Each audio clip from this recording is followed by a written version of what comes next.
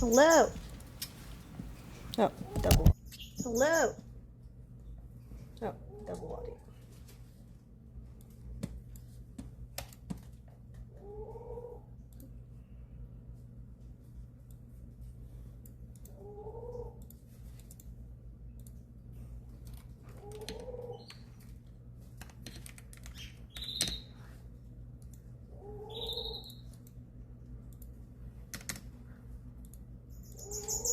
Welcome. Today's a very nice day outside, so I want to try to, that's a bird noise, to teach Ryder how to play volleyball like his daddy-o. Get water. It's a little bit warm, but it's still nice, and it's going to rain again later this week, and it's only going to get hotter. So I thought, let's take today to try and teach a pupper a trick.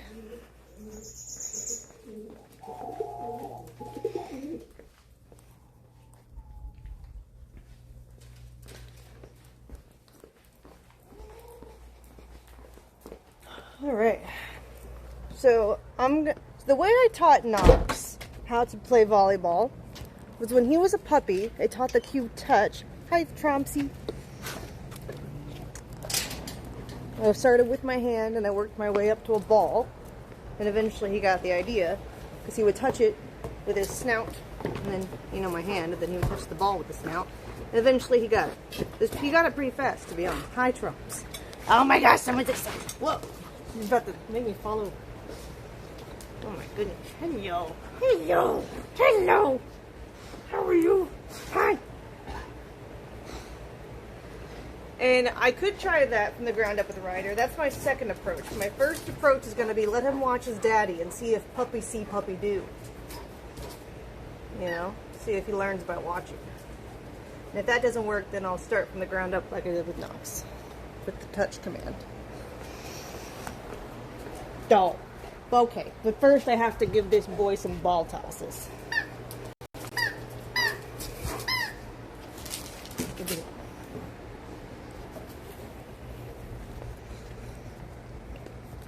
Yes, he's a big old German Shepherd. Hi, Trompsy. Hi. Can I have the ball? Trumps. Trumps. Give me that. Give me that. Give me that. Go get it.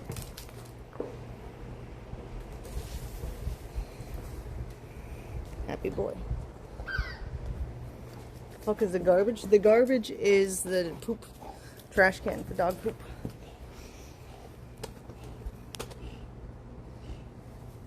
Give me that. Okay.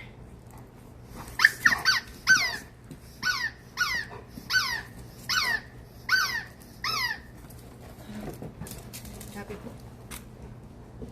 Happy boy.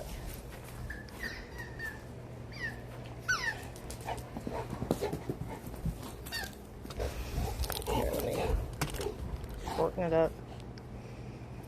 Jumps! Ah! Careful. My hand. He didn't bite it, his teeth just knocked against it. Ow. Owie. Alright, you want to go inside? Alright. He's like, air conditioning. Oh, I have to go. The inside's locked. Air conditioning, please.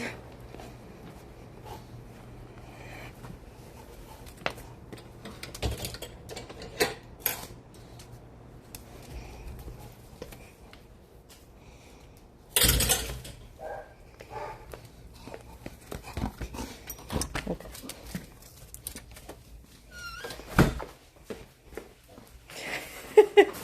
He's like, ah. Yeah, he's more heat sensitive. Okay, take a nap then. There we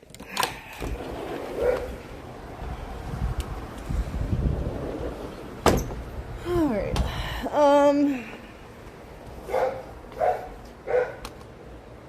Now I gotta get daddy dog out and puppy dog out.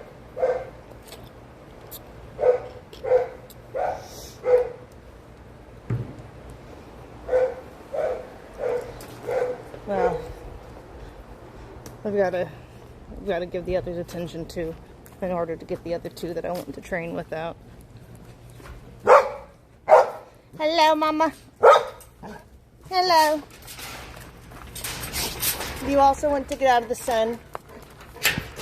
Okay. Hi.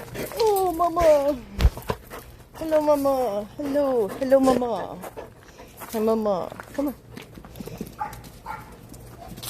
Hello, Mama. Hello. Hello. Hello. Hello. Hi. Hi. Hi. Happy lady. Hi.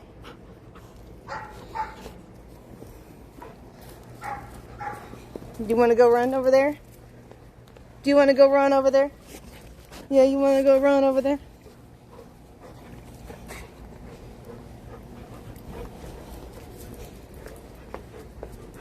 Knox, can you please wait in here? Back up. Knox, go. Thank you. Princess. Princess, come. Princess! Princess! Come here! Hey! Thank you.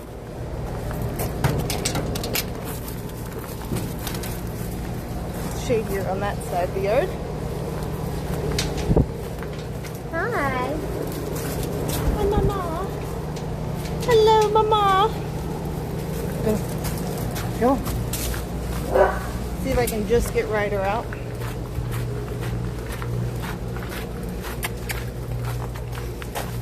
We will see. We will see. I'll put y'all up here. Hey, get off that. Hey. Hey, get off. Hey.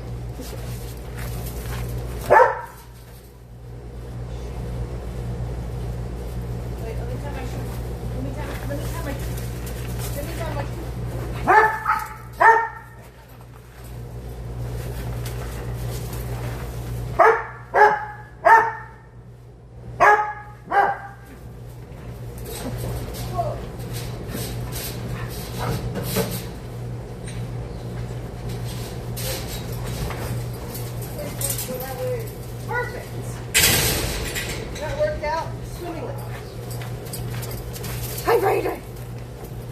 You're the one I wanted. Okay. They understood the assignment. Great.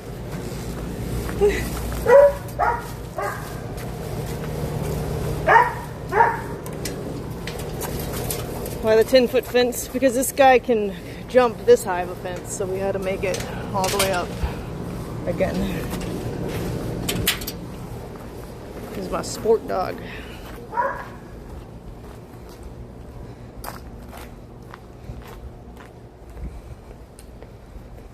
All right. Ryder, come here. Noxie, come out. Ryder, come in. Okay. Nox, come. Ryder, stay. Nox, come. Nox, come. Nox, come. Stay. Now, he might just jump over the fence because he can. But I'm going to try to get him to watch. No, Ryder. Oh, okay. This is what I mean. Ryder. Ryder. Come back. Ah! Okay, Ryder, come here. Ryder. Okay. You know what? We can play out there. That's fine. Let me go make sure the gate is off. He's scared of the fence. I know, he's an athlete. That's probably better because then you won't be jumping in the pool. I'm going to turn the gate off.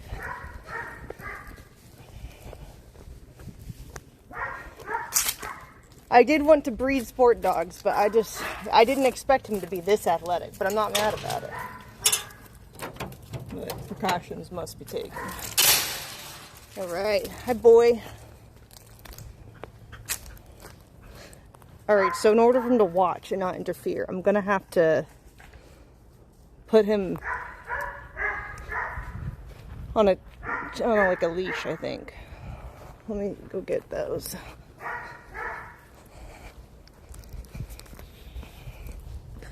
Got a long leash around the tree or something. So I need him to observe without trying to get up all in our business to see if he can learn without me teaching the touch trick. Okay. And I'm going to tell Nick that the gate is off. Just so he doesn't bitch later that I didn't tell him. Even if he doesn't read it.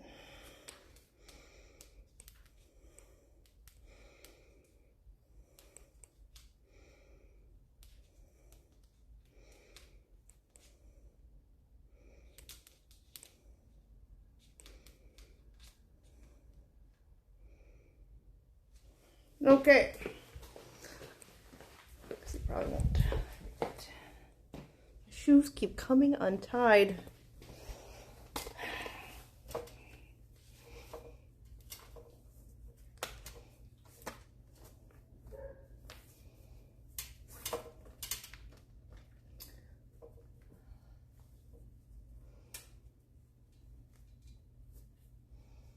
Don't know if the long leash is in this side or in my studio. I'll find it.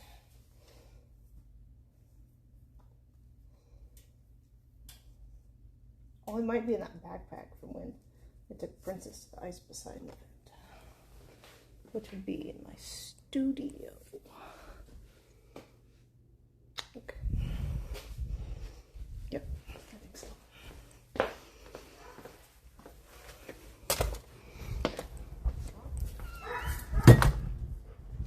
Hi, pretty boy. Stay. Stay. Stay. Good boy. Good boy. Hi, good boy. Woof, woof.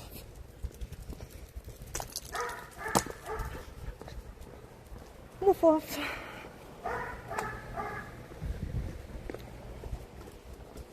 Stay. Stay. Thank you. What a good boy. Right.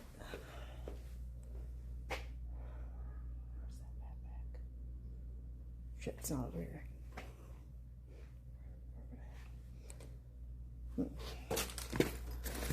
Where would I put the backpack? No, it's not in my car still. Could be in the main house somewhere.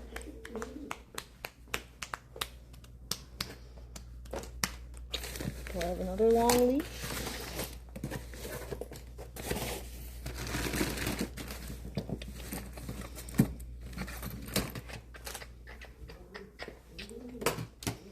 Ah, I do.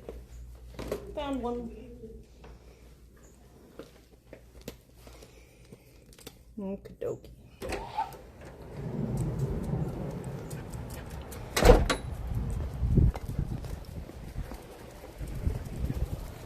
Hi, handsome. Yeah, just for you. You're not gonna like it, probably. You're gonna be like, why am I confined while y'all get to play? You have to learn. I'm gonna see if you can learn by watching. See how intelligent you are. Oh. What? What, Daddy-o? Hi. What? It's just not a toy. Maybe it looks like a tug toy. Okay, so I think this tree is gonna be the sturdiest. Not, cause it's not a toy. Oh, he's taking a poop. Hi, it's not a toy. It's silly. Don't make fun of rocks.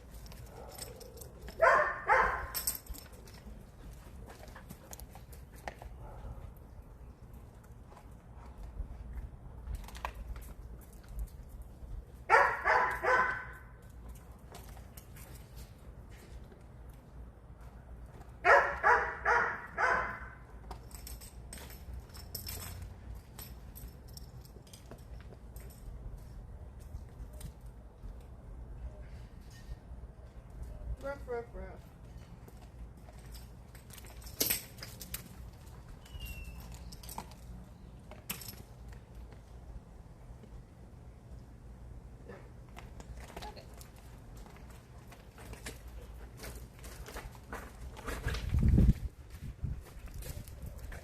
Alright, crazy.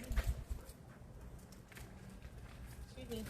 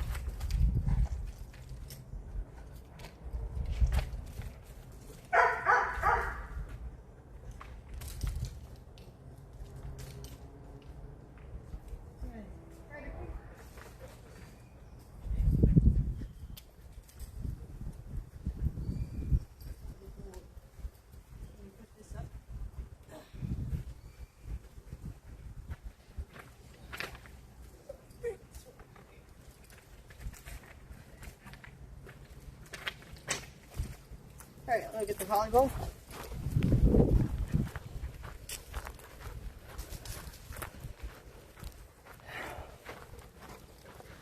Make sure he understands that he's tied. There you go. Okay, stay.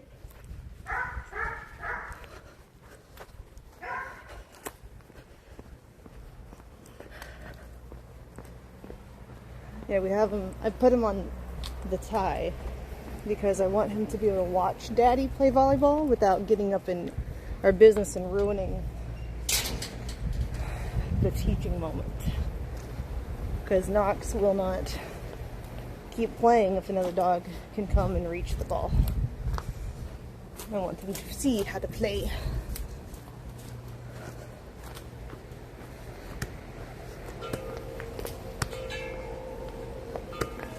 Your yard's humongous? Yeah. I bought this house for the yard space. Because I knew I wanted to breed Knox and make my own dog pack.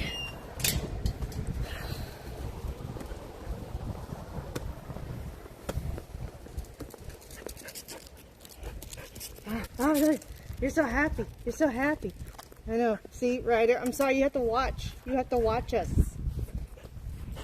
Okay, we'll see how... We'll see if he gets the idea. Let's put this back here. Ryder, Ryder, you have to help me out with you. Okay. Touch. Good boy. Touch. Good boy. Touch. Oh.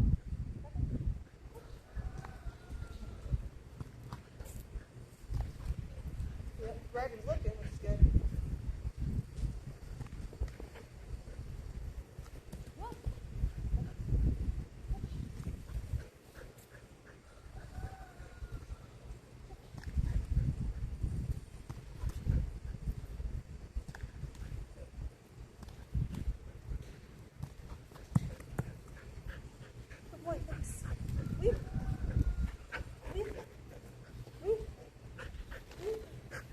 I also want to teach him how to weave too. Maybe he'll understand there. Weave, weave, weave, weave, spin, spin, touch, touch. This way. Come on, sit, sit, touch. Come on, touch. Oh, my bad. You weren't ready. All right, let's switch dogs. See if Ryder starts to understand the concept.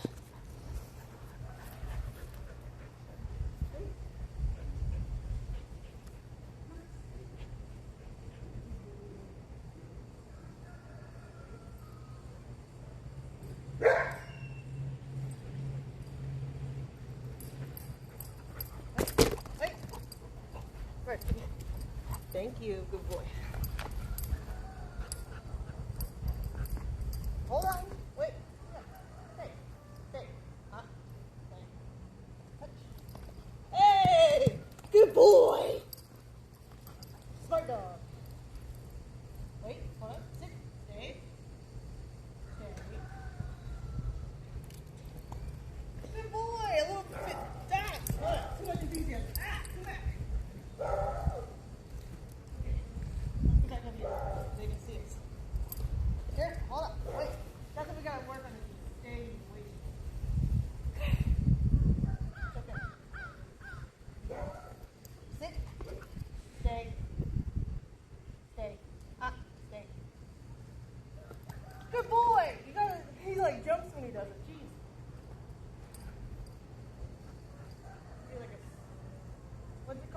jump up and spike the ball? That's what you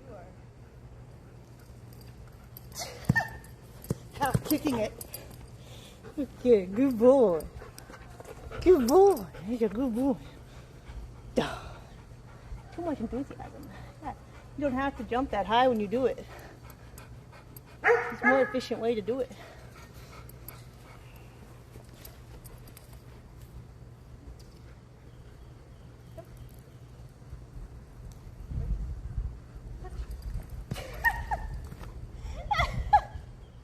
Oh, I love you. Almost, not quite. You crazy? You crazy? Okay. Wait, stay. Touch. Good boy. He's got to jump when he does it. You're going to tire yourself out if you keep doing that. Good boy.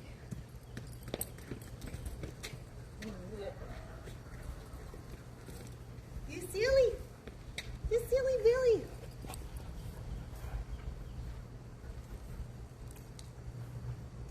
Can we teach you not to jump every time? Well, hold on, sir. Sit. Stay.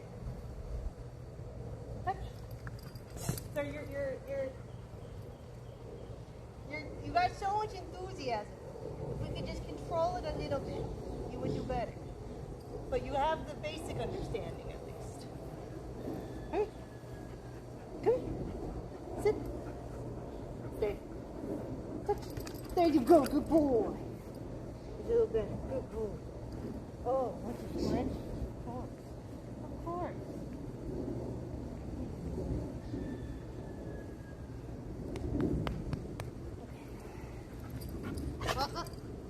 Sorry. Wait. What's to do with your mouth, not your front paw. You're too human. Too smart, too human. Okay, come here.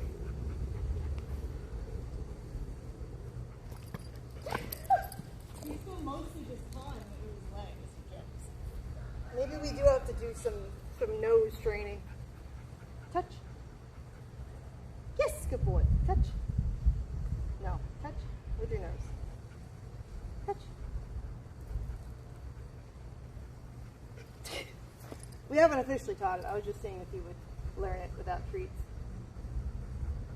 I might have to do the clicker version with him. All right, let's try one. Let's try again. Let's try again. Sit. Stay.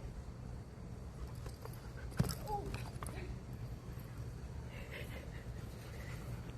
I mean, it's more than I expected from watching for a few seconds. You know? You're so sweet. You're such a good boy. I think we could get this. We might have to work on your drills with your nose, though. Let's get the clicker out and refine that before we set in the habit of hitting this with our front paws too much. Because although that is funny, you're not doing it as efficiently as you could be. But you did a good job. More than I expected. Okay, let me get the treats. The clicker.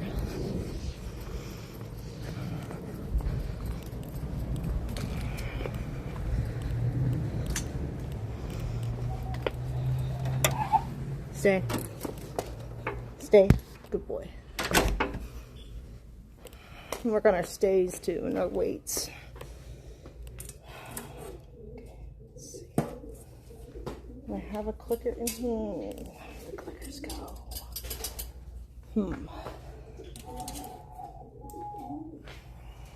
Not here anymore. Must have one in a bag somewhere.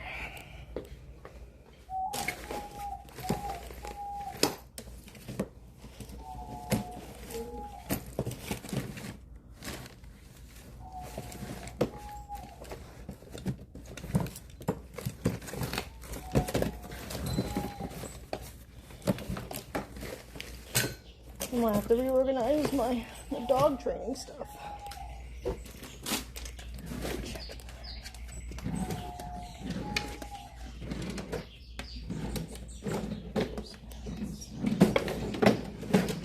Check the dog garage per chance. Look out. Let's go check the other garage.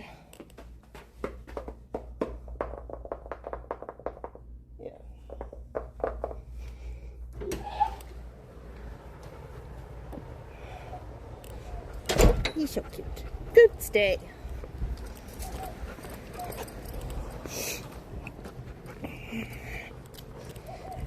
I will admit, I have kind of been slacking with their training.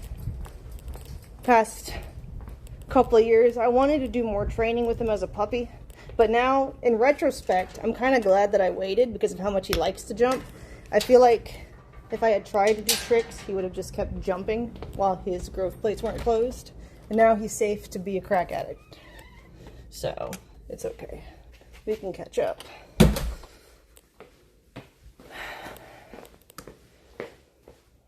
It's like Knox doesn't have that jumping gene, so I never had to worry about that with him. Because by the time Knox was like a few months old, he knew more tricks than my puppies do now, and they're like almost 2. So I am a bit of a slacker with my training. But they're still good boys, too, girl. Okay, I found a clicker. What was this one? It's a different type of clicker I bought and never tried. Let's see.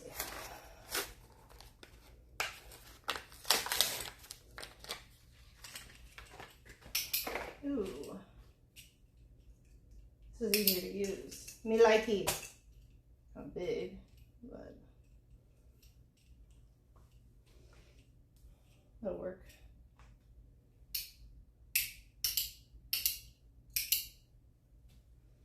Let's see. Where is the training treat bag? It's like jerky treats that I tear up. Am I out? I just saw them the other day. Oh no, here's some.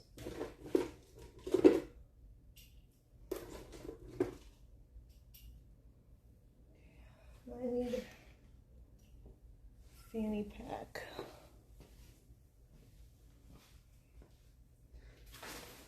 All my dog stuff is sorted. I need to sort my shit better.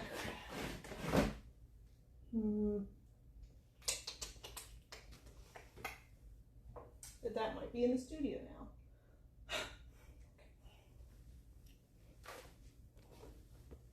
Or actually, there might be one in the kitchen on the windowsill now that I think about it. Let me check. What a little angel pupper. Just a cutie patootie. Aha, there's one in the kitchen. Huzzah!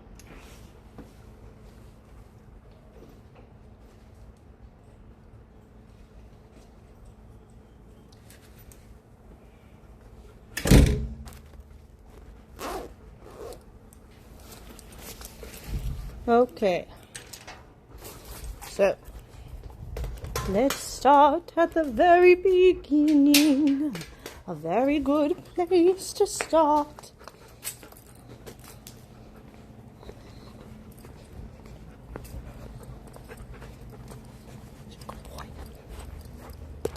He's a good boy.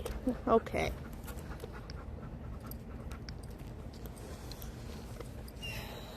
Yes, sir. Yes, sir. Okay. Back up.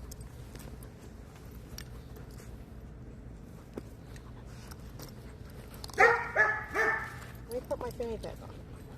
He's like, I want cuddles and I want them now. You were like princess. Oh my goodness. Okay, come here. Get these out of the way. Get these cuddles out of the way.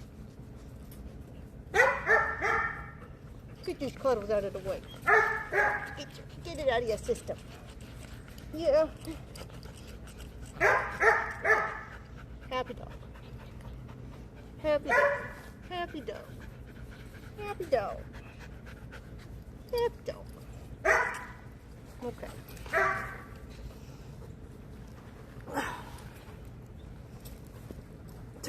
He just wants all of my space all the time. Yes. Okay. You gotta start some training, alright?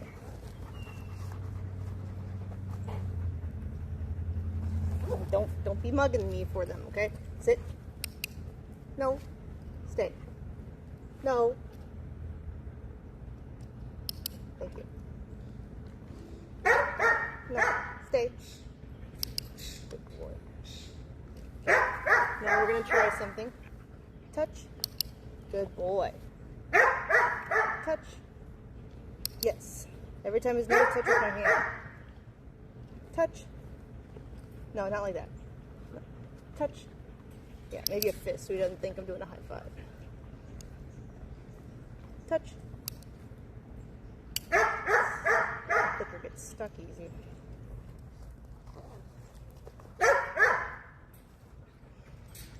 Touch.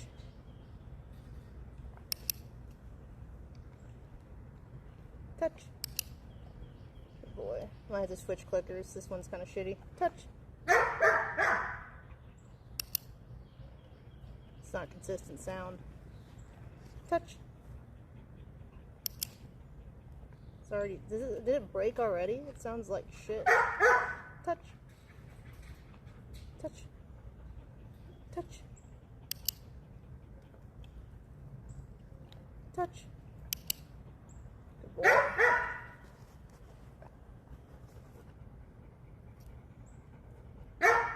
Touch. No, with your nose. Touch. Let him figure it out. Touch. Good boy. Touch. Good boy. Touch.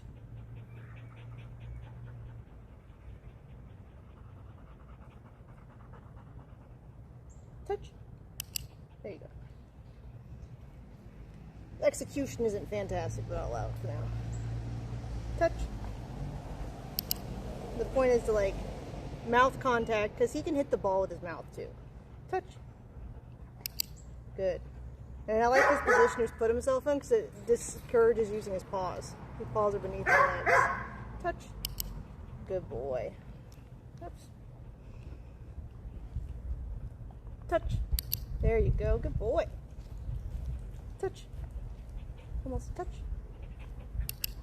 There you go. Touch. Good job. Touch. Yes. One more. Touch. Touch. Good boy. Okay, so now we're going to try with the ball.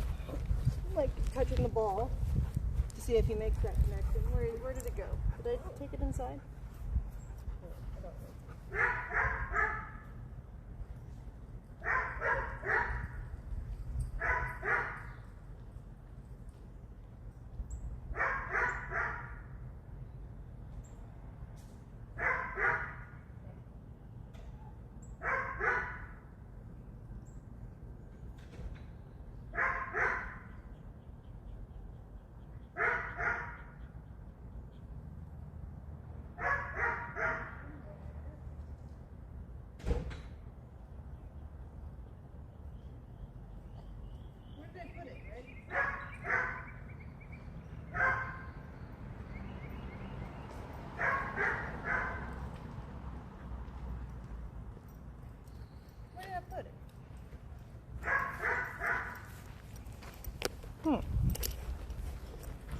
Any of y'all remember where I put the volleyball?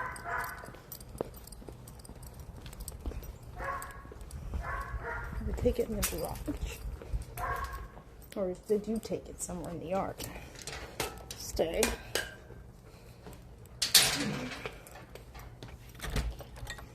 Oh, there it is. On top of the crate.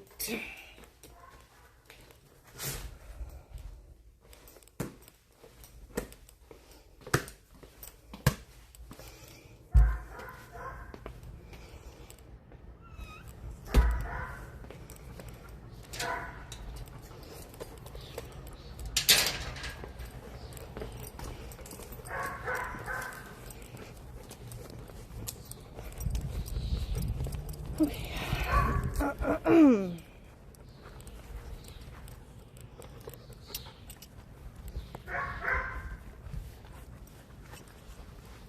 Hold on. Wait.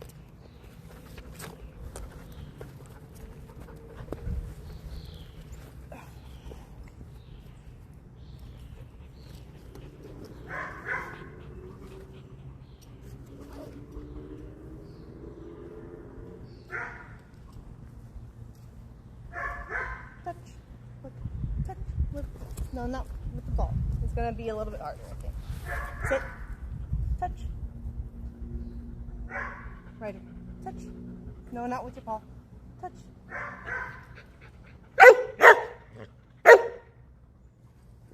Ryder. No.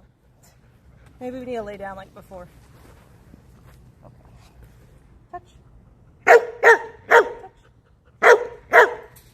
No. He's confused. Lay down. It doesn't help that Daddy's looking at him. Touch. I think I'm gonna have to touch him with it. Boop. Touch.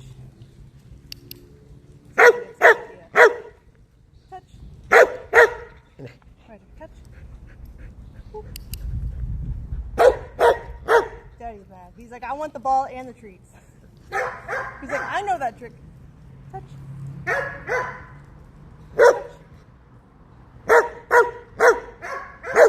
This might be too distracting. I think it's distracting him. All the barking. Let's go on the patio. It's quieter.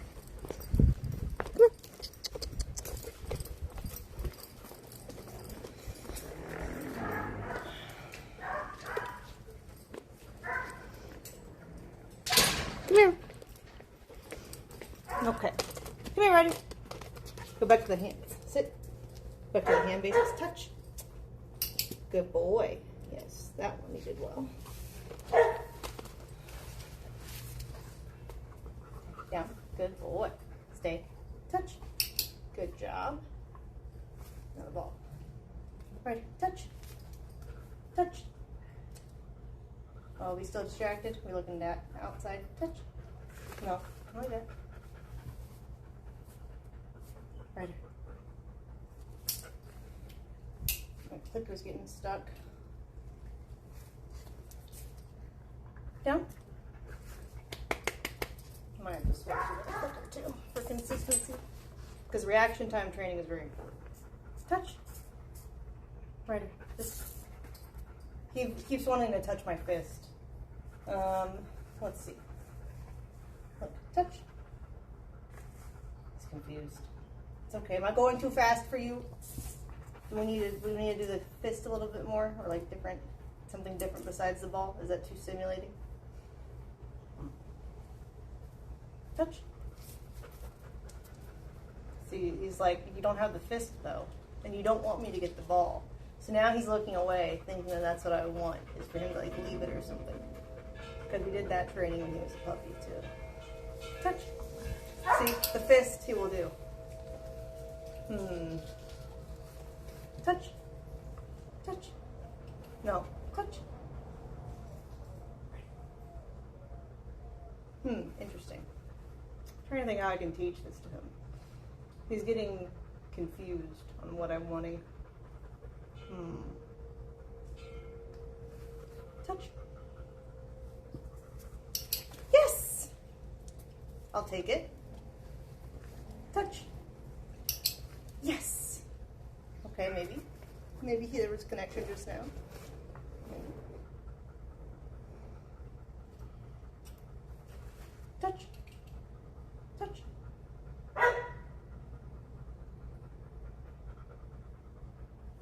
Yes! Good boy. Touch. Touch. Yes! Good job. Sometimes you just gotta let them process and think about it. Touch. Good boy. So he went for my fist clearly when I was off to the side, which means he's getting it. I just need to associate it now with the ball. Touch. Touch.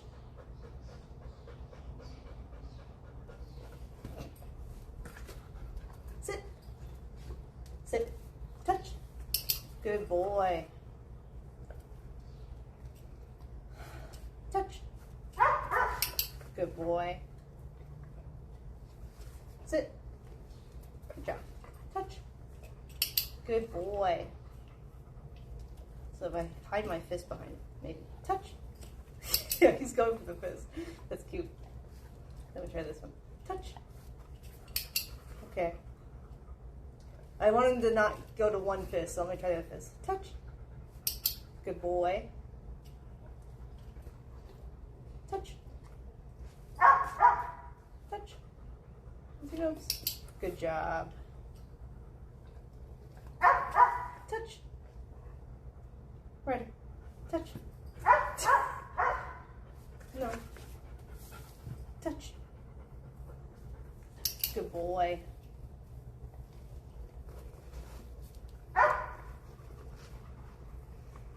Touch. Good job.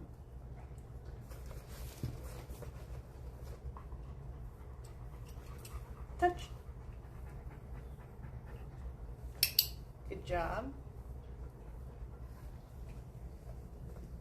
Touch. Touch. Touch. Good boy. Touch. Good job. Touch. Yes, good boy. He's getting it. He's getting excited about it. He's such a good boy. Yeah. Touch. Good job. Does it seem volleyball? Well, this is how we're trying to get him to associate the volleyball with hitting it with your nose. I have to teach him this first.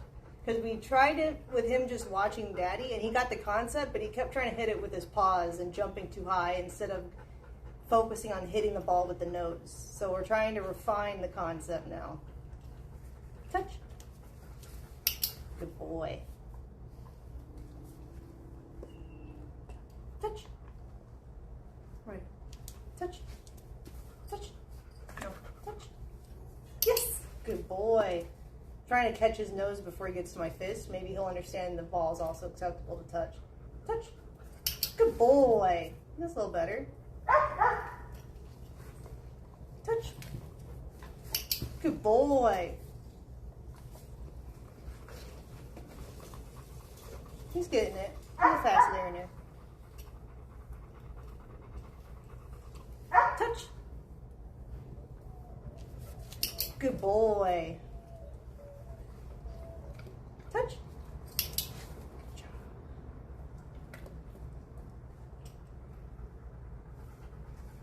Touch. Touch. Almost. You almost had it. Good.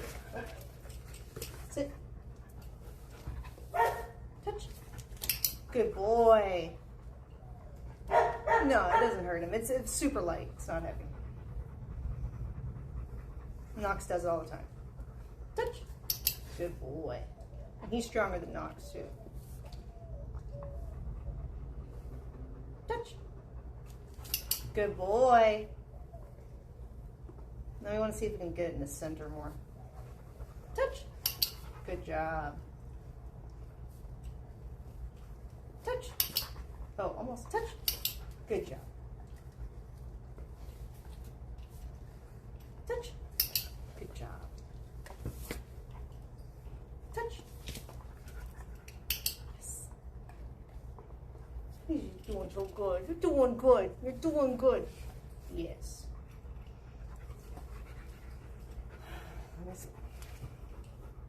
Get another treat out. Yeah, you're doing a good job, buddy. You're doing great. Touch. Touch. Now you gotta hit it. Touch. Touch. Good. Okay. Touch. Touch. Touch. There you go. He's still going for the fist, so I'm trying to figure out how I can make him realize touch is anything, not just hand. Maybe something that like my hands are behind. Here, let's switch items for a second.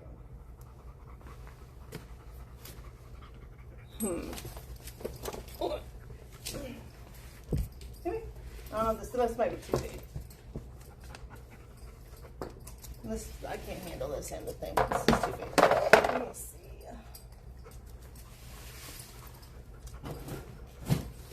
Here, let's look for something else to use real quick. The ball. here for a second. Maybe a bigger ball so that he can't go around for my hand. Let me see, just as a training tool. Touch, touch, touch. I don't know if he's gonna associate it. This is the thinking process. Let's see. My hand's behind. Touch. I don't know how to touch. I tried to get him to just go for the object in front of him instead. It wasn't gonna work. I need something that I can have my hand kind of be behind, but still be able to like hold it effectively. Oh, if my hand is in an object, maybe. Ryder, come here. Maybe like a glove or something. Ryder, here. Good boy, sit.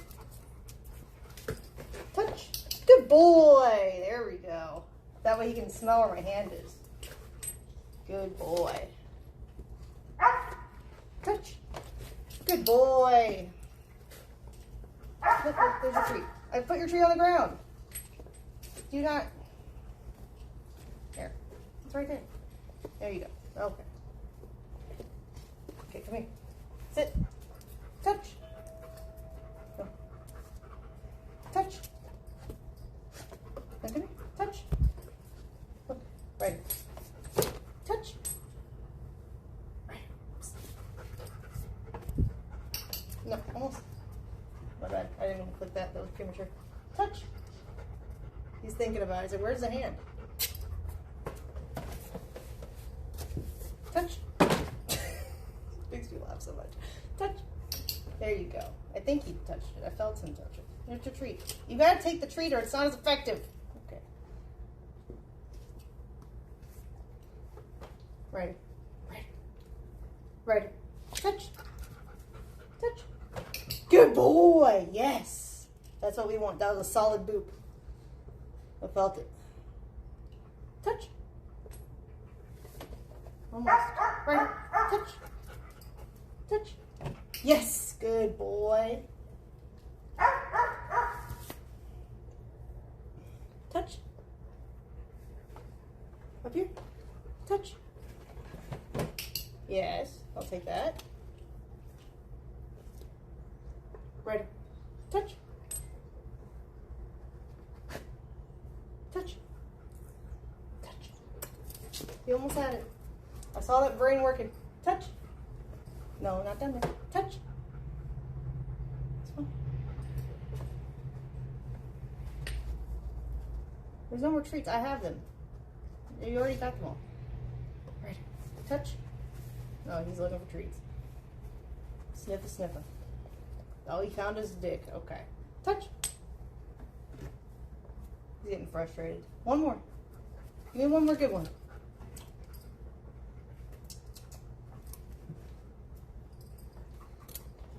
Touch. Good boy. There you go. Okay. Here, we'll take a little break. Take a break. I don't want him to get frustrated with the concepts and forget everything. Take a break. I'm not going to introduce the volleyball to you. That's a little more suitable. We can play with a different toy.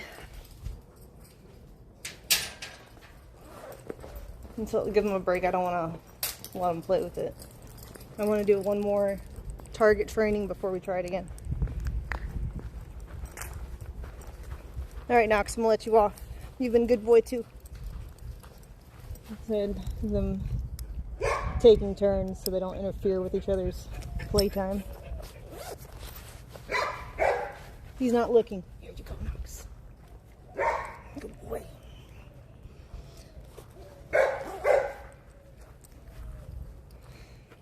Okay. Let Ryder have a chill sash. Good boy. Yeah.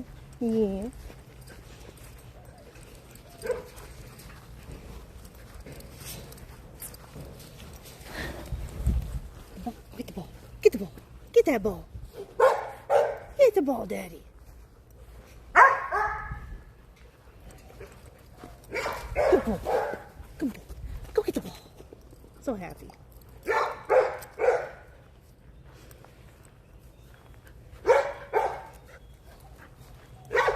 Drop.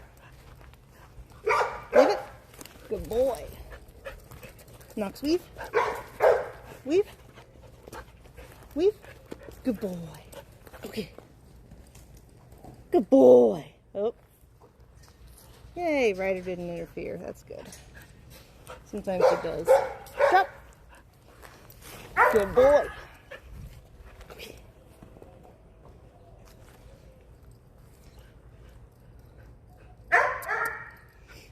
Drop. Good boy. Go get it. He is so active for 11. He's looking great. He's been white and gray since birth, so you can't tell he's aging.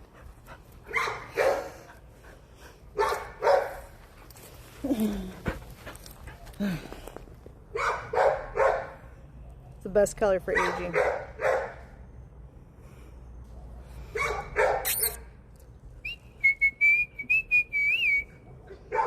Good boy.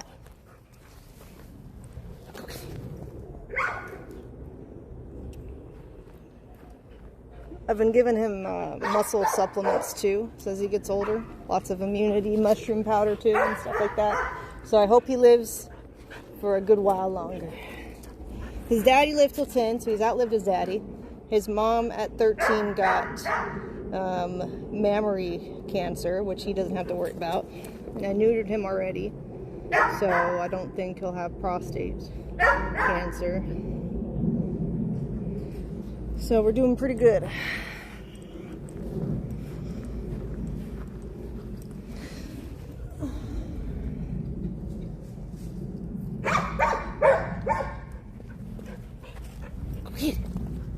Yeah, I think having puppies really helped him stay young too. They make him a lot more active, and they make him appreciate playtime when he gets it more too. So he's super happy about it because he's, the puppies are put away like that behind the fence in the side yard. He's like, they can't interfere with his playing, so he gets alone time. He's a good boy. Drop. Good boy. Okay. Yeah, he brings the ball back to me directly when there's other dogs out. He doesn't do that by himself. He'll drop it like 10 feet away. But when there's other dogs, he's like, nope. I don't want to risk it. Drop. Good boy. Go get it, Noxie. Yeah, Ryder doesn't really care about fetch. She likes playing actively. Like, he likes the volleyball console a lot. Don't eat that. No. Too small for you. Choke. And he likes diving into the pool to catch stuff, but he doesn't really like playing with, like, fetch with balls. I think he might like the frisbee too, but I haven't taught that to him yet. I thought volleyball was an easier concept first. Just zip ties. Okay, well, that one's this one. Man. See this collection of shit that I have to pick up? He's like, why? Men. Knox, drop. Leave it. Good boy.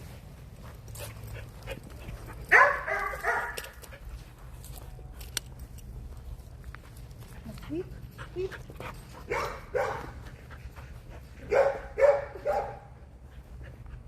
Knox, spin. Around.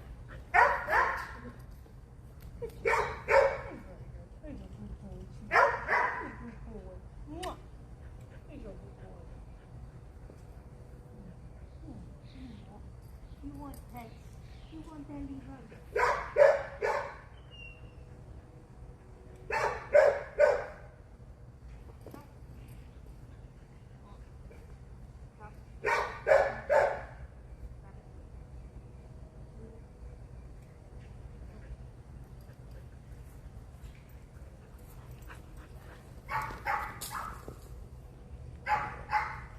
Oh, your collar came undone. I think I have to buy you a new one. I think it's broken.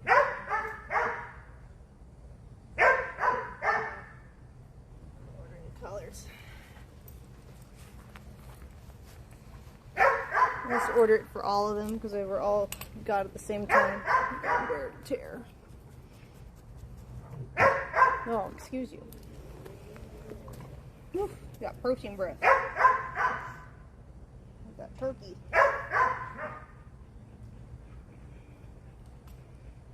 Okay, let me see. Let me put this back in here.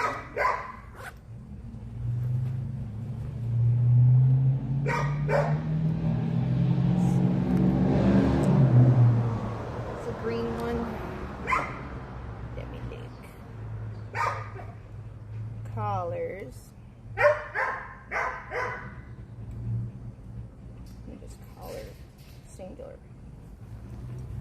Need a good boy. You're such a good boy. You're such a good boy. Not jumping or anything. Just a good boy. Yes. Your dog's already 13. Sheesh. Old timers, bless them.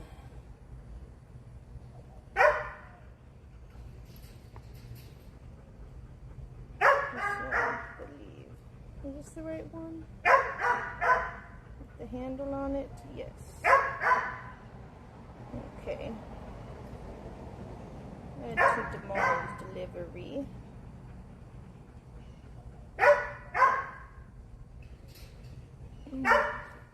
I think you were supposed to have purple. You got Loki's collar.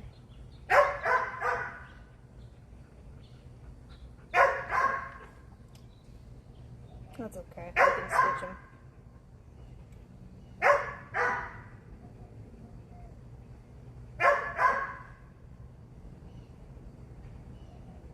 Get another one for Trumps.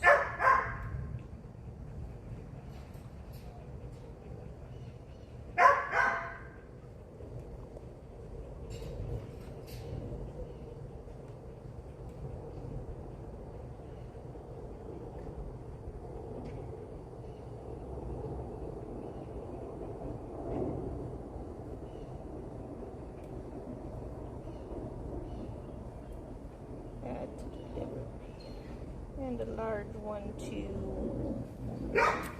I know. Hello. Do they have light blue yet? Ooh, they do. I like light blue for Princess.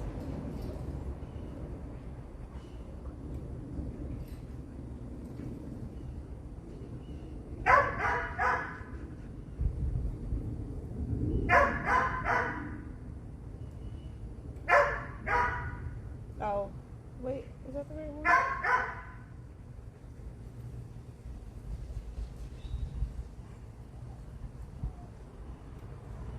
No, it's, okay, I didn't get it. Okay.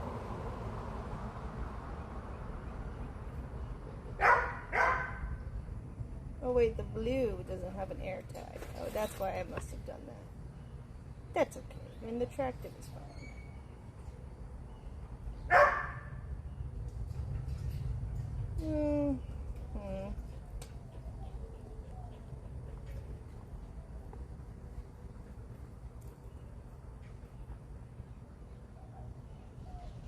Oh, the dark is pretty.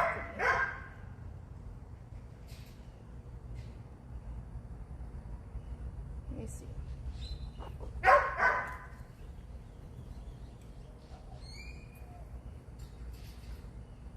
Let me see if I can find a different one. Oh, it's so good. I'm almost done.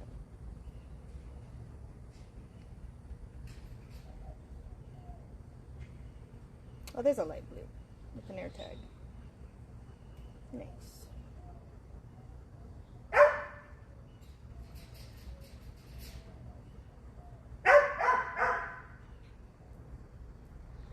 Ooh, I like the pastel pink. That's cute.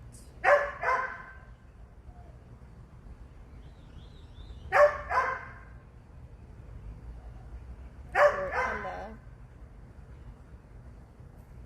And then I'll cancel the hot pink. And let me get a black one for Noxie. Do you have medium, Nox? Come here. Look at your cock. Nox, come here. Actually, Nox is probably fine because nobody roughhouses with him. Knox, let me check your clip.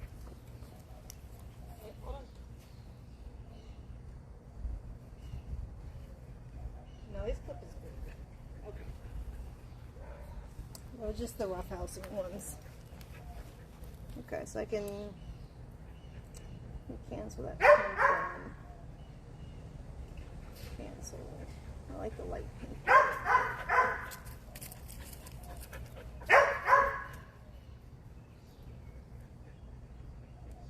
And then, I don't think I need Tromps's. Tromps doesn't wrestle either, so it's probably fine.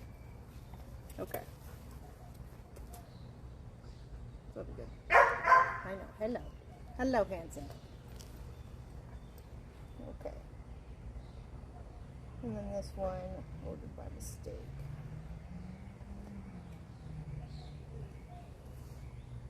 Okay. There we go.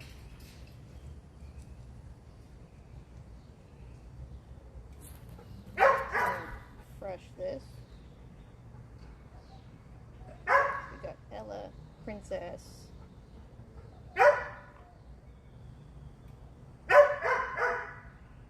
Loki. Was I not order riders? Where's the purple one? Let me go to purple. Your color supposed to be purple. Loki's is green. They messed it up. Okay. Purple.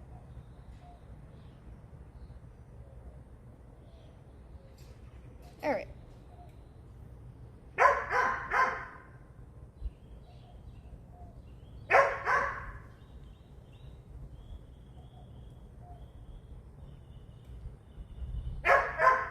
There we go. Some are coming tomorrow and yours coming Tuesday. Yes, boop. Okay. Good boy. Thank you for waiting.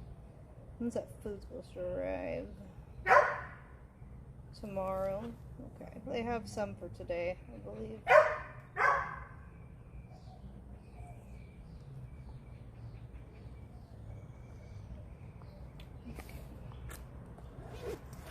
Good. Excellent. Oh, there's another clicker. Okay. I can use that one instead. This bit here.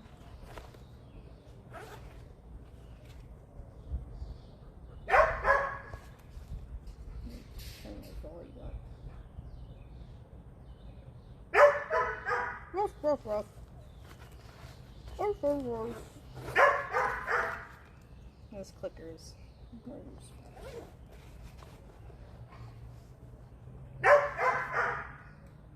Okay, you want to go try training again? Any more treats, huh? Alright, let's try. Let's try another session. We had a mental break. A red Corvette. Now it's a Porsche Targaryen, or whatever it's called.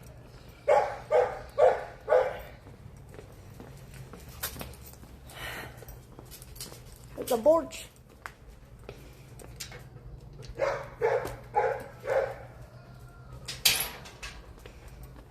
Stay. Let me see. I need more turkey.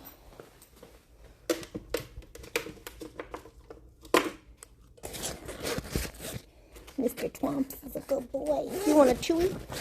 You want a chewy? Mr. Twompsy? There you go. There's a chewy. Oh.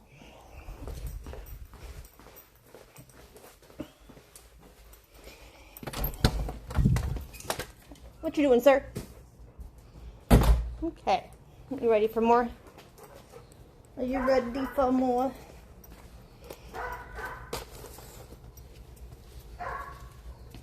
Let's try this again.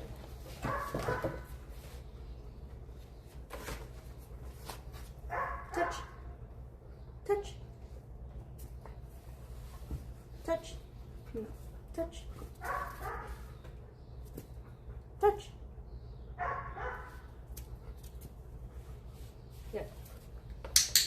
boy.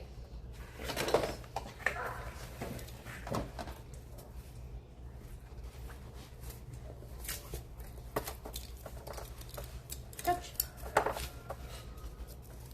Touch.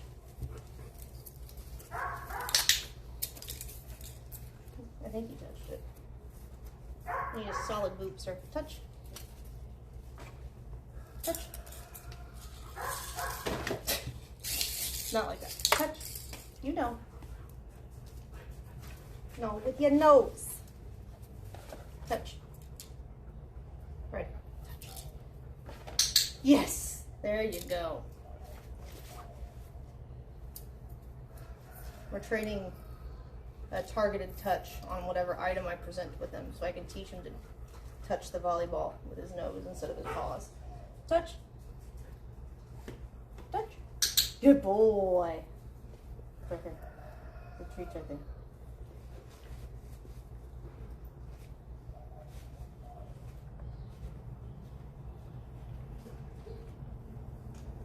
Touch.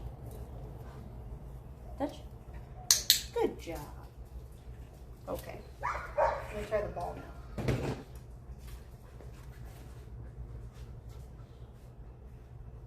This clicker is much louder. Touch. Touch. No. Touch. Touch. Touch. No. With your nose. Touch. Touch. You gotta figure it out. Touch. No. Touch. He hasn't quite figured out when to touch the ball. Whoop. Sorry. Touch. No.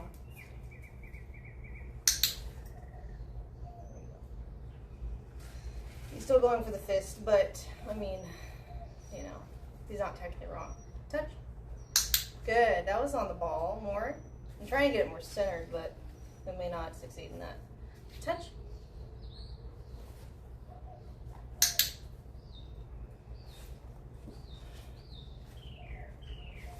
Touch. Touch the ball. Yeah, there you go.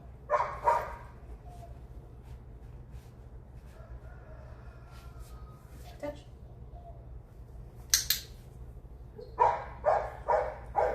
Touch.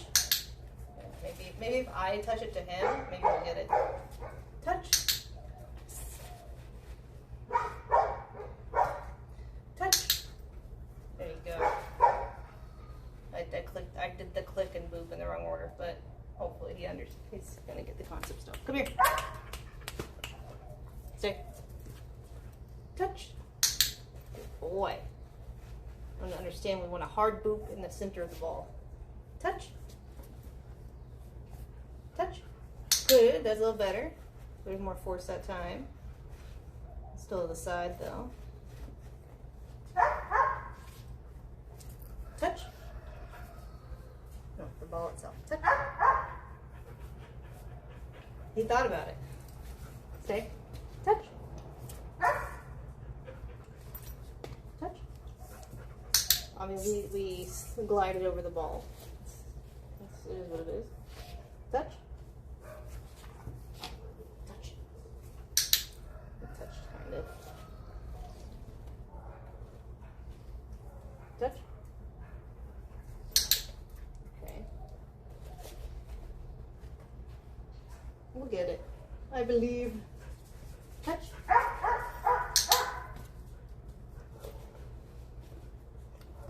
Touch. Right. Trying to just get him to understand the booping. Touch. No, not with paws. Sit. Right, sit. Sit.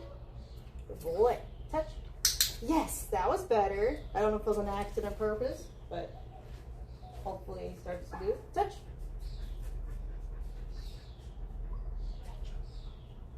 Getting distracted by daddy walking. Righty. Touch. Good. Good job. Okay. Let's try this game again. we'll see if we've made any progress. Maybe now that he's just not as hyped up in general, maybe he'll be a little more controlled in his play style.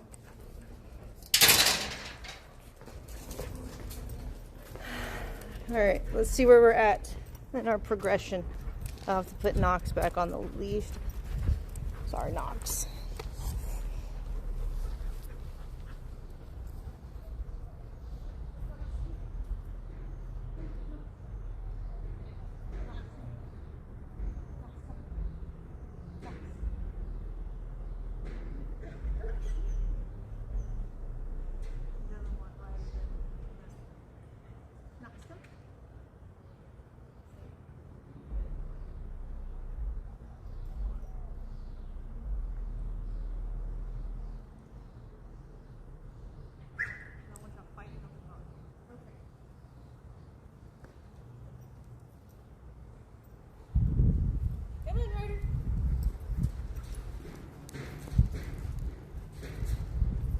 Ryder, come here.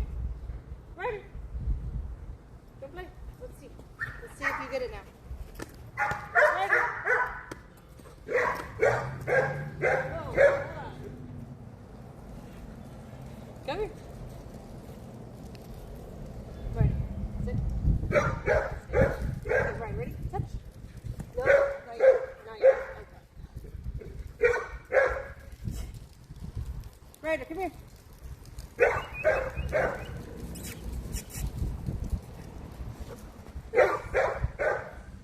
Ryder, come on, let's play. Touch. Almost. You almost had the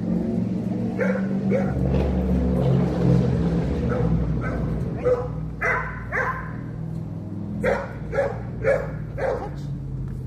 Oh, almost. He's a little bit shy of his face. Ryder, come here.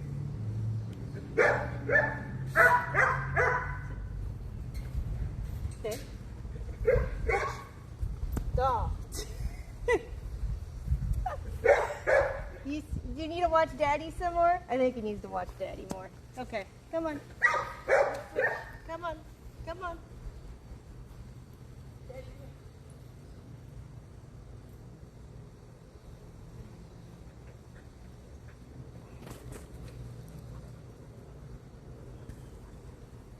Knox wants to play.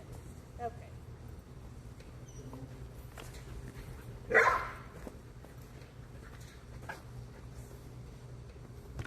He gets it, see? This is what we're trying to achieve.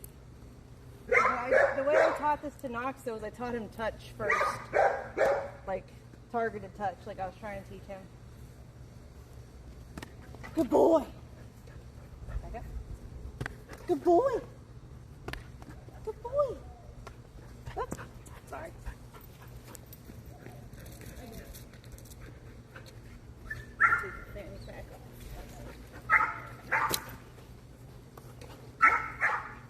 Stay.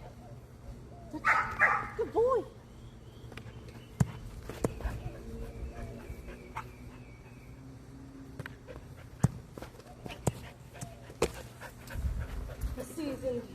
Seasoned professional, Mr. Knox.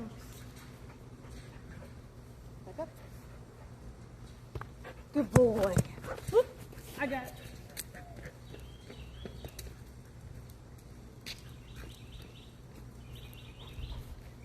Back up. Good boy. Touch. Whoops. He's gonna spin.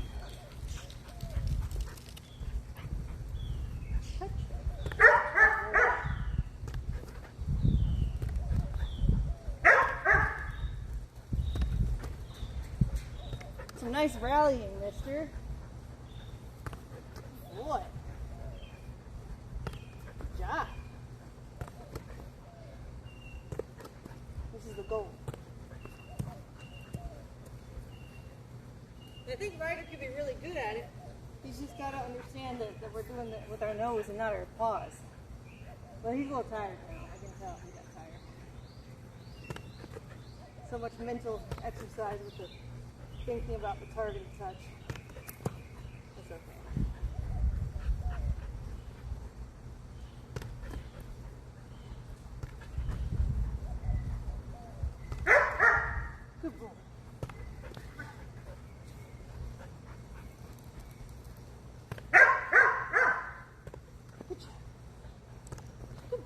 Back up.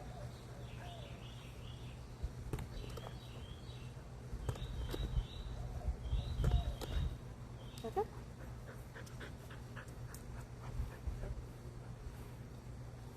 Good job. Good boy. Good job. All right, you need a drink. That tongue. Yeah, you see, his boop is very strong. Get a drink. Is there water? Actually, don't. Actually, don't. I'll get you clean water. That looks nasty. Need to be cleaned out after the leaf blower blew all the pollen around. Wait.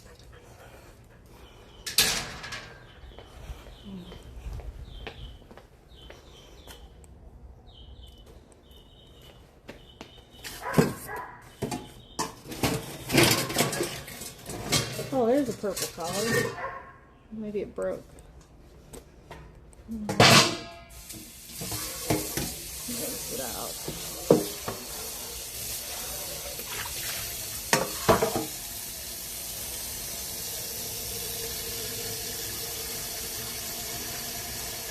But yeah, this is the first day I've tried to teach Ryder both touch and volleyball. So he's doing well. He understands, like, from watching Knox, I think he gets the concept. He just needs to refine the understanding of how to execute it. He's a smart boy. I think he'll learn it.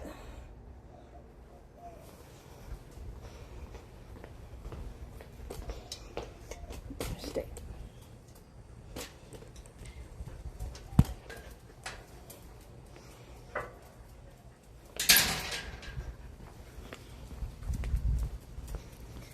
Here you go. Drink. Knox, come here. Knox, drink. Drink. Thank you. Is that it? Okay. He's like, more play.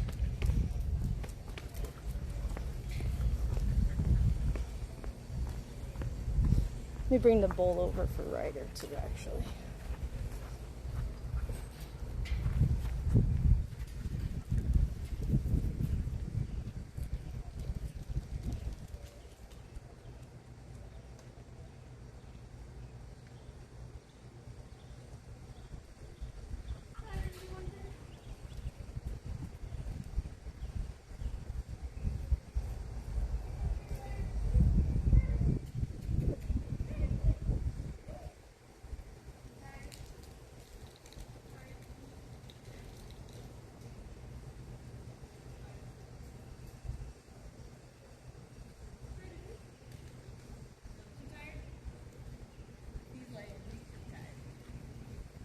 Like, I don't want to go that far. That's it. Beautiful boy. A beautiful dog.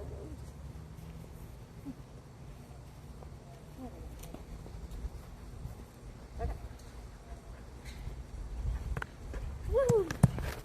Oh, sweet. Sweet. Sweet. Sweet. Sweet. Sweet. Good boy. Okay, ready? Woo! That was beautiful. Good job.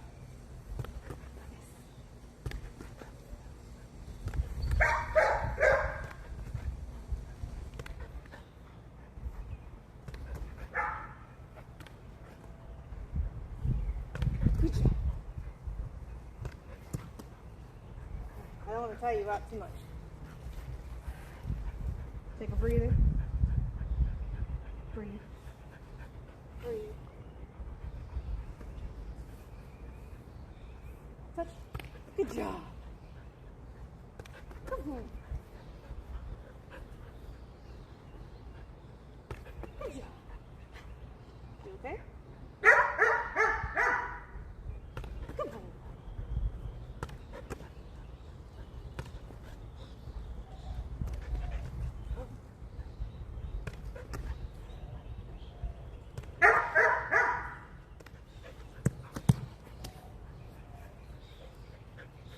If I had better aim with volleyball, I think we could go back and forth a few times, but my aim is shit.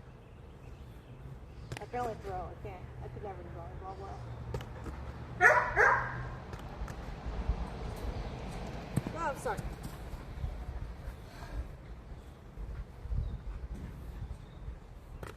See, it's like, my aim sucks. You got better aim than me, Knox.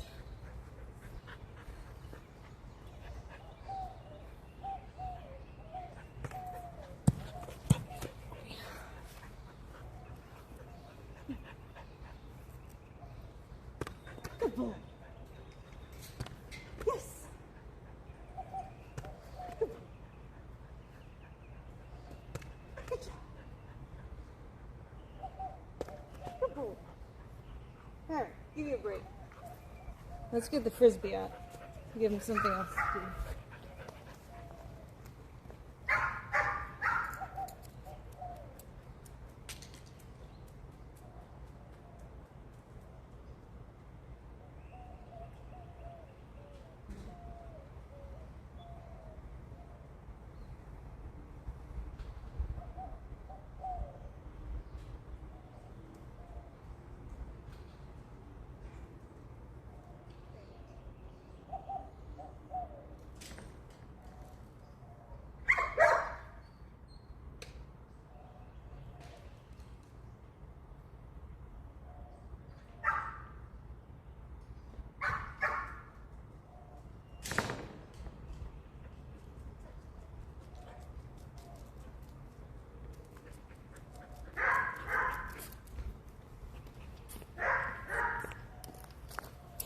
Heavy rider can learn disc from watching too. He doesn't know how to catch a disc, just to chase after it in the pool. The other dog a chance. We did. He's tired. He's not. I can tell he's still tired. See how he's just sitting there and I have the disc in my hand? He's tired. Alright? Ready? Go get it, Max. Oh, so close. Come here. Alright? Ready? Go get it. Good catch, Knox. Around. Ready? Go get it. Good catch. Woohoo! Around. Ready? Go get it. Good job, Knoxie. Good boy. Around. Around. Ready? Go get it. Good job. Good boy. Around. Ready? Go get it. Oh, go higher up. Oh, you want to try now? Do you want to try? Go get it. Hey, we don't do that. That's rude. That's rude.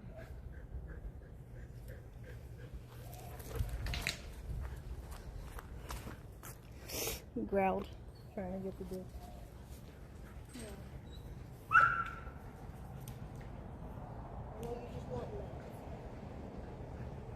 Knox, so your head's down. Ready? Go get it. Good boy, Knox. Come here. Good boy. Around. Ready? Oh, so close. Around. Ready? Go get it. Good catch. All right. Let's switch. Okay. Let's switch. See if Ryder wants to try.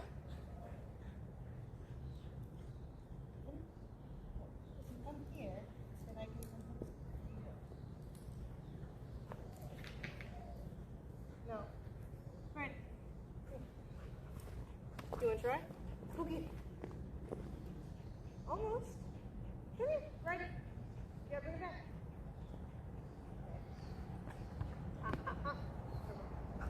Around. Yes. Good boy. Ready? Go get it. Good job. Bring it back.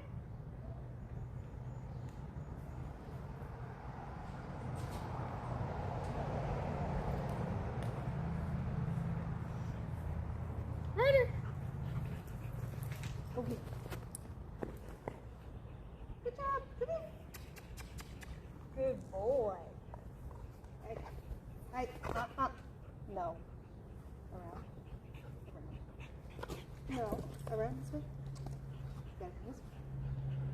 Come on. Good boy. Go get it.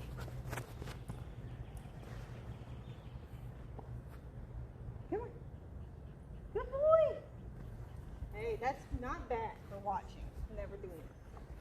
Come on. Ready? Go get it. Good boy. Come here. Yes, good boy. All right, that's it. Ready? Go get it.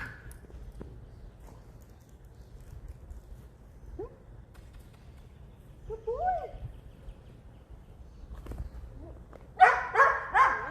Ready?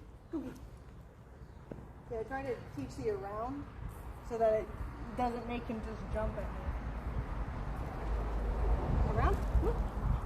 Ready? Go get it. Get it. His stamina is not as good as not. Ryder, come. Ryder, bring it in. No, no, this. This. Look at this.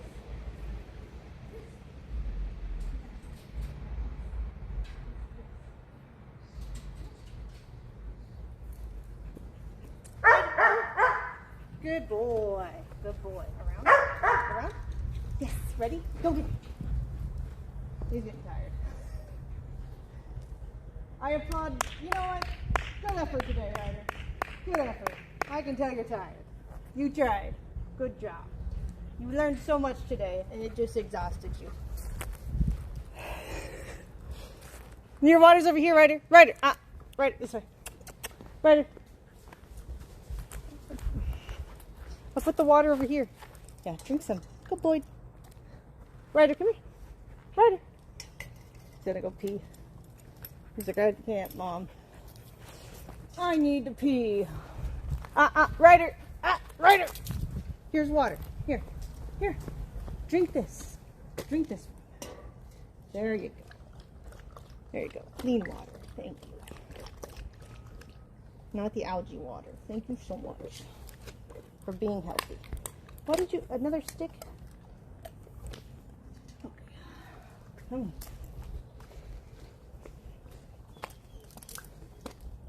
There you go. More water. Okay. Daddy and I can play some disc. Daddy still wants to play. Daddy's got more stamina. Okay. Yes. I got it.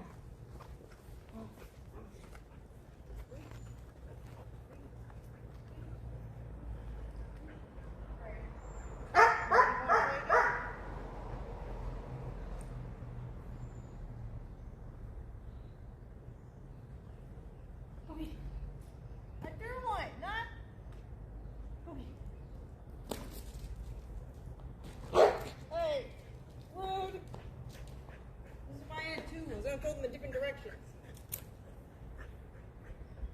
Okay. Here. Go get that one. There we go. You didn't even get the one I threw. Alright, I'm going to put them up. No, put them up so don't become a problem with your cranky, grumpy, tired self. Okay. Actually, why don't I just put you in the side yard? Give you a break. Huh? You want to go take a break? You want to go take a break? Mr. Tired? No, it's Daddy and I.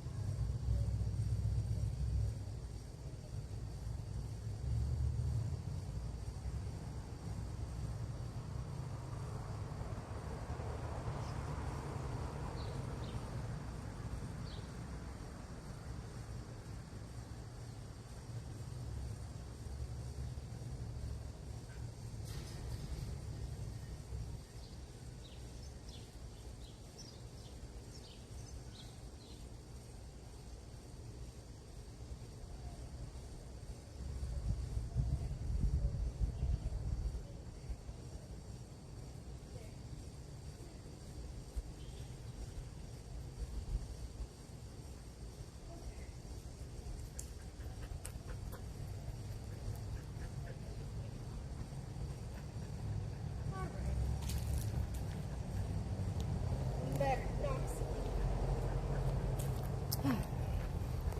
Alright, I turned the air conditioning on in the doghouse. And I'll let Ryder just go chill in the side yard in case he's got to go potty rather than the crate or whatever. Okay. Around. Ready? Go get it. Good catch, Knox. It was beautiful. Good boy. Come. Come. Around. Ready? Get it. Oh, good boy. Around. Go get it. Good catch. 3 in a row. Around. Ready? Oh, too far. My bad. Come on, Knox. Good boy. Alright, ready? Good catch. Alright, ready? Go get it. Oh, my bad. Too far, too fast. Come on. Alright, ready? Good catch. It's jumping catch. Alright, ready? Good job. Alright, ready? Good boy. Alright, ready? What a stud. Oh, you're ready? Good boy. Get it. Oh, so close. Come on. Oh, no, bring that dish. Where's the dish? Go bring it back. Get the dish. Where'd it go? Come on. Come on. Let's go. Around. Ready? Good job. Come on. Thank you. Ready? Good boy. Good boy. Ready? Get it. Good job. Ready?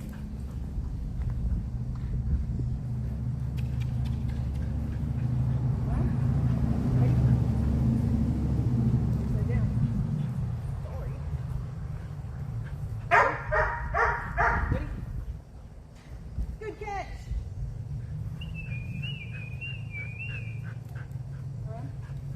Ready? Come on, Noxie.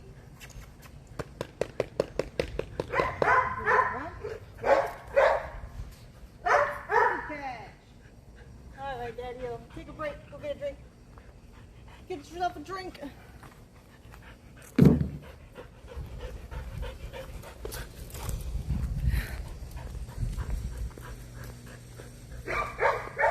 No, that one.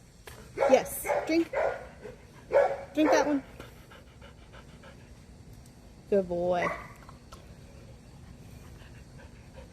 Drink. Breathe. Drink. Good boy. A little more. Breathe. There you go. No, no, drink. Drink. Okay. You can lay down if you want. Down. You want to come here? Nice.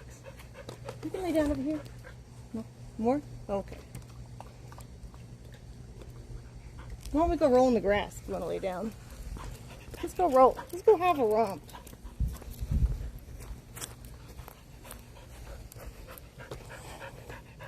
You can lay down on the grass. Nice. Down. There you go. Good boy. Take a break. Just take a break. Need more water? Okay. More water. No, not that one. It's gross. Drink the drink. Get a drink. Of the bowl. Like, I want the soda though. High fructose algae.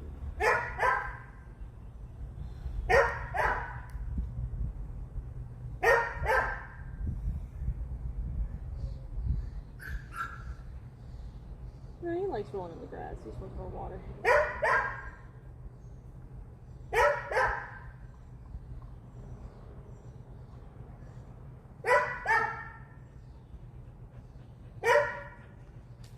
Good boy. That's a good boy. Yeah, I know. It's tough work, ain't it? Tough work playing frisbee. Oh.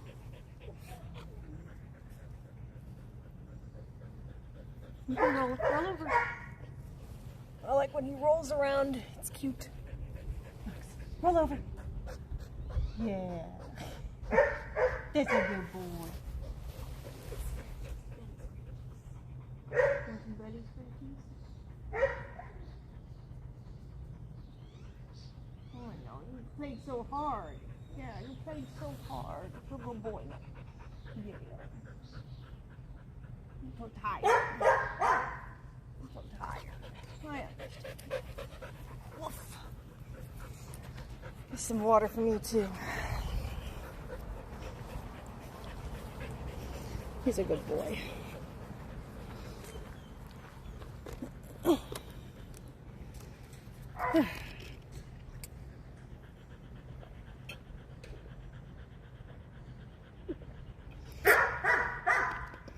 All right. Do you want to go take a nap in the garage, Knox? In the air conditioning? While your kids come and play out here? Isn't that crazy? All right, come on, Knox. He's like, yes, please.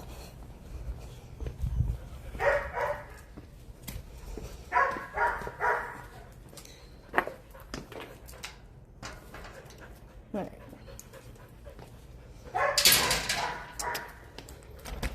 Great.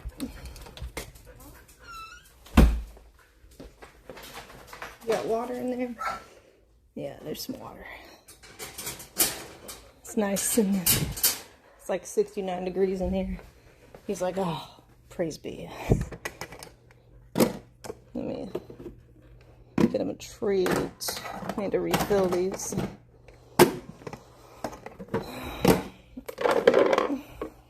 Give him a dental stick. He's tired now. There you go, Noxie. Enjoy your nap.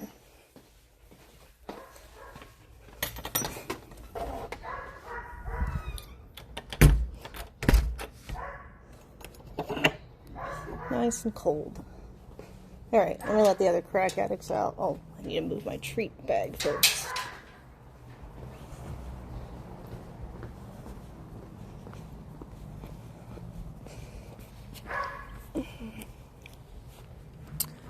You hate crates? Well, I mean, to each their own. Crates were necessary for my dogs, because when I was raising them from puppyhood, there was 10 of them. You had to crate train them so that they would learn potty training faster and be good for car travel and everything.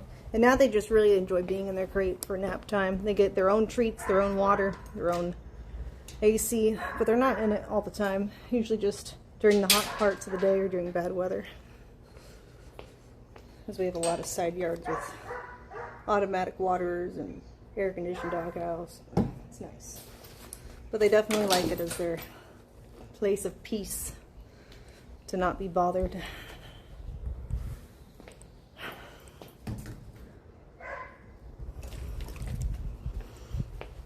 Now, I don't ever see crate as a punishment, though. Crate is never punishment. Reward for the dog. They go in it willingly to nap in the air condition and eat their food without being bothered by the other dogs. Now, if I had only one dog, probably wouldn't crate train either, because no one's going to bother them anyways. But when you've got a pack of food greedy golden retrievers and golden retriever crosses, you have to avoid mommy coming and eating everyone's food. Hi! Happy dog. Bottomless pit syndrome.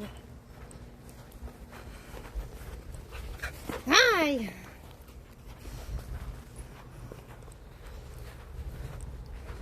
Yeah, she only retrieves food, not balls.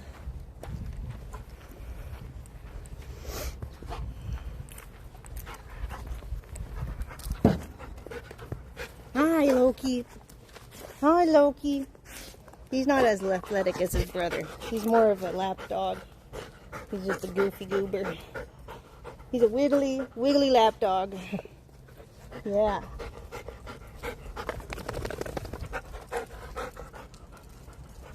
You got daddy's looks, but you're all mom personality.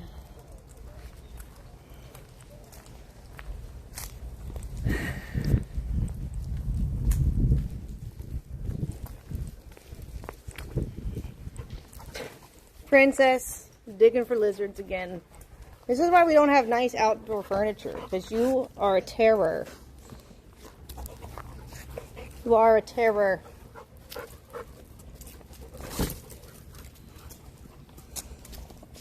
She knows lizards hide in here, so she'll like harass them and lift up pillows to find them.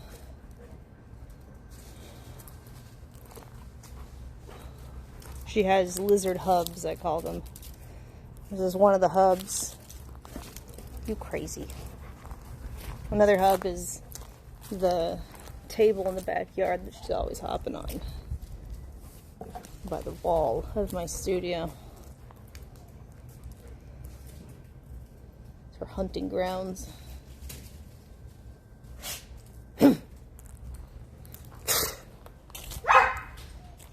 Ryder, you want to come out and play now? Did you take a nap? You feeling more recharged? Okay. Hey. Y'all want to harass your mom? Alright, have fun.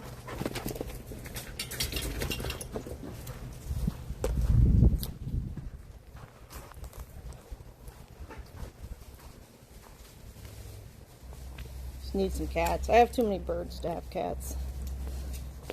We probably won't ever have cats unless we have a barn cat one day, just to keep out rats.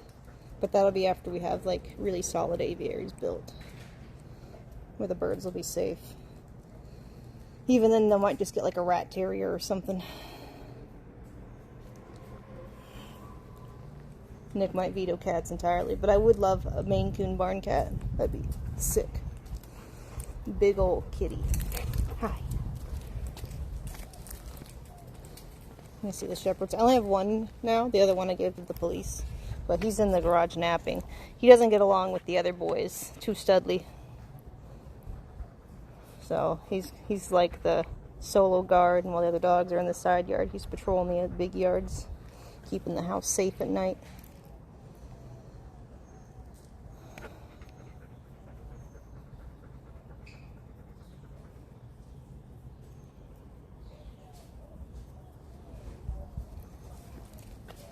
What are y'all doing? Is it a male person or a cat? There's a lot of stray cats. Oh, there's a truck. I see it's just a male guy. Come here. Come here. Hi. Hello. Hello.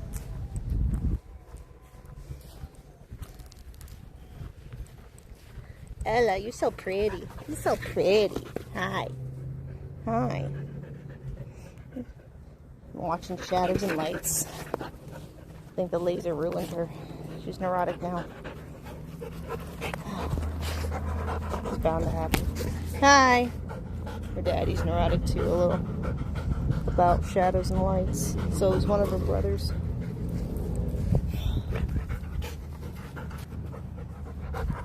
Hello. Hello. Hello. I need to get the groomer though. Hello. Hello. Need to just get a mobile groomer to come out with their truck and groom all the dogs on the same day. Usually they get like 2 vans. They each take 3 dogs. Knock it all out in one afternoon. Get their summer cuts. Yes. You need your summer trims. It's getting hot. It is getting hot. Hi, my handsome boys. Okay, alright. Let me use both hands. Oh, Loki, come back. There you go. Ah! Loki, you knocked it down with your tail. Tail whip.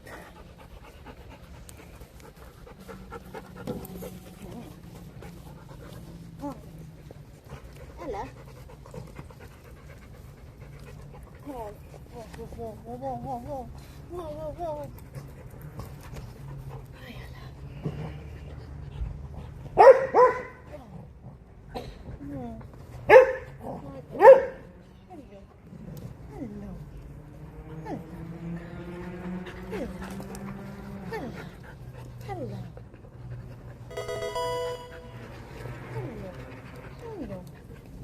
Hi.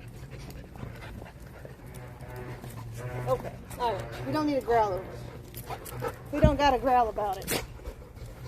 Oh. Jealous. Ah. So jealous.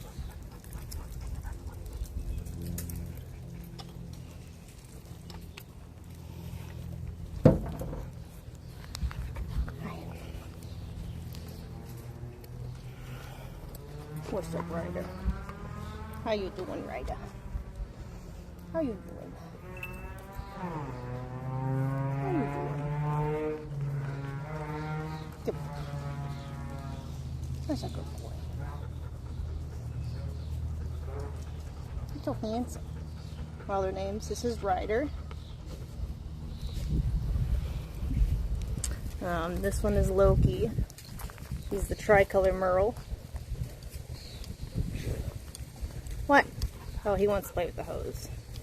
No, I don't want to get wet right now. You need some water. You can play in the water bowl. The small merle is Ella.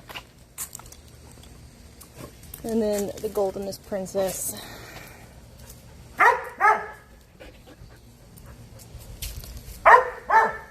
You could be an actor, dog. What do you want? What? What? If you have a hose off frame, you can make him bark. He's telling you Timmy's stuck in the mill.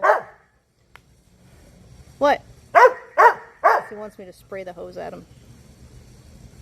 What? What is it? What is it, boy? Huh? Timmy? Where is he? You could be a Hollywood dog.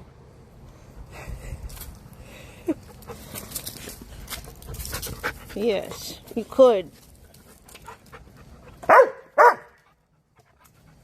He's like, Mom, turn it on.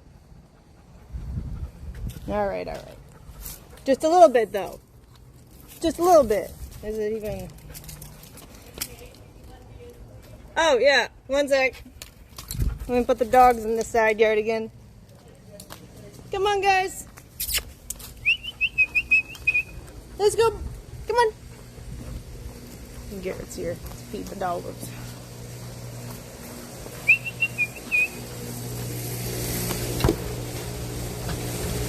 Come on. Come on, Ryder. Let's go. Loki, let's go. Princess, let's go. Stay. Princess, come on. Princess, let's go. Good one. Stay. Good job. Thank you, guys. Good doggos today.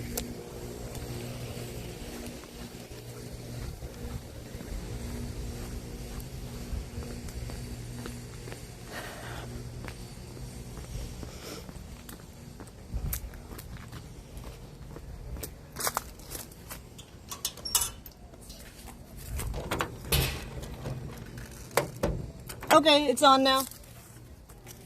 No worries.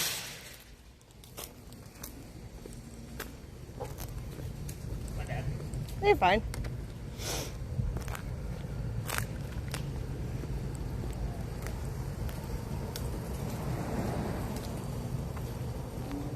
They're all in that yard, so you could, I guess, start pick up on that side, I guess. Okay. Tromps is in the crate, and Knox is in his crate.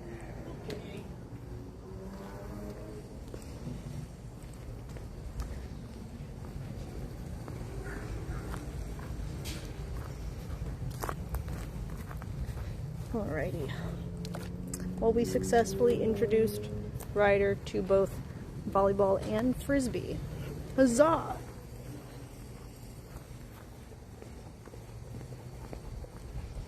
Poop cleaners. Yeah, I have a dog person that comes twice a day, cleans up poop, runs tromps on the treadmill, feeds the birds, cleans out their fountains, feeds dogs.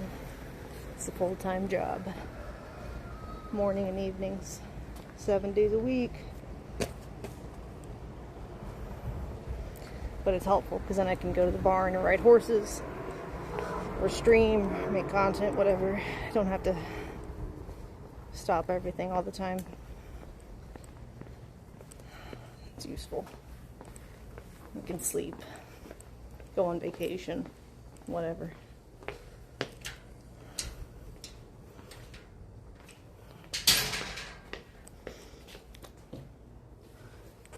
Do you like him? Yeah, I like him. He's a nice guy.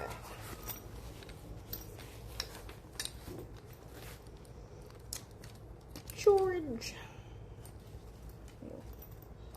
Get my phone out of here.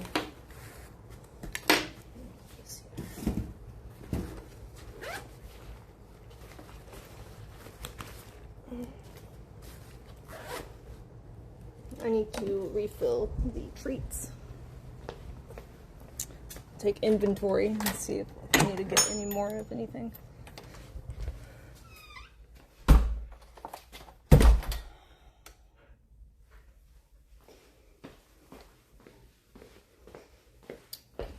Let's see.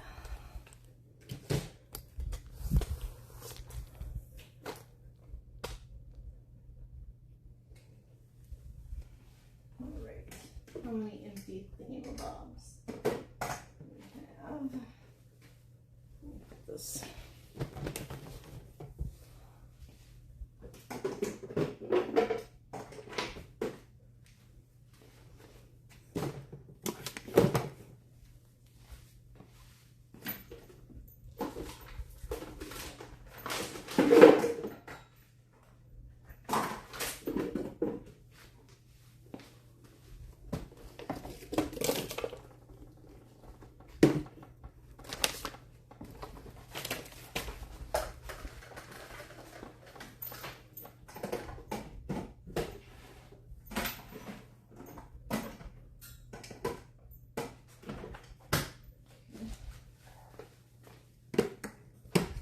So I'm going to dump these out. Actually, this is a treatment still. There's some crumbs.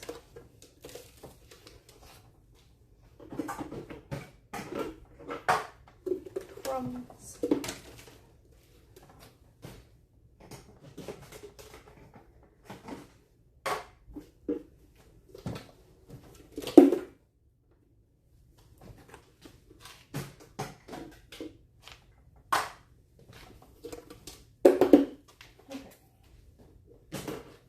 Get out my treats.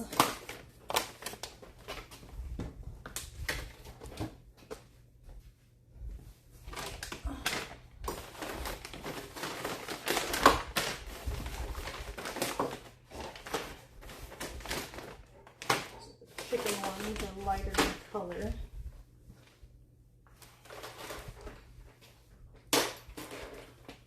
Okay, beef collagen bones. Here. Not really bones, just rolled up cheese. Rawhide alternative, because I don't like rawhide.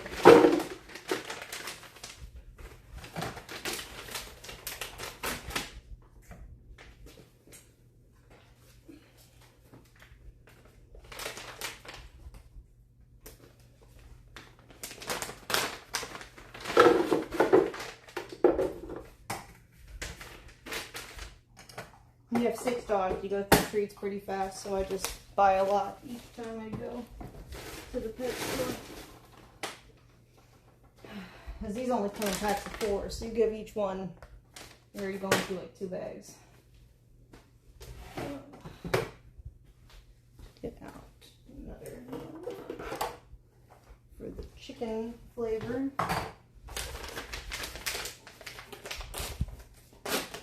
Knox has like a chicken sensitivity, so I try to don't give him beef instead. The others are fine. They don't have the sensitivity.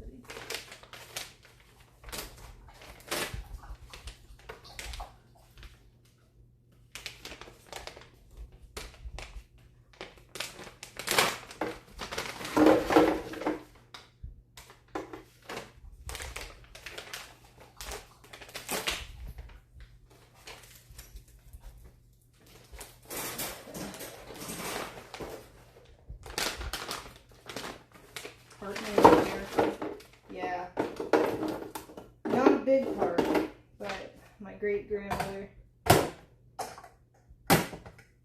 lived on a reservation on my mom's side, and she had like long native braids, Cherokee. I don't know if she was full or half or what, but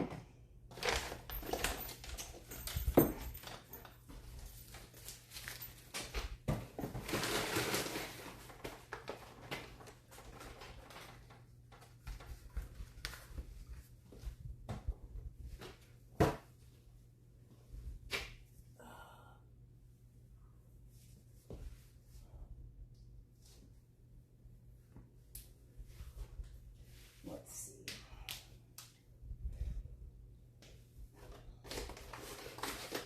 Some more here. Should have not expired. That's a long time. Alright, so I think bully plus collagen. Put them in their own, unless I need another one. I combine with bees if I need to.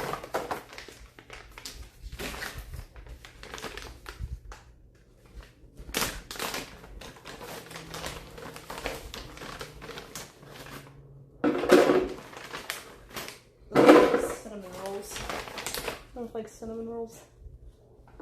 Dog churros.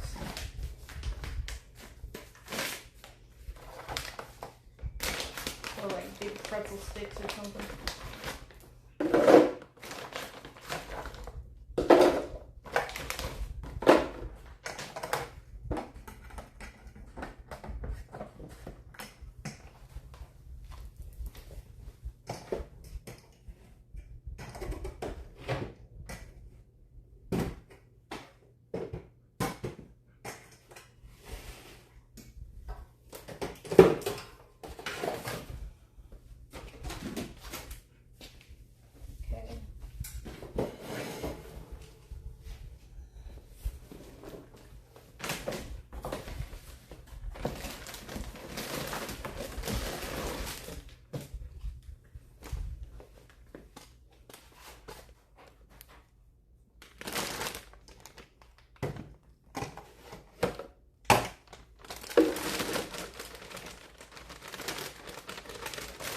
Sort them by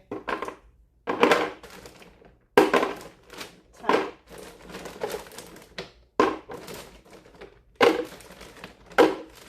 Alligators go at the bottom.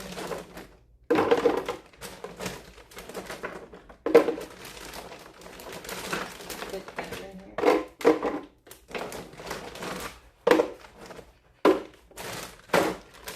For dental sticks. Okay.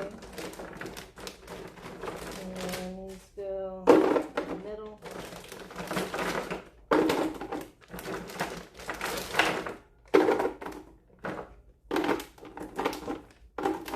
And then these go on the sides. And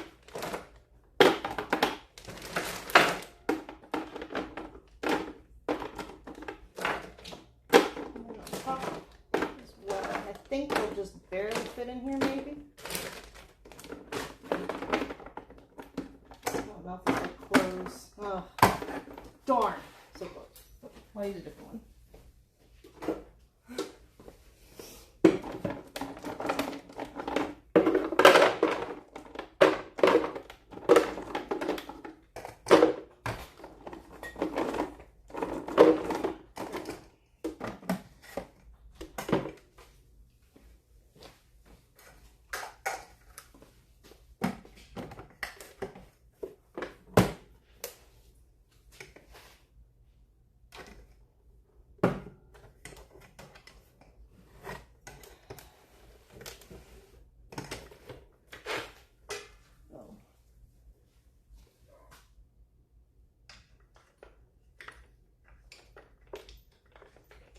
No, it's a purple one right here. Is this large or medium? Maybe this one was medium. Doesn't look super big. Whatever. I'll just have extra, I guess.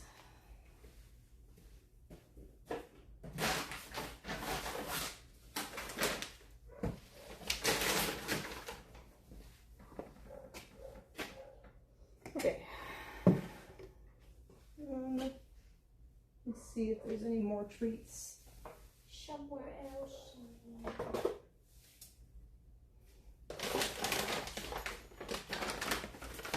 Are these still good? These might not be good anymore.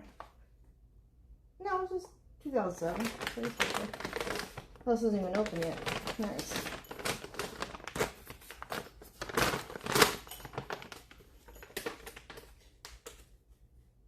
$2027, I mean.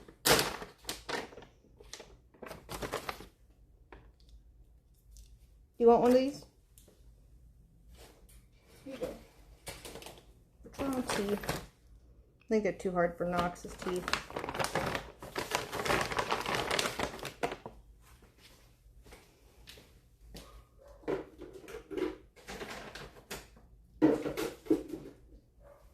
They don't really fit in here, huh?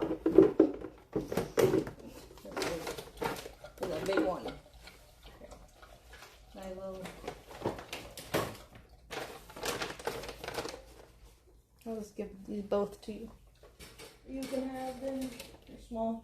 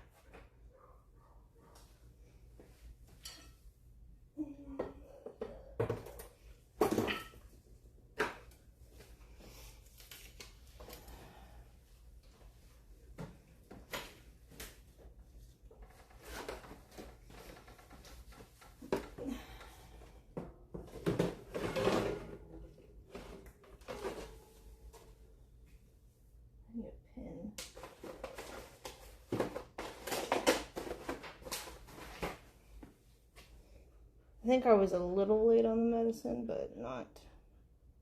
I want to give it on. So I'll just put like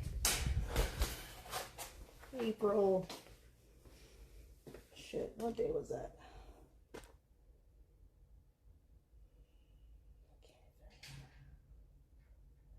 I think it was like April 20th because we had gotten back from Europe. Let me grab a pen.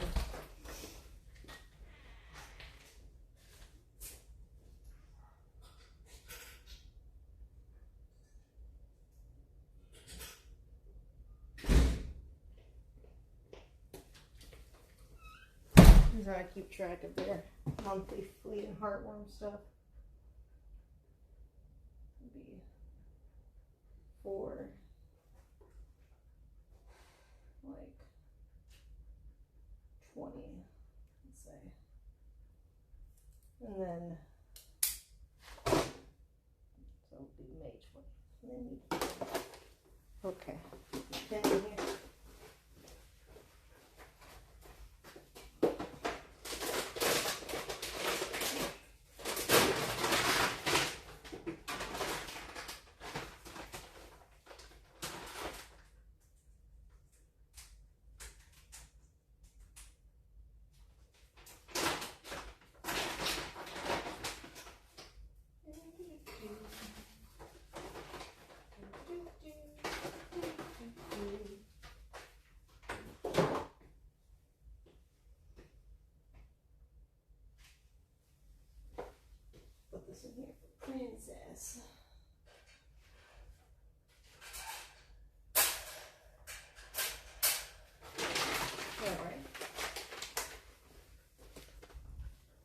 Car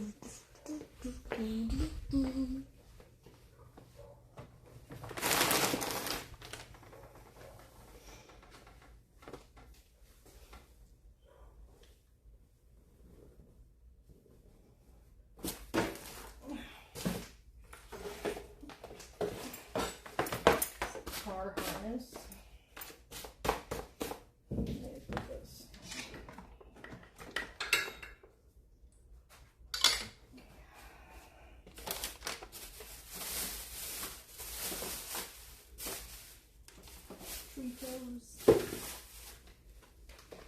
Ew, these are gross. That goes away.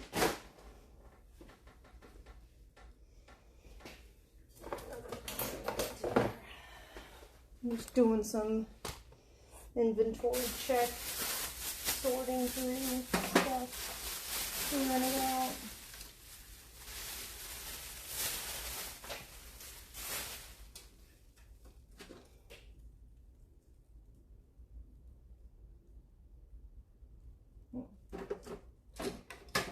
I had a dog fridge in here originally, but it stopped working. So now the peanut butter doesn't need fridge. This room is cool. It stays like 69 degrees. But I have to mix it up if I wanted to give them in. Okay.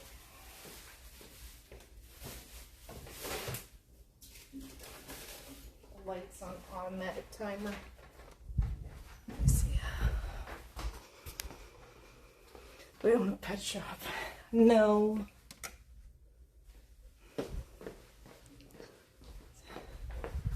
So sometimes I feel like I buy the whole shop every time I go.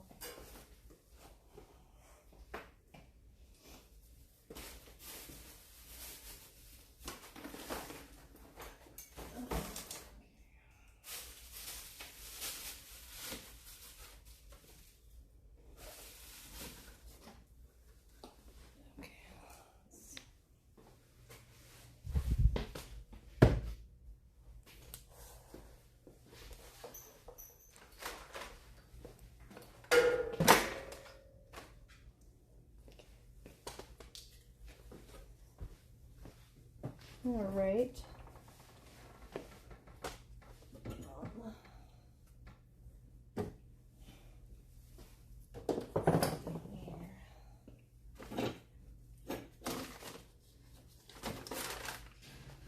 Collars. So I can put the buffalo chews in the thing.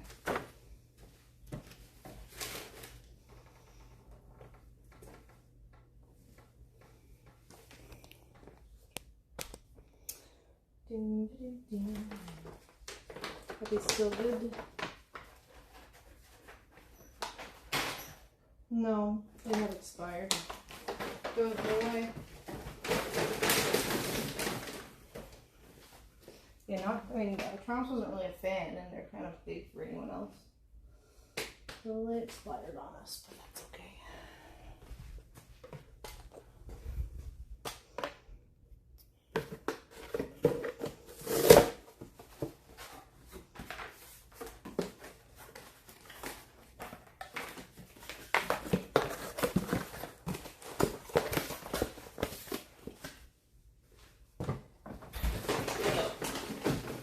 I'm home. Welcome. I was gonna order food. Did you have any thoughts? I still have some. Okay, so you're rice. Good? Yeah, I think. All right, let's order for me then. Hey, Knox. You were playing outside. You He's got looking tired. good for his age. Yeah, we played a lot of frisbee today in volleyball. He got tired. He wanted to come in. It was hot. Knox is basically the age of our relationship. It's true. Cool. All right. Well, I'm going. Are you going to the other side or not? Not anytime soon. Maybe. Why? I'll just wait till you're over there. I was gonna move Steven Jr. Oh. I mean, you have time if you do it right now. Okay. Cool. The vacuum charger.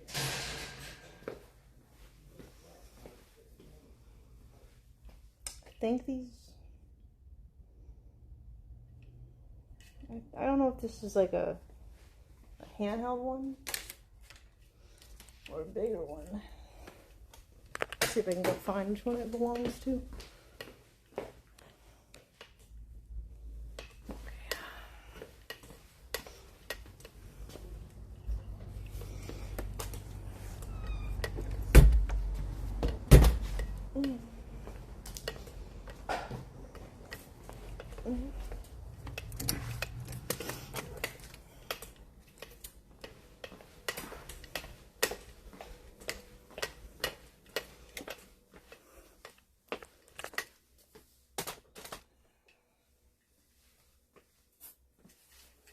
Oh shit, I don't know. That one is definitely not the one.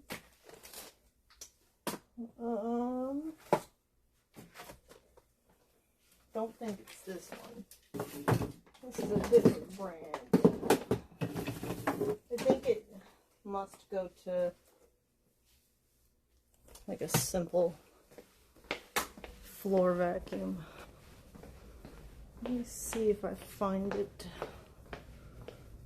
Perhaps upstairs? I don't know where that one is now. Check the laundry room, I guess.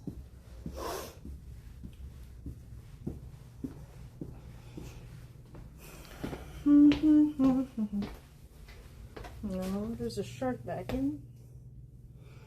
Maybe it is in the dog garage. It's hiding. Don't know why it would be separated.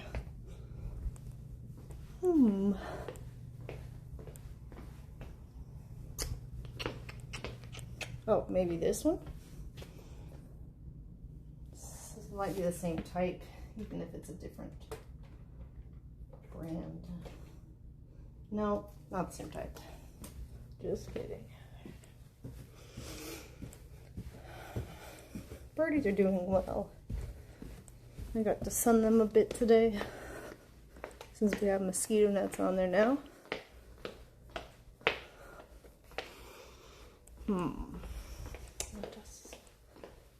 What's the vacuum for this?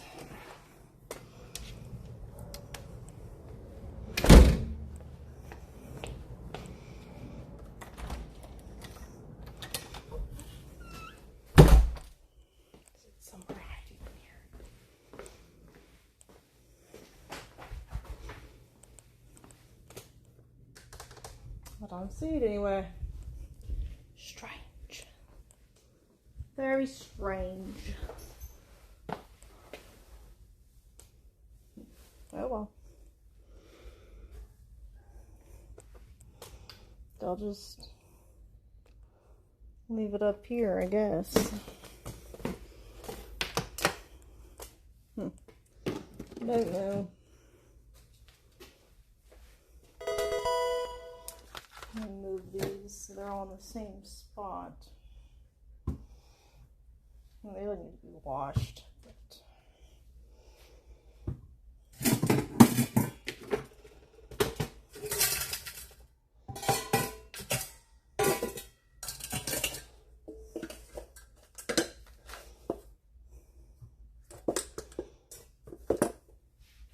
I guess I'll just wash them when I need to use them.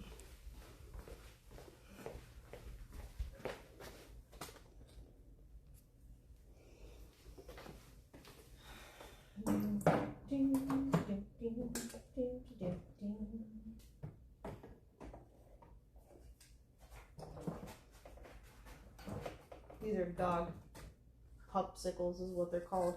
You put like frozen peanut butter balls in them, and then it keeps them entertained when they're in their crate. If you have to neuter them or something, or it's hot outside, or stormy or whatever. What is here? Are these expired? Yes. Yeah, I end up not liking these small training treats. Like, I allowed them when the puppies were small, but it's just easier to tear up the big jerky pieces. Yeah, they're all together. They're all old.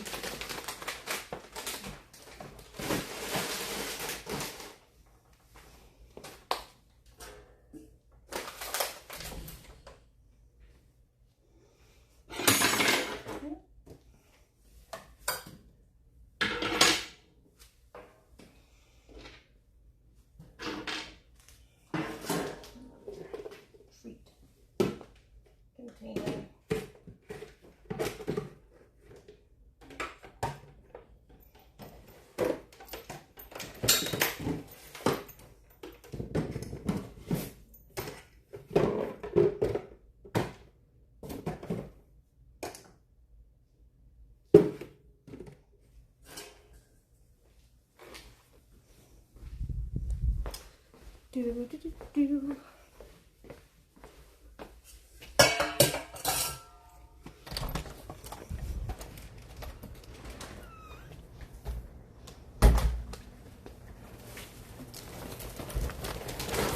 Dad costumes.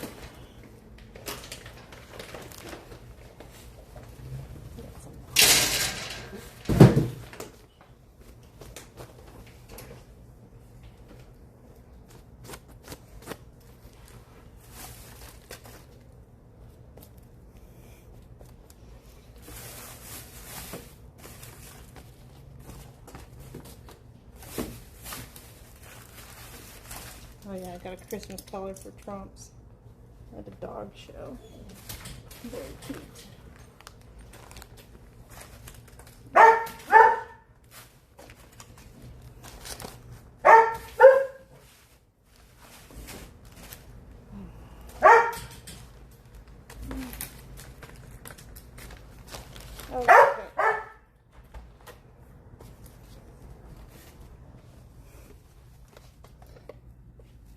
Okay.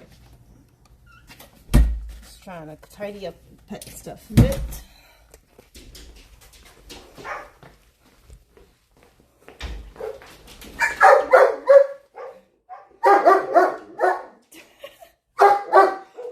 They're like, it's food time. It's almost food time.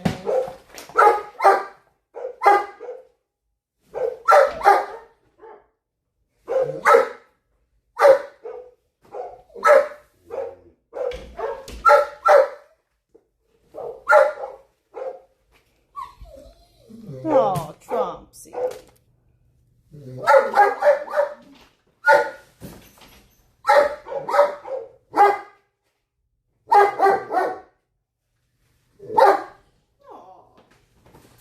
Whoa. Here, let me get this.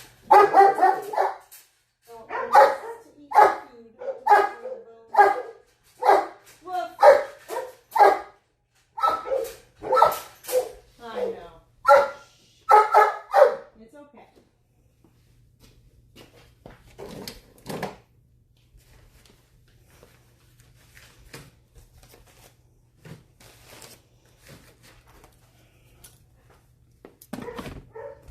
We put costumes.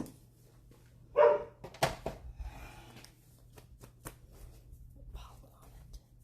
Yes, it's fine. I'll wash it before Christmas photos next time.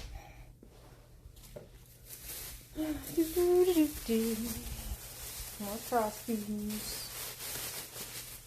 Yay.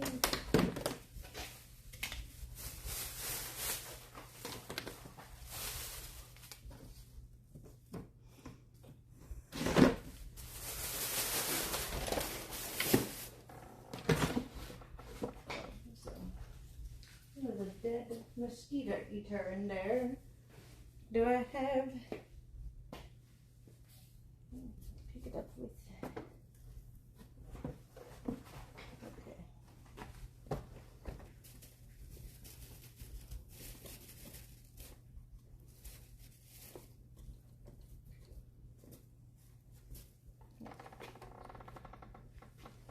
Collars.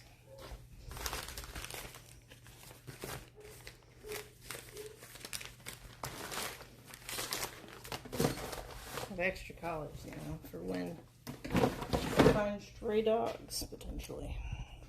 It's happened before. Alright.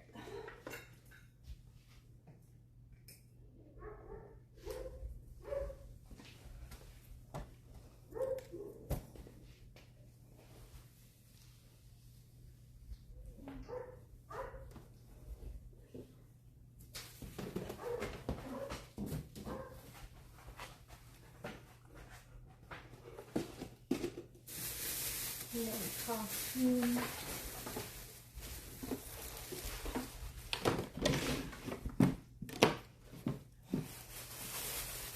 See, this is helpful because now we'll actually be able to see what I have instead of buying it more, being like, I forgot what I have. It's on sale. They're all in one place. will help.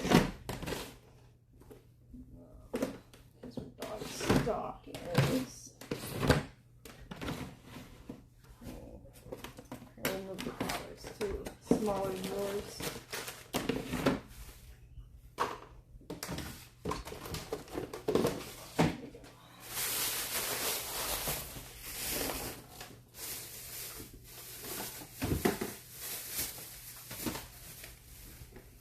When did I buy the T-Rex costume? It has to be for Trumps. I never tried it. That's funny. I remember.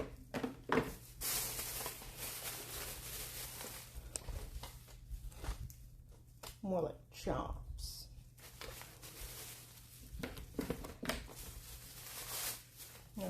Little props for the Christmas shoot. I didn't have. I got too busy family stuff.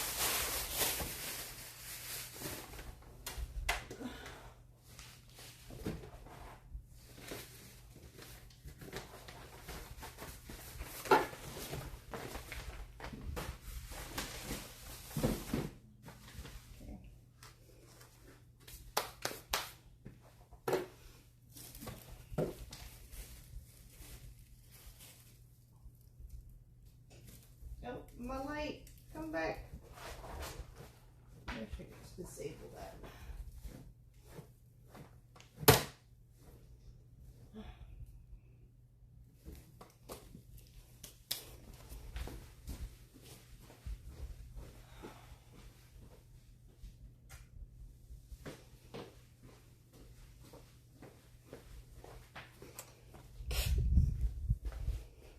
Okay, let's see.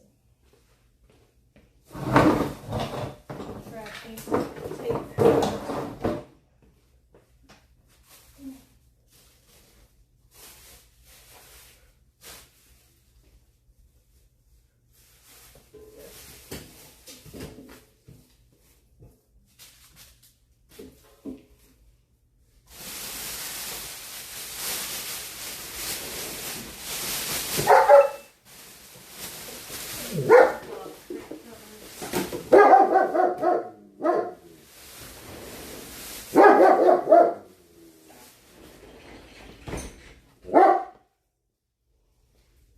Does this go to this guy? I guess. I don't know. Maybe not. I'm not sure.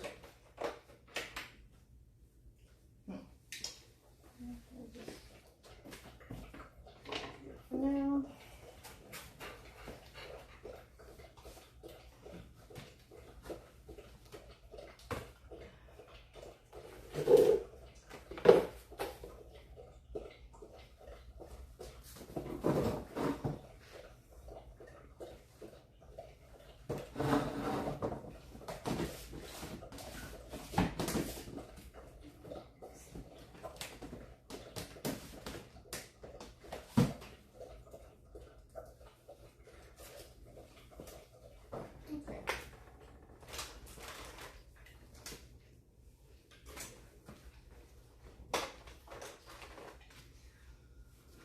All right. See another Christmas thing up here. Let's see if that's a costume for me or the dogs. It could be either. That's dogs. Oh, these are. Oh, they're little Hawaiian shirts from when they were puppy. Memories. Cute.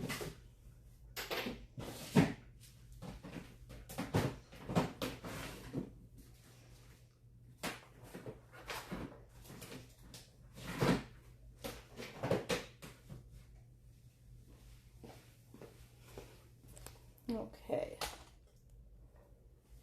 What are these? Oh.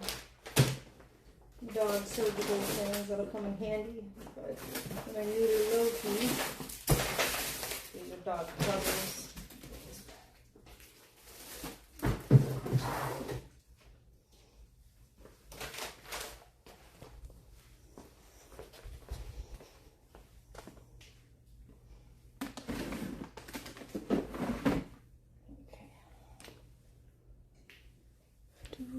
Put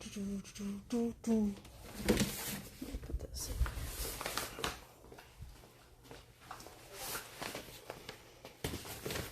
Okay.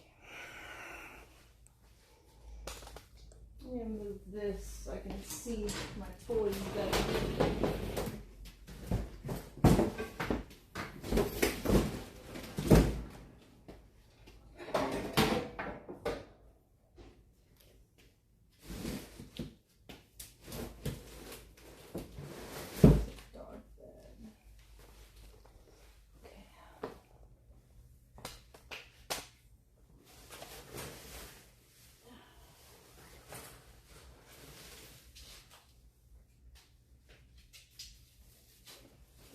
Taken to a laundromat.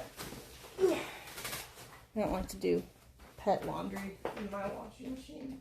Too much hair. Clogs up the filters.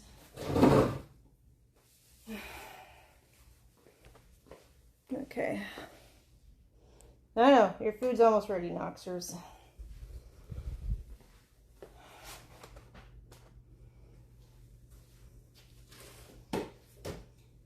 Do some sweeping a little bit of the big dog fur.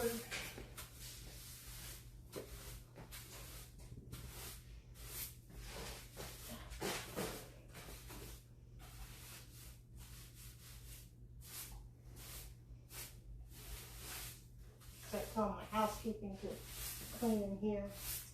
They're starting to shed a lot as summer rolls in.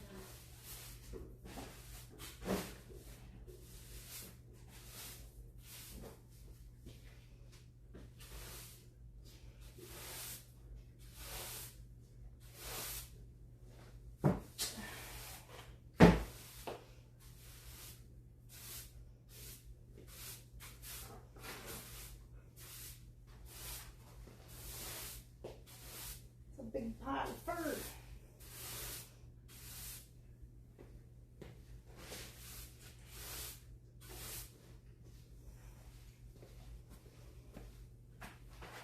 Yeah, it's good enough for now, probably. Oh, there's something here.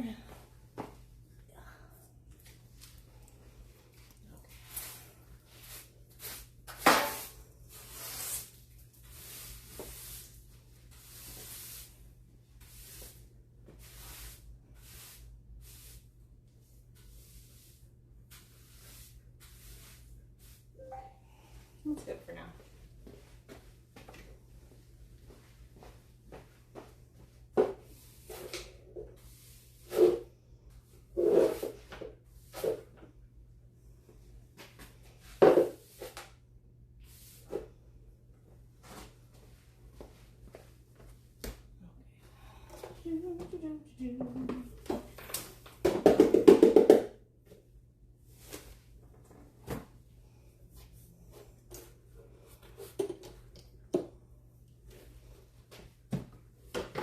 Let's see if I missed any more pet products out on the patio.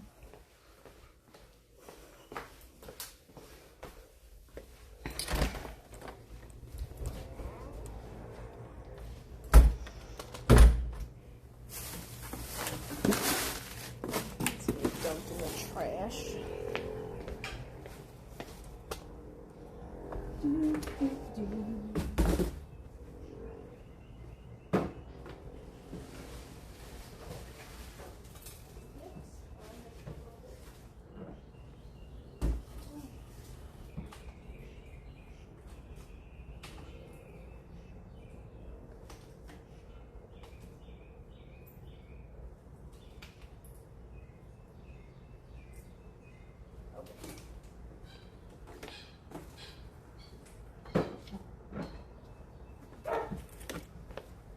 The rest is just leaves.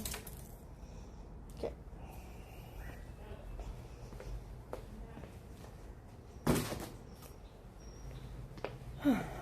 Did I miss anything else? Oh, they've got some calming bites. You can take those out. Make another bowl.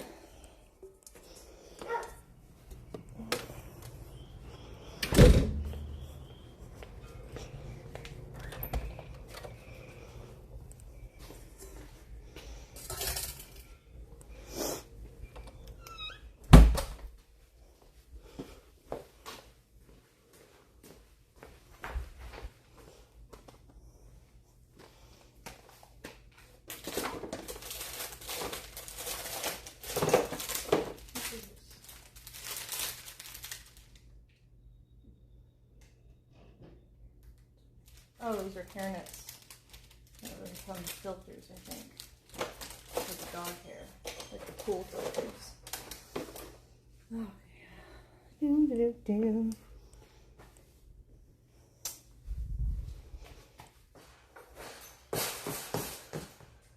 How did this come out of the crate?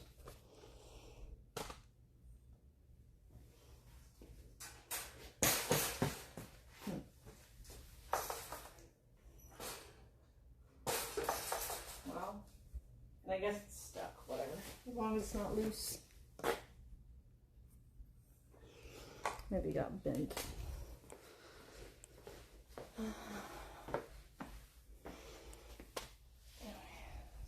Needs to go in the wash.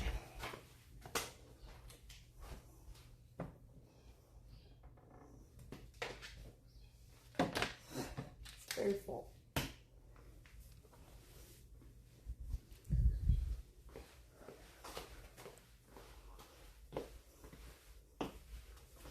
Oh, thanks for the primal. Alright, I think that's probably... Oh, wait, I see a box of Whimsies hiding on the counter. How many crates? We have 8, because I used to have 7 dogs, and then I had an extra one from before I rehomed my other dog before that. One of my puppies. So we have 6 dogs, 8 crates, and it's useful if like I find a dog on the street to rescue and load it up in my car, then that's good. Or I have pets that come for pet sitting from family.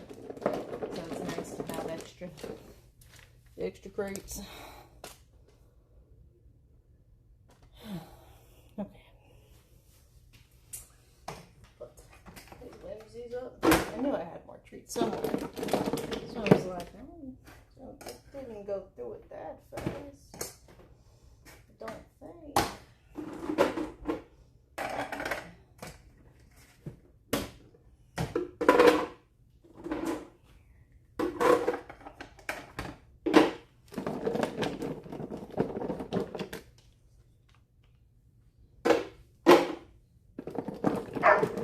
I know, y'all hungry. It's almost time. Soon, puppies. Please make your food soon.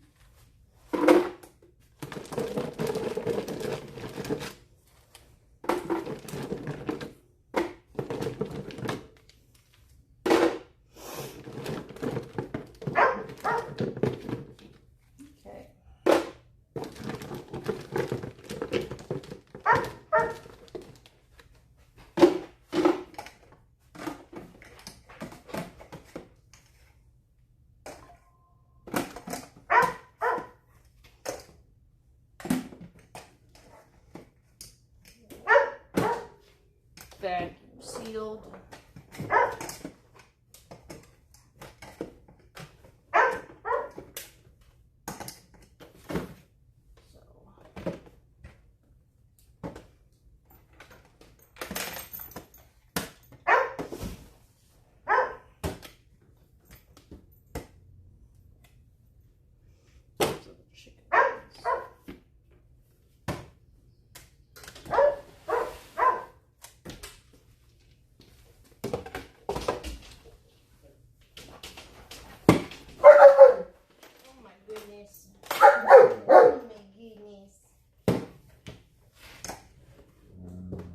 Are you just so deprived? You want to go bark at them? I know. You want to go yell at them some. You want to go assert your dominance. I know.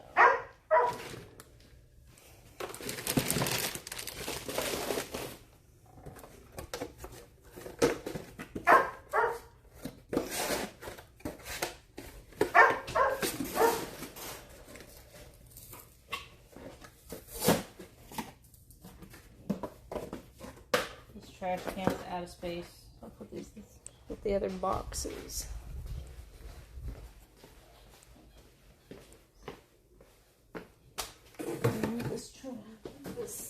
vehicle barrier over here. Okay, so I open the garage door. I don't want it to fall out. What is this? Oh, it's a pet blanket. It's on the shelf.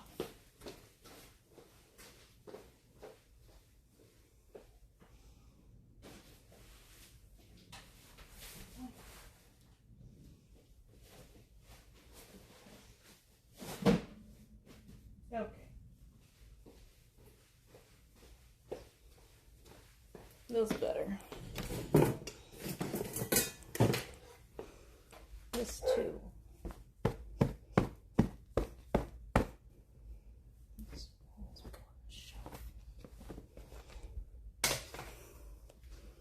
I have any fish tanks? Not fish in them. There's an empty one here, but I don't know why we have it. But we do.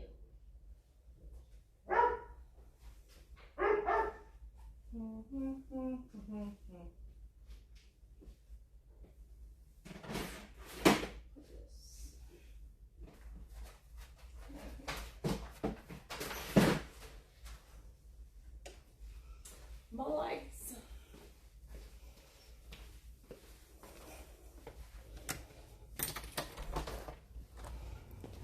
I'm gonna top the tree and try to make it seal. It like turns. It's like I don't know what it does.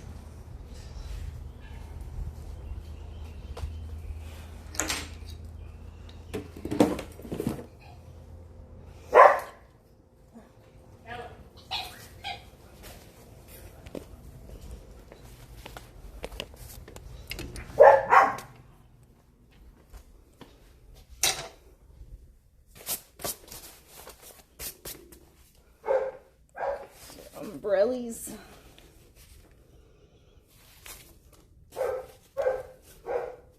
Okay. Oh. This is for doggy costumes. Little reindeer. Right. Some treats. Cheese in here.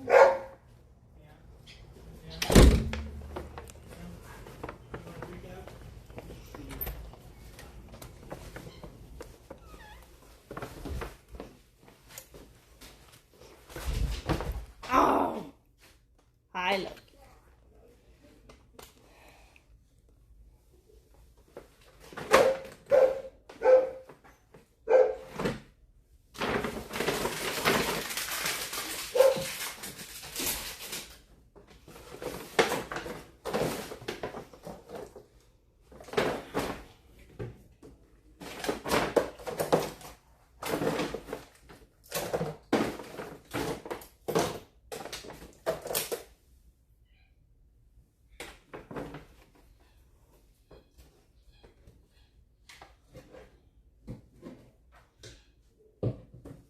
This ball is dead. Okay.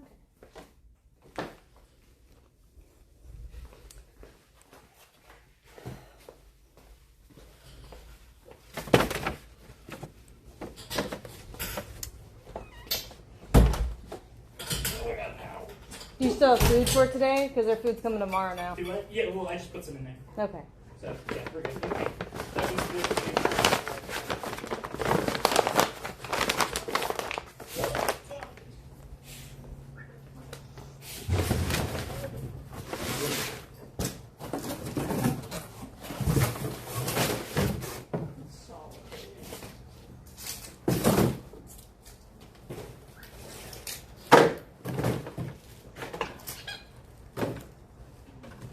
Let's save this as the training target rider for now. Okay.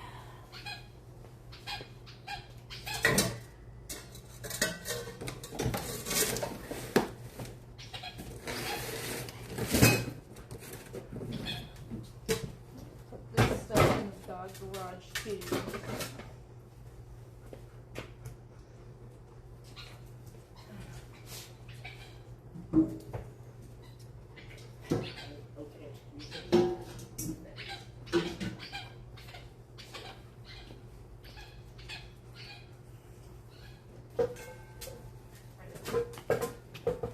Do do do do.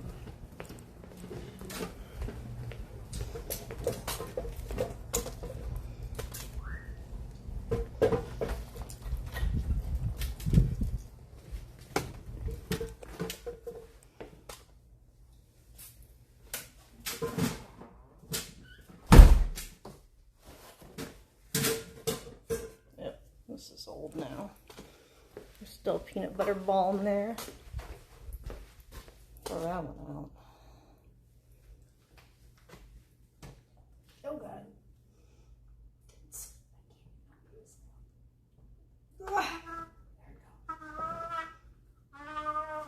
Great sound.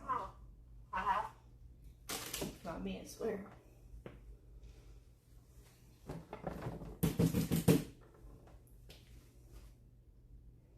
Needs to be washed. A little moldy.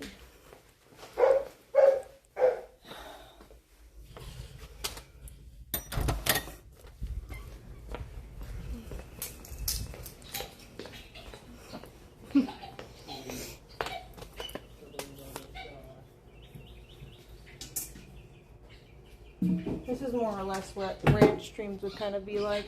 Just taking care of stuff around the barn and maintaining the land and ATV and stuff. Just like this is a much more simple version. Maintenance, ranch content, hopefully in the future soon. Hopefully by next year. I'll be out of this hellhole.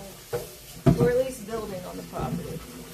My stuff might not be completely built right away, but we'll see. Because when I do buy the ranch, then I have to build a stable and arena, all that fun stuff.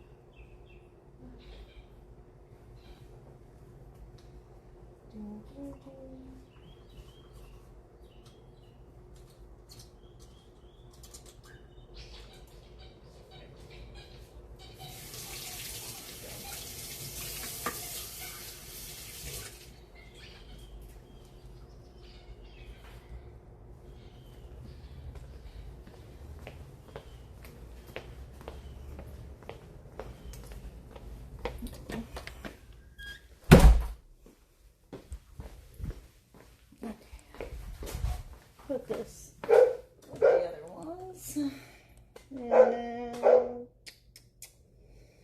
where was I? Oh, I was unloading this bucket. That's right.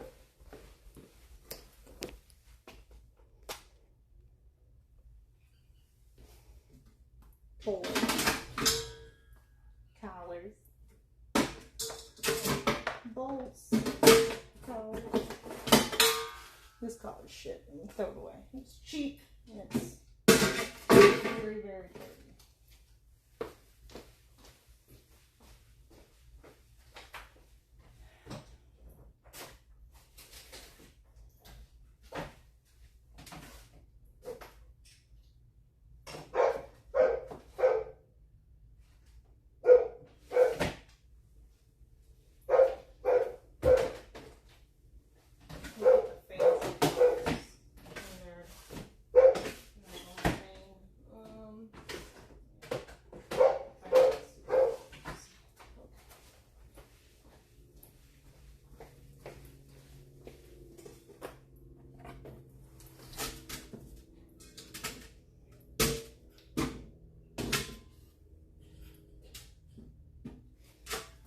What was the extra fountain? Okay. Well, I guess tell them to add this stuff to the wash. Wash it. Stuff to wash.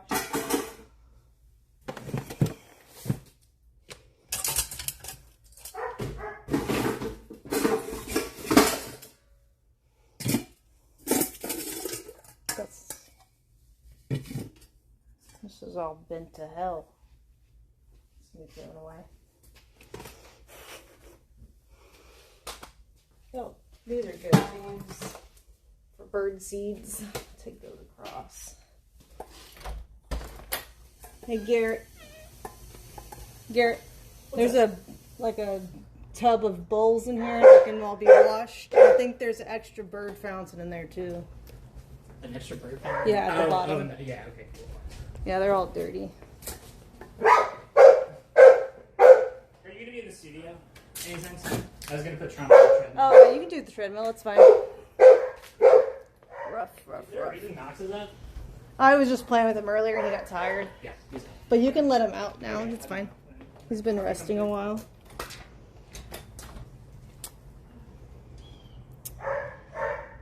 There's a bowl. He just filled that one. It's fine.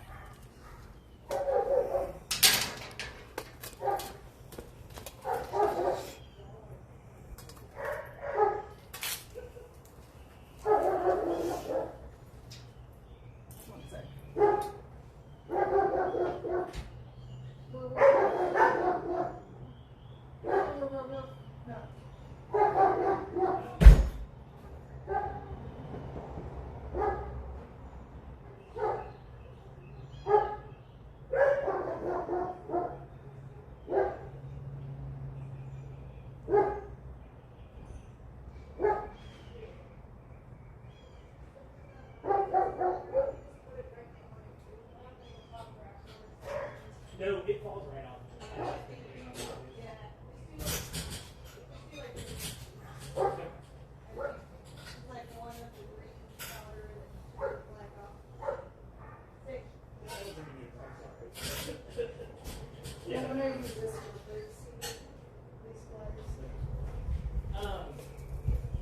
Hey, so Katie told you I'm gone for the next 4 or 5 days, right?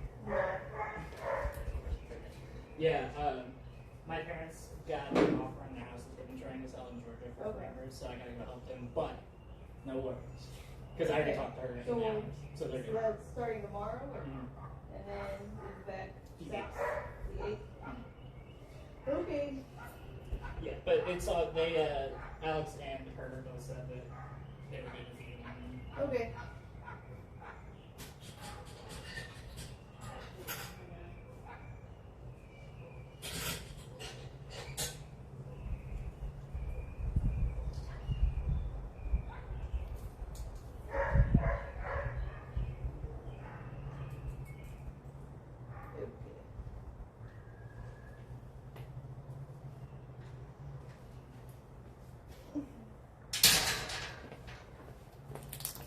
Wah, wah.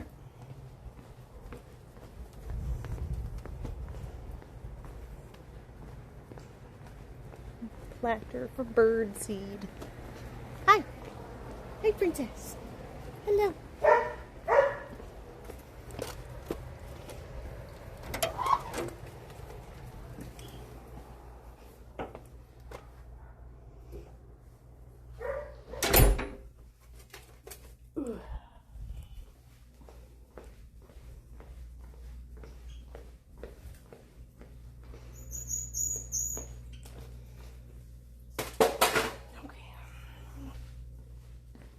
What happened to Bear? He got cancer and passed away 2 years ago. We miss him, but you know, shit happens.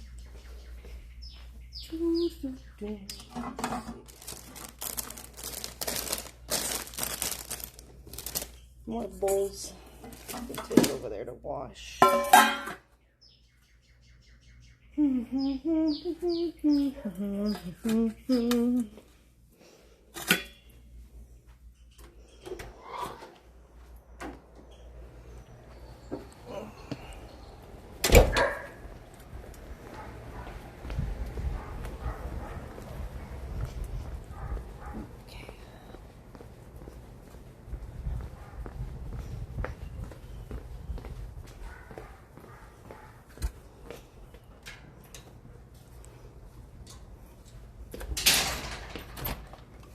Add this to the pile of bowls that I'm finding around. different sizes for different stages of life.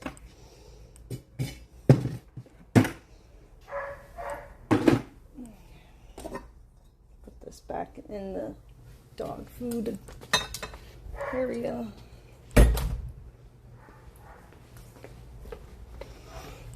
Yes, Princess is an English golden retriever, so she's a very light color.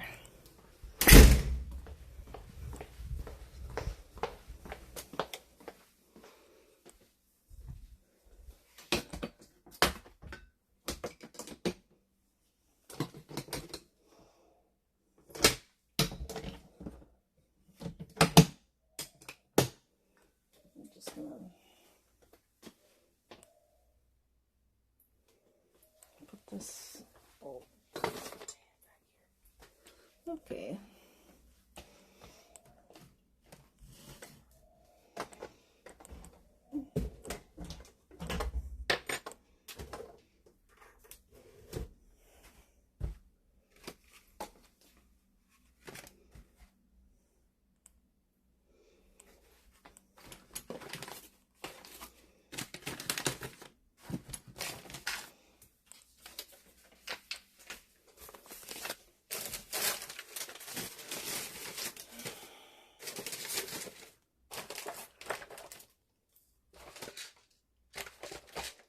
Some of this away.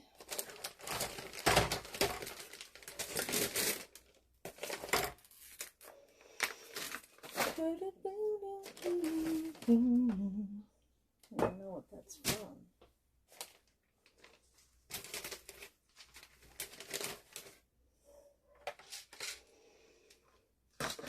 Medicine cabinet stuff.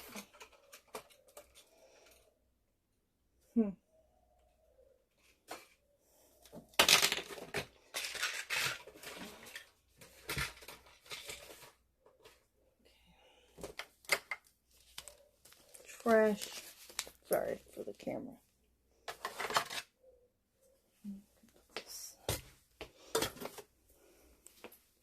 I'm just trying to tidy some shit up. You feel? Scoopers. Some miscellaneous shit. Vet wrap. Jerseys. Spoon. Stay here. Sharpie. And just various tools for pet stuff. Liquid IV.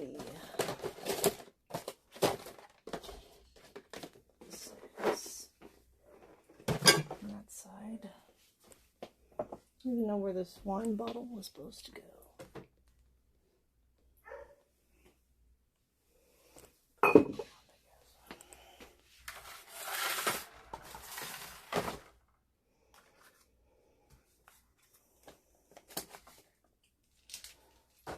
Ibuprofen.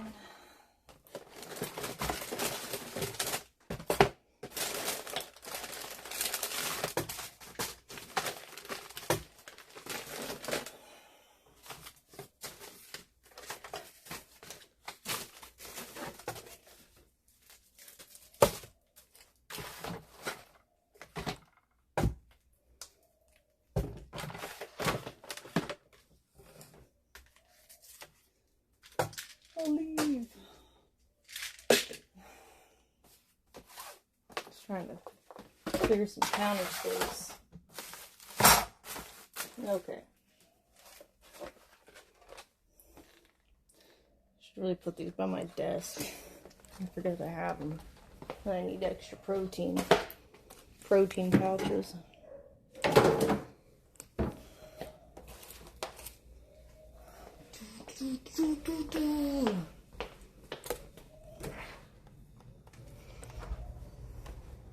Here's some of the drugs you holding. You want my aspirin and my birth control? Interesting. Didn't know you needed that. Another dog toy. Let's see. What else is on here? harnesses, dog backpack.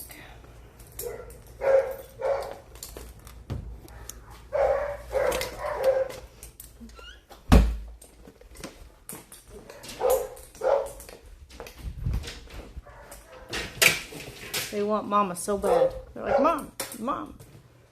Oh, fuck, that did not land.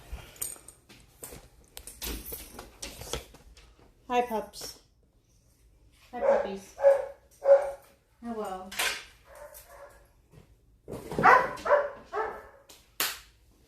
Hello. Hello.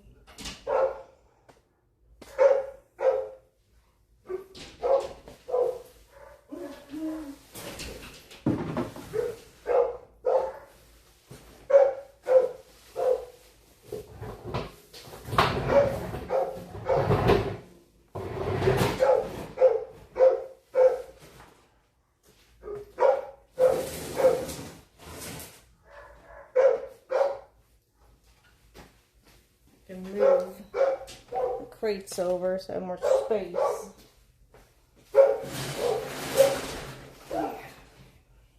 Whoa, so much dog hair back here.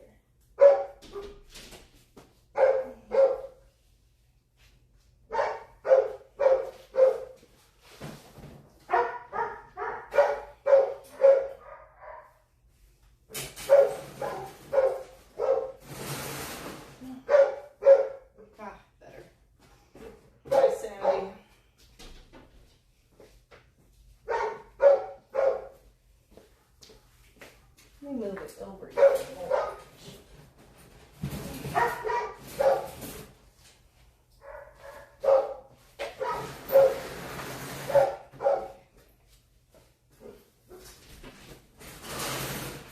Better.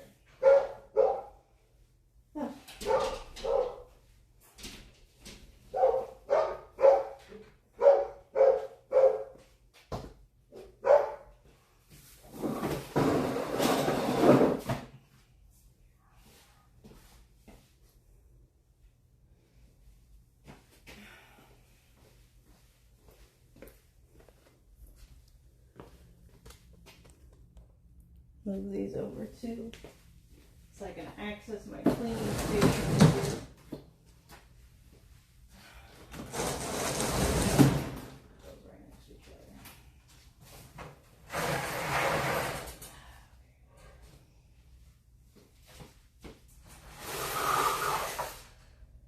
There. Pharmacies.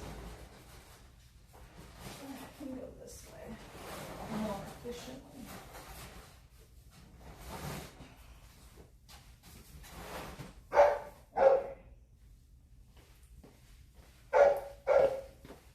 It's better.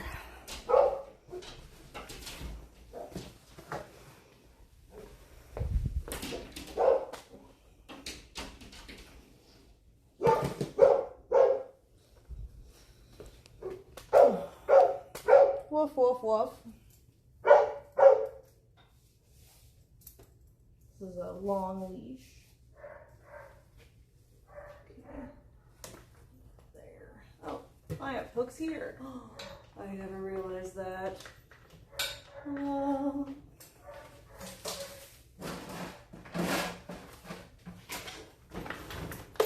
It was covered up before when I had the fridge here. So that can be for leashes. Huzzah!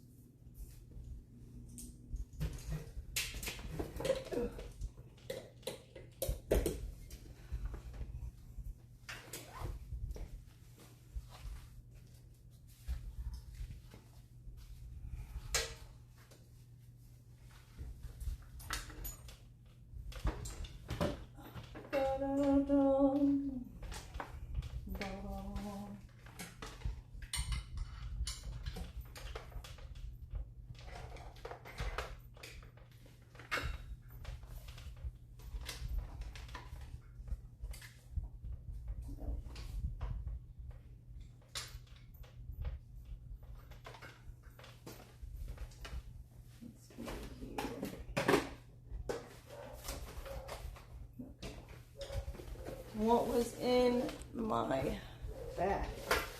Don't remember. Is Trump's before? I think it is. Yeah. Okay. So when I take him out as my service dog, it's the Trump's bag.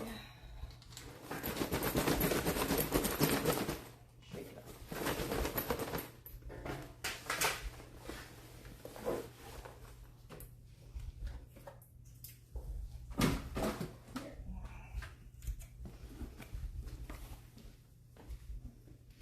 Things that also need washed. I don't know what this is. Iron scrub brush. I guess you could use this to wash out bowls. An extra bucket. A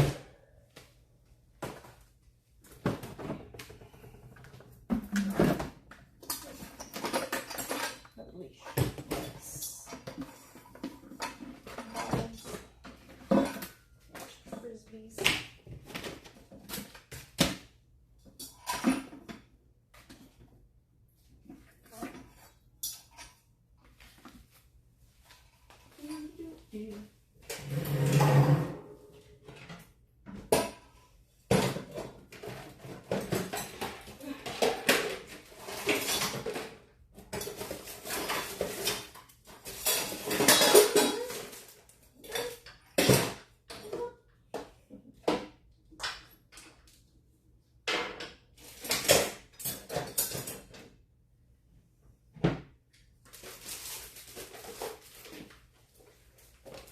I don't know why there's a note dart in here. This doesn't go in here. Tiny balls.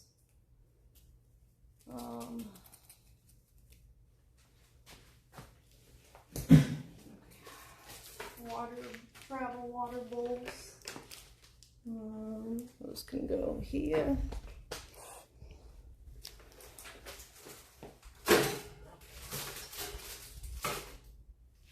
Alright. Leash.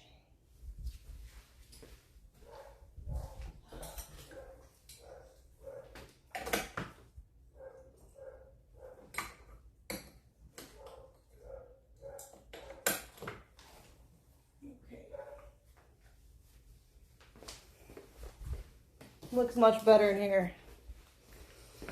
More space. We've gone through our treats. Huzzah.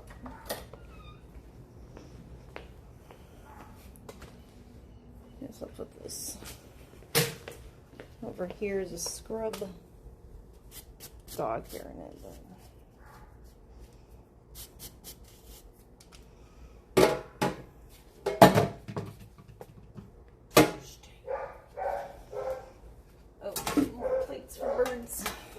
But those.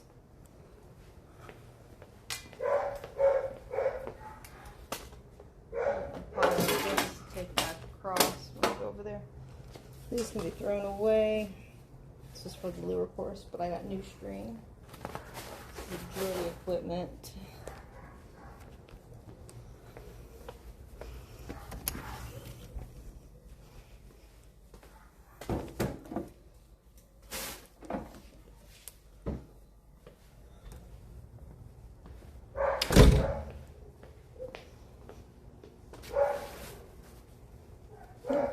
Agility equipment.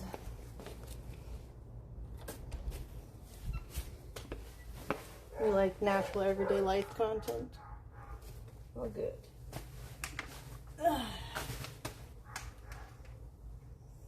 Two.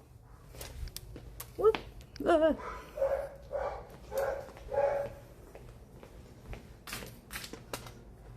This is more agility stuff. Some chewies. Trash bin? Trash bin? Wonder why. Oh, this is old puppy stuff. I'm too old for that now. This is chewed. What was this for? I don't think this was the agility stuff. There. These go.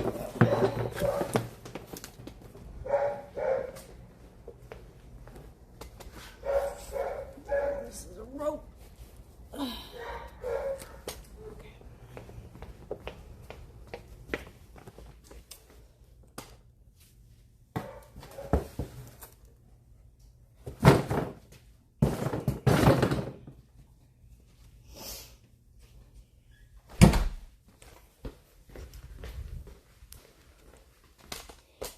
Bloop.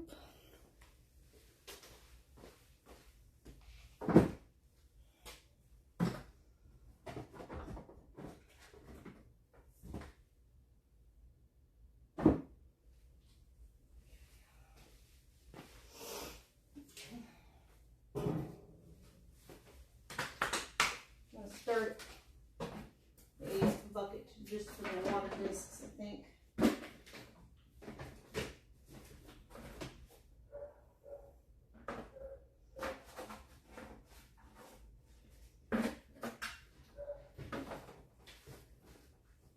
Water choice. This is a pole.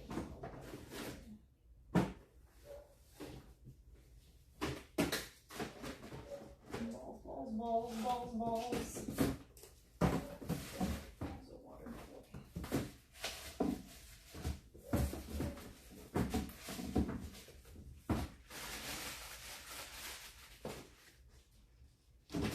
No, not my light again.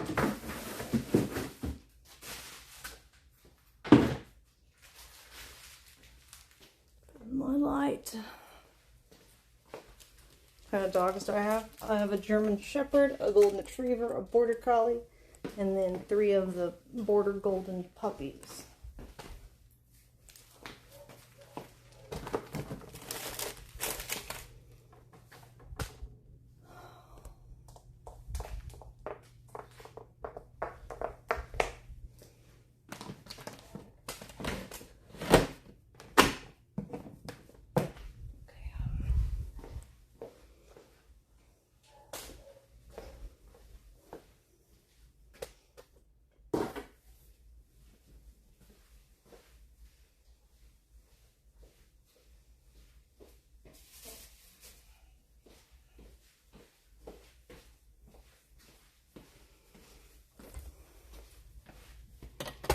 Huzzah.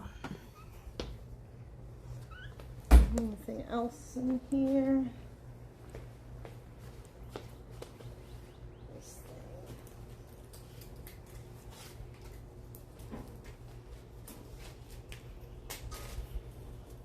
These all need to be washed. They're surgical dogs. Vests.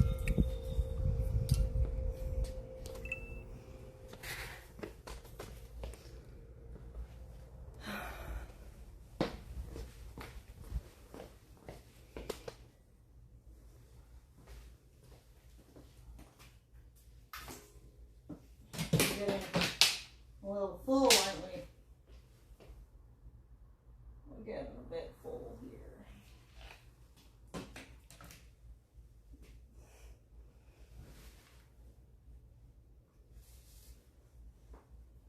It's a tarp to cover up crates if necessary.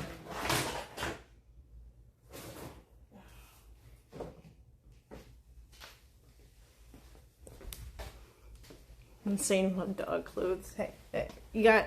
I wanted a family photo shoot. That's why. Okay, but I was trying to get 6 different dogs, different outfits.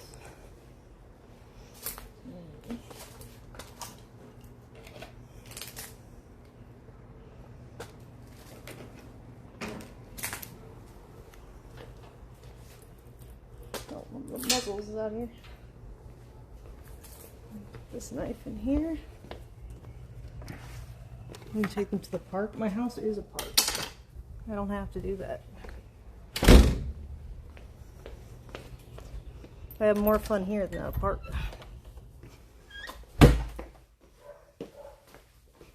They got a pool. They got space to run. They got treats. Okay, let me see.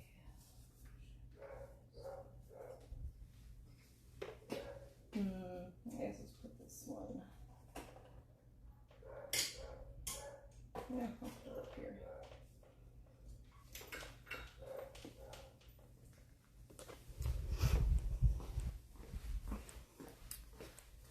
My horsies are doing good. I'm gonna go riding tomorrow. Might stream that lesson tomorrow. Okay, let's see. What else? Wash too. Put it in the bucket and wash.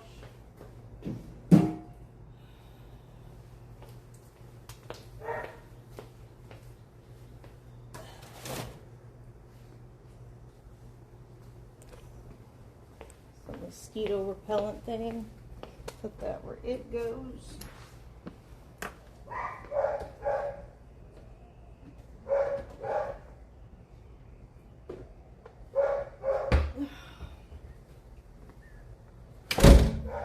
Oof.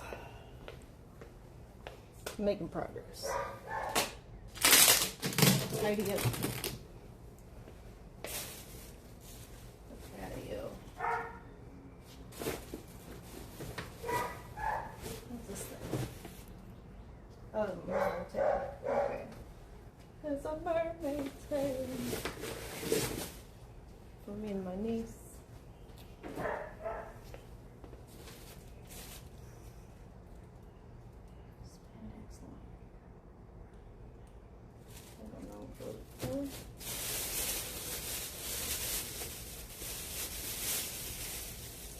No more dog costumes.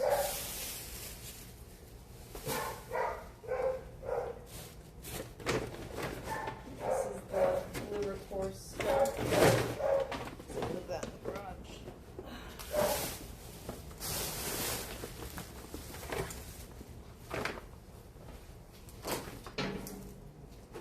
Okay. So much stuff, I know. I know it is.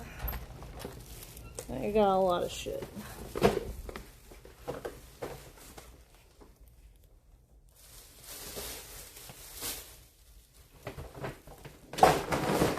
Doggies.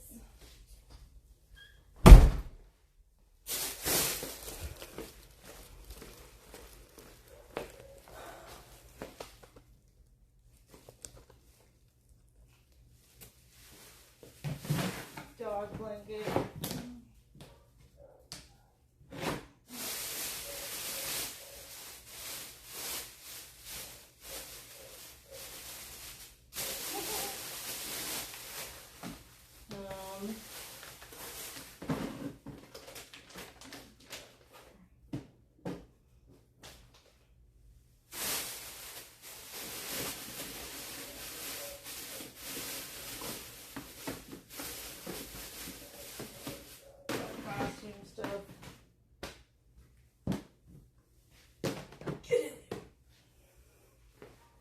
It's gonna get dusty.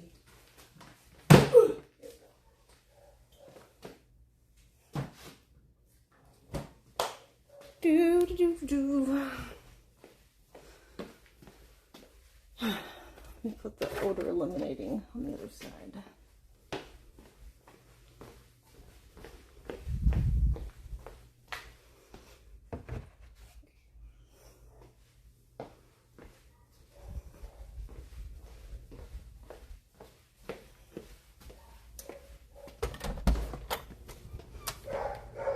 Turn my patio lights on.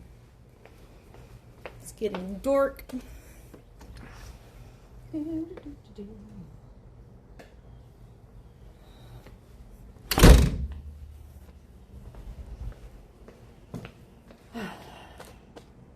go through this other stuff. Let's see what I can tidy.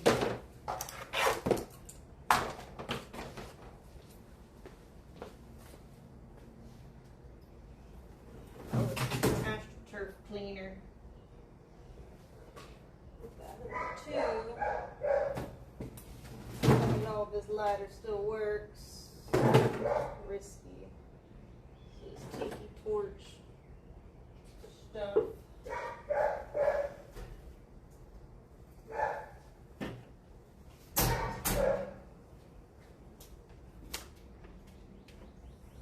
broken pitcher.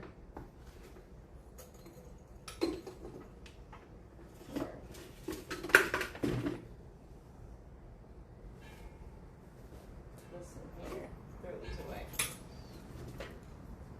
No, it's sponge, scrubber. Don't even know what was in that.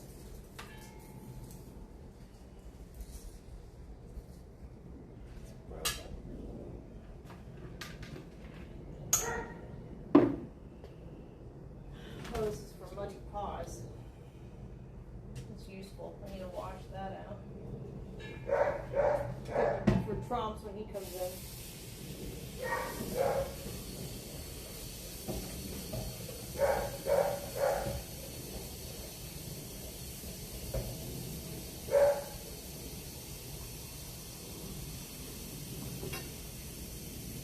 Just kind of show his whole light. Oh, that mosquito thing.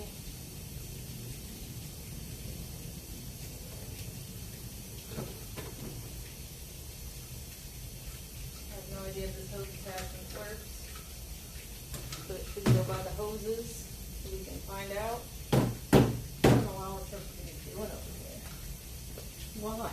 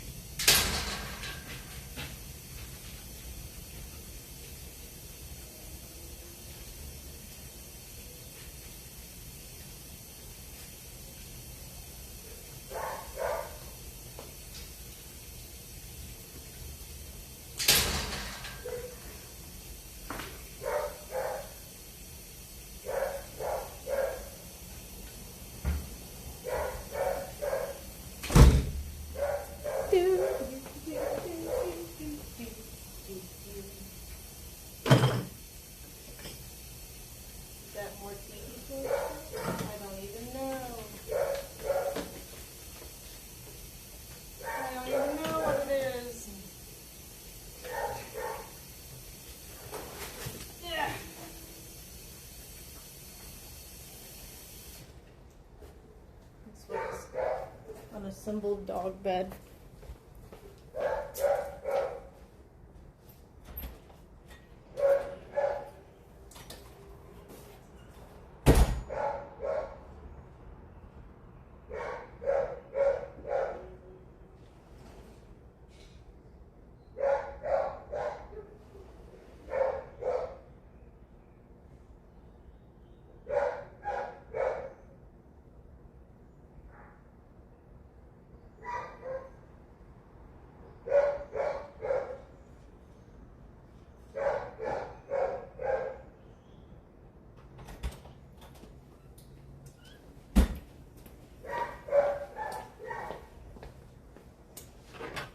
Cleaning bucket.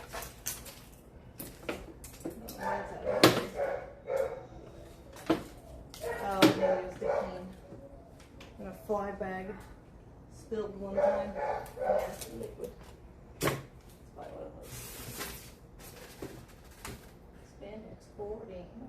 Should be in my craft supplies. Not out here. Let's take that with me too.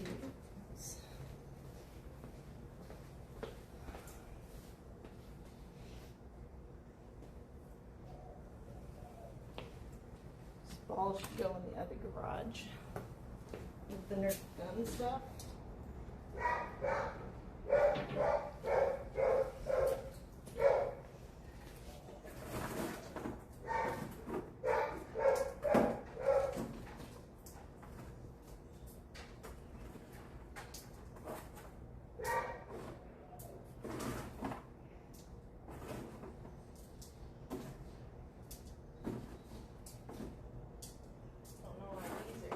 Either. These are fancy rocks that go in the pebble area because the kids like to look for pretty rocks, and so we bought actual pretty rocks to toss in there. Yeah, we'll put these back in there.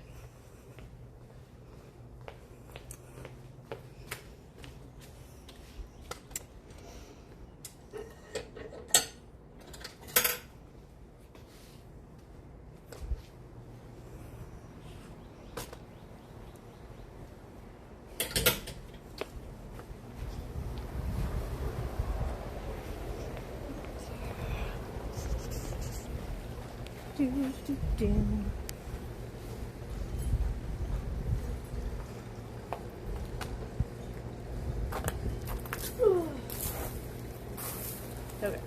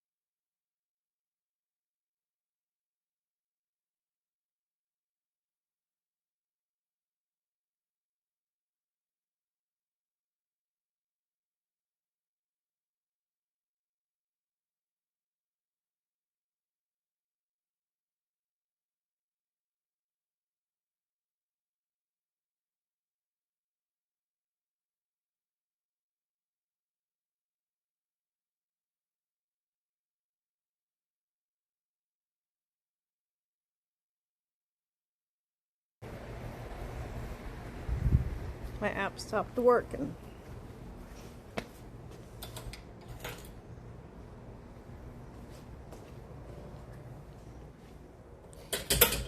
Okay, we're back. So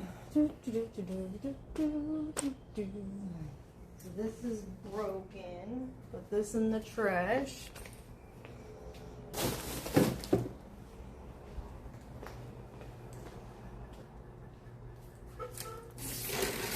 What else can be trashed? Don't know what this is. It's floaty. New stuff. Oh, those are my studio foam inserts I had gotten for a project.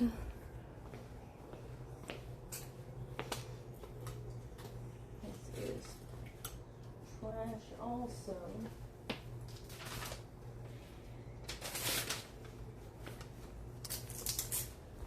Trash.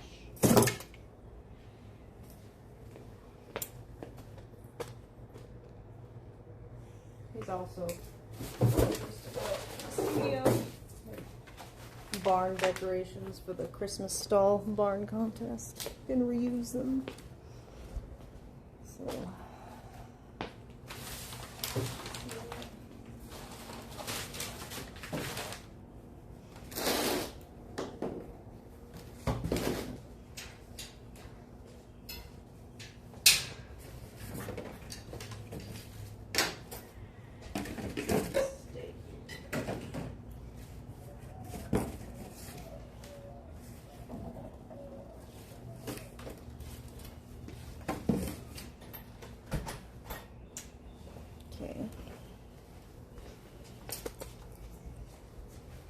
you're fine. I'm just on myself.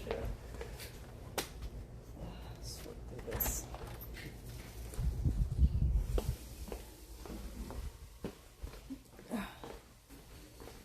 Turf deodorizer.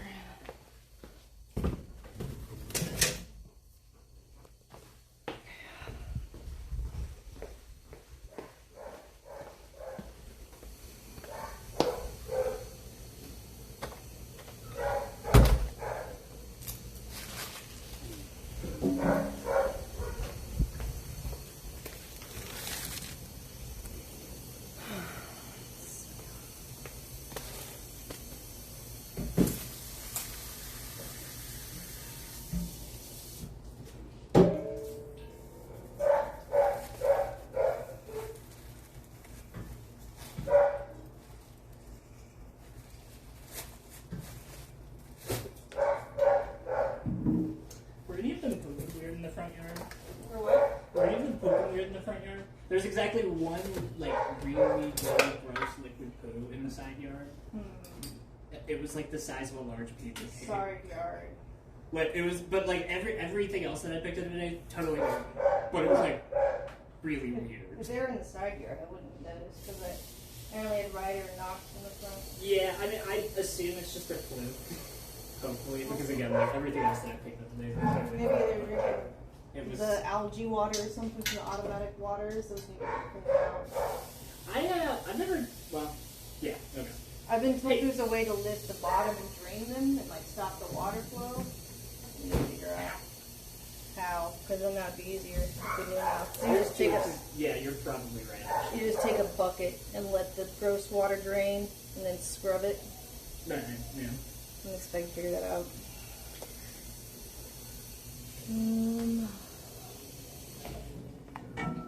Oh, I got this for bunnies originally. You have a cat, right? Yeah. Do you want this? I got this for bunnies, but it's cat scratching I would mats. say no to that. Absolutely. Thank you very much. I appreciate that. No problem. My girlfriend just got a kitten, so this is. Oh, there you go. Because he's the worst.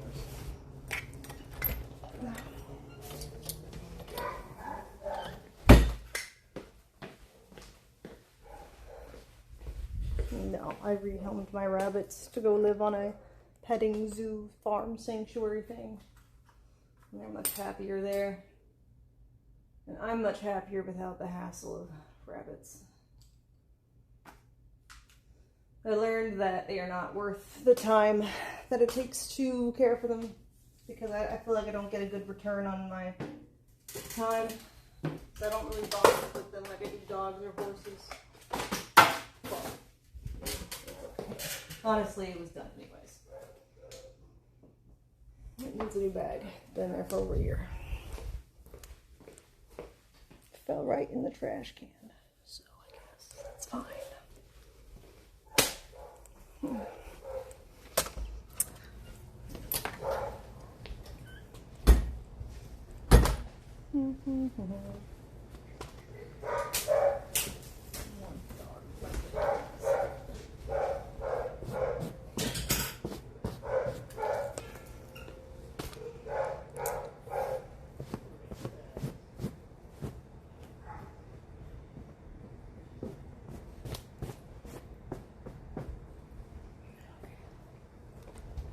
Go put this in the garage.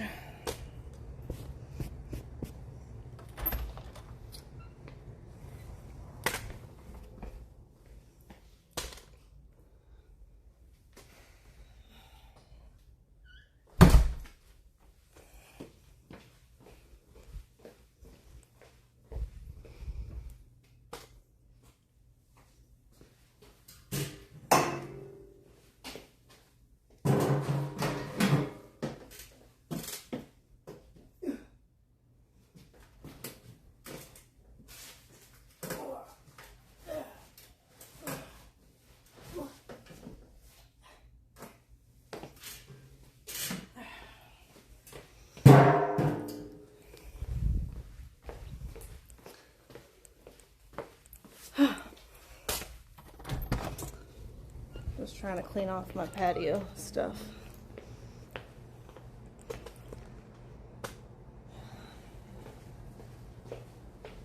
This dog bed is pollen all in it now. No.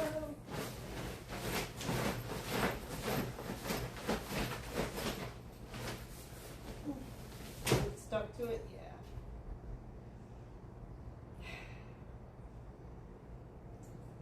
I wonder if a washing machine would dissolve that.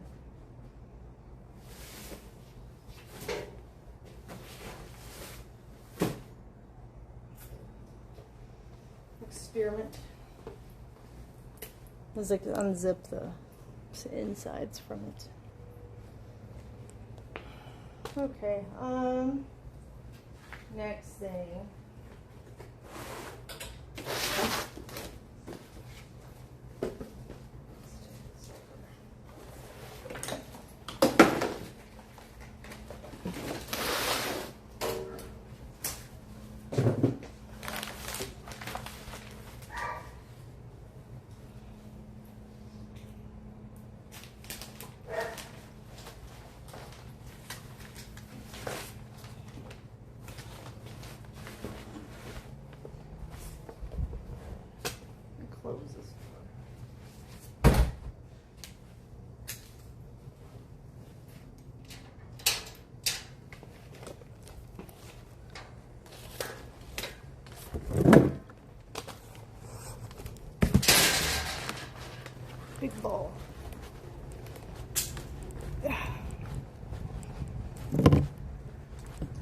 The grill is nice. I've made lots of barbecue on it.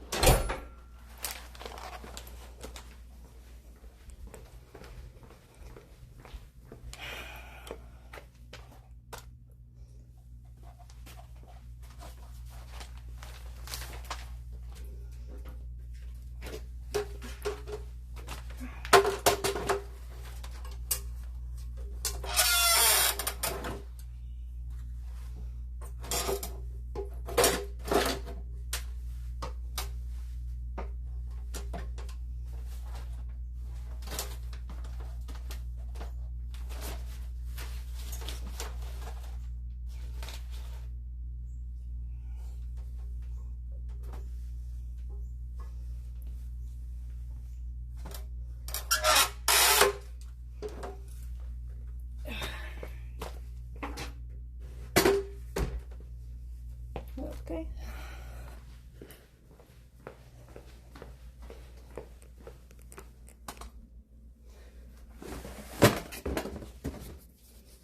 This crafting stuff.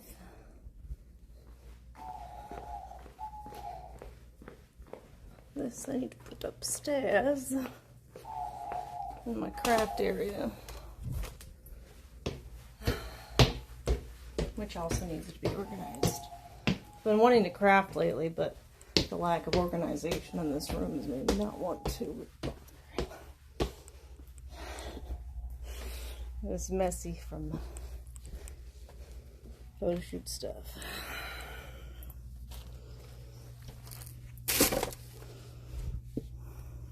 I'll just put that there for now.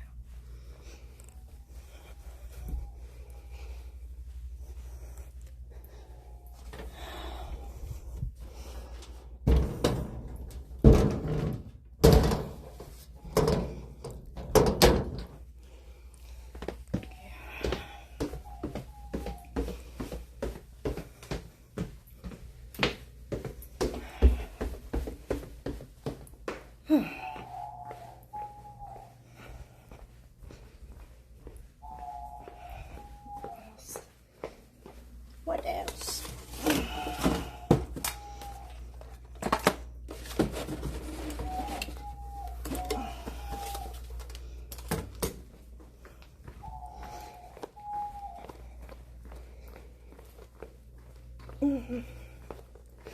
Bird seed platters. Protein. And then put the basketball in the garage.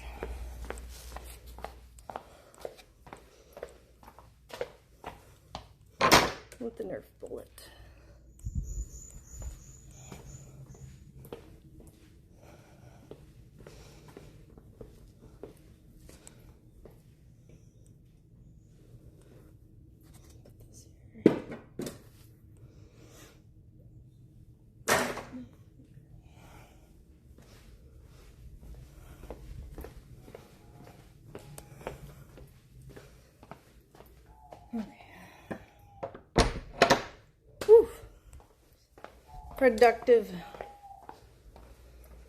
Productive day.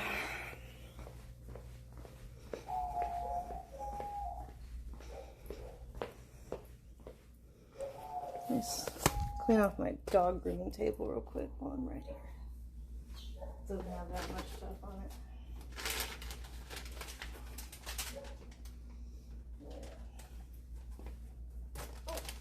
These would be good to put in the garage. More dog surgical suits. Tape.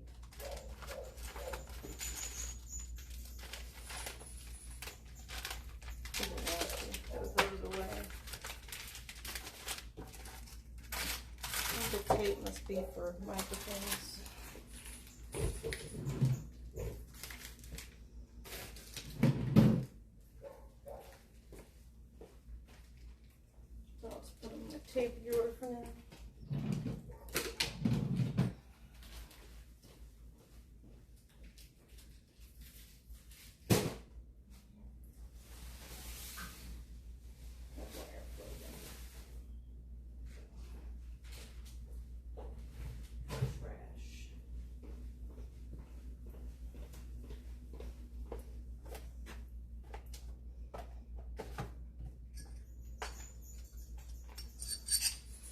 put these in Trump's weighted vest.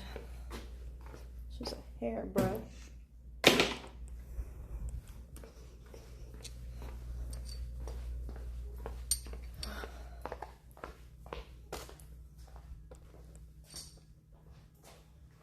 Trump's works out on the treadmill with a weighted vest.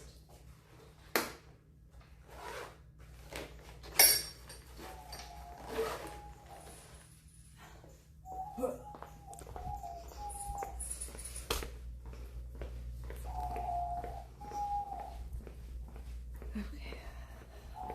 What else? The little selfie thing with the ring light. That's useful. Put that in my car, honestly. Do these have charge? No? Okay. Find it charges light too. Charging station.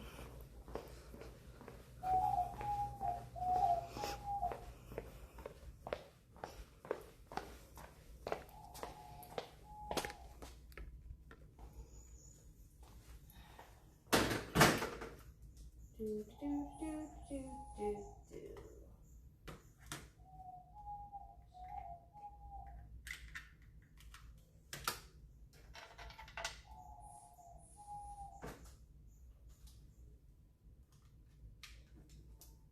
How do I know this is charging? Is it plugged in? Yes? Oh, there it goes. Okay. Ratter's not a Rottweiler. He's just colored like one. No Rottweiler in him.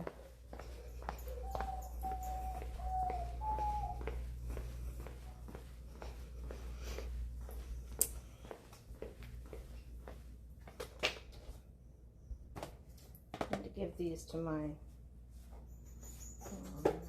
sister-in-law. These are so good. Are these still good? No. Okay, so these are.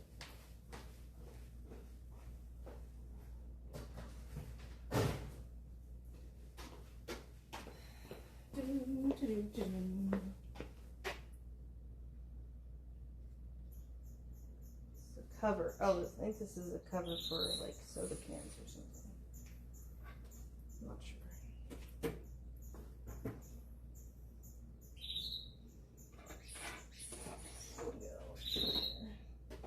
This can go in the dog garage also.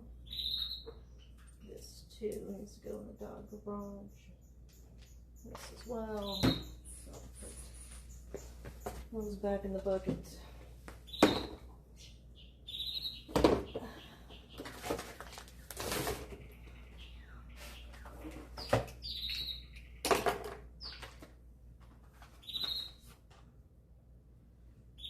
Magnets.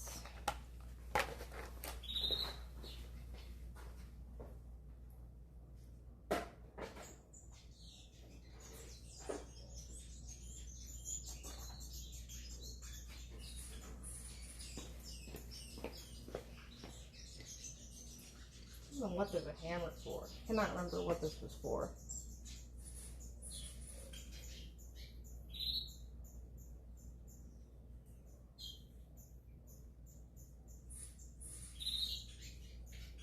Just gonna throw it away.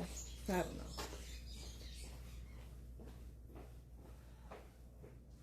Trying to build a shelf or something. It's part of the kit.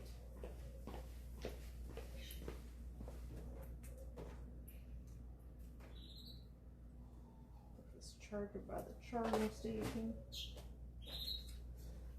I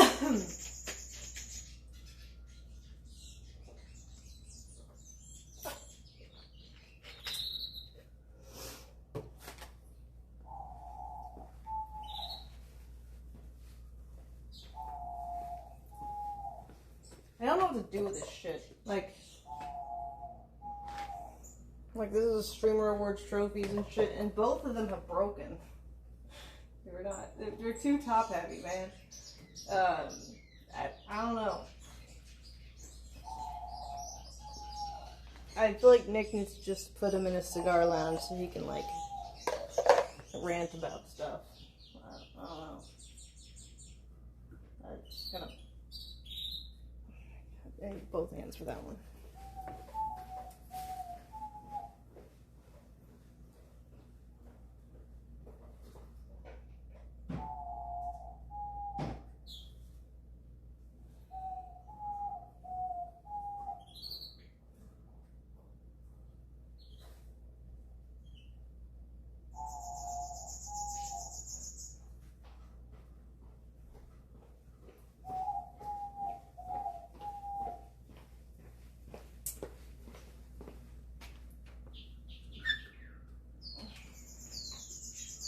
Let's go.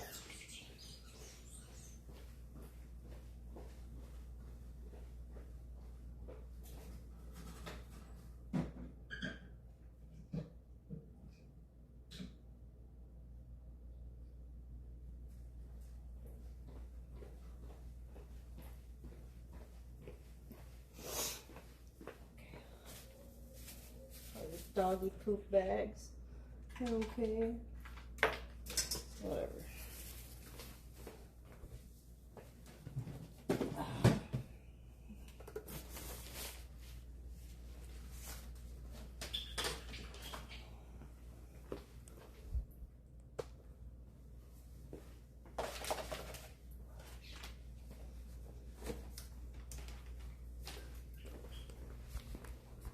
We'll put the candy somewhere where he'll see it. I don't eat it. I don't like sour candy. It makes my tongue hurt.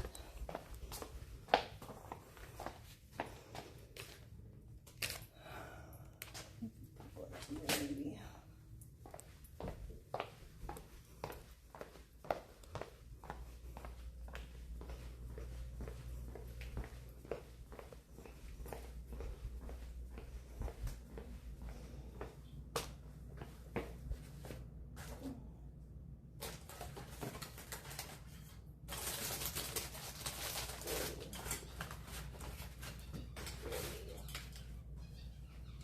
Okay.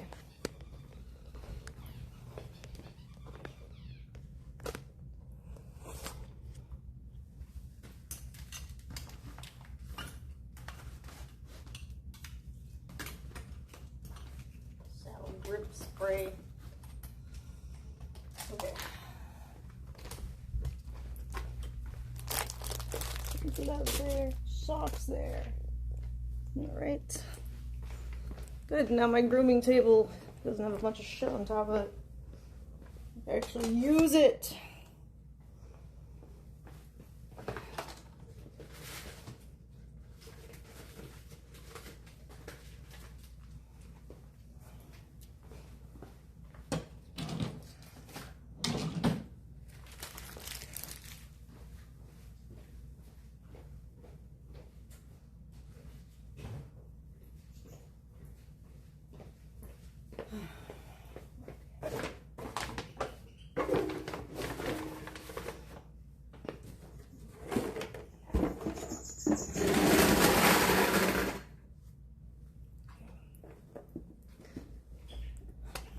Getting a dog rehab for shelter. I just have 6 dogs, so I love dog stuff.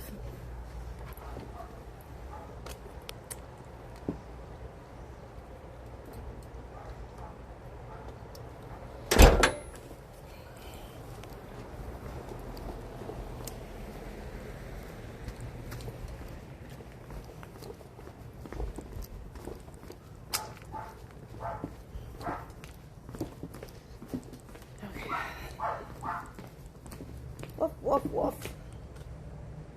Bark, bark, bark.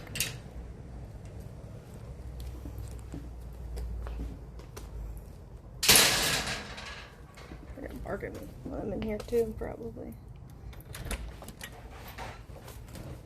Everyone in their crate. He's working on your food. I know. He's making it. I'm sorry, I don't have it. You're like, why not? Hurry up.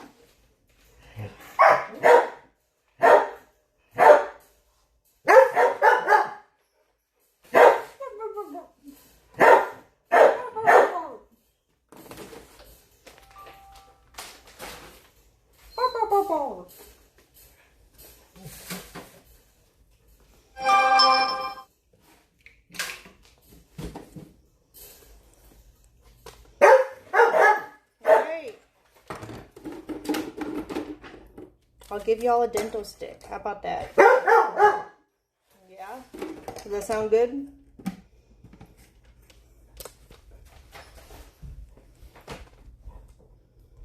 They're about to get their food. That's why they're in the crates. So they can eat in peace and digest. Here's your Tweetos. Here's your Tweetos. Where's the other one? Aha! There she is. She's hiding in here. There you go. Okay.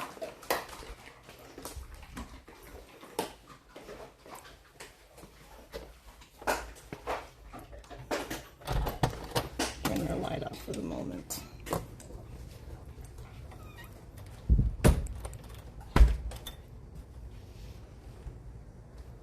Okay.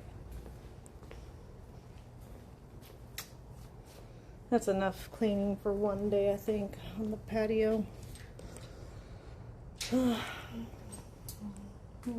Get other people to help me another time. I have 6. The 6th one is in the backyard right now. Let's go say hi to him.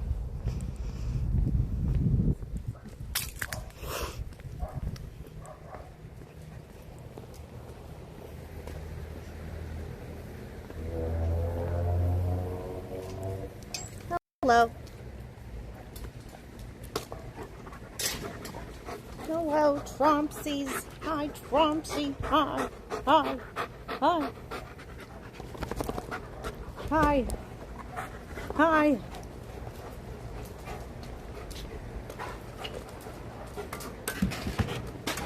Hi. Hi. Trumps. Hello. Hello. You're so pretty. You're so pretty. Give me. Hey, you're a good boy. Yeah. Such a good boy. So handsome. You're so handsome. Come on. Trumps. Looking for a ball. I don't know if you have a ball here now. Here. Come here. Yeah, he's a good boy. That's a good boy. That's a good boy. Yeah, he's such a good boy. Oh, thumping that leg. Thumping the leg.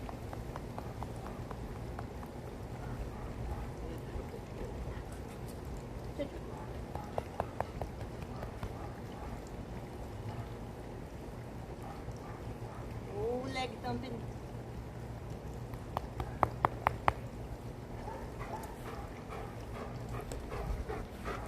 Better angle. Trumps. Good. Here. Trumps. Here. Sit. Sit. Sit. Sit. Good. And then come here. What's the name? Where is it? Ooh, the thumb. He's so dark. It's hard to see at night. Hard to see. Hard to see. Oh, that's a good boy though. That's a good boy though.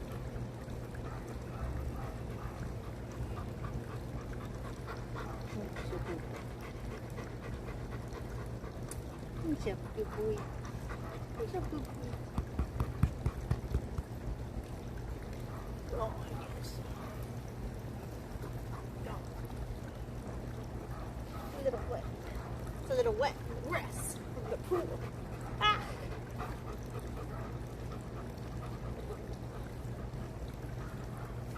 Here.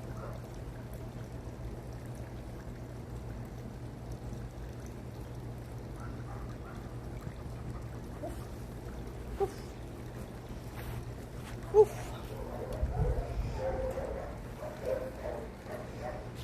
Oof. Fluffies. Trumps. Oh, hello. Oh, ow. so heavy.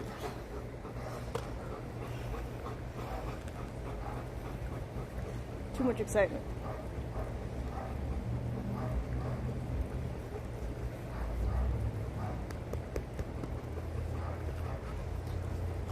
Very strong.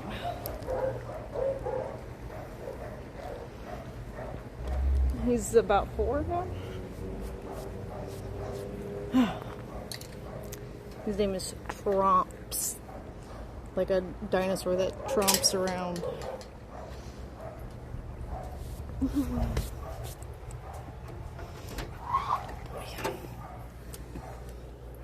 I didn't name him.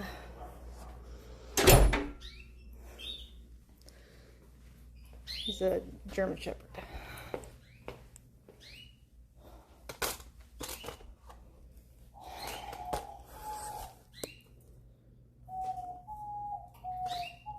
This is an Android phone.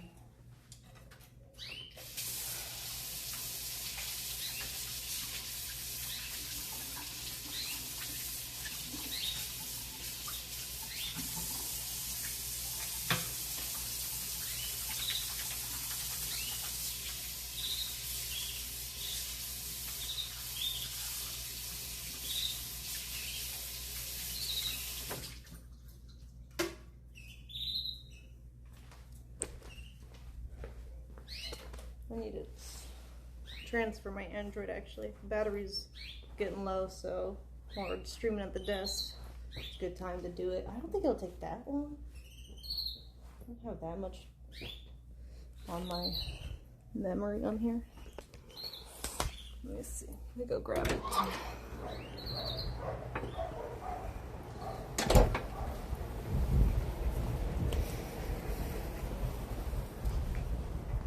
The new one maybe have better camera or low light, not sure.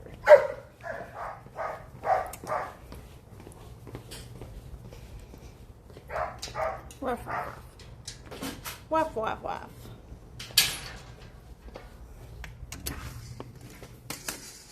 Oh, you can start giving Ryder the muscle chews also. Yeah. I thought that's why we had so many of them, because I've Yeah. been doing that for the boys and Trumps. Oh, okay, yeah. Good.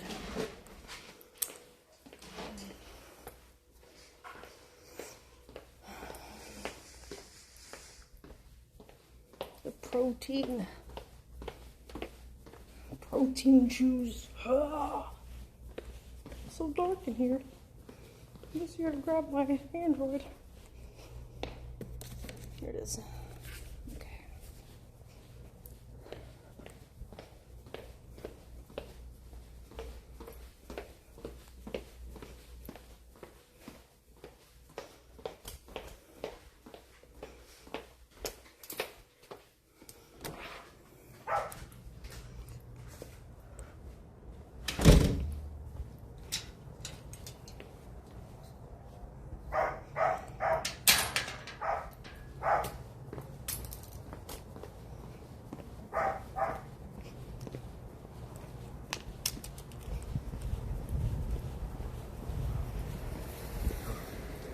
Hi, Travis.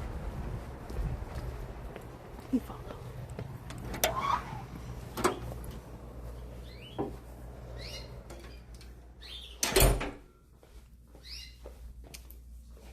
Let me get another water.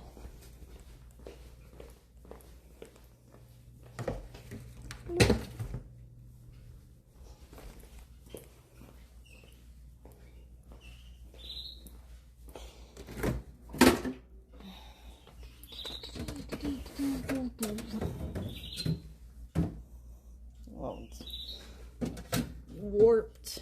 What the fuck happened to this bottle? That ain't looking right.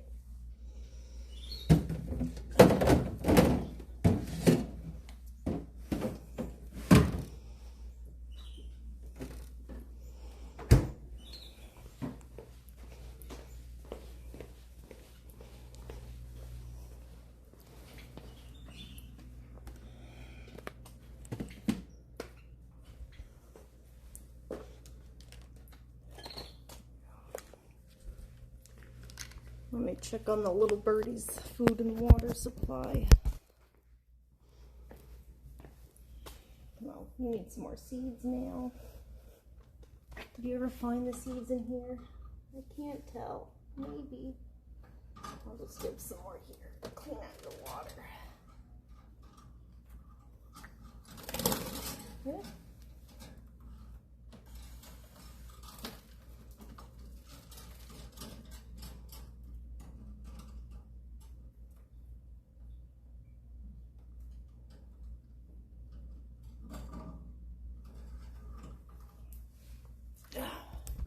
These little birdies are new, so they're in quarantine right now. Just to make sure that they have no health problems. Looks like normal and all that.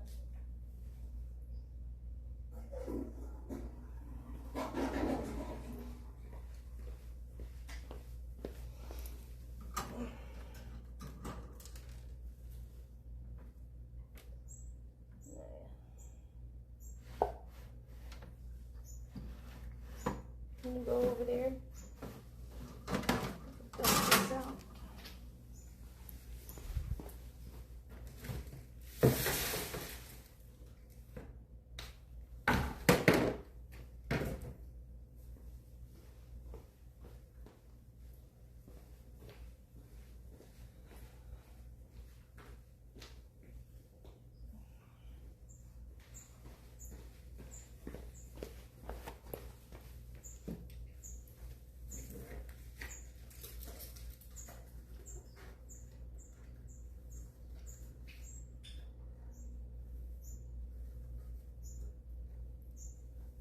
Okay.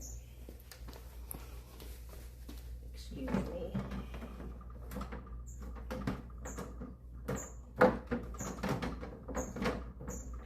Well, that does go back in.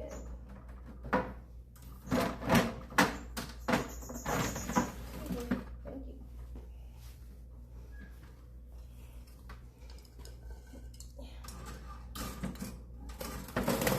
Sorry.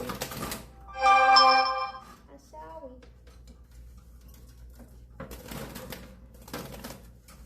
Yeah, let's put it on that edge now so I can fill it.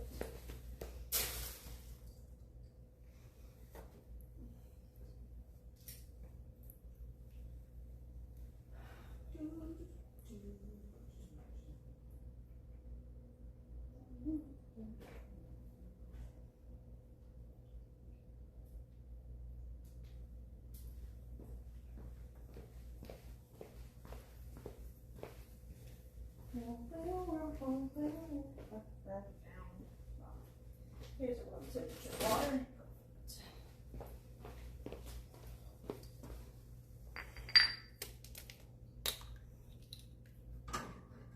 Yep.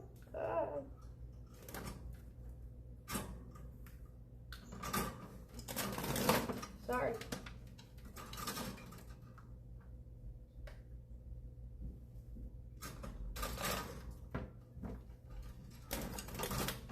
There you go.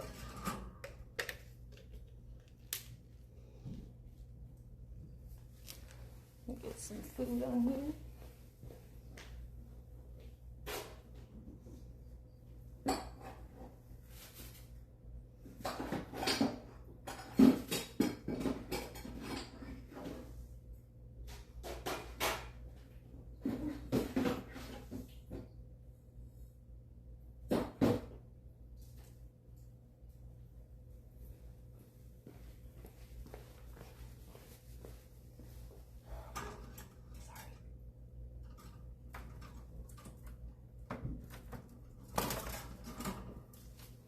Okay. Next one.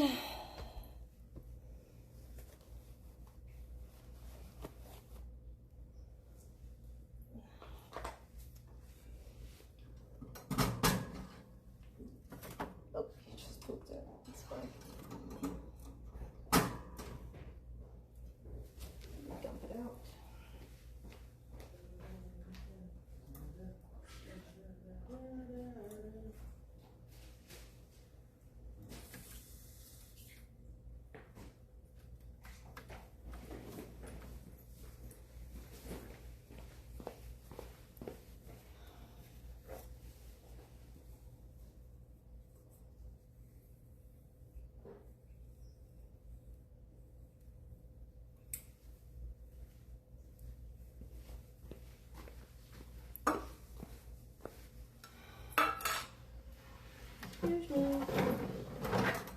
you, sir.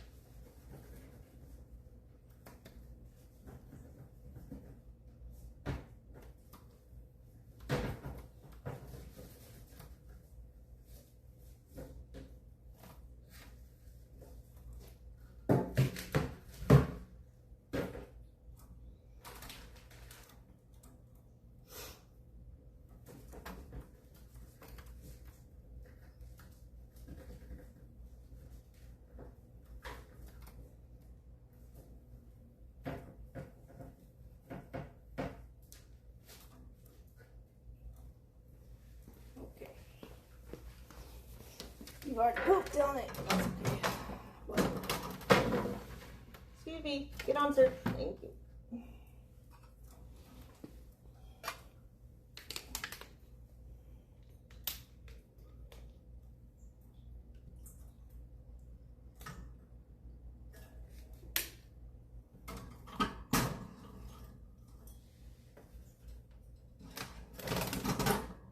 There you go.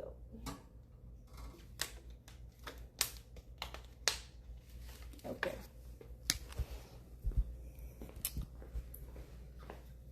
How are you little birdies doing? Everyone got water and food until medicine time? Yes.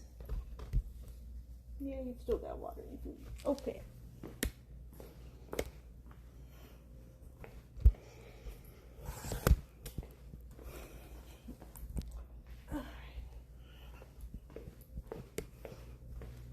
Nets are for mosquitoes. I open the garage door to let them sun.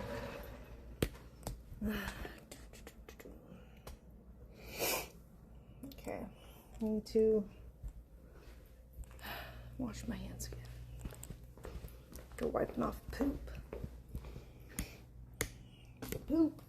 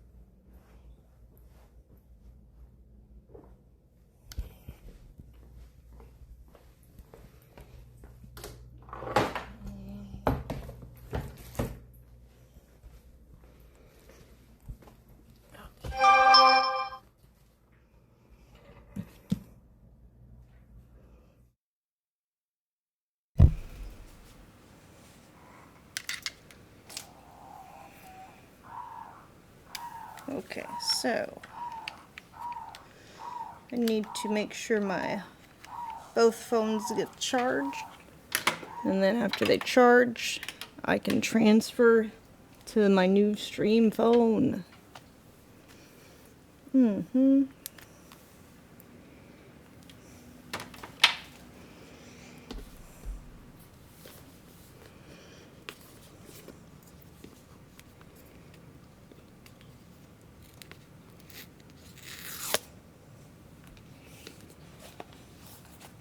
Oh, it's pretty in blue. So pretty.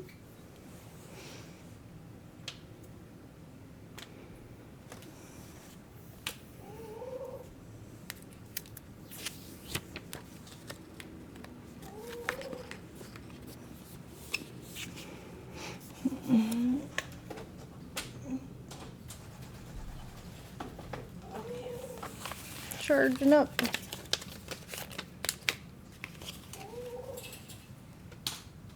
of birds. I have canaries, finches, some sparrows, doves, and some pigeons.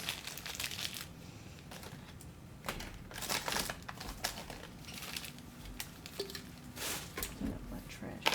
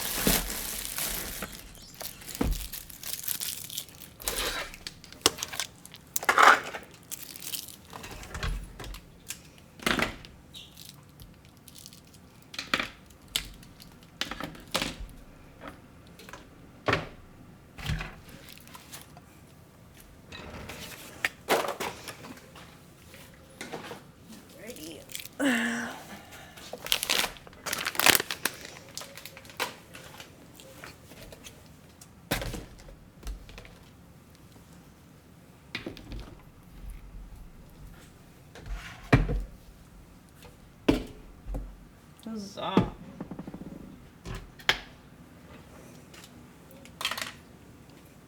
Getting all clean.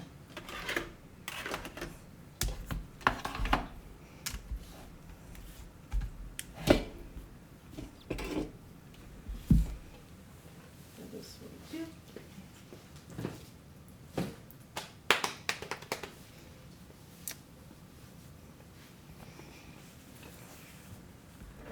Wow.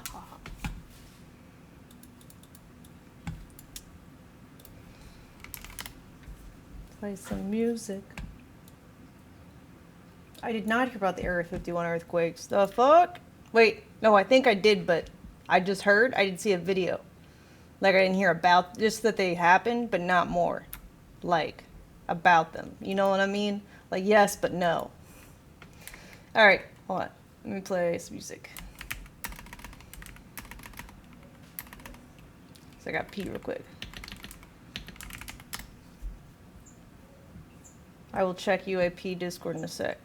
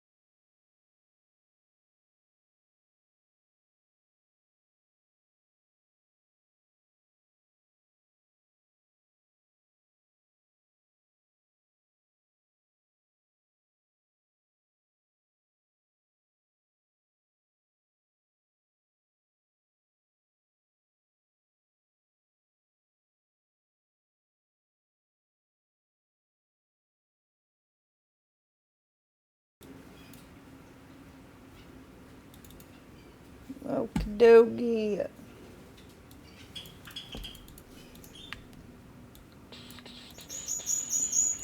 Let me take a look.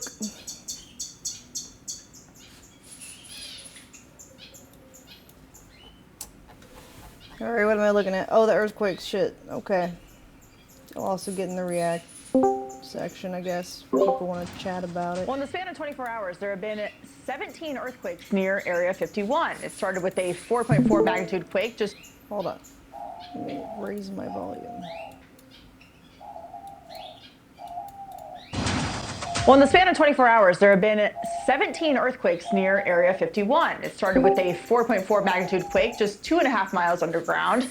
The area is normally not prone to earthquakes this shallow, and it's leading to theories of nuclear testing or even UFOs, because it all happened after President Trump said this. Do you have an update on the UFO files and what we're going to be seeing? Well, I think we're going to be releasing as much as we can in the near future. They want to find out about the UFOs and anything having to do with UFO or related material, and we're going to be releasing a lot of things from that we have, and I think some of it's going to be very interesting. Joining us now to respond, Dr. Stephen Greer, UFO researcher in retired position. Great to see you, Doctor. So are these earthquakes just a version of burning the files at an embassy when people got to get out? Well, the thing that lights up in my mind is that back in the 1990s, I briefed a man who worked and designed the security apparatus at some of the facilities out there, particularly the ones up near Groom Lake and Pahut Mesa. And he explained that on the top of those complexes underground were like bunker busting type bombs, but underneath them were thermonuclear devices, so that if anybody was getting close to those facilities, and by this, it could even be the legal government of the United States, they could collapse those facilities. Now, I don't know that that's what happened, but I know for a fact those security systems are out there. So that's one consideration. Now, it could just be a cluster of earthquakes, or they could be doing some legitimate underground testing out in that region. Yeah, there are a lot of mountains out there, so earthquakes are not out of the question. But we just heard President Trump promising disclosure. Mm-hmm. What does disclosure actually mean, in your mind?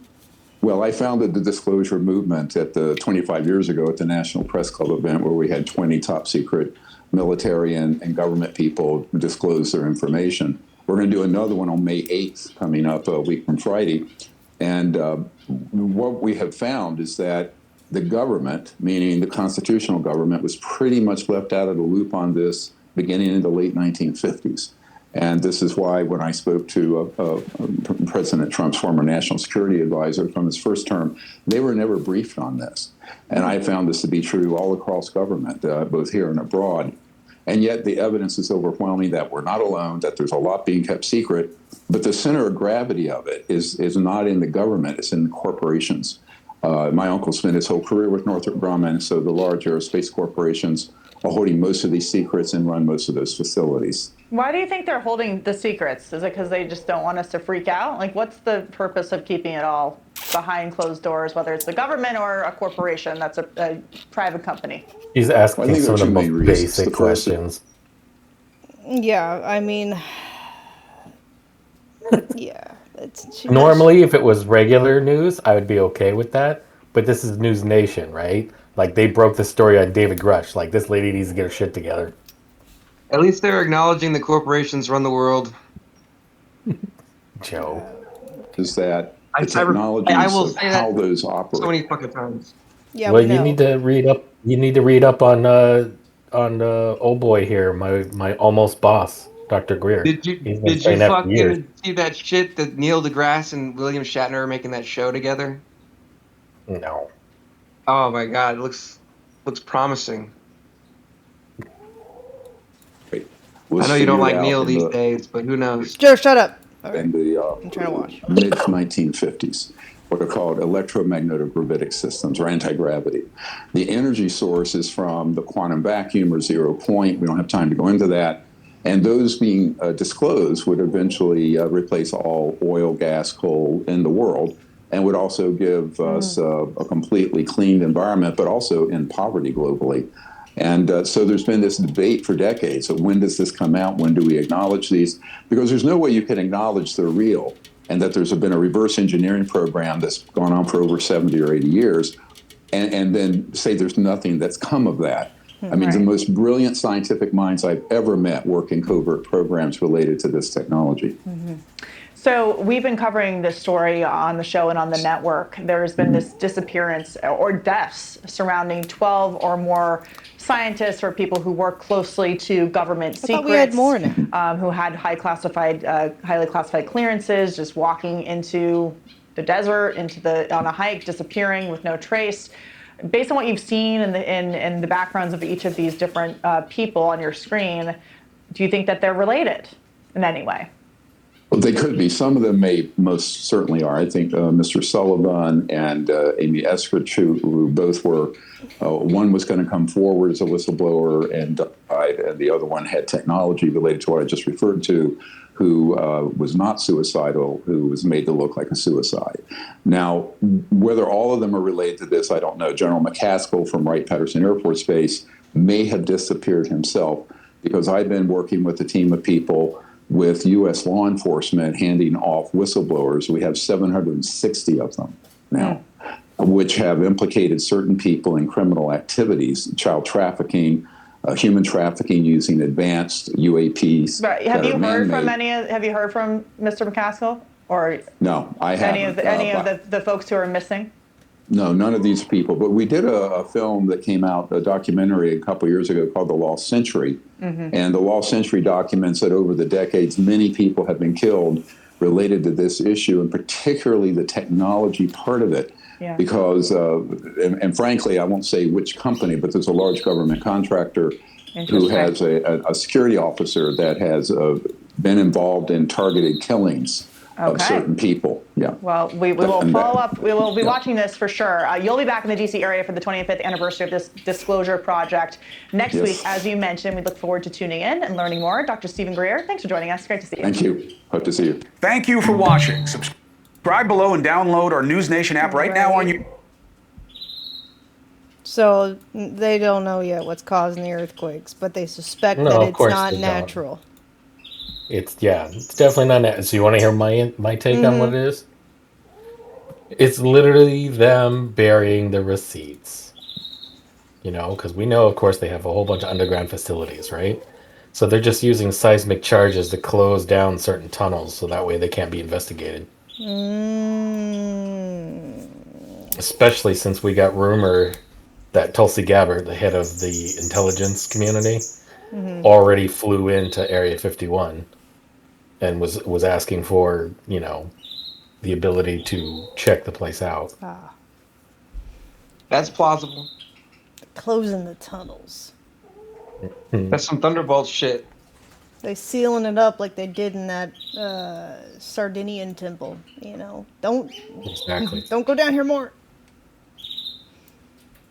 They saying, "Oh shit, they're getting too close. They want to see the tech. Hide it. No, don't put it on. Don't put a tarp over it. That's not enough." Hey, you saw Thunderbolts, right? Yep. That's exactly what they did at the beginning of the fucking movie.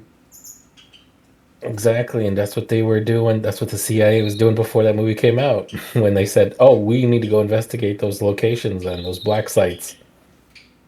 What about all the missile silos they didn't do it to? They just left them. Because they're not important. Diva posted a different related video, I guess, to this seismic unrest at Area 51.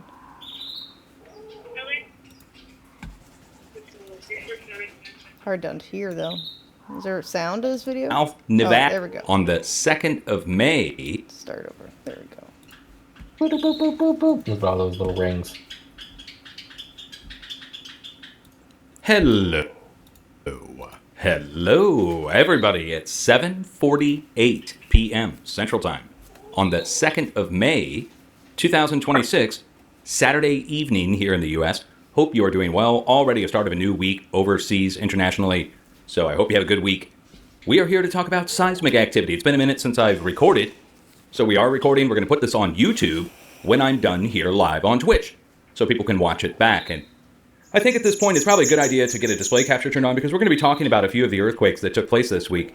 Some of it made news, so if you're not aware, 4.4 to 4.7 earthquake struck down in South Nevada. And I made a post on X on this, but not many people check X. So want to go over and show you what's at the location. Now, the reason this made the news is because of the location that it's nearby. So let's go show it to you. Come along with me on a voyage of discovery out here into South Central Nevada. So here's the earthquake epicenter. And next to the earthquake, over here about 25, maybe 28 miles west, is the famous Area 51. Okay, and once you start getting earthquakes next to Area 51, a lot of people start to insinuate or think there's something weird going on there with Area 51. However, make note of the volcanoes. The earthquake epicenter here, the volcanoes here, and then right next to it is this valley filled with craters, but these are man-made craters. Each one of these are underground nuke test sites. And we can turn on the information from Google Earth community, and it's kind of giving us a bunch of place marks that we can click on. This one, U.S. nuke Operation Cerise, November 18th, 1966, 7 kilotons. So I guess you would call that a small nuke. There's megaton blast, thousands of kilotons. Also just hundreds of kiloton blast in this valley alone. Then in the 1980s and the 90s, they did further blast bigger with the UK and France taking part here in the US and these sites here. And then we have our above ground nuke test sites that are down here, including Doomtown, Frenchman's Flat, Operation Rise Line. That's down to the south. So this whole area here is a nuke test site. On the side of the nuke test site is Area 51. On the side of Area 51 are a series of volcanoes and the earthquake striking next to the volcanoes, next to Area 51, next to the nuke test sites. Do you think they build the nuke test sites near volcanoes for plausible deniability? Could be, but like a lot of test sites aren't usually, like all the test sites in New Mexico, they're not near anything like volcanic or seismic in relation. The news I gets think they over just this, more or the less Shock want an channels, area that's they all dead. focus on Area Nothing 51, but longtime viewers of mine know that this location gets hit somewhat regularly. The nuke test sites and the areas around here, also just slightly north, are the lunar craters. So as we go just north, let's search again. Here's the earthquake epicenter. And we go just up here to the north, and you have the lunar craters. You also have the Goblin Knobs and a few others. They're all really interesting sites. But I would say if we're going to try and blame... Whoa, why are they called Goblin Knobs? Who's Goblin Knobs? Who's knobbing on the Goblin Knobs? Knob goblins. I need more information. I'm afraid to Google it, though. We should start a list of all... I don't know what I'm going to pull up. Nevada Goblin Knobs. We should start a list of all terms and names that are inappropriate that we found doing conspiracy theory research. Why are they taking Juicy J lyrics, though? That's crazy. That's also interesting because I recently read that, like, ChatGPT had to be told You recently read about goblins on knobs? The goblins on ChatGPT, apparently ChatGPT had to be instructed to stop talking about goblins randomly out of context. What's a goon? Right, yeah, I read that. I don't know. It was weird because it wasn't like ChatGPT was already talking about it out of context. He just was told not to. No, so what I read was that it was talking to users about it out of context. Maybe we should look into that one later. Yeah, after we should look into that. What is going on with that? What's the context here? Oh, I guess this is why they're called Goblin Knobs, because they look like funky penis rock structures. Maybe. I don't know. Is that what you imagine a goblin's penis looks like? No, but I mean, maybe they're confirming for us. Nevada's Goblin Knobs. Proof. Prior to our trip, we had heard many things about the Goblin Knobs. Tucked into a remote corner of central Nevada sits this parcel of public land, which is administered by the Bureau of Land Management. So many things. 61,000 acres of desolate desert landscape and open expanse, free from roads and developments, and populated by twisted rock formations, cacti, and wild creatures. 61,000 acres of natural beauty, which the BLM refuses to acknowledge as having wilderness characteristics, citing proximity to the nearby Highway 375 and a lack of recreation opportunities. This is so loud. But the story we had heard was different. Tales of pressing quiet and unmatched solitude. For that guy to get out of the road. Exploring, and one dramatic tower that stood above the others, known as the Goblin Fang. Do they have We weren't pecker sure why checker this knob? area couldn't have wilderness characteristics, but naturally we had to go there. And so with visions of the Goblin Fang in our minds, we got a late start and arrived in the dark, eager to see what the morning light would bring. You gotta see the goblin knobs at night and in the morning, you know? You gotta see what it looks like when you wake up next to it. Knob Goblin. Knob goblins. Waking up next to the goblin knobs, ain't nothing like it. Those pipe smokers. He doesn't even want to say it, he knows. The pole smokers.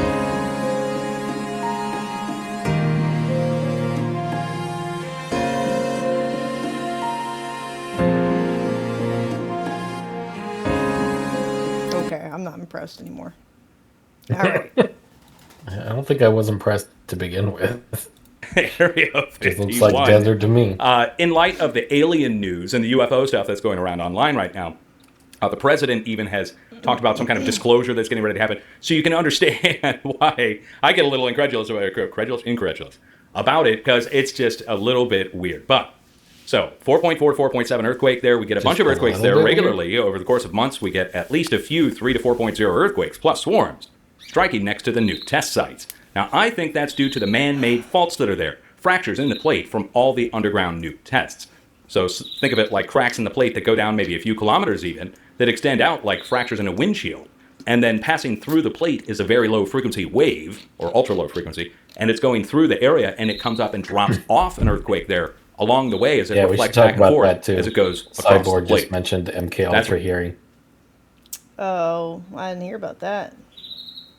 Yeah, it's very strange. What I think is causing the earthquake there. But that being said, then this earthquake struck. Get ready, guys. So here we go down the rabbit hole. So then this 5.1 earthquake struck, which they upgraded to 5.2. It started out at 4.9, so I was shocked to see an upgrade at all. On any of these earthquakes at all, you don't normally get much of an upgrade. So what's at the location? Well, another volcano, but something else. Now we have to go back in time about a month, because a 5.8 earthquake struck here just about a month ago, and it did make the news because it's the biggest earthquake to strike out west in many, many months, if not a year, for the whole west coast. So now we're back with a 5.1 in a slightly different location. You see there's this body of water right here. Let's zoom in and show it to you here. It's called Lake, or Carson Lake. On the north side of Carson Lake, you have this place called the Soda Lakes. Soda Lakes, let's click on it so you can see the Smithsonian place mark for this. This is a volcano, or a series of volcanoes, and that's the Soda Lake is part of it. Soda getting its name from the effervescence in the water from the bubbling that goes on there. On the north side of there, there's the geothermal pumping operations, plus solar farm now. Solar farm on one side, geothermal on the other. Getting steam out of the location. But the thing that I found here, that's right next to here that I missed when the 5.8 struck, is this. See this airport here? Well, let's zoom in a little bit more. How about this? Naval Air Station Fallon. Out in the deserts of Nevada, the Naval Air Station. All right, now this opens a huge can of worms. Naval Air Station in the desert, out here next to a little body of water that's kind of suspicious, and then next to it, the deeper Soda Lakes that are volcanic that go deep down into the plate. Then next to that, you've got Lake Tahoe and Pyramid Lake. Now, why does all this matter? Why does the military thing matter? Well, for the same reason that down to the south, if you're at a military base there. So now we're at another place where there's another military base, but a naval air station in the desert? That rings a bell, because I saw a video. This gets really weird. Just bear with me here. Yeah, we go back several years. Bases. I want to say it's 8 years ago, maybe 10 years ago. There was a video that was circulating online from two guys that were in the U.S. Navy.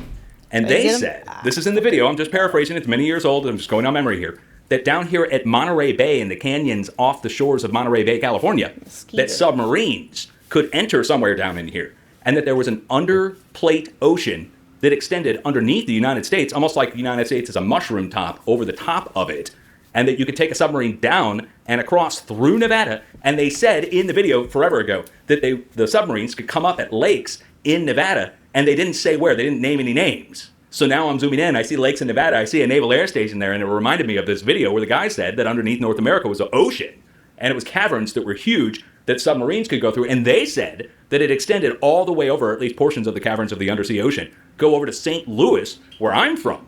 And that caught my interest in the video because they said that the submarines could get worked on here in St. Louis and either go back the way they came or go down out of the Mississippi to the lock and dam system for smaller subs. And I couldn't believe what I was hearing at the time. But now here we are. And we get a deep earthquake down below the location where there's a naval air station. I didn't know there was a naval air station out here in the desert. I mean, there could be a reason why they would have a naval air station out in the desert for some reason, here far from the sea. But that being said, it's a little bizarre that we get the earthquake down below the military base in light of the other big earthquakes that struck in the past few months that struck across the plate, and rare earthquakes that struck over on the East Coast, for instance, at the military bases, which was the topic of two of my videos of the past two videos that I did. We were zooming in, and lo and behold, zoom in, we're going right next to a military base. Now, this all goes back to the biggest earthquake in the past 10 years for the whole East Coast. Many of you might not remember this. It was about 2 years ago. In the last 10 years, a 5.0 earthquake, which they downgraded quickly to a 4.8, struck in New Jersey at a place called Bedminster, New Jersey, up here. And at Bedminster, where the earthquake struck, it turned out the earthquake was right below Donald Trump's golf course. Another place, but this is right before the election. So down below Donald Trump's golf course, the biggest earthquake. They were trying to nuke him, and that's how they were going to assassinate him, but it didn't go off correctly. In the past 10 years, struck 4.8. Time. Just poorly and planned. Then the drone thing happened right over the location. Those weird... Just nuke him while he's golfing. Yeah. Can you imagine that? They just tried to nuke him while he was golfing. That's some next level chess. Good Lord. Drones that they couldn't identify what they were, who was operating them. And everybody ignored the earthquake below Trump's golf course. But at the same time, down here at Joint Base Charleston, we had earthquake on the same day down below it. And it happened again and again and again, back and forth from like different bases all the way up the East Coast. And I believe this is induced by a very low frequency that they're using either for communication, or one of our enemies is trying to look down into these locations, getting back to this location here in Nevada now. So let's suppose this is induced by a very low frequency that they're using either for communication, or one of our enemies is trying to look down into these locations, getting back to this location here in Nevada now. So let's suppose that up in space, or up in the sky, that they have an aircraft or a vehicle that's capable of generating very low frequency, or from far away, and reflecting it around the ionosphere. Let's say the Chinese or the Russians. And they wanted to see down below this location to see what the U.S. Navy was doing. They would try to do that using low frequency, ultra low frequency to penetrate down into the crust to get a reflection like a radar. The other thing that could be causing this would be a military system that they're using for communication. A low frequency system, very high power, communicating around the world, inducing earthquake activity next to it. It's possible. Third possibility is underground something or other going on there that we'll never know about, but the only way we'll ever know is with an earthquake striking there. So it's a lot of possibilities on why the earthquakes are striking next to all these different military bases, but it's kind of explained, I think, by the same reason that the earthquakes are striking next to the power plants. Whether it's hydroelectric, geothermal, nuclear power plant, or a coal fire, or a natural gas fire power plant, that we're getting the earthquakes next to those too, which also are generating low frequency. Electricity is low frequency, in case you didn't know. So generating low frequency may be precipitating the earthquakes down below, Mother Nature's wave attracted to it like a break in the plate, but it's electromagnetic. It's just a supposition on mine. I can't prove it, but I have to be able to try to explain, or at least think about, explanations for why significant earthquakes keep striking next to military bases, power plants, power stations, power lines, places where low frequency is being generated. But yet they're still natural, that the earthquakes then spread out from those locations. Now, let's talk about the rest of the plate, because take a look at it. Look at the line of earthquakes in this is the last week's. Let's look at all of them and turn down the rings a little bit. Gosh, let me turn off the numbers here, too. So here's all the earthquakes from the USGS 0.0 and greater feet over the last 6.5 days. And the bigger the ring, the bigger the earthquake. So you see our 4s and 5s out west. Then you see our 3s going over to Colorado. 2s and 1s going all the way up the East Coast. Notice the trajectory. What? Well, I was talking to somebody in chat that said Ozman cometh, HARP is no longer operational. But they probably do use similar technology that they learned during HARP experiments on satellite systems now. And the plot of all the earthquakes. Here's 0.0 and greater. So there's no variation on this. We're seeing the earthquakes go down around the edge of the North American craton and trail off up the East Coast. What does this prove? Well, if you look out west, you see there's a big bundle of earthquakes that points over to, almost like a giant arrow, taking the shape of the North American craton. And this is something I've lectured on at length in almost every video that I've shown for the last 15 years. It's kind of annoying that I have to keep doing it, but there's always somebody new. If we go look up these locations, you're going to find something significant at most of the locations all the way across the plate. So it's not like the earthquakes are just randomly striking at these spots. There's a wave that's going across the plate, I think, a wave, and it's dropping off the earthquakes at these pre-designated points that, well, Mother Nature would have dropped them off at the volcanoes along the way, which there are many along these points. But instead now, there's things like this. Let's go look up this 3.4. Ute Park, New Mexico, the biggest of the bunch across the whole Midwest in the past several days. Or the Intermountain States. I guess you don't call that in the Midwest yet. It's New Mexico. So Intermountain West, the biggest earthquake aside from the 5 over on the West Coast is here. So what's going on? What is this location? Zooming in on the location, you're going to see a bunch of pads in the mountains here. They're rectangle or square in shape. And we'll zoom in on them, and you'll see there's a shadow. The shadow is of the shadow of a jack of a pump, an oil well. So we'll zoom in. Every different pad has a different oil well on it, and there's hundreds at these locations. Tanks, pumps, jacks, and pipelines. There we go. You get a side view. It's almost like a sundial. You can see the shape of the jack of the pump there on the ground. And you'll see it goes on and on and on across the hilltops. This is a large oil and gas pumping operation in New Mexico that carries on across the border to the north. This is Colorado border, and it doesn't stop. Look how many there are up north in Colorado. Same thing. Tanks, pumps, jacks, and pipelines. There's a collection pond where they collect fresh water, then mix it with toxic chemicals and put it down into the ground. They use those black tarps, those plastic tarps, to collect the water. Anyway, Colorado's loaded with them. You see how many there are there. And it goes all across the Front Range of Colorado there. Or is that called Front Range down there? Anyway, it goes across the mountains, the foothills, all the way down to Trinidad, Colorado, over to the east. And it goes all the way south, down in New Mexico. Just jumps right across the border. The oil companies don't care. And we go right down across over into New Mexico with this. So our biggest of the bunch so far going over to the east is at a drill point. Now, if we look at all the smaller earthquakes, let's get those all in there. And again, let's turn off the numbers really quick so you can just see where they are. Down in Texas, for instance, every single earthquake in Texas and every single earthquake in Oklahoma is at a drill point. Same with Louisiana. So once we get over to the east from there, we can start looking up the quakes and really get into it. But you don't have to take my word for it. I can just drag my mouse across the area. Every single spot where the earthquakes are here in Texas and Oklahoma is at a drill point. I've showed it 1,001 times, but for new viewers, I guess we'll just pick one from right in the middle, from the stack, from the swarm that's going on. Midland, Texas. You may have heard of Midland, Texas before if you're over a certain age. That's where the Bush family is from. Right? It's oil central down here. Wait till you see it. It's a lot. And then I can just move my mouse left and right because you can see the earthquakes are going in that trajectory, but let me just show it to you here. So you remember what we just looked at in New Mexico with the square and rectangle pads? Well, the same thing for Texas. And these are, you see, like there's a house, right? And then next to the house, you've got a pad. And at the pad, you've got trucks, tanks, pipes, and jacks that go off into the distance. And every single one of these is an oil well as well. Now, Texas is known for its drilling, but most people don't realize how much there is. It really, I would call this excessive overdrive. And I'm not like the environmentalist kind, guys, but look at how many different drill points there are. It's like 1 million right here alone. Again, remember what I told you, Midland, Texas. That's where the Bush family is from, but most people don't realize how much it's been drilled. Let's see if we can get a ground level view on this. Off into the distance, see what it looks like. Just for a perspective of how many drill points and what they look like in the area. So if you were driving through the area, I guess you'd look off in the distance and you would see these little specks on the horizon, wouldn't you? You look closer and they look like dinosaurs off in the distance, don't they? Anyway, so that's what it looks like. There they are, off in the distance. Oil wells all over the place, but spread out over a vast distance. Texas is huge. So when you talk about a lot of drill points, you really have to get in perspective of the whole. We're looking at one Texas county there. And we're talking about the whole region being drilled. So let's get back and... Oh, 1 second here. Hold on. Okay, sorry. I thought I was cut, but I didn't. It was, again, my end, not yours. So from down here at the border of Texas and New Mexico, this goes right past Fort Stockton. Then over to Midland, and then up to the northeast, we go up into Oklahoma. And Oklahoma has now over 1 million drill points. Started with 500,000 back when I was doing my thing when I first got on YouTube. And you guys might not know my history on this fracking earthquake thing, but when I first started on YouTube, it was denied that fracking could cause any kind of earthquakes. The professionals all came actually to my videos and denied it openly and said there's no relation between earthquakes and fracking at all.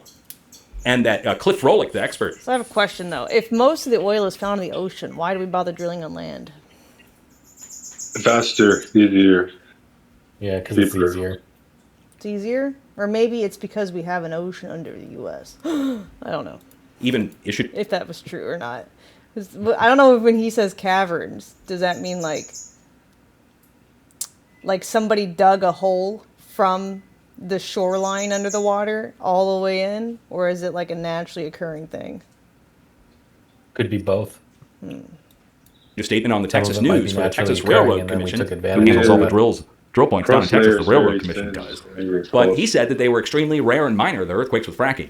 Then 5 struck across Arkansas, Oklahoma, Kansas, and they then had to adjust what they thought about what could be caused by man-made drill points. So look where we are now.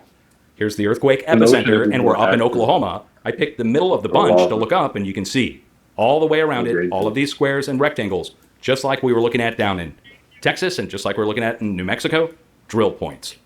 So each one of these, I'm proving it to you if you're a new viewer. Same with Southeast Texas, down here where the swarm is. There's actually 2 swarms down in Texas.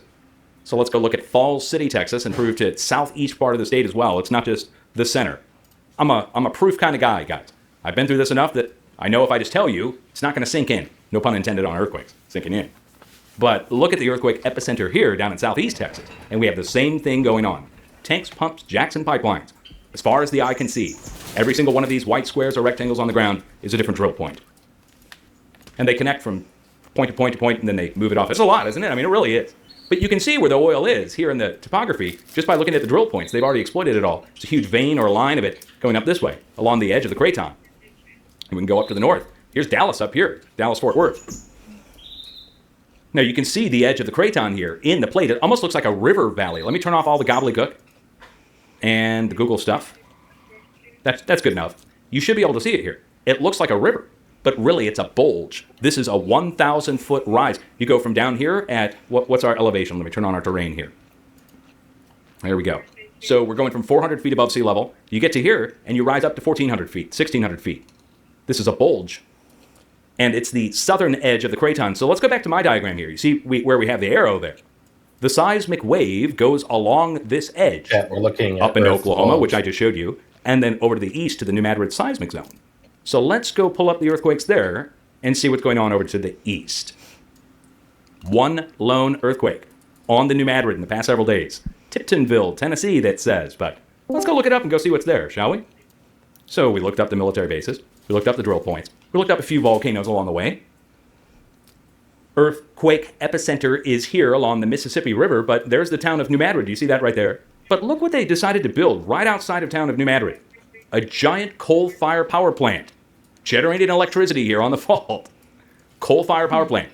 Good idea? I don't know. But right next to the power plant, we have the New Madrid town itself, and we have our earthquake on the south side of the power plant.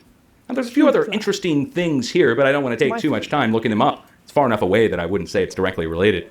Is the Native American structures that are built into the ground there. In case you don't know, right outside of town of New Madrid, there's the Native American mounds, which they built a cemetery at. It's called the Mounds Park Cemetery right here. Here's the mound. And there's the graveyard they built around it. And there's the Mounds Park Cemetery. They built the public school right next to it. Nothing go wrong there. Maybe they built the school there to scoop it out to see what's down in the ground. They would never do that, though. Let's go over to the east and take a look over on the east coast, see if there's anything worth mentioning earthquake-wise to the northeast. Ah, okay, hey, now, let's go up here to the north. 2.9 earthquake striking on the Canada side of the border. But I think this is worth looking up, because I looked it up earlier this week, and I have not done a recorded update for my YouTube audience. Get a load of this. A rare 3.0 earthquake struck right at the Canada border with Michigan. But wait till you see what's here. You already see my place mark. It's a big red triangle with an exclamation mark in it. But what is it? It's the nuclear power Fermi 2 nuclear reactor. So we're right across, this is 11 miles away. I already measured it, but again, right here. We're 11 miles east of the nuclear power plant. Now on the military base, remember what I told you about the military bases, the power plants, over and over and over again. We get them all around the world. You may even remember the big Japan earthquake. It was right next to the Fukushima nuclear power plant over in Japan. The biggest earthquake in the East Coast in the last 50 years struck in 2011 Fukushima. Down here in Virginia at a place called Mineral, Virginia, but right next to the Lake Anna nuclear power plant in Virginia. So just example after example of power plants getting in. It's not just nuclear. I already just showed you. So hear me out, chat. You can believe in nuclear shit affecting earthquakes. That's fine. But what if people are getting their nuclear power actually from dragons, and they're having dragon battles underground, which cause the earthquakes? Sure. Food for thought. Down in the New Madrid seismic zone, a small earthquake next to the coal-fired power plant. So I think it has to do with very low frequency. Electricity is very low frequency. We're generating it on the surface, putting it out across the transmission lines. Mother Nature is sending a very low frequency wave through the plate, and you get a scalar, an area where the two cross, an electromagnetic area down in the plate, a few hundred, maybe a few thousand feet, and the two precipitate, and you get a third wave, or break, that comes out of that, the scalar. They're doing scalar Higgs boson experiments over at CERN by colliding particles riding on the back. That's why we find dinosaur bones close to the surface, because what happens is after dragons have deceased or killed each other, they take the bones and they go hide them on the surface so that we can keep getting all the museum funding. I found a dinosaur. Did you? Look. Oh.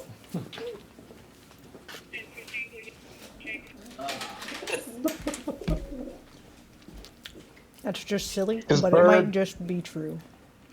Birds The are way he dinosaurs. fit- I thought blinking out. The way he fidgeted was too funny. It was like, no, don't put me on camera. Yeah.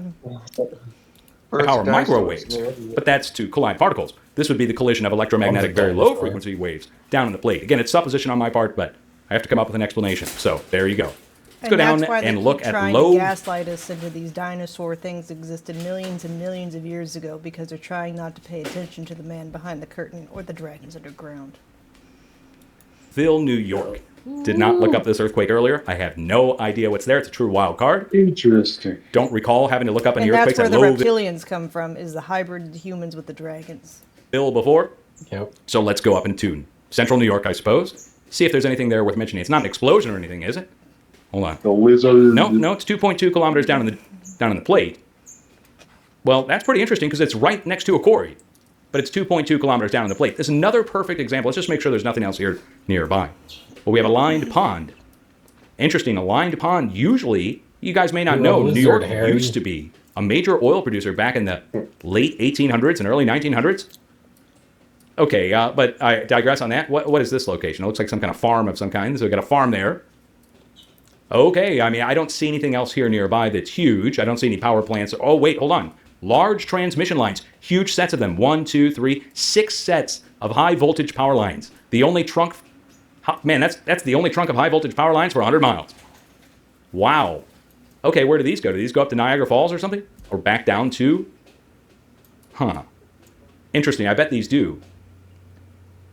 Ah, okay, hold on. We're also at a location that... This gets into something I could lecture on for hours, which is bulges in the plate that professionals have not noticed are giant ancient laccoliths, like this.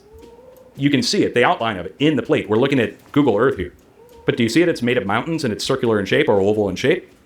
Now this, you see shaped like this on the other side of the plate and further north. So here's another one here. You see how it's circular in shape up here in Canada? No. That's not from an impact. That's a rise. Here's one from an impact. That's a circle right there. Over to the west, we have them up in Canada, up here, and they're oval in shape. Some are submerged, some are raised, but you can see one here, for instance. And we go further to the north, and there's a few. There's another one here, for instance. It's circular in shape. I don't see the circle. Another one's further up to the north, partially submerged. But when I say circular, I really mean oval. Okay, and so I'm showing you these. These are in the plate. Oh, there's more down in the United States, right down here at the U.S. border. Here, let's go zoom in. Look! I saw a pair of boobies. And so I'm showing you these. These are in the plate. Oh, there's more down in the United States, right down here at the U.S. Look at these titties right here. Mm. Have you ever done an ink blot test? Is that No, what you usually see? I've never done one, but I'd probably just see titties. U.S. border. Here, let's go zoom in. A few of them are down here. That's a boobie. That's not a depression. That's a rise. Green. Same with this one. Well, that's a depression around it, but it rises around the outside edge. So why am I showing that to you? When we get earthquakes next to them, I start to wonder about their formation and why they form there and what caused their formation. I would think volcanism. Oh, 1 second. Like Spock? No, What are the like Vulcans? volcanoes. Sorry, had to Like turn off my phone. volcanoes. Okay. I yeah, I forget this. The things you forget, right? Spelled wrong on the... As we go far up to the north, we get up into Brunswick, Canada. Is that right? New Brunswick, Canada? Let's go put the coordinates in and go see what's up here. I think I already know what's here, but I don't want to spoil the surprise. This is going to blow a lot of people's minds if we're going to where I think we're going. Blow my mind. I'm ready to blow. Yep, okay. All right, so let's turn on our borders and labels just so you can see. Now, do you see where it says Holton, Maine? Right here, going over to the east, do you see this? This thing right here. This is called Mount Pleasant Caldera. It's a pretty well unknown volcanic crater from a long time ago, from the time of the dinosaurs, they would say. So Mount Pleasant Caldera here. Then, down along the coast, ancient supervolcanoes, some of the biggest ever known that are submerged. You can't see them here on Google. Feel free to look it up if you want. We're on the north side of there by a few miles. I would even think there may even be more up here, but again, that would be supposition on my part. Don't want to get into that. So, do you see the line of earthquakes? What do they all have in common? We have drill points in southern Colorado, New Mexico. We have drill points in Texas and Oklahoma. We have drill points over to the east, but those are mines and quarries, which is really weird to get that at the surface, but down below the earthquake comes up. We also have the power lines over to the east. Which ones did I not look up yet? Oh, Louisiana. Oh, yeah, I believe it. Louisiana and South Missouri at the Arkansas border. Let's go look these up. Ringgold. That's Ringgold. Louisiana. Let's go look it up and see what's there. I already know, but I want to show you. Jumping back down across the plate, playing a little game of hopscotch back and forth. Remember what we looked at in New Mexico? Remember what we looked at in Texas? Look what they're doing down here in Louisiana. They're doing the same thing, but it's more like in the bayou.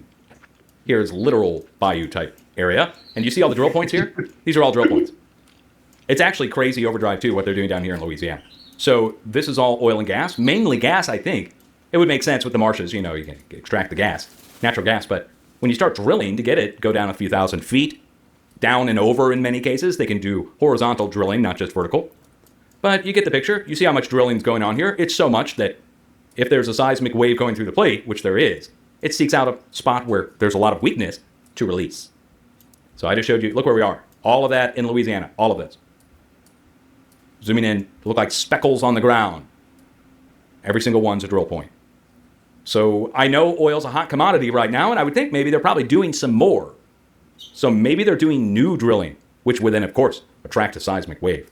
Let's go up to the north. Diamond City, Arkansas, right at the Missouri border. Now, I live in Missouri. I live west of St. Louis by about an hour. Let's go see what's there. I don't care what's there anymore. My mind is done seeing circles. Did you see what Hell Steva said? No. They said that they said that was they were over the part of Area 51. Oh, You can stop when you want. All right. That's still interesting, though, just like how many are right next to nuclear testing sites. Yo. So I don't have a video for this because I don't know really if anyone's covering it. It was more or less just post. Apparently, Luna is holding a hearing next week on MK Ultra, but there's no other details about it. So it's like, so I know, you know, their whole thing is they're the transparency department, but are we talking like, do we have something new to talk about? Are we confirming something with the old MK Ultra, or is she bringing out like news that it's still going on in some fashion? I don't know. One of the I don't know, posters in the UFO section linked government search for Antichrist and told me to click on bloodlines, but I don't want to fucking read however long this document is. You need to tell me information you want me to know more concisely. Read it. I ain't gonna read this whole thing. Fuck that. That's like 100 pages. What do you mean? You need more info context than just click bloodlines. This is not an offense to you. I'm in the same boat, but this is why they're able to hide so much from us. Because even when it does get declassified, it's too fucking long. And no one knows where to look for it. No one wants to sit through this shit. Yep, that's the trick. I'm not going to use AI to summarize. I do not believe in that ability. That's why those fucking QAnon videos were like 8 hours long, because there was some truth in there. You just had to find it. Let me see. Let's see if we can find a video about the Goblin Noblin on ChatGPT. Which one, Diva, are you wanting? Is it this thing? This is kind of long. This is 35 minutes, too. Wait, which one? CIA PDF? Oh, let me see.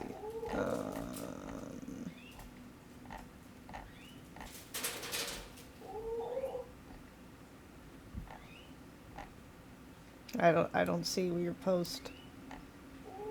Am I tripping? Balls. Let's look at what Benjamin Raptor Ready has to say on Twitter. Oh, yeah, he's already been silenced, I guess. Never mind. Wah, wah. He just she just shared it like 30 minutes ago, and let's try the link again. Maybe the one I clicked wasn't good. Oh, here we go. Okay. Okay, we're okay. He's okay. He's fine.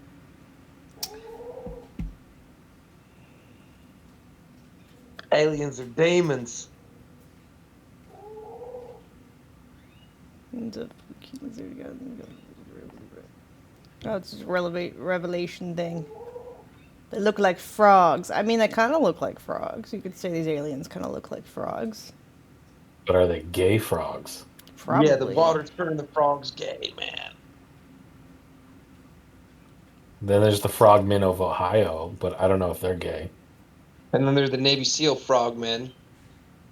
It's all connected.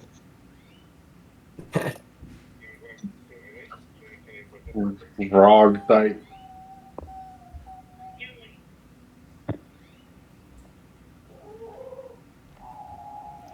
The great thing to know is God has already won. He cannot be defeated. Yeah, but what they're trying to do is mislead the non-believers into disbelieving, God even more. So, I mean, like, yes, the point isn't, though, that God wins in the end. It's how many souls can they mislead, basically, is their motive, according to this theory. So, I don't know. I think people make themselves feel better too much with the whole, God will win in the end, and they pat themselves on the back, and then it's like, okay, well, I mean, what about all the people right now that have no idea and are about to be misled and think that some Anunnaki bullshit is their new overlord? I don't know. There's one God for all. It's kind of bad for them, but, I guess that is what it is. Anunnaki bullshit. What? But yeah, basically. The whole, like, oh, aliens, or we are the ones that created you to be our slaves. Well, according to history, the Anunnaki story came out before the story of, like... Yeah, according... Isn't that conveniently set up, Joe? I don't know. How convenient!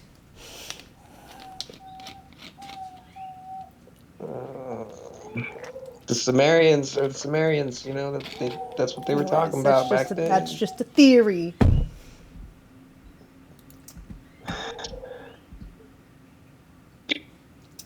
So you're just going to sit there and you're not going to say anything? Okay. What PDF?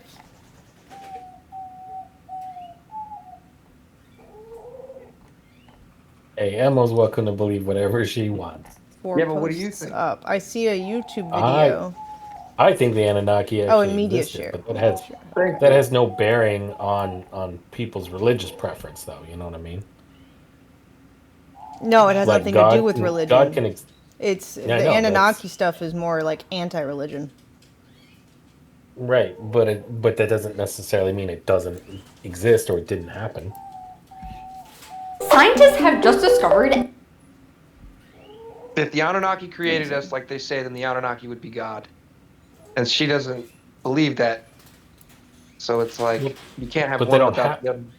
Yeah, but they don't have to be God. You No. see what I'm saying? An ocean. God could have even created the Anunnaki long before they came along and made us. Right. Or God made the universe. Hot take, could be fallen angels that just lied to humans to make them listen to them.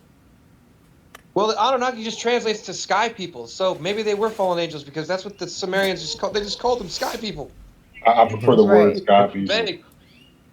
Yep. Beneath the Earth's surface, and it potentially contains more water than all the oceans Still, combined. even that However, interpretation Is this still what you doesn't shared? negate God. What am I finding? Is this the thing that you meant to share? I thought you said it was a PDF, and now I'm confused. No, this is the most recent thing. You said 4 posts Tell up. Diva, help a brother out. 4 posts Oh, up. okay. Here we go. Warn a brother.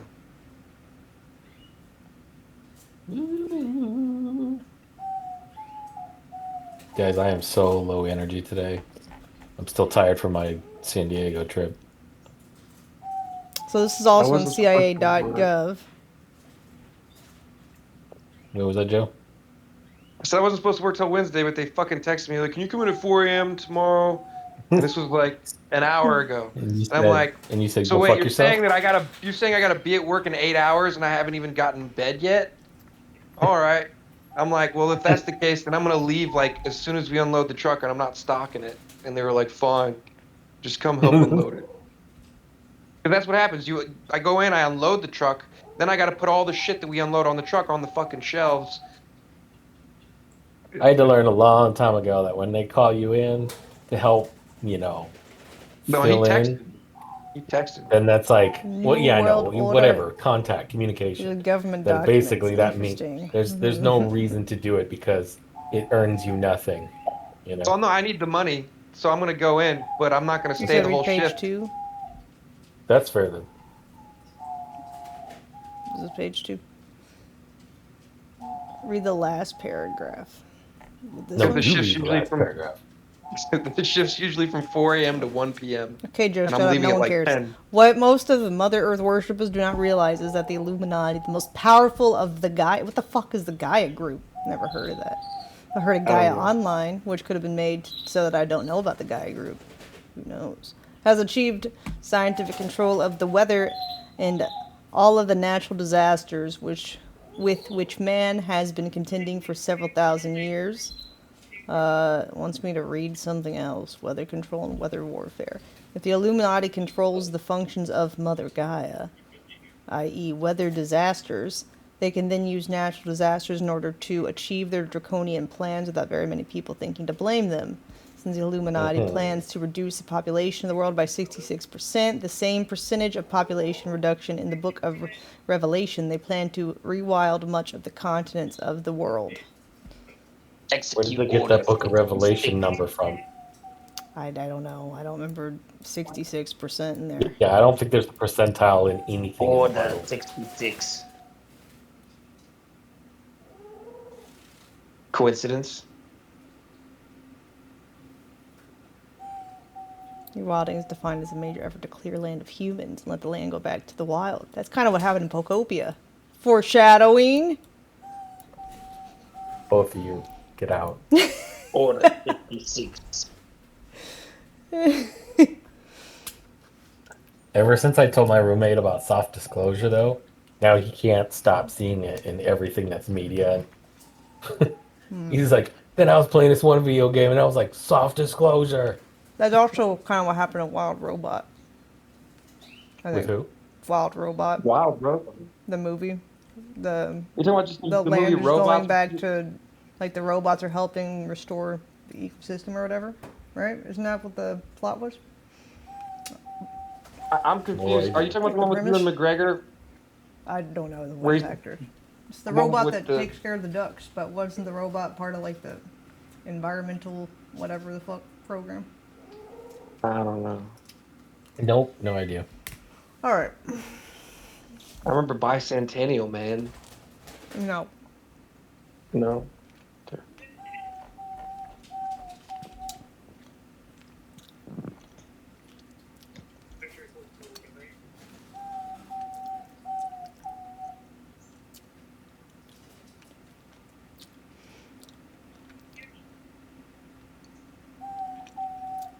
Is this like a card game?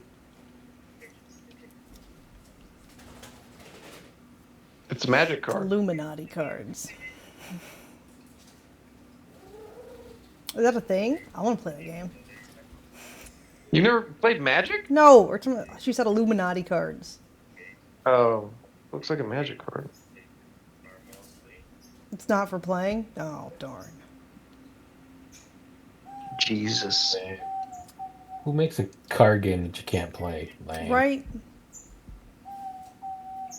It's exclusive.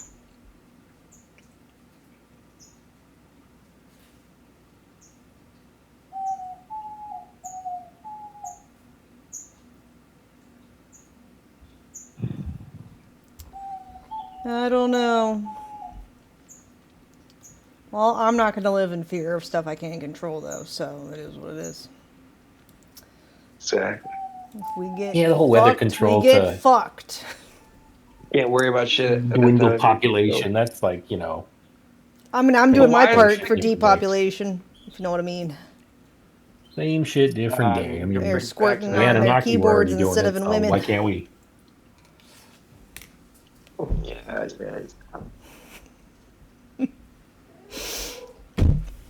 creating a bunch of asexuals everywhere. Ocean isn't really an What is ocean. this video? See, scientists have just discovered an ocean underneath the Earth's surface, and it potentially contains more water than all the oceans combined. However, this ocean isn't really an ocean. see, scientists have found evidence that there are huge amounts of water trapped calling it an 400 miles beneath the Earth's surface. But this water, or ocean When are we as they gonna call look up it, isn't in liquid form. ChatGPT Instead, it's goblet trapped within the goblet? minerals in the mantle of the Earth. And Wouldn't that be like similar to groundwater? Or although this at, water like, isn't deeper accessible level? to us, it is helping scientists I better can't even hear the understand video. how Earth was formed. Scientists have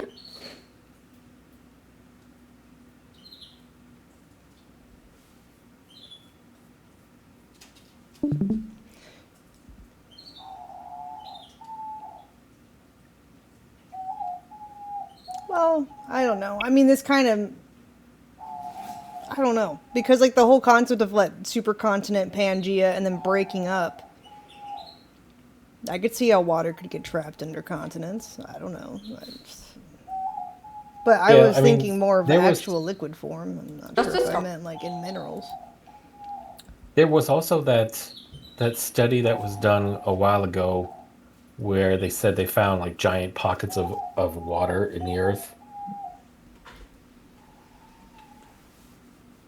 I don't know. I don't remember that. It was really interesting because it was like it was kind of hard to picture, but imagine if there were giant pockets, just caverns, but they were all filled with water and it was completely entrapped and enclosed. And some of them were like bigger surface area than like the United States. Interesting. Where is that? Old stocks. Where is it? I don't know exactly. Just they said under the earth. I could probably find an article about it.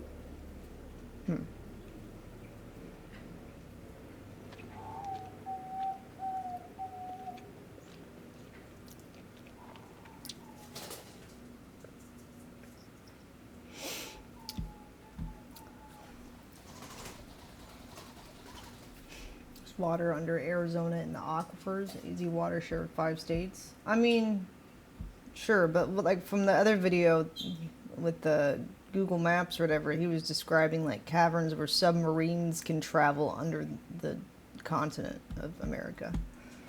Yeah, these Like, pockets. that's what I was thinking more to. of like liquid tunnels, not like mineralized water.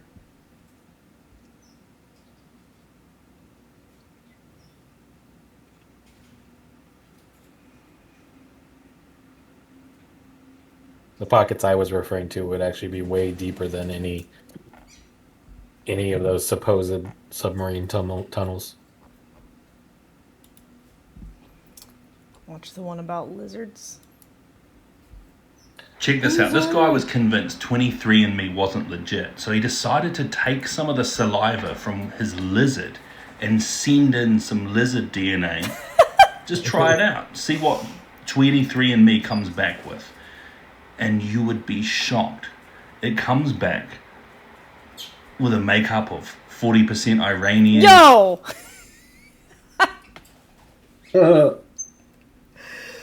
What the fuck? I wonder why. 6%, whatever, all the different percentages. 50% Jewish? Oh my Is god. showing all the different places that you come from, even like what kind of food you'd like, what area you come from. This is a lizard. It's a lizard. Damn. He still thinks he pulled one up on them though. Like, oh man, look at this bullshit they sent back to me. I'm like, nah, it's not bullshit. They just accidentally gave you the truth, son. A lizard. That is hilarious though. I'm surprised not more Egyptian in there.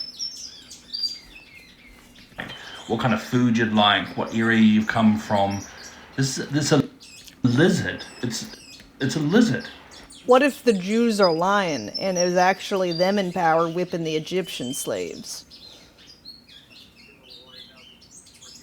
The reptilian overlords. They're writing history for us to feel pity on them.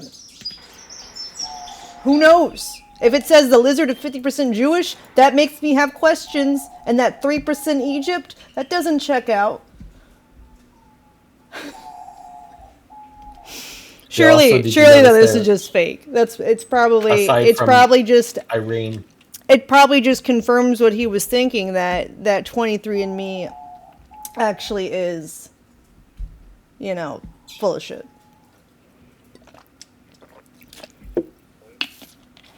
Well, I thought it was interesting that it mentioned Iranian and Mesopotamian when the culture before the Sumerians, called the Ubain, the only records of their appearance we have are little figurines they made of lizard people.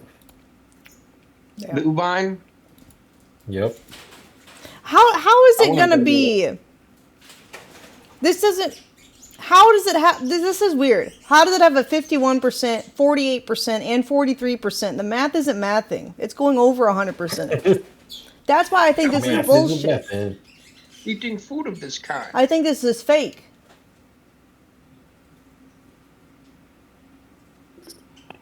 Fake news. Probably is fake. The math is not mathing. This a lizard. How is it? Oh, and also 40% Iranian. How? Why do we have so many? Like, is it not out of 100%? I thought that's what it was supposed to be. What is the Even point? like what kind of food you'd like, what area you've come from. There's no way it's 51% and 48% and 43% and a 40%. Like the fuck? Lizard. It's Well, a we'll lizard. look that up real quick. Just see what 23andMe has to say about how they do their numbers. I'm sure they've got some bullshit story. Yeah, let's just look up someone else's results. Say, how do the numbers add up on 23andMe? Execute order 66.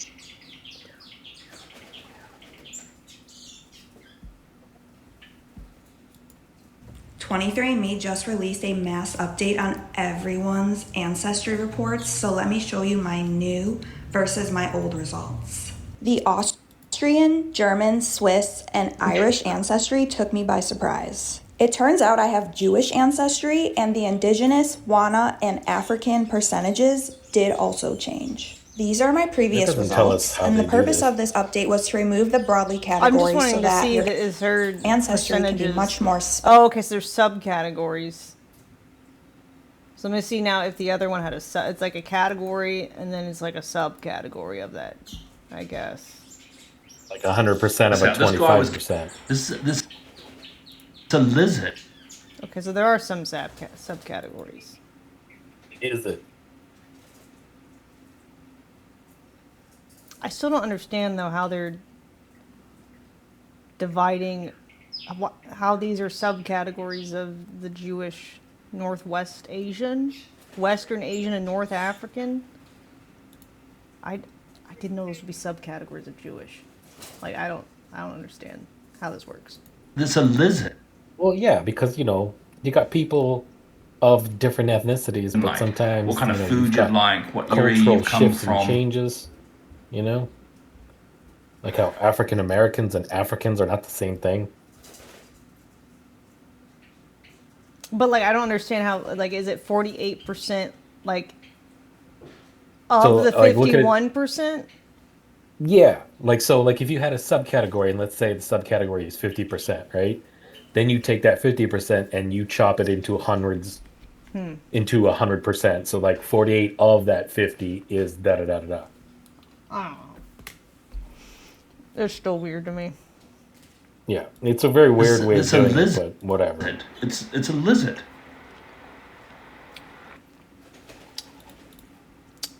It's a lizard.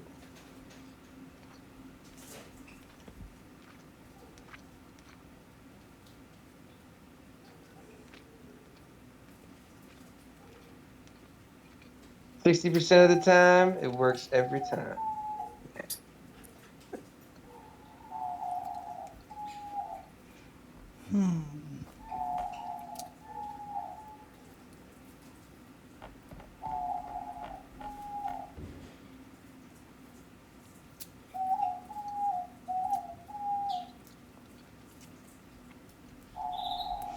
The genetic tests were for lizard people to find their own, not for us. Hey, maybe so.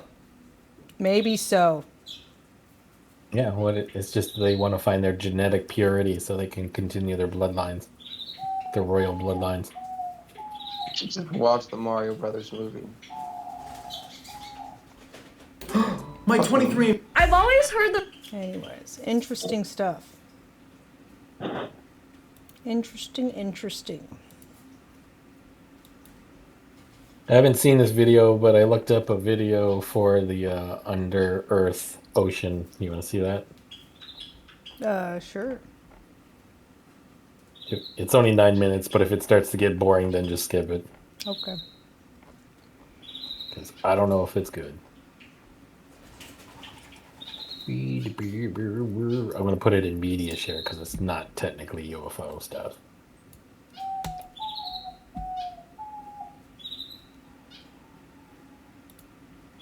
Guess what? A huge ocean might be hidden deep beneath us, about 250 to 400 miles down, and it's bigger than any ocean on Earth's surface. Scientists were listening to earthquakes deep within our planet and noticed how these shakes slowed down when passing through certain parts of the mantle. This suggested that water was there. Models and experiments led them to uncover the underground ocean. But this ocean isn't like the typical water you imagine. It's a lot crazier. The mantle is a thick layer between the Earth's crust and core. It consists of the upper mantle, the lower mantle, and a mysterious layer between them called the transition zone. Ooh. In the upper layer, we can often find a fascinating material called olivine, which got its name from a pretty greenish color. Olivine doesn't care about high temperatures and thrives in lava comfortably. It not only thrives, but it even makes up 50% of the entire upper mantle. We can find this stuff on Earth thanks to volcanoes. When volcanoes spew their magma out, all the minerals in it make their way to the surface. As magma cools and solidifies, it forms igneous rocks, and the minerals start to crystallize. Olivine is one of the first minerals to crystallize, and since there's so much of it in magma, it forms lots of crystals. Sometimes they're small, but sometimes they grow large and become very noticeable. We collect these large gemstones and use them to make pretty accessories and for other purposes, such as casting metals. But as we dive deeper within the Earth, about 250 miles down, things get strange for olivine. We enter the mysterious transition zone. The pressures get way higher, and the temperatures rise significantly. Here, olivine transforms into beautiful rock called wadsleyite and ringwoodite. Just like with olivine, we sometimes find them thanks to volcanic activity. Both are blue-green with a beautiful glassy appearance. Unfortunately, they're exceedingly rare and small, so you can't make accessories out of them. They're usually studied in labs. But they can do something that olivine can't. Thanks to their structure, they can act like a sponge, soaking up water. Now, this doesn't mean that they're literally wet. Rather, wadsleyite and ringwoodite can store water components, hydrogen and oxygen, within their structure. Usually, up to about 3% of them are water particles. These two little guys play an immense role in our planet's geology. They influence how the Earth's mantle conducts electricity, as well as its viscosity, or how well it flows. This affects mantle convection, plate tectonics, and even volcanic activity. Without these tiny crystals, our planet would be completely different. The world could be mostly underwater, with just a few mountaintops visible. The ocean. They also help us better understand how water works in general. So the transition zone is special because it's hydrated. Here we come to the recent discovery, a massive underground water reservoir. Scientists try to understand how water behaves in this deep part of the Earth. They discovered that as water-rich ringwoodite moves even deeper into the Earth to the lower mantle, it can start to melt a bit. This means it can release a bit of water and then trap it somewhere underground instead of letting it move around freely. But this released water wouldn't really be in its liquid, solid, or gas forms. Instead, it would be chemically bound to the underground structures. So, it won't be an ocean in the traditional sense, but there might be a vast amount of water down there. This finding is super important because it changes the way we understand Earth's water cycle and resources. It turns out that water isn't just found on the surface, but also moves through hidden spaces deep inside the planet. Another fascinating thing we discovered about water is that it might exist in a mysterious fourth state of matter. Now, we're used to thinking of water in its three common states, solid, liquid, and gas. But under extreme pressure in tiny spaces, it can enter a mysterious fourth state known as tunneling. We discovered this strange behavior in the mineral called beryl. Within beryl, there are super small six-sided channels, just about 5 atoms across. Turns out these channels act like tiny cages that can trap individual water molecules, like wadsleyite and ringwoodite. In these conditions, the water molecules start showing behaviors that are closer not to classical physics, but to quantum physics. Quantum tunneling allows particles to exist in multiple places at once or pass through barriers they shouldn't be able to. Imagine a ball that somehow ends up on the other side of a hill without climbing over it. It just goes through the hill. Hydrogen atoms in Burl are like tiny balls. Typically, each ball would sit in one specific spot. However, in the experiment, these hydrogen atoms didn't stay still. Instead, they were found simultaneously in multiple spots. Together, they formed a pattern that looked like two wavy rings. It's like water molecules got smeared around in a ring shape. This is a state of water that we've never seen before. It reshapes our understanding of how water behaves under certain conditions, and it has huge implications for biology. All these discoveries have everyone rethinking where Earth's water really comes from. Water is essential for life as we know it. About 71% of Earth is drenched in water, and humans are mostly water too. When we figure out how it appears in space and on planets, it would give us clues about how to better search for extraterrestrial life. One theory says that when Earth was forming, the materials that clumped together to make the planet already included water, or at least the ingredients to make it. Earth formed about 4.5 billion years ago. Our planet slowly emerged thanks to gravity from dust, gas, and rocks that surrounded our newborn sun. This material gradually came together to form the planets of our solar system. However, the young inner solar system was a scorching place, too hot for any liquid water to survive. It would have simply vaporized and escaped into space. But it's possible that water was trapped inside the rocks that initially formed Earth. Some of the Earth's original building blocks contain much more hydrogen than all our oceans combined. It would also explain how water molecules got so deep underground. Then, volcanic activity could have later released the water stored deep within, sending it into the atmosphere as vapor. This vapor would eventually cool down, condense, and fall as rain, filling the young Earth with lakes and seas. Another idea is that after Earth was formed, water was brought here by wet space visitors like comets and asteroids crashing into the planet. Okay, I think we can Long stop ago, Yeah, I'm bored. Anyway, I was going to say, that's kind of interesting about the quantum tunneling thing, though, because that's what dogs, we just recently discovered, that's what dogs use to figure out smells.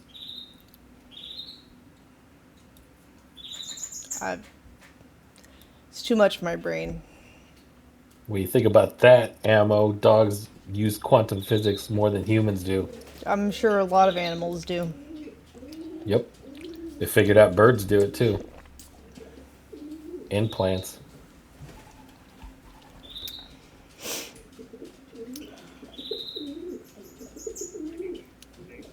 I've also heard that plants know when you're cooking and eating them.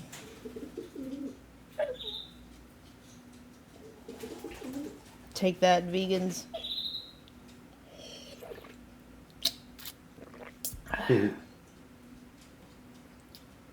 Okay. Goblins, GBT. What? Oh yeah. Do you have any videos on that? Nope. I was gonna let you look for it this time. Let's see. Your turn to find something boring. PT Goblin has a goblin problem. That's what I heard. Goblin. OpenAI's chief scientist asked GPT 5.5 a question recently. The answer included a goblin.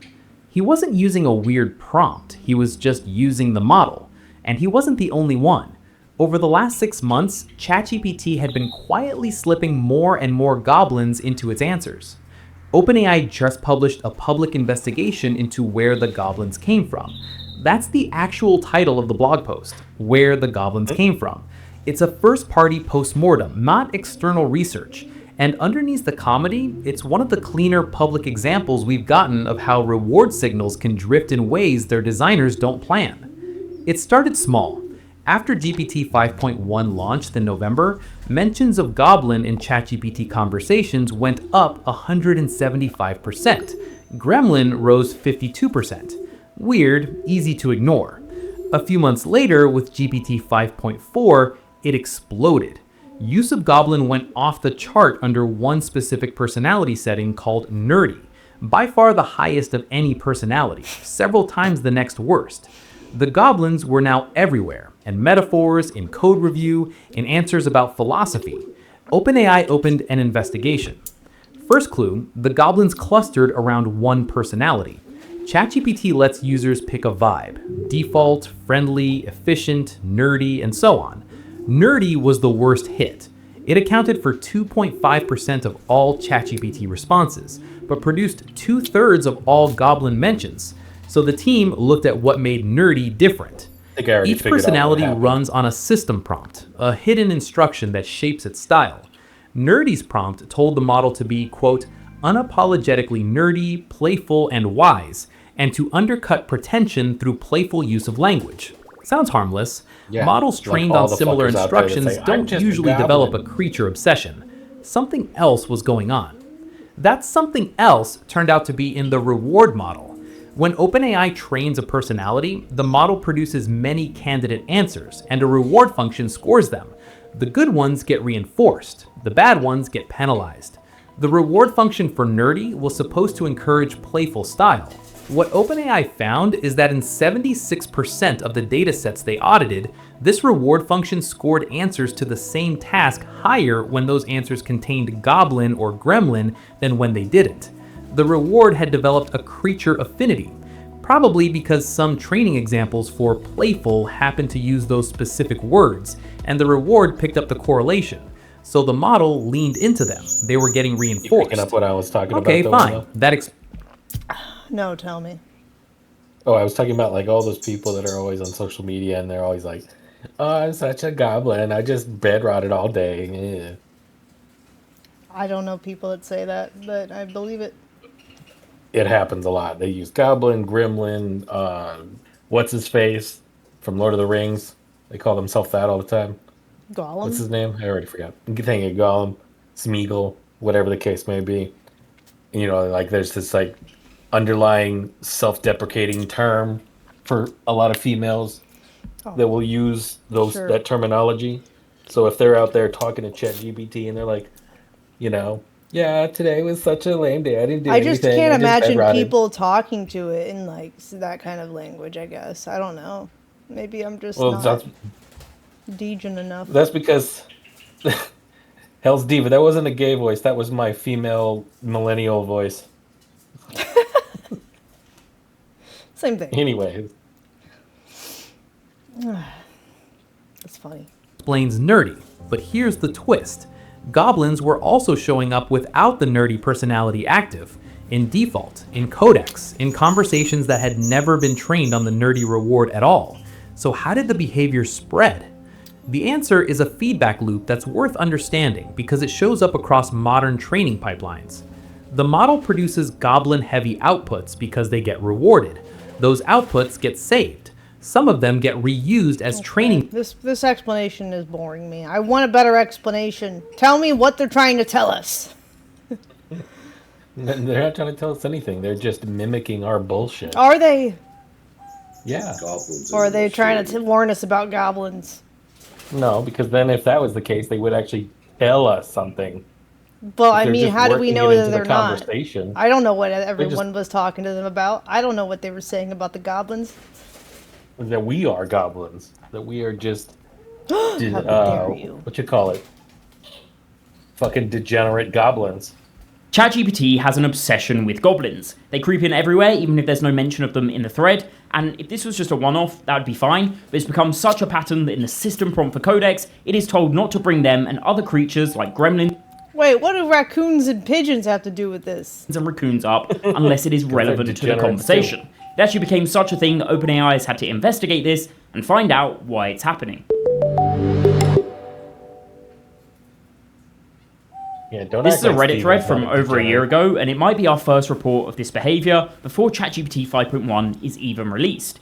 In this thread, people are agreeing that it brings up goblins often, calling the OP a fitness goblin and having a chaos goblin day, and others back this up and some think it's cute. Regardless of that though, time passes and it's not until November 2025, when OpenAI released GPT 5.1, that they started to notice too.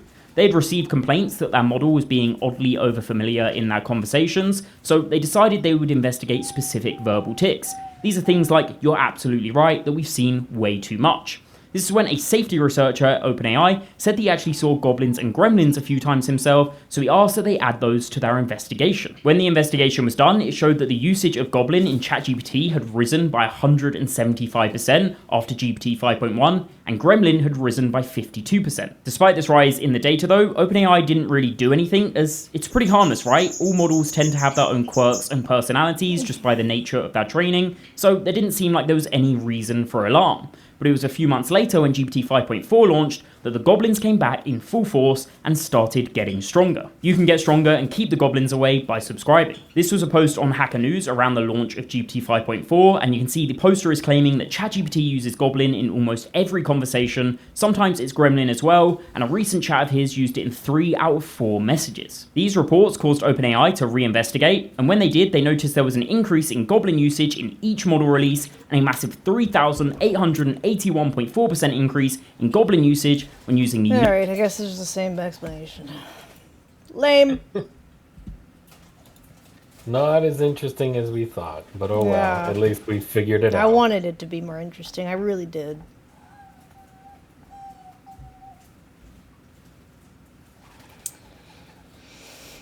I gotta collect videos for next time.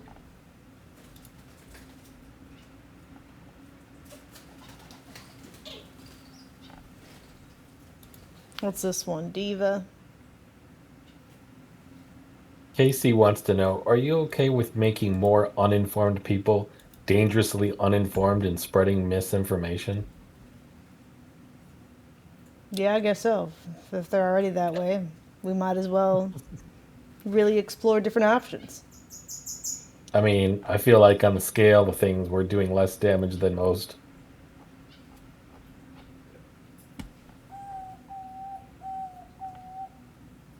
I feel like exploring all the possibilities is just a fun human nature aspect. Mm-hmm. Yep. Yeah, because we're not telling people to buy something. It's fun to dive into. And we're also not telling people this line of thinking is the only line of thinking. Right. Yeah, it's not like we're a religious cult or something. Open discussion. Where's this Needs song? open debate. Is this the song you're talking about? The what? On Spotify? Someone said there was an Alex Jones Goblin song. Uh-oh. This is Find the Pieces, I guess. No, this is someone else. He's a meme. Be a good song. I think you found the source where? Oh, you think that's the source of the ChatGPT? There's a Alex Jones remix song, Goblin? I don't know. I'm not sure about that, if that's the source of it, but I mean, that's interesting, I guess. Okay.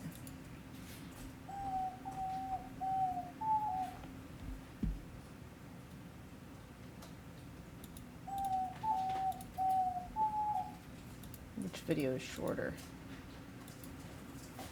Oh, I call him the Frank. We'll do, I guess, we'll take a look at Divas first. Ellie Marzulli, 2 days ago! Full disclosure of UFO phenomenon.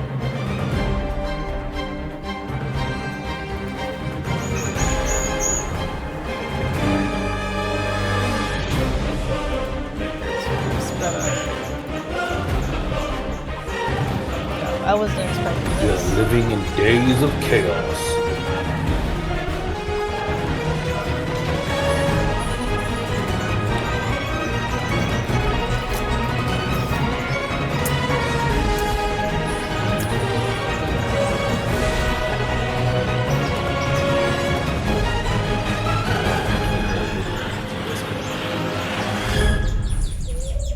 UFOs are real, burgeoning, not going away. This is The Coming Great Deception.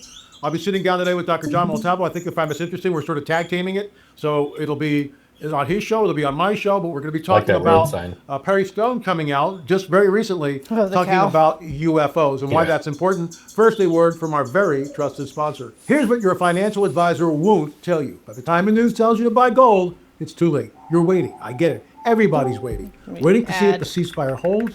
Waiting to see if the Strait of Hormuz come out and she gives the record. Here's the short for the day. I hope you like it. I know it cracks me up when I see it because she gives me a variety of topics and they're only a minute long. Here's the short. This video is for entertainment purposes only. So there's a lot of nonsense going around, right? Oh, the rapture of the church is going to happen. This is it. Blah, blah, blah, blah. Here's the tinfoil hat. Don't go there. Don't even spend a second looking at it. No man knows the day or the hour. Yes, we can know the season. Are we in the season? Probably yes. All right? Because Jesus gives us the punch list. Wars and rumors of wars, famines, pestilence, earthquakes in diverse places. So we're here. All that's happening. But do I go, oh, the rapture's going to happen? Well, more than likely next Wednesday. I'm just joking. The bottom line is, don't even waste a second. And all these people with their theories, you take the calculation between when Romans are started, and they go on and on and on. No man knows the day or the hour. Do I believe he's coming back soon? Yes, I do. Because this planet is absolutely bonkers, and it ain't getting any better. That's it.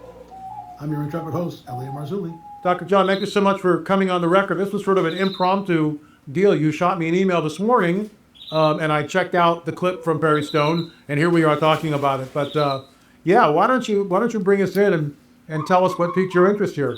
Well, Ellie, you have been Something that Christian people don't know is there'll be a fake rapture, but there's a real one. That's what I've actually been feeling, is that they're going to stage a fake rapture so even the Christians start to doubt their own faith. Like, I really feel that that's going to happen. I can't help but not feel that way. I feel like that's definitely like a thing in the works. Talking for 30 years now about the Great Deception.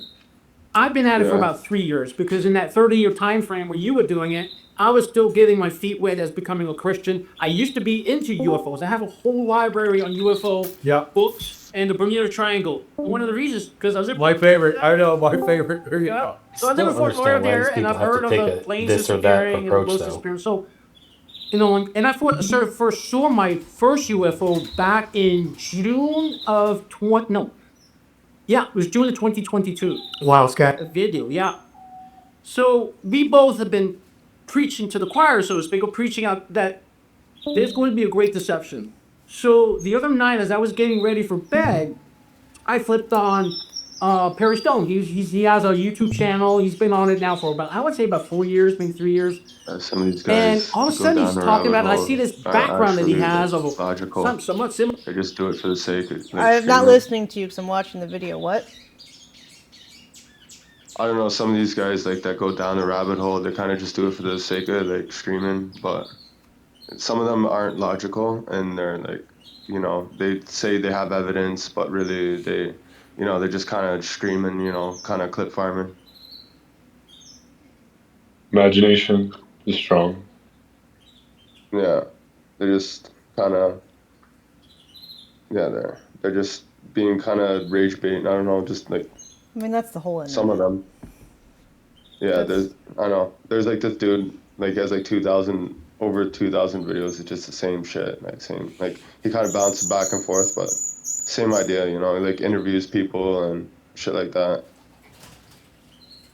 Well, to that explains it. Well, you have a what do you call that? A Sasquatch going up in the. He has exactly. I just saw some of it. Okay, I'm gonna watch the video. Please don't. Here's mine. I feel like I gotta go back because I can't. And it's absolutely bonkers, and it ain't getting any better. That's it. I'm your intrepid host, Elliot Marzulli. Dr. John, thank you so much for coming on the record. This was sort of an impromptu deal. You shot me an email this morning, and I checked out the clip from Perry Stone, and here we are talking about it. But why don't you bring us in and tell us what piqued your interest here? Well, Ellie, you have been talking for 30 years now about the Great Deception. I've been at it for about 3 years, because in that 30-year time frame where you were doing it, I was still getting my feet wet as becoming a Christian. I used to be into UFOs. I have a whole library on UFO books and the Bermuda Triangle. And one of the reasons, because I was my favorite. I know, my favorite. Yeah. So I live in Fort Lauderdale, and I've heard of the planes disappearing and the boats disappearing. So, and I first saw my first UFO back in June of it was June of 2022. Wow, Scott. A video, yeah. So we both have been preaching to the choir, so to speak, or preaching out that there's going to be a great deception. So the other night, as I was getting ready for bed, I flipped on Perry Stone. He has a YouTube channel. He's been on it now for about, I would say about 4 years, maybe 3 years. And all of a sudden he's talking about, and I see this background that he has of something somewhat similar to that. That explains it. Well, you have a, what do you call that? A Sasquatch going up. Yeah, he has exactly. a UFO with a man being beamed up, and of course another UFO. And I'm thinking, Barry Stone has never done this in the last 3 years I've been seeing him. What does he have to say? So then he goes on to say, listen, I want you to pay attention to this because it's very important.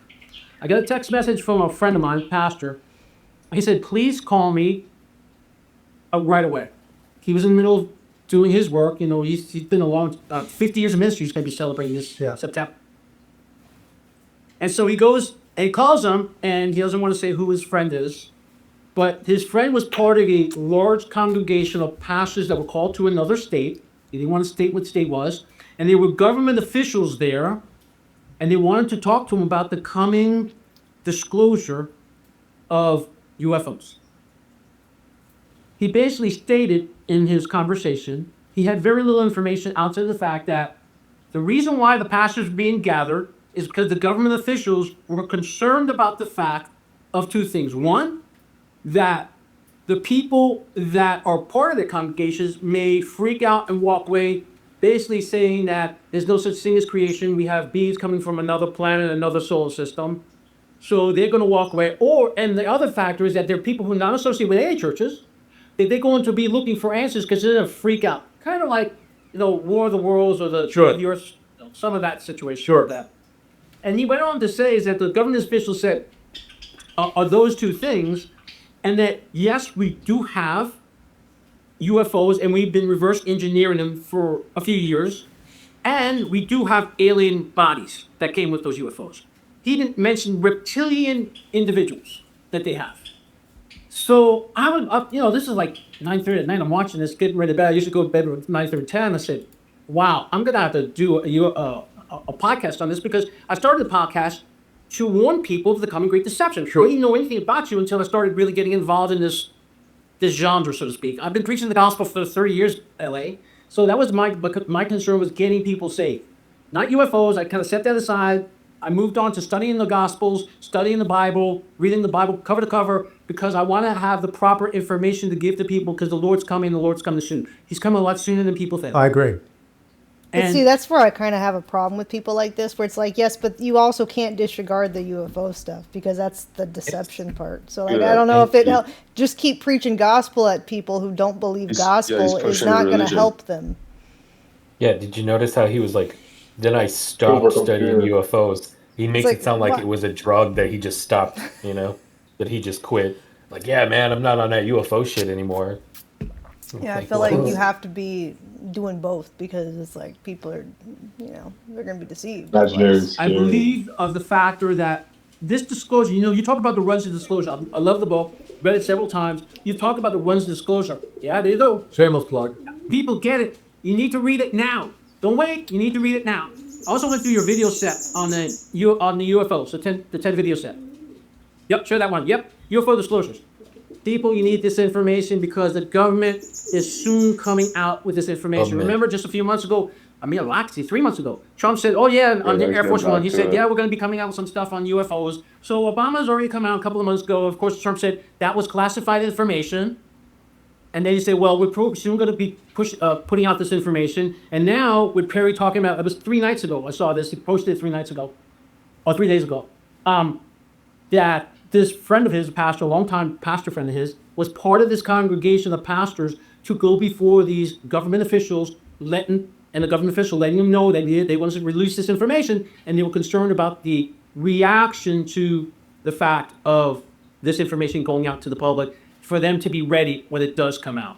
And of course, Perry Stone went on to talk about the fact that when this comes out, he's going to talk about the fact of what they're talking about, and of course, the great deception that is happening here, that do not be deceived. In fact, he went on to talk about that he believes that this is a government deception. And you and I know the government has been deceiving us for decades now. Not just in this local stuff about UFOs, but other stuff about the whole 9 yards. But this is, I believe, the final rung of the ladder that you've been talking about for a couple of decades now. Yeah. Well, I saw I watched the clip of Perry Stone, and I mean, it's sort of, he's just jumped into this subject, which I've been covering for basically over 30 years. Nephilim, which was published by Zondervan way back in 1998, 99, somewhere in that. I think it was 98, but I could be wrong. But I mean, I was working on this all through the 90s. I mean, and I tip my hat off to David Flynn, fantastic researcher. He's no longer with us. Dr. I.D.E. Thomas was a mentor of mine. He wrote the book, The Omega Conspiracy, which completely changed my life on every single, I mean, this is why I'm doing what I'm doing, because of Dr. I.D.E. Thomas. Chuck Missler is another man that I sat under, and we actually interviewed Chuck in our Watchers series, and I received the gold medallion from Chuck. But here's the bottom line, and it's, in one way, it's really cool that someone like Perry Stone is coming on and talking about it. I was just at Joseph Z's studio yesterday in Colorado Springs, and we did 2 one-hour shows specifically on the rungs of disclosure, and they're very in-depth. And I think Joseph Z had just been there with Perry Stone and some other pastors, and they were talking about this. Look, the bottom line is this deception from the enemy has been in the works for hundreds of years. Let me explain. With the Darwinian theory, which became sacrosanct in the scientific community and the academic world, that means that there's no God, no supernatural, no miracles, prophecy doesn't exist. This is it. It's just mindless evolution. Then you add to that the ancient alien theorists, the Anunnaki people that embraced the Anunnaki, people like Zechariah Sitchin and others saying that, we were created here by these entities from other planets, and they genetically manipulated early man and created modern day Homo sapien. And that's the lie, because we know this. In the beginning was the Word was with God, the Word was God, He was with God in the beginning. Done. All things were created by Him. Without Him was not anything not made that was made. So we either believe that or the fallacy of the Darwinian theory. But what the Darwinian theory does is it's cut the knees off of Christianity. Did that over, coming up on 200 years here, for crying out loud. And again, it's sacrosanct in academia and the scientific community. So in the film, Age of Disclosure, by Dan Farrow. It's a great film, folks. If you have not seen this, do your homework, see it. And then go to lamarzulli.com. We had 10 people, 10 researchers, 10 authors come on the record. So you can, for $20, you can watch all 10 presentations. Gary Stearman, Malva Gonzalez, Derek Gilbert, Larry Ragland, Alan DeZio, Karen Wilkinson. Just and I know I left people out here, but Tim Alberino. It's just, and myself included. I mean, it's an amazing hours and hours and hours of information. And the reason why we did this, the conference is called Deception 2026. Why we did this was to arm Casey, pastors and the church to what is coming. Because in Age of Disclosure, you've got one-star admirals, you've got congressmen, congresswomen, you've got Marco Rubio, Secretary of State, for crying out loud, scientists. All these people look right at the camera at the very beginning of the film and they say, we are not alone. We are not alone. We're not alone in the universe. We are not the only species in the universe. And this is what they're promulgating. And they're right. We're not alone. But what else is out there? And the whole Anunnaki thing can be flipped. These are just fallen angels, and you can say whatever you want, but that's what they are. That's what they were. And the flood swept them all away, but that's a 3-hour conversation, which we won't get into. But the bottom line is this. It's coming. Full disclosure is coming at some point. Now, I believe, and I just want to read you something. This is a little track that we hand out to anyone who wants them. I mean, obviously, we'd like to have a little donation, but what is the truth? Yeah, I've been passing them out. In fact, I was in Israel at the beginning of just. There you go. There you go. I passed them out. Yeah. So I want to read this to you. I want to thank Brad Myers for helping with this. Actually, Brad's the nexus for this whole thing, so it's all his fault. Thanks, Brad. In our generation, over the course of many decades, there were thousands of alleged extraterrestrial contactees who have received messages supposedly from extraterrestrials that speak incredibly about future events.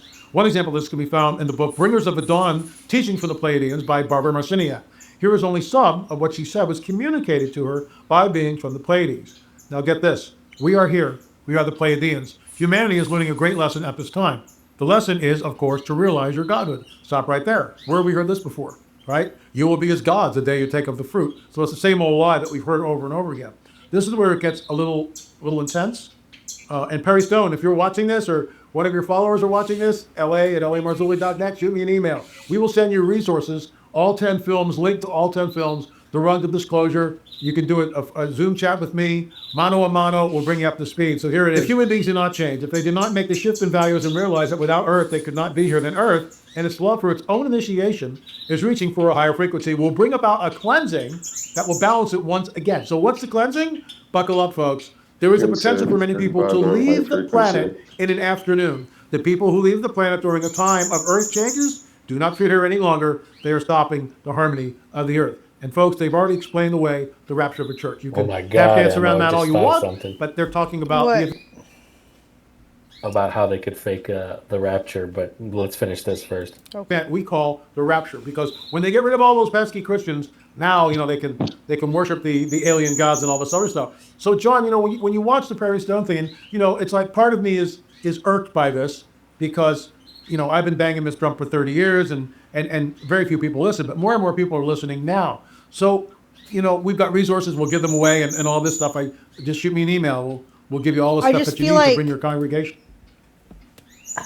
Do not get on a ship that's promising rapture, whether it's a sea ship or an airship. That's all I think. I feel like some fake alien Jesus looking hybrid is gonna be like, everyone get on the new ark and let's all go to heaven, and they're just gonna kill you or use you as breeding facilities. I don't know. kinda Send you wanna to the watch that moon to movie. breed more hybrids and slavery, That's a good more one. concentration Age of camp on the Disclosure. moon where no one can hear from you scream.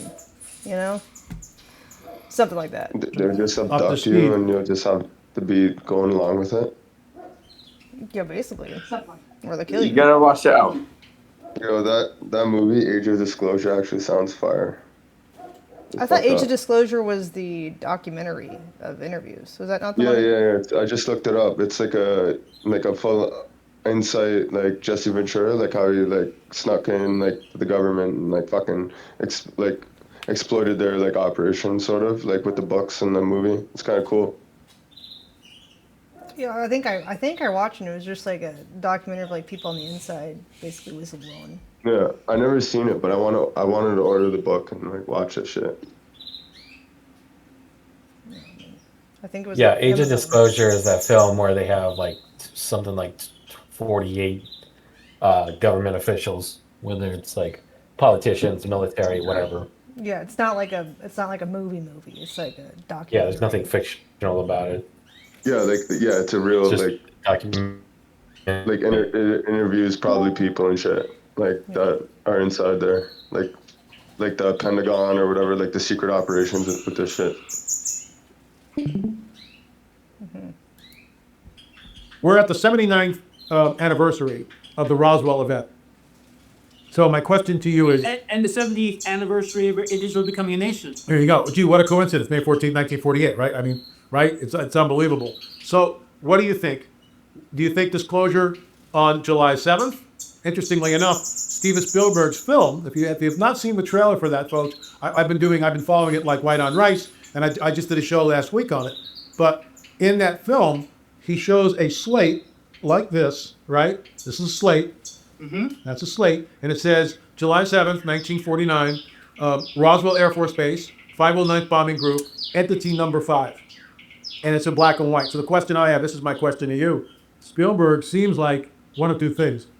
Either he's seen the original footage and reenacting it, or he's presenting the real footage. What are your thoughts on that if they run with the Roswell thing and finally admit that it wasn't a weather balloon? Well, remember the other movie they had? What was it called? Close Encounters of the Third Kind? Yeah. There's evidence that he had already information concerning Roswell. I agree. So, and there was a lot of, there was an actor that he had there that was playing, what's his name? The French ufologist. Yeah, Jacques Vallée. Jacques Vallée. That Jacques Vallée had already filled him in, and I think he was being used as a contributor to that. J. Allen Hynek. J. Allen Hynek, right? He was even in the film, if I recall correctly. So he's had a long history. He even came out with a miniseries concerning Close Encounters. Yes. So he's got a history of this. So he's got a lot of information. And I would not be surprised that the government is going to come out with this information just before the movie or just after the movie is released, to be honest with you. Because he has that information. He's been privy to the information for a couple of decades now. Well, wait a minute. I think he released Close Encounters back in the 70s. So you're looking at 5 decades almost. Yeah, this is going to be the blockbuster film of the summer. There's the millions and millions of people will watch it. One of the things I've dissected it scene by scene by scene. I think we're looking at where the little girl, if you haven't seen this, folks, you can go on our YouTube channel here and you can go back and you can see the frame by frame, or not frame by frame, scene by scene, where I deconstruct it. But there's this one scene where the little girl is walking. Next to her is a stag. Next to the stag looks like a fox. On the other side is a raccoon. Well, the laws of nature have just been completely suspended because that's not normal. And she's walking towards this kind of gingerbread house. It's a sort of a Gothic house, but it's all lit up and it's really, really bright.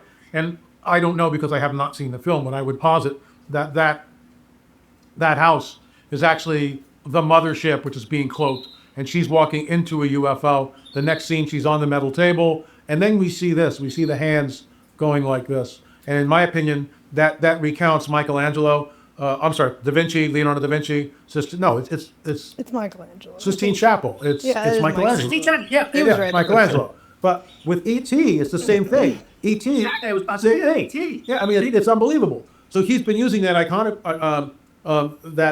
that symbolism for decades, and he's bringing it back again, slightly different, but there it is. So I think it's soon. My question to you is, will Trump?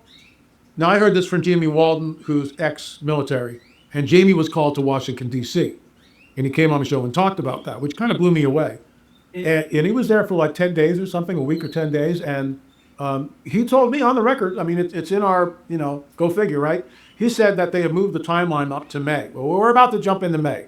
Today's April 30th, tomorrow is May 1st, so this is it. What are your thoughts? LA, we've been waiting for this for a couple of decades now. Even when I was not a Christian, I was hoping that something would come out. Like we're going to have disclosure before 20 GTA books 6. on UFOs. They're stacked away somewhere. I can't get to them right now. But I believe, like I said, it's going to happen within the next few weeks. Because I think, that's the other thing, I think it also coincides with the Iran war that we have happening right now. It's going to distract with what's going on in Iran. But it also coincides with the Bible, because the Bible talks about the great deception. Of course, there's something that's going to come upon the earth that men are going to fear. There's going to be a great fear. So think about this. So we're looking at Jeremiah 49 being fulfilled in Elam. Okay, so you got that going on. You have the Iran war, and now you have this coming together of these pastors. I wish I knew what the pastor. I actually contacted a pastor that's kind of close associated with the Trump administration. I reached out to him, but I haven't heard back from him whether he's known anything about this or not. And he didn't tell me. But the fact of the matter is that it's like everything's converging in LA. I mean, all the prophecies that have been fulfilled. I did an episode 55 of my program where I went through from 1948, May 14, 1948, all the way up until June of 2025, all the prophecies that have been fulfilled, and everything is coming faster and faster and faster. I agree. No, I'm right there with you. Absolutely. Yeah, faster and faster. We see the rise of these, of the Nephilim again, of these Sasquatch. You and I have talked about this before. Sasquatch is part of the Nephilim. I agree. And they're interdimensional beings. Yep. UFOs are interdimensional beings. So these people who are coming about now that are going to be scared about what they're going to hear and what they're going to see, because I believe it's not going to be they're going to be talking about, but they're going to show us the visuals. I am hoping that we will see the black and white. Maybe that 8mm color back then. Remember, the military always gets things way ahead before the public gets it. That they have actually color photographs and color video of the crash and of the beings that they... At Roswell. At Roswell, yes. Yes. But what do you think about this now disclosure where pastors are being read into what the government actually has? Well, I will say this. If you're a pastor and you're watching this, la@lamarzulli.net. Now, that's the general mailbox. It may take a couple of days before we get to you.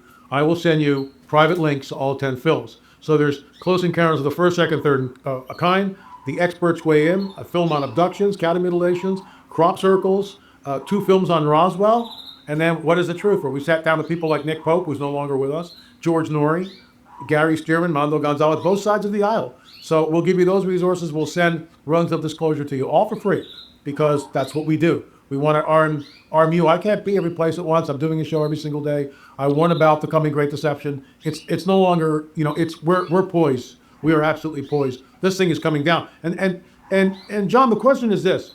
If Trump stands up on a Friday night and goes, I have an announcement to make, we are not alone in the universe, we've been in contact with these entities, what does that do to the average guy in the pew? And this is why when Perry Stone, you sent me that clip, if that's true, and I have no reason to believe why Perry Stone would be telling us, a lie or creating a ruse or anything like that, I think he's telling us the truth. We're very, very close to something. I will end my little rant by saying this, that 1 Timothy chapter 4 says, the Spirit expressly states that in the latter days some will depart from the faith, giving heed to seducing spirits and the doctrine of demons. Well, that's exactly where we are. We are here. This is going to change everything. This will cause the great falling away. This is the great deception. It's coming. The question is, how much will the church see? How much will we know? And what does it do to the average guy in the pew? Well, L.A., I'm glad you brought this up because we have to understand that during COVID, 40% of the churches closed down. And That's right. That's right. That was a great falling away right there. And now, because of Charlie Kirk's assassination, there's been a high increase of young people coming to the churches. Okay? So now you have that factor that's coming through. So now when they see if they've been grounded, and LA, you and I have been in the church for a long time. We know that not all the churches are solid biblical churches. True. A lot of them Very are, true. a lot of them are teaching false doctrine. They're teaching man's doctrine, name and claim it stuff. Right. That doesn't ground you in the word. So when something like this comes about, that all of a sudden now we have entities from a quote unquote other planet. You and I, they're interdimensional. They're coming from hell, literally hell, Sheol, if you want to call it that. Gehenna is another word for hell. That people are going to freak out. They're going to go to, a lot of them those new converts, quote unquote, that came into the church will probably walk away. They're probably going to live their life like they've never lived it before in terms of, in a bad way, not in a good way. They're going to say, well, there can't be a God because if we've been taught that, what little they've been taught, that God created us, so how can he create us yet he's got these other beings that are around? Not understanding the doctrine of demons, because how many churches are actually teaching about demonic entities and demonic things, the supernatural, as you've stated time and time again in your program. We have a book that's called the Bible. That's about supernatural things. It's all supernatural. Take a supernatural as an ordinary. That's how he's done it. It is. So I think we're going to see another falling away that, and again, I've been teaching this for a long time, especially end times theology. And, a lot of churches are not teaching about prophecy either. So I've been trying to prepare people. When I started my program, I wanted to prepare people's hearts for this coming great deception that you've been talking about for 30 years. I've only doing it for 3. And I want people to understand there is a God. They're trying to deceive you. Yeah. They're trying to deceive you. When the origins of the species came out, the gentleman that wrote that, I can't remember right now. Try my memory, L.A. Who wrote Origins of Species? Darwin. Darwin, there we go. So Charles Darwin. When Charles Darwin wrote that book, and it was written in German because he was a German, and it was translated in English. Even he stated in the first chapter, in the foreword, he stated that he wasn't 100% sure that it would take additional science in order to find out if he was correct. Darwin thought that a single cell, understand I'm a doctor, okay? I'm a doctor of healing. I've taught medical doctors. A single cell is not as simple as he thought it was back then. It's extremely very complex, very complex. Very complex. So it's not this single cell entity, if you want to call it. It has multiple parts to it. It would take me an hour to explain how the cell works. Okay? So now we have this thing that people think are not going to realize that what they're facing is a deception so they can be taken into hell. That's what we're facing it, heaven or hell. This is very important. It's one of the reasons that Ellie and I are doing this program right now, because I promised my people almost 3 years ago that I'm doing this to warn them. We are watchmen on the towers. Mm-hmm. Ellie's been there a lot longer than I have.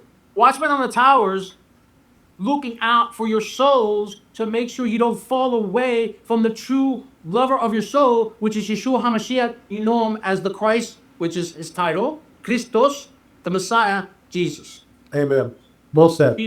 And you have to understand this too. We have to couple it with the 11 scientists that all of a sudden disappeared or died mysteriously. And what did they have in common?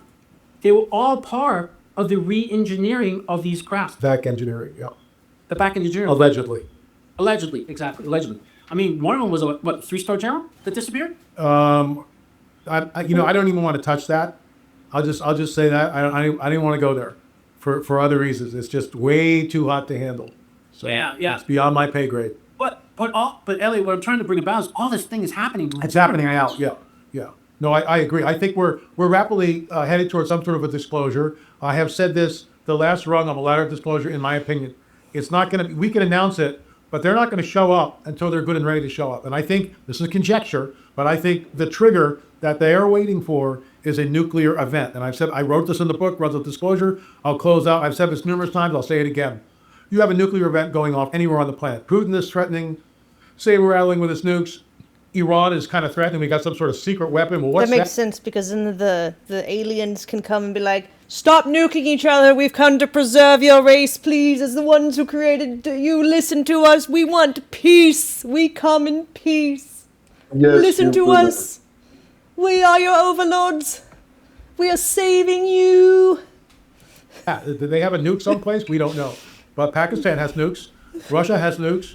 I mean, Ukraine. I mean, who knows? Who knows what's really going on behind the scenes? We don't know. But you have a nuke going off anywhere on the planet. It creates the greatest climate of fear that mankind has experienced collectively in the history of the world. That's it. That's when they show up. Why? Because everyone will be going, oh my gosh, are we next? And they will say this, wait, stop. In fact, and think about this. We have a film on this. It's in our Watcher series. We interviewed Robert Salas. He was the commander of the Maelstrom Air Force Base. And a UFO hovered over the gate, shut off all 10 intercontinental ballistic missiles. Just shut them off completely. So they have the power to do this. They have the power to shut everything off, or, like Hello down there, to turn everything on. So it's a global event. We're looking up, and they will say this. We created all life on this planet. We genetically manipulated early man. We started the world's religion, started the world's civilizations. Now, at this critical juncture in human history, we are back to usher mankind into a golden age. Oh, and by the way, some of these people who are just not fit to be here any longer, they're actually stopping the harmony of the earth. We've taken them to a better place, so they've explained the rapture. I think it's soon. I think we're on the cusp of something. Dr. John, I'll give you the last word. I think, I appreciate your friendship, LA. I appreciate all the work that you've done for the last 30 years, and I think it's about to pay off. If you don't know the Lord Jesus Christ, I suggest you know him now. Because this great deception is going to deceive many. Many are going to be deceived. Billions are going to be deceived. But those who know the Lord and are close to him will understand the signs of the times and just give your heart over to him, because you will be the one that he's going to take and get away from here before the rise of the Antichrist and all the stuff that's going to happen on this earth. Yes, there's going to be supposedly 3.5 years of peace, but at the same token, he's also going to be deceiving many. We have to understand right now is that we have the ability to do the mark of the beast on every person living on this planet right now. It's converging with AI. All this is now converging with AI. We're in unprecedented times, and he's got to come back and take us out of here. And I agree. Exactly. So please, contact LA, contact with me. I'm at Biblical UFO Deceptions at proton.me. If you want to understand how you come to know the Lord, simple prayer. But then you need to be discipled. So you need to find a good biblical teaching church to be discipled. Don't leave this planet without the Lord Jesus Christ. Amen. Confess with your mouth that Jesus is Lord. Believe in your heart that God raised him from the dead. You will be saved. That's it for today, folks. Thanks so much for watching. Dr. John, thanks so much for coming on the record. Really appreciate it. Thank you. Yes, sir. Good luck with them too. Yeah, good.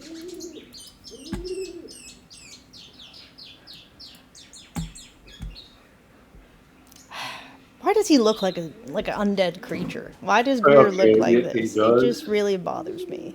He's nerd maxing. At least, he's not taking a hammer to his face, I guess. That seemed pretty interesting. That was pretty good, actually. But yeah, that guy's a nerd. He's nerdy as hell. Reptilian maxing. I don't know. Yeah, I wouldn't trust him. But the ball guy may be a bit. I mean, he seemed like he was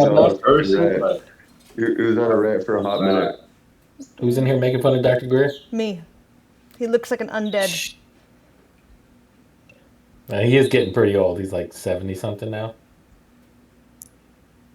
He needs to switch it out with a different human suit. He didn't always look like that. I'm sure he looked like his face marker is like meth or something.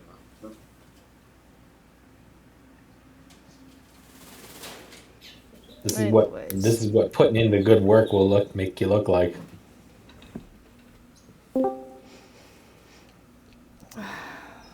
Like, I would actually fuck with that documentary if it's not like too expensive. I look into it. No, it's not that expensive to watch. I think it was on Amazon Prime, I think. Or Prime Video, you can rent it. Something like that. Anyway, I had to step away for a second because we got 2 houses down from one of my clients. They got a break in, so my client was like, I don't know, what if they hopped my fence into my backyard? Can you please come check? And I'm like, I got you. Damn. I mean, it's a real problem. You know, so, but they're all good. Everything's good. And the LAPD is already Jones here Goblin song investigating you the get actual there? break-in.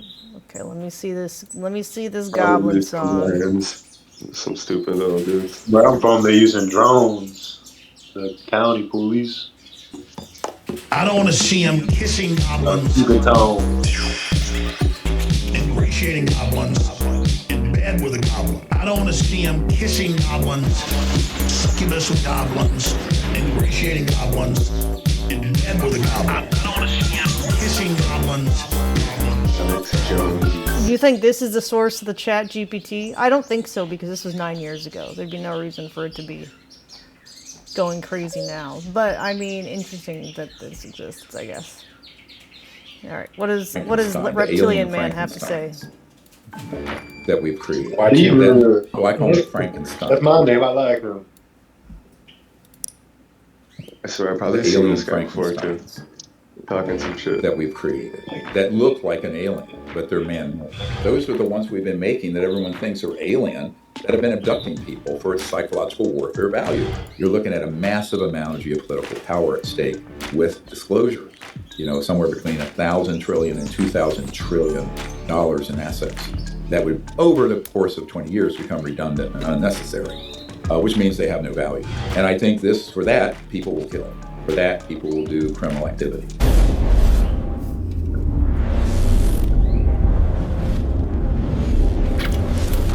Hello, everybody. Welcome back to Watch Mojo and Unveiled. I'm your host, Rob, and joining me once again is Dr. Stephen Greer. He is a physician, author, founder of the Disclosure Project, and has been at the forefront of government disclosure about UFOs and advanced tech for many, many years. Dr. Greer, welcome back. Thank you. Thanks for having me back. So it actually hasn't been that long since we last spoke, but so much has been going on that there's no shortage of things to talk about. But before we get into any of those things, you have a pretty big event coming up. It is the 25th anniversary of the Disclosure Project, the National Press Club event that you held in 2001. And why don't you start by telling us a little bit about that? Well, it's going to be a very significant milestone. It was 25 years since we launched the global disclosure movement that's now led to the president. You got to remember, Ammo, investigations. like if you're going to talk about this stuff on a daily basis, you got to be a little eccentric, right? I guess. I'm just saying he doesn't act human, that's all. Etc. But you know, when we started out, we had around that time we had about 400 military and intelligence whistleblowers and intel sources. Now we have close to 800. It's doubled, and so we're going to have this as not only an anniversary event, which you're welcome to attend if you can make it, but also we're going to have new whistleblowers. We're going to have a Green Beret there, who is in an underground facility in a place called the World Technology Office. Believe it or not, that's what it was called. As well as 2 Marines who were operational in settings where these objects were functioning. And we're also going to have a pretty explosive unveiling of new research on this thing called the Boogosphere, which is this spherical object, a little over a foot in diameter, that landed in Buga, Colombia, South America, about a year ago now, and which we have just done a whole series of new tests on called micro-CTs that reveal extraordinary facts about the interior of it. And it puts to rest that this thing is of any normal manufacture. It is, most people can't believe it because we've never acquired a device like this in civilian hands. Now, we don't have it here in America. It's in Mexico City. What is the Boogosphere? That the metallic sphere that came down in Colombia. Remember that at all? Okay. I have to look at it. Cool thing is that it's metallic, right? So you can't carbon date metal, but they noticed there was like a type of resin thing. Yeah. Okay. They found that there was a type of resin that was part of its manufacturing, so they were able to carbon date the resin, and the resin is 12,500 years old.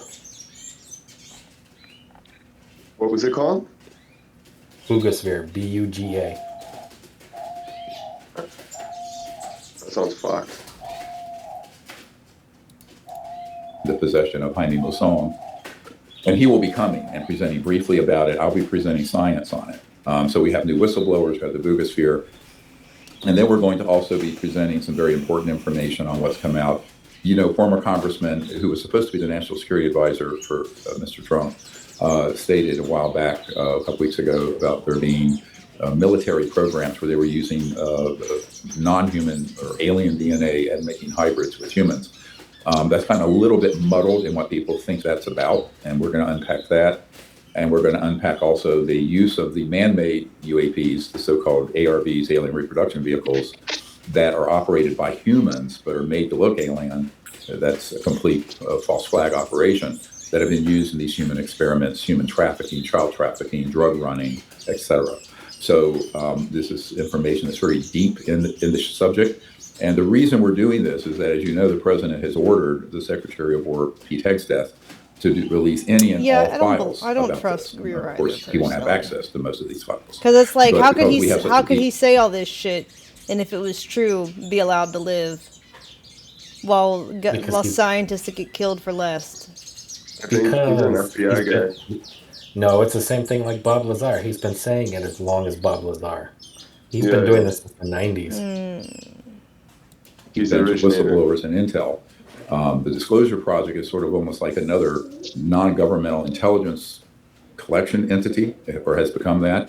And it's been the primary source for a lot of the members of Congress and other people on this. So I think that what we're going to try to do is be sure to backstop what the government's going to release by saying this is the full picture, and then we'll see what comes out from the government release, if it's a fake disclosure, a partial disclosure, a distorted disclosure, a false flag disclosure. We don't know.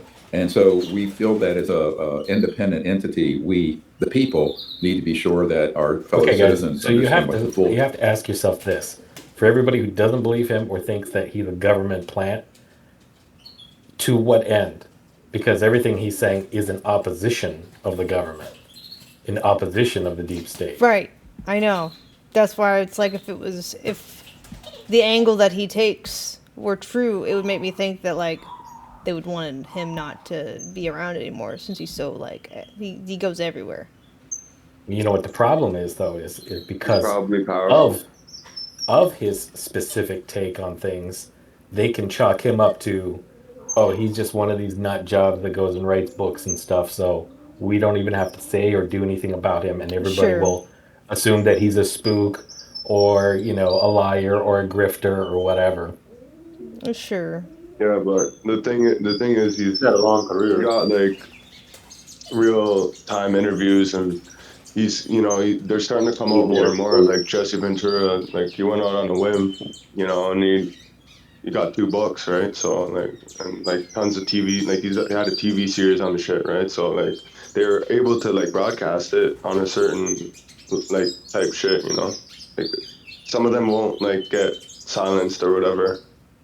I think like, some of them won't get silenced because the media and the public will do that for them. You don't even have to kill the guy. You could just let him talk, and then everybody will go, "He's just crazy. Don't listen to him." Truth is, and not some partial truth. I mean, I can imagine the climate in Washington in 2001 versus now must have been very different. It works even better for them because then everyone will just believe it's not true. Yep. Compare and contrast a little bit for us.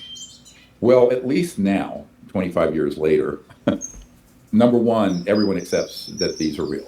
Number two, in the last 2 years, there is a critical mass of people in Congress and the executive branch and law enforcement that understand there are criminal operations going on, mainly in the corporate sector, but also within government, and that they are using reverse engineered technologies in various treasonous activities and high crimes, et cetera.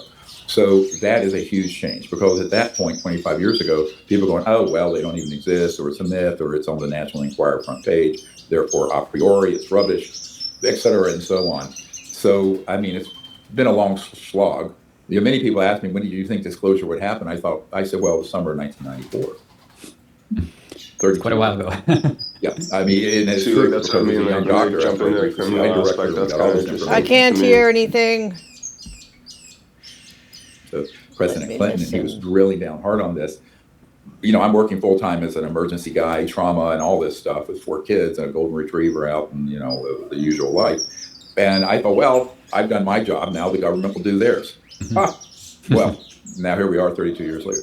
So I look at this with a very long view now and go, well, let's see. I'll believe it when I see it. I have people very close to the president that have been conveying information to him on my behalf and the Disclosure Project's witnesses.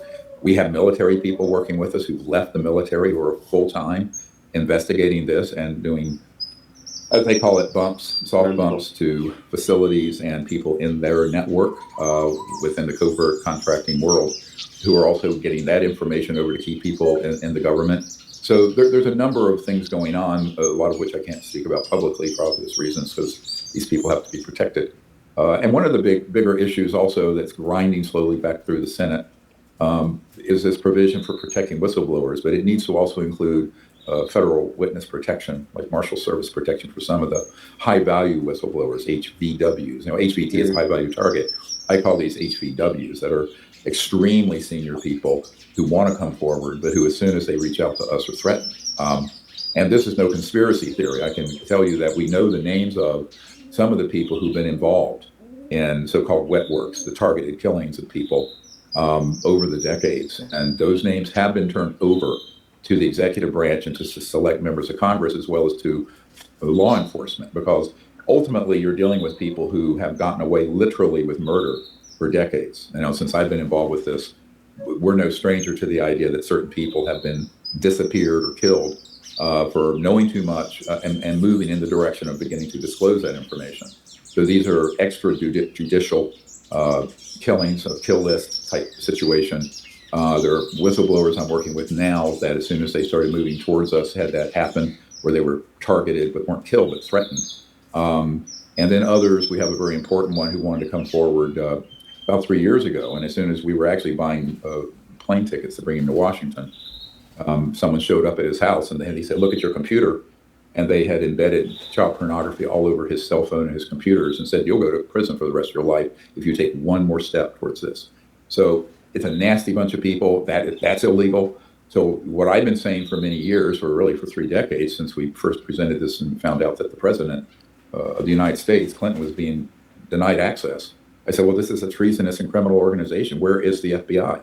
Where is the Department of Justice? Where are the prosecutions? You know, it's interesting because we'll go after somebody because they lied about a sexual affair, like they impeached Bill Clinton. But where are, you know, the really serious things like this never get prosecuted. They never get under control. And you have to go, what is this about?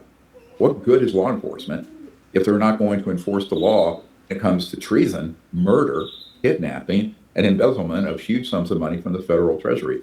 I think this gets into this big question of, you know, I have a daughter who went to law school, and I said, just remember, we don't have a justice system, we have a legal system. Yeah. And the legal system is manipulated and corrupted all the time. But I'm not trying to be cynical, I'm trying to be realistic here. So this is what I'm waiting to see. Not that I think that necessarily we need a pound of flesh, but we need to have enough muscle in the executive branch and in Congress, where they need to get serious with subpoenas and start providing protection and subpoenas to people who need to be brought to Congress and under oath provide testimony.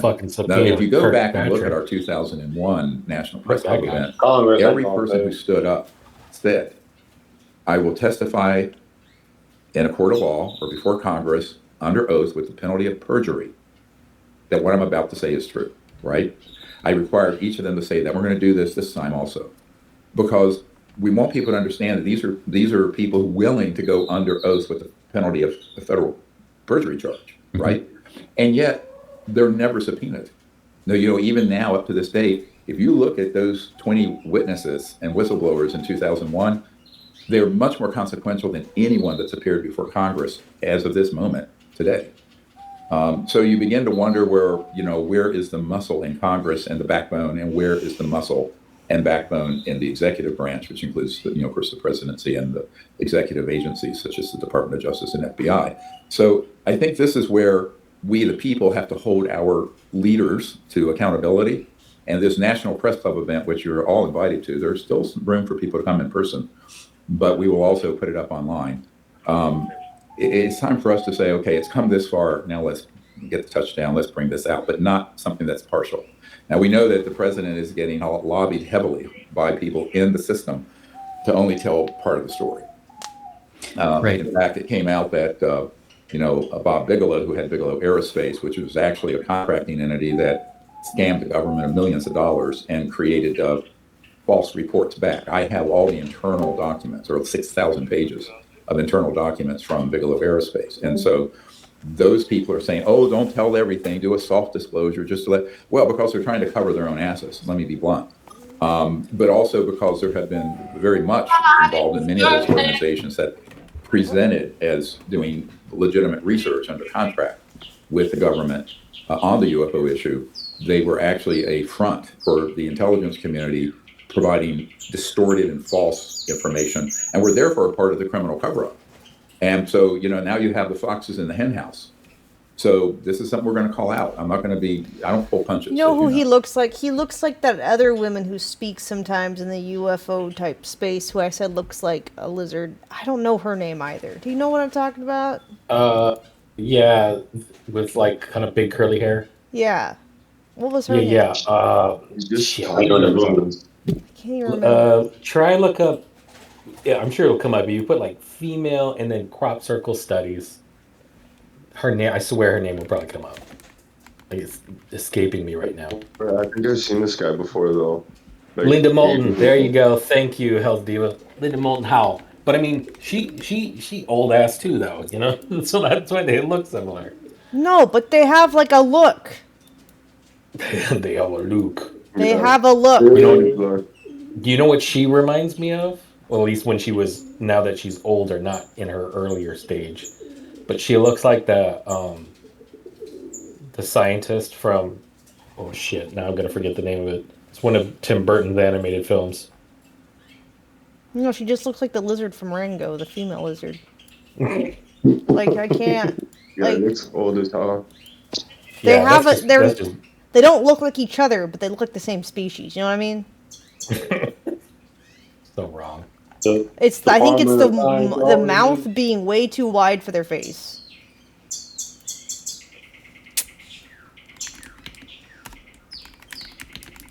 It's just bonehead looking. That's just that good old plastic surgery, baby. No, it doesn't look like plastic surgery. It looks like lizard people. I don't know. His eyes are kind of creepy. He's kind of creeping with the eyes. I don't know. I don't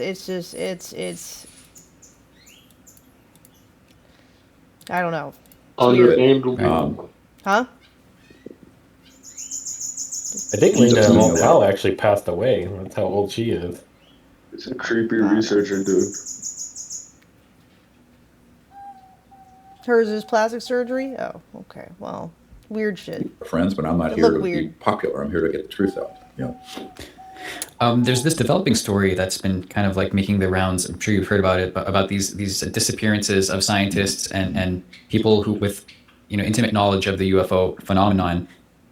Is that a reflection of it being more difficult and more important to protect these whistleblowers? Like, is the danger kind of mounting as we're seeing? Like, even Representative Luna has come out and said, acknowledged these related disappearances and said this is not a coincidence. So, how do you view that?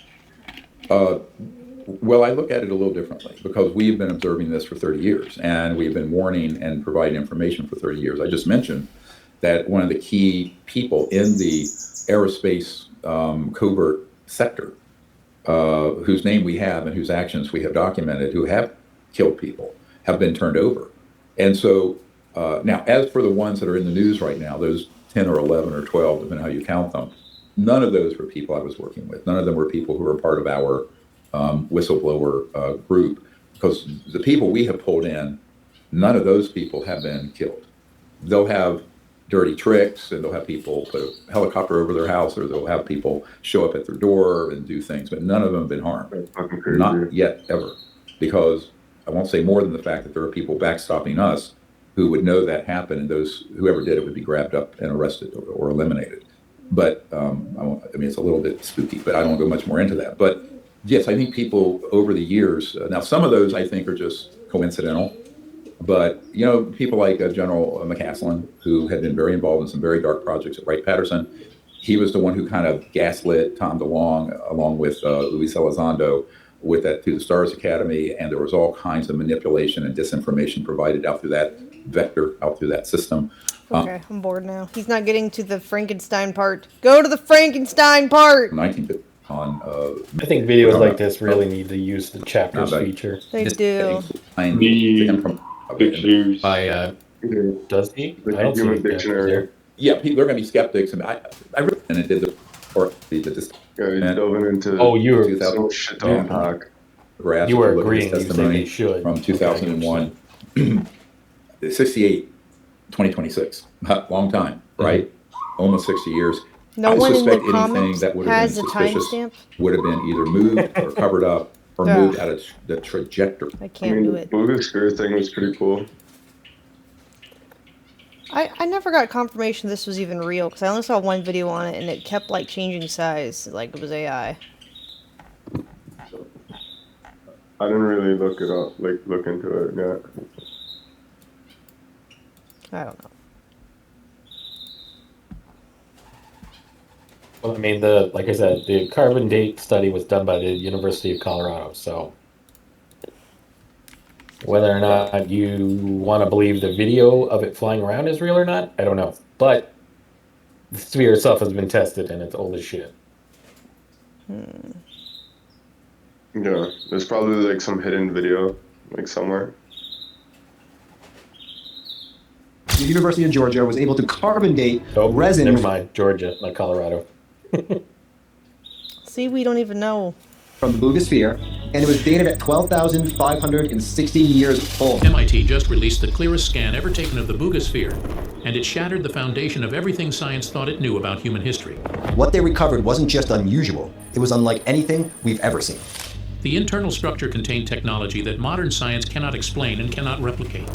Materials that do not exist in any catalog on Earth. And buried at the heart of the entire structure is something that looks exactly like a processing chip. It's a hidden Dragon Ball. See, why does it keep changing shape in this video? Like, but the processing chip. Because some of these videos they use stock footage of stuff that isn't the actual sphere. Yeah, but the worst part is the age. The organic material locked inside this object is 12,560 years old. Long before any civilization on Earth was supposed to understand metal or engineering of any kind. How are these spheres moving? And they too. also noted that it was sending out radio waves. Whatever built this was never supposed to exist. And from the moment scientists opened the scan, the story only got stranger. The explosion in the field. On the morning of March 2nd, 2025, farmer Jose Arias Restrepo was working his land outside Buga, Colombia, when he heard an explosion. Buga. It was a sharp, close detonation that came from somewhere in his field. He stopped. He listened. Then he walked toward it. He did not know what he was walking toward. Nobody did. When he reached the site, he found a sphere sitting in the dirt. See, I feel like this is fake, and they're using it to explain why some people are seeing these silver orbs in the sky as part of the deception. It was perfectly round, polished to a mirror finish, and completely seamless. I'm sure we'll No hear cracks, more of it. no damage, Like, more no about marks it. from the impact. It looked like it had been placed there carefully by someone who knew exactly what they were doing. Arias crouched down and reached out to touch it. The surface was ice cold. Not cool the way metal gets in the shade, ice cold, the way something gets when it has come from somewhere that heat does not reach. He picked up a water bottle and poured some onto the surface. The water did not run off. It did not pool. It vaporized the instant it touched the metal, turning to steam and disappearing into the air. He was holding something that was freezing cold on the outside, but burning whatever touched it from the other side. That should not be physically possible. And nobody has explained it since. Then came the weight. When the sphere was first placed on a scale, it read 2 kilograms. Then, with no one There's touching too it, much no fake changes made. footage for me to believe it even exists. Like, Same it's a scale, real same thing. room, same conditions, it was weighed again. The scale think read it's 10 acid kilograms. metal that looks The weight like had multiplied by aluminum. 5. Not slightly heavier, 5 like all times these heavier. Scientists have not produced a single explanation for this. circumstantial stories about Not one. the heat and the weight and all that other jazz, like that's neither here nor there. That could all just be made up. Yeah. We know that it actually exists though, only because when it was picked up in Colombia, then it was given to this UFO researcher who's from Mexico City, and then that's when Dr. Greer got involved because the Mexican guy was like, hey, so I got this thing. I don't know what to do with it. You got more contacts and connections than I do. Can you take some samples and have it studied? Yada, yada, yada, yada. So it's still in Mexico City, but they had a conference for it, and our boy from Congress, what's his name, Burleson, he and Dr. Greer both went to go see it for the first time when they had not seen it yet. And Burleson was told he should go to the conference by Grush, who's now an assistant of his. So he was like, "Yeah, you should go check out that sphere because that's looks like a lot of things that we had studied beforehand in the intelligence community." So then Burleson went to go check it out. He thought it was unusual. So we know the thing actually exists. And then while the conference was going on, somebody tried to steal the Boogosphere. Somebody claiming to be the Hispanic or the Mexican police. That doesn't mean And they were like, anything. People try to steal crypto. No, I It's know, like, but what I'm saying people is, are dumb. what I'm saying is that it matters. It matters to someone. You know what I mean? Sure, but So- I still think it could be just like a planted thing, Yeah, they gotta do. Like they gotta do a full not that documentary on this prop doesn't exist, but that it is just that a prop with a convincing story as to why people have gotten footage of these silver orbs, metallic orbs floating in the sky. Yeah, that's fine. And that's all I'm saying is that it's not like it's entirely a hoax. You know what I mean? Yeah, and not to say that there wasn't something on it that didn't carbon date to that age, but I honestly firmly believe if there's a test and there's someone out there who knows how to manipulate it. I don't know. You gotta do a full The silence documentary on around it. that fact is one of the most disturbing things about this entire story. But that is not the only reason the landing site was alarming. When researchers arrived to examine the area where the sphere came down, they found something Oh that my made God, it clear ergo, this yes, object had resin not is just from a fallen. tree, but It resin had is been also a active. term that refers The grass to directly anything around the that's landing zone was organic and completely sticky. dry We despite can heavy make rainfall in the synthetic area. resin. The surrounding tree branches That's how showed you make ionization props. burns, which are the kind of scorch marks God. left when electrical or electromagnetic energy passes through organic material. Whatever this sphere was, it had been doing something from the moment it touched the ground. Before all of that, witnesses above Buga had watched the object descend. They described it zigzagging through the sky in patterns that no aircraft of any kind is capable of producing. It emitted multicolored lights as it moved, and then it hit a set of high-voltage recording power device for the lines, aliens. the kind of lines that carry enough electricity to kill anything that touches them. The sphere tore straight through without taking a single scratch. The power lines lost. The sphere did not. Did you Word see spread that, fast. Emma? Colombian authorities What? arrived and demanded the sphere be Did handed you see that? In this reenactment, they just show Yeah. some poor bird getting zapped. They just over immediately. The man who had taken possession of it, a local blogger and Fucking treasure hunter bird named just David exploded. Velas, refused. He was afraid. Not of the sphere. He was afraid of what would happen to it if the government got their hands on it. He had watched enough stories of mysterious objects disappearing into government facilities, never to be seen or heard from again, and he was not going to let that happen here. So he made a call. He contacted Jaime Maussan, a Mexican journalist and prominent UFO researcher. It is important to understand who Maussan is before moving forward, because his name carries serious weight in this story. He's the same man who, in 2023, stood before the Mexican Congress and presented what he claimed were the bodies of non-human entities. Those objects were later found to be constructions made from human and animal remains. Maussan is not a neutral figure. He is either a man Just with like access the to genuine dinosaurs. extraordinary discoveries, or he is the most persistent showman in the history of UFO research. The moment his name entered the Buga story, the scientific community split immediately. Some researchers moved toward the sphere with serious interest. Others backed away just as fast. But the ones who stayed made a decision that would change everything. They decided to look inside. Initial spectroscopy, which is a scientific method that identifies the chemical composition of a material by analyzing the light it reflects, detected a titanium-based alloy in the sphere's surface. But the results also showed something that stopped the analysis team completely. The alloy contained elements that did not match anything on Earth's known periodic table. Not unknown isotopes. see the thing that really but the bothers results- me a lot is that you're telling me this is like ancient technology, highly advanced, but then it has to have like this shit design down the middle. It can't be like a sphere made by itself. It is presented by a guy who already cheated the Congress. Well, okay, so It has to be the two stuff halves? on outside, the stuff on the outside, you have to remember most of the spheres that have been seen in the past don't show that. Right. In Yeah, fact, it's like custom. there's a very famous case called the Bet sphere, where this family found a metallic ball just like that back in the 70s, and then the Navy intelligence showed up to their house and was like, "We would like to take that for testing, please." And then they did, and they did all these kind of tests on it, and then that one was almost stolen too at some point. It's a fucking wild Or, story. Yeah, you're you know, telling it's a me that good. this thing, when you pour water on it, the water boils and steams away, and yet no one's worried about the oils on their hands. They're just bare touching this thing. Like, I don't know. This is weird. Like, none of it makes sense. What if it like dislodged from like a UFO like spacecraft or some shit? Like they That's just why I accidentally dropped that's why it. I keep, that's why I keep saying you should just ignore all this other like circumstantial There's like so many storytelling theories. bullshit. There's so many. I think it's all bullshit.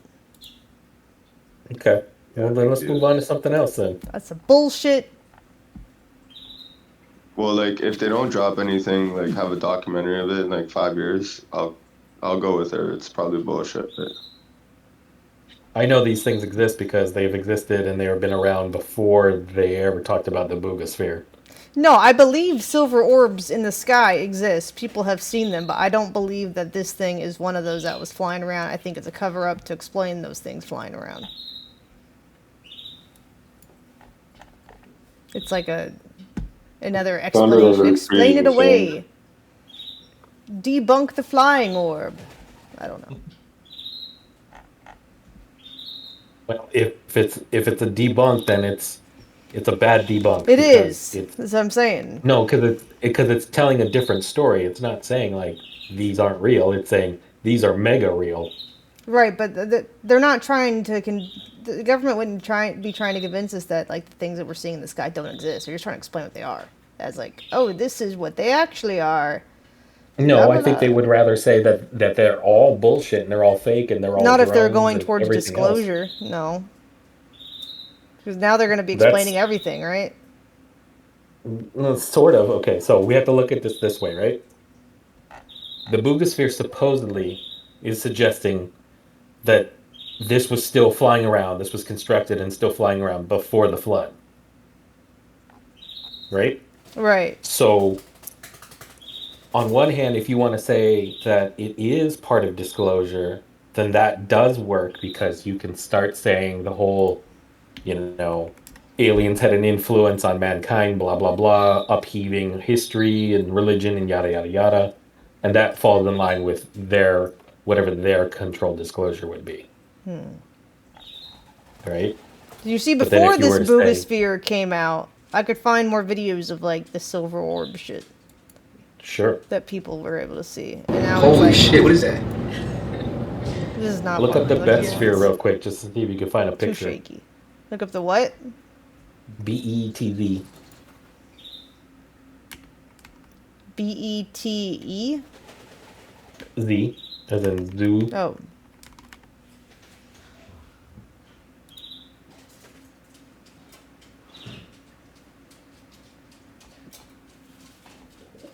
What you up to?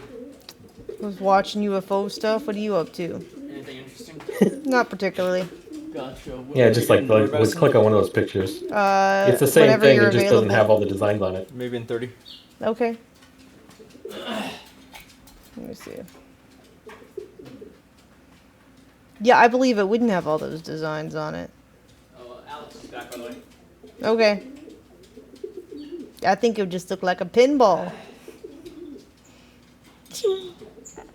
That's more realistic to me. That concept of nothing on it, just a floating silver orb. Not like, ooh, look, a QR code and a seam in it, because it's we couldn't recreate it unless we did two halves. The pinball wizard. Dun, dun, dun, dun. I just saw a picture that said Booga versus Bets. I wonder if that's like somebody's little video comparing the two. I mean, maybe. Since I was a young boy, I played the silver. Must have played it all. Ain't seen nothing like it. And it moves my heart, that deaf, dumb, blind kid. Some plays a green pinball. Okay, let's see what else people post.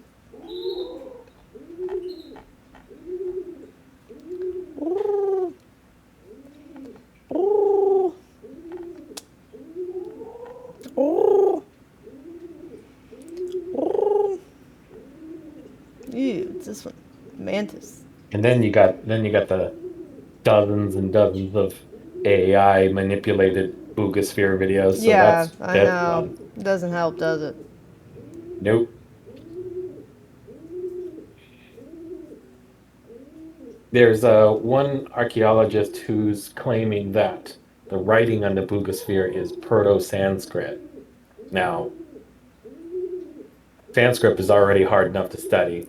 Then you want to find somebody who's supposed to be an expert in Proto-Sanskrit? I don't know. I'm not educated enough in that to call bullshit or not. But whatever. I wonder if that's a font name and it's not what you think. I'm just curious. No. Darn.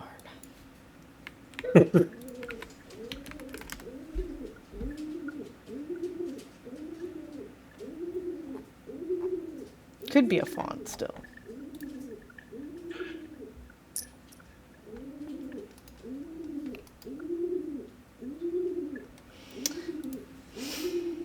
Sounds dumb though. Proto-Sanskrit.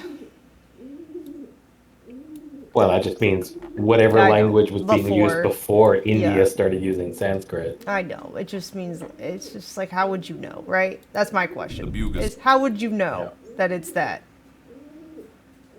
Well, how not only that, but how It would you looks confirm closer to hiragana than it does Sanskrit, in my opinion. But anyways. I would say, how would you even confirm that? Because as far as I am aware, there are no written examples. Right. That's what I'm saying. That's That's why it sounds dumb to say that kind of thing. Like, how would you, like, how can you confirm this? Yep. Well, it's like the Da Vinci Code or whatever. Like it's encrypted, and they gotta research it more until they figure it out. No, they don't, because I don't believe it's real. They don't. Or They don't it's gotta research it a more. hoax. They gotta bullshit more is what they gotta do. They gotta keep changing how it looks in every fucking video and picture. Anyways. Yeah, maybe it's possibly deception. I'm a hater. Booga hater.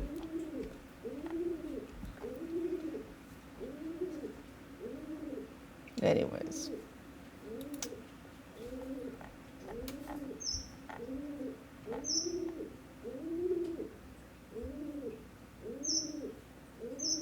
Oh yeah, what is this thing? It's a historical and cultural documentary covering the various archaeological and biblical traditions associated with Xar Antar. What is that? I don't even know how to say that. Something gateway near Mount Hermon, as well as the differing theories connected to these locations. I don't even know where these places are or what they're about. I don't know. I might just be lost on this video. Let me jump in and look at that link. Mount Hermon's upsettingly dark occult connections. Upsettingly dark. Not just mildly upsettingly. Oh, where the Nephilim fell? All the upsetting. This is Syria, 1974. What links this time and place to the fate of 11 innocent women in 19th century London, and to a terrifying archaeological discovery made in these mountains decades before their final hours? And how does all of it connect to a 130-year-old plan to keep these connections hidden? Whatever you think the story is going to be about, it's not what you think it's going to be about. I think we're talking about portals and ultra-terrestrials. Welcome to Jabal al-Sheikh, more commonly known as Mount Hermon, and one of the most important historical landmarks on Earth. Appearing in the traditions of everyone from the ancient Egyptians to the Sumerians, the Babylonians, and even in rare pre-Islamic Arabian literary traditions. Historians often view its inclusion in these cultures and many others as symbolic, a location that exists both in our world and in other worlds. However, today, in the 21st century, some researchers claim that Mount Hermon's supernatural significance is not merely allegorical or symbolically religious, but very real. writers and researchers associated with established, albeit fringe, organizations including Gaia, Exopolitics, and even the History Channel have claimed that this location is home to a number That's of the second time today I've heard Gaia. What is Gaia? Besides, Mother Earth or whatever. What is the organization? Well, okay, Gaia is a streaming network, streaming platform that just covers anything, all these kind of subjects. Yeah. Okay. Where does it It's play? kind of like a mainstream, like, kind of Wikipedia for, like, alien shit, or like, some interviewers, like, will go on there and they'll kind of do what that guy did. Like, just talk about it and kind of explain theories. Where is this channel? I've never heard of it or seen it in person. They have their own website. Oh. You can look their YouTube channel up, and you can see clips from their other programs. Okay. Yeah. So it's not Yeah, like a somebody channel? said. Like on No, I TV? mean, like, it's its own platform. You know what I mean? So you can go through their videos, and you can Yeah, pay. there's like a couple guys that are pretty good. Like that one Asian dude, I forgot his name. He's pretty fucking crazy. It's kind of lit. Okay. Diva says in the this video means Gaia is the name they give the spirit of Earth. It's pagan channeling. But yeah, there's always filler on there. So, but yeah, it's just like a platform. Do you think? Shut up, okay, Peach. so if I don't know, it just makes me wonder about like that site called Gaia Online. I'm like, I bet a lot of shady shit happened there that didn't get or maybe it did get exposed. I just don't know about it. But I bet a lot of like child predator shit happened there, probably. Probably so. Human intelligences connected to Earth via a transdimensional anomaly that modern-day institutions have actively concealed for over a century. Established in 1974 and sitting at an altitude of 9,000 feet at the 33rd parallel, here's the home of the highest permanently manned UN position on Earth. Although its role on Herman is politically strategic, many, like the author Ricardo Corpancho, speculate it's more than that. The military there is not just protecting this tri-border, but also some kind of singularity, a portal that can be found on Mount Hermon. His opinion that Mount Hermon houses a type of gateway is not new, with fringe historians alleging that the extra-canonical biblical Book of Enoch provides further evidence of this theory, and that the facility located there today is only the latest in a number of international organizations associated with this spot going back to the 19th century. Because it is there, in the 1800s, when this mystery truly begins, and where evidence of this gateway was first discovered under the unlikeliest and darkest of circumstances, soon to begin plaguing The wheels of Victorian-era Ezekiel. London. A period in history today recognized as being Look at that from angel. hell.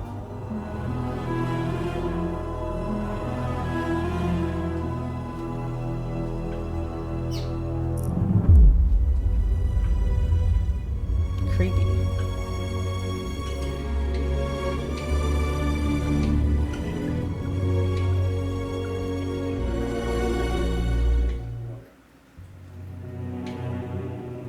In the fall of 1888, over a period of several weeks, the UK's Metropolitan Police, or the Met, was facing intense criticism and ridicule over their complete failure to protect the women of London from a man who was becoming one of history's most infamous criminals ever chronicled, Jack the Ripper.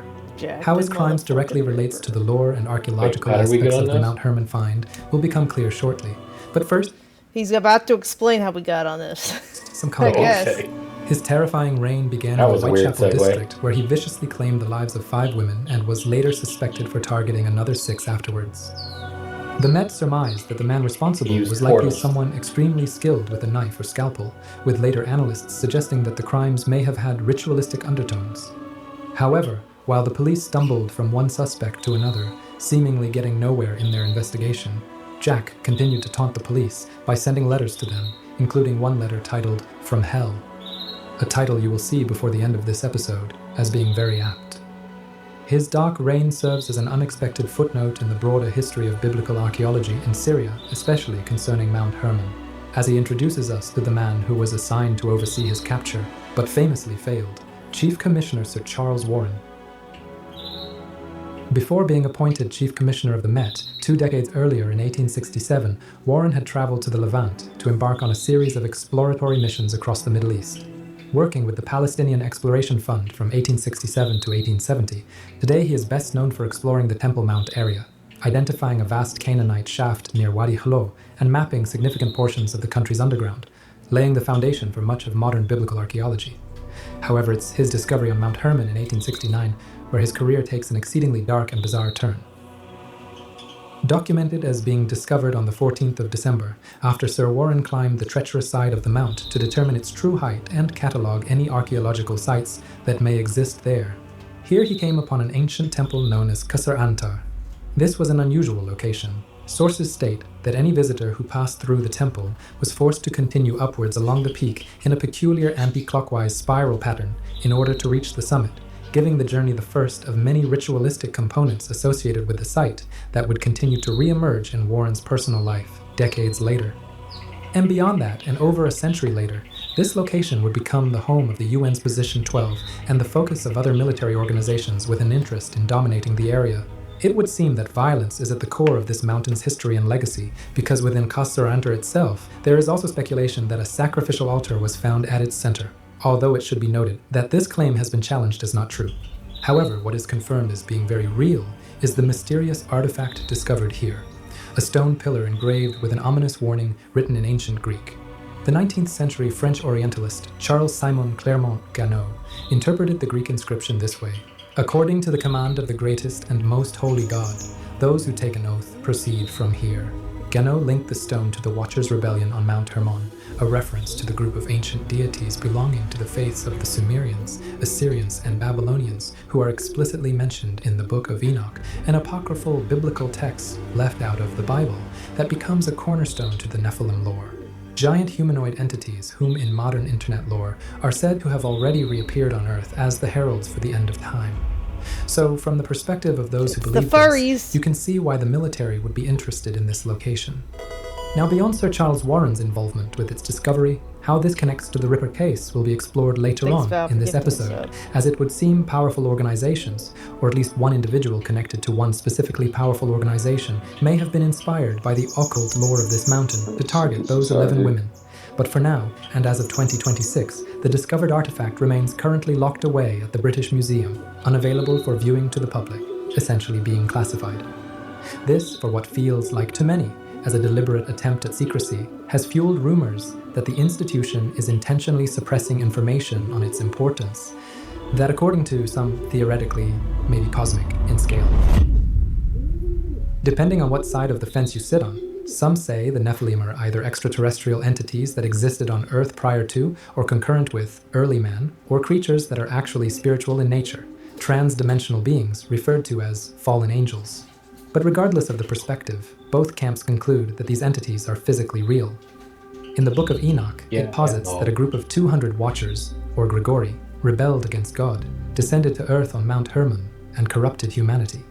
The Watchers taught humans prohibited arts, including sorcery, astrology, and weaponry, as compensation to the men of that time to be allowed to marry their women, and it is from this union the Nephilim were born as a race of giants. Within Islam, we encounter a comparable theme in the story of Harut and Marut. Because angels are generally believed to be incapable of sinning, their exact nature and role became a matter of debate among scholars. Rather than depicting them as evil beings outright, the Quranic tradition frames them as part of a divine trial involving dangerous knowledge, one that later commentators often associated with ancient Mesopotamia, in or around the land of Babylon, that being in the northern part of the modern-day Gulf. However, this is far from Mount Hermon, and it should be noted that as of 2026, the Qasr Antar temple site is now very close to where the UN outpost known as Position 12 is, if not encompassing it to some capacity. According to Ricardo Gonzalez, Mount Hermon is a nexus location where the fabric of reality, space, and even time are malleable. Describing it as being home to a literal, dimensional gateway, he argues that due to its ontological nature, the mountain consistently features throughout various ancient and religious traditions in stories that feature I need to map that on my Google Earth. Mount Hermon? Yeah. Or Hermon, excuse me. Hermon. Saying like Herman makes it sound like it's your next door neighbor. No, I need my particular one. What is it? Cool story, bro. Yeah, the one that the government's always trying to wipe. Yeah, for real. Oops. Antarctica again.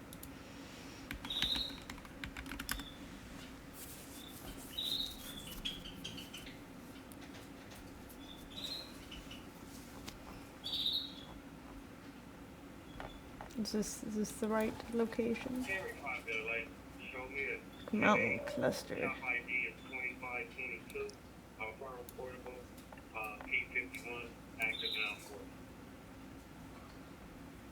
Doesn't seem like it looks right on the map.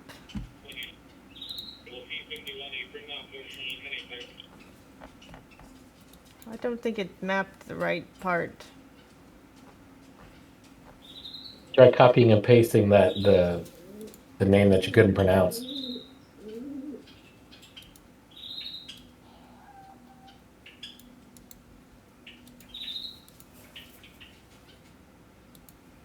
It is, but I mean, like, it's on a marker of, like, it looks like a base, not a mountain.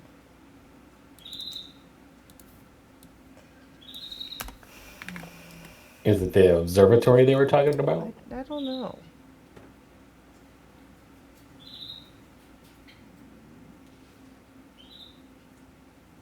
Nature reserve. They're just describing like secret societies somewhere along like that place in Asia. Nature preserve, that's where they keep all the Nephilim. Right.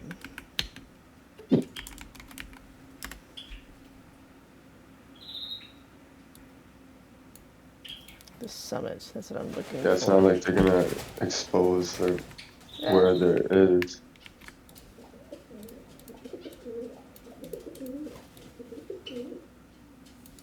I don't know if this is going to copy correctly.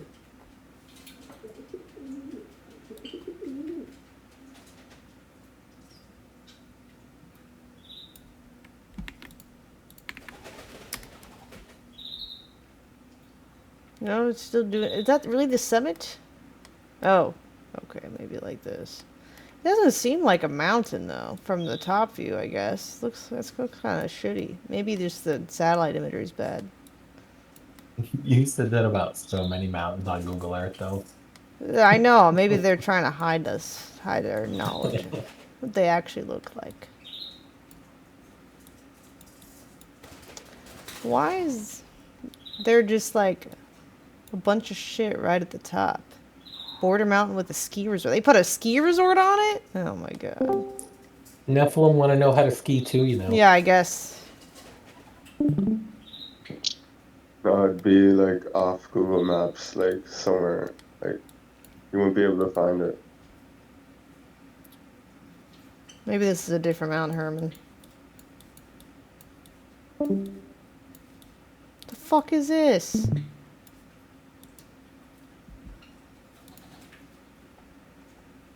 Beings descending from the heavens. Disappointing. This view is consistent with the Stargate theory, most famously illustrated in the 1994 sci-fi movie of the same name. But according to Gonzalez and organizations like Exopolitics, this technology was, and possibly still is, very real, allowing instantaneous transport across space and possibly even dimensions, with devices or portals existing buried across the region, from the Gulf to Algeria, and possibly any other coordinates. Let me see if they're any different from what I already put in here. No, it's the same ones I had. That's the same. Beyond, including in Latin America and Europe. With this in mind, could any of the secured locations on Mount Herman, including position 12, hide one or more projects centered on a singularity that crosses space and even time?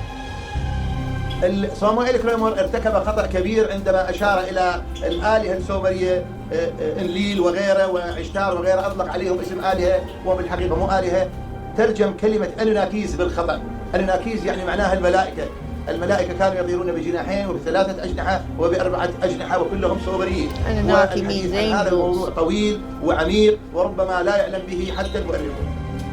This highly speculative take concerning alien technology existing on Earth, at least in one point in our history, has been echoed by a wide range of people, from Iraqi government ministers to being platformed on popular podcasts like Joe Rogan, taking it from science fiction to mainstream historical speculation. The understanding is that Samuel Kramer, who was one of the world's leading Assyriologists, whose famous claim that these ancient deities were purely theological figures, is wrong, but instead they are advanced visitors whose role was supposedly to guide early man. But something, Gonzalez says, went wrong. Supposedly. An outside influence corrupted their mission when they descended on Mount Herman and began mixing with human women. This, for Gonzalez, is the true event behind the old biblical and extra-biblical accounts. The Book of Enoch's 200 watchers in his reading are not supernatural spirits, but physical beings from elsewhere. Gonzalez folds So the this snake tempted Eve, and then she tempted the angels. Man, he hurt people really do hurt people, don't they? into the broader Anunnaki tradition, wherein Hermon becomes the starting point of a much larger contamination of the human story via these cursed What a offspring, vicious and cycle. humans doing what they can to communicate with them, even if these beings are coded in religious talk as demonic or jinn-like. This takes us back to the gateway hypothesis. Are we talking about a stargate to the heavens or an entrance to hell? In clinical terms, Mount Hermon can be considered as a large-scale liminal Depends if they convergence use site, good matter, light matter, or dark matter, right? in that it theoretically serves as an anomalous threshold point, matter a place opened where, the according to portal to the theology, the universe? Watchers descend and forbidden knowledge was granted to humans. Hermon is where biblical lore, pagan tradition, Watcher mythology, Stargate theory, archaeology, and as we will see in the next chapter, Masonic symbolism all collapse into one location. Because certain high-profile voices in the fringe space have pushed the idea that Amouranth is the entrance point for where fallen angels entered in a careless manner, thereby making it a gateway of sorts, it has led to it being confused with another location at the foot of the mountain called Banias el Hola, also known as a gateway to hell. More academic sources describe Banias at the foot of Hermon as a place of pagan debauchery, occult ritual, and the offering up of human beings. Keep this idea of ritualism in mind, because it is at the core of what seems like a dark cover-up that we'll explore in the next chapter. Known in antiquity as Caesarea Philippi, real it cover-up became is the ski associated with the resort. gates of hell because of the deep spring-fed cave at the mountain's base, believed by some in the ancient world to be an entrance to the underworld. However, the darkest aspect of this mountain concerns its association with forbidden rites, of which there are many, the most principal of which being associated with the mountain's namesake, Hermon, which is in reference to the storm deity Hermon, the Canaanite that some academics argue required human offerings. This topic of rites takes us back to Victorian-era London and a series of coincidences connecting Mount Hermon's Caesarea Philippi and Qasr Antar to dark rituals being practiced in the city that suggests that a scheme to hide the truth behind why 11 women were ended and the investigation into them was ultimately bungled. That scheme hypothetically being orchestrated by the archaeologist Chief Commissioner Sir Charles Warren himself, the man in charge of apprehending the Ripper. The topic of whether aliens or fallen angels or nothing at all exist on Mount Hermon ultimately comes down to personal belief, but it serves as a backdrop for something more sinister, the number 33. The 33rd parallel has become a cornerstone of modern conspiracy thought, linking the 33rd degree of the Scottish Rite, esoteric numerology, and specific geographical locations to power, conflict, and historical events. There is a claim that throughout history, so-called high-energy sites associated with these ideas appear to align with 33 degrees north, making it, in essence, a type of ley line. A ley line, for those who do not know, is supposed to be an invisible alignment of ancient sacred sites, monuments, and natural power points across the globe. In occult thought, these lines make certain places more active for rituals, visions, or paranormal phenomena where they converge. One such place is Mount Hermon. With its summit lying close to the 33rd parallel north, it becomes the first of many instances linking the location not only to broader occult lore, but also Freemasonic symbolism. And as you are about to find out, the Freemasons are all over this episode from start to finish. Some believe that 33rd degree members of this organization use this number and this parallel to symbolically encode their actions, influence world events, and pay homage to the principal fallen angel, Lucifer.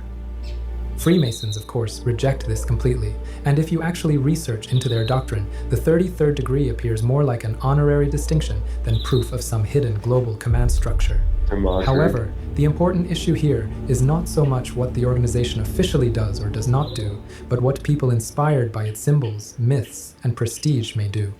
Hermon's exact coordinate is about 33.416 degrees north. The closest equivalent location to it in terms of latitude, beating out places like Damascus and Baghdad, is all the way on the other side of the planet, Roswell, New Mexico, at approximately 33.400 degrees north, taking us right back to the angels are actually aliens hypothesis of the previous chapter. Because Mount Hermon is not just significant in fringe Christian or extra-biblical lore, it also appears, at least symbolically, within the wider world from which Masonic myth itself draws power. According to the material gathered on this episode, Herman is tied to the geography of Tyre and Sidon, to the cedar and stone associated with the building of Solomon's temple, symbology adopted by this powerful fraternity. King Solomon himself is revered as a symbolic Grand Master and the visionary behind the first temple in Jerusalem. And this is where Sir Charles Warren becomes so important. Warren, in addition to being a prominent British royal engineer and archaeologist, was also an enthusiastic Mason who held very senior positions within the fraternity. And as it would seem, so did the Ripper. Now, while on the surface, this might feel like a sharp pivot from fallen angels and stargates to 19th century London's Ripper and Masonic symbolism, but here is the essential context. As you can see, the same players keep reappearing. Mount Hermon, forbidden archaeology, and members of the fraternity's deep interest in that mountain. And as you will shortly see, the horrors that fraternity may be willing to hide. Horrors. There's also a deeper layer here that we cannot fully explore in this episode due to time constraints, that being the theoretical connection between Freemasonry and the Anunnaki themselves. To be clear, there is no actual tangible historical evidence linking the two as far as I am aware, and you can correct me if I'm wrong in the comments. But within our alternative history community, an overlap is often discussed, with some theorists claiming that these elite lodges act as guardians of a hidden history where humanity once interacted with the Anunnaki. In this view, these lodges are perceived as orders preserving fragments of a lost, ancient, possibly non-human inheritance. And since the Middle East is where you are most likely to find that evidence, it hypothetically explains why so much biblical imagery saturates the lore of these institutions. But this and other aspects are topics for another episode, so let me know how soon you want to return to it. But for now, let's focus on the one man who stands at the center of all of this lore and mystery, Sir Charles Warren. Despite not being recognized as a 33rd degree member, he is what we would jokingly call in my part of the Middle East as Arbab. It's like a nickname for someone senior, established, and influential. Warren served as the 3rd District Grand Master of the Eastern Archipelago in Singapore. But more relevantly to this episode, he was one of the founders of the prestigious Quatuor Coronati Lodge in 1884, a lodge devoted specifically to Masonic research. Now, the fact that an archaeologist of his caliber and seniority in such a powerful organization was researching an area known for its anomalous attributes that exists right on the 33rd parallel in Syria surely cannot be a coincidence.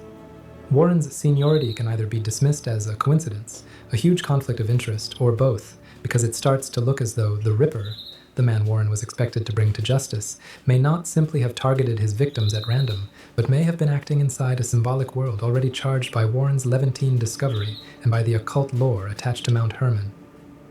One of the most upsetting aspects of this case is the ritualistic undertones the women had to endure, and because of platform guidelines, this next part will have to be heavily censored. Some researchers have argued that the abdominal mutilations and throat of the victims resemble the symbolic penalties described in Masonic oath language. And this is where Mount Hermon becomes relevant again, because in the Masonic world, the mountain does not stand alone as an ancient ruin. It sits inside a larger symbolic geography connected to Hiram Abiff, Tyrian builders, Baal Hermon, and the older sacred landscape from which temple mythology was drawn. So how does all of this pre-Islamic Middle Eastern lore surrounding the mountain, adopted by the lodge, directly connect to the Whitehall crimes? Well, what you may not know about is the Hiramic legend of the 3 ruffians. These characters are associated with to the throat, chest, and head, followed by punishments. Modern Freemasonry explains these as purely symbolic, but the imagery itself is disturbing enough that some have long wondered whether the Whitechapel crimes were staged to echo those penalties in flesh. Could these women then, or symbolic punishments inspired by a master Freemason's discovery at the 33rd parallel in Syria? Some fringe readings of Masonic symbolism have drawn a loose parallel between the 3 ruffians who seek hidden knowledge through violence and Mount Hermon's watchers, the beings, of course, accused of corrupting humanity by revealing divine secrets before their time.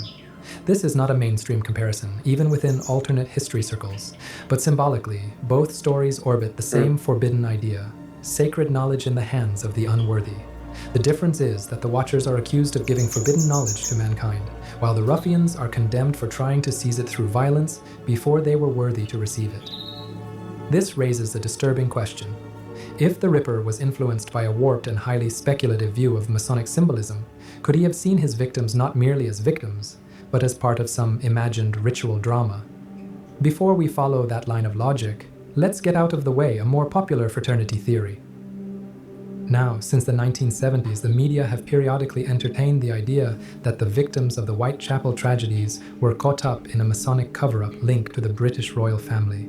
And since many senior police officers and influential public figures of that era were lodge members, the suspicion emerged that the fraternity may have shielded the Ripper as a likely member, under the jurisdiction of Warren's command. A popular theory that has circulated for decades claims that at least 5 of the women were not random victims caught in the wrong place at the wrong time.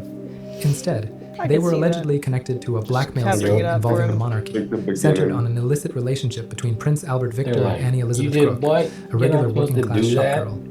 If exposed, such a scandal could have shaken the monarchy to its core. I'm sure this still happens today. Freemason judicial people or police or whatever covering up for the gang activity. Yep. I'm sure it still happens. Mafia, gang, whatever. Fraternity ties, acting to contain the affair before it became public. However, critics have long pointed out that this royal connection remains highly speculative, with no solid evidence to support it. But completely ruling out Masonic proximity in this case is much harder to do. Actually, by now, it may be almost impossible, and this is where the story begins to circle back to Mount Hermon. While there is no actual evidence that Qasr Antar itself was used for rites connected to the Hiram legend, and the temple provides no confirmed proof that anything so profane ever occurred there, if ritualized human offerings were ever going to be associated with a pre-Islamic location in the Levant, then, according to the ley line logic often attached to the 33rd parallel as well as biblical tradition and the mountain's wider occult reputation, Mount Hermon would be the obvious place for such an association to emerge.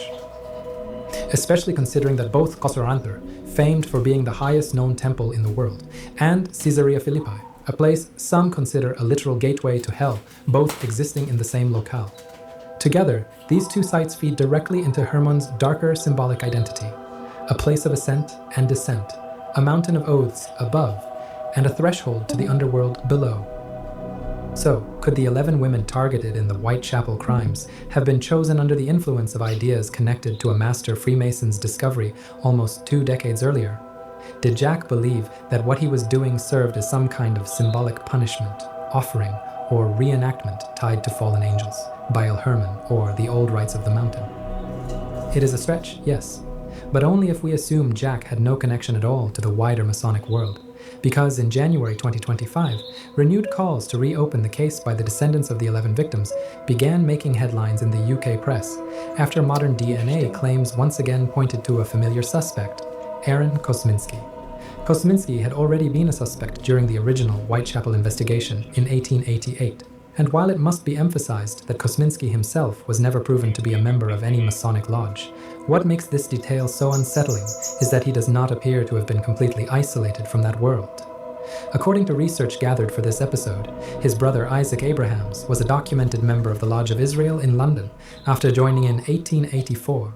His brother-in-law Jacob Cohen was also linked to a lodge in Manchester, and if someone so closely connected by family to men inside that secretive environment became the leading suspect, then we can see why this could be a bad look for the fraternity, taking us right back to Warren. Because if Kosminski was indeed the man behind the Whitechapel crimes, then Sir Charles Warren, the same man who discovered Qasr Antar on Mount Hermon, the same man deeply embedded within Freemasonry, and the same man later placed in charge during the Ripper Panic, somehow still failed to get anywhere near to him. That suggests that this skilled and highly decorated researcher and adventurer had either suddenly become incredibly incompetent at his job, or this is proof he was ordered to keep Kosminski's involvement under wraps. We're talking at the least a failure to pursue the investigation with the urgency required to bring the killer to justice, and at the very worst, intentionally obstructing an investigation. So we've covered a lot here, spanning 2 broad, seemingly unrelated topics, from Stargates to the Ripper, so let's summarize how it all fits together.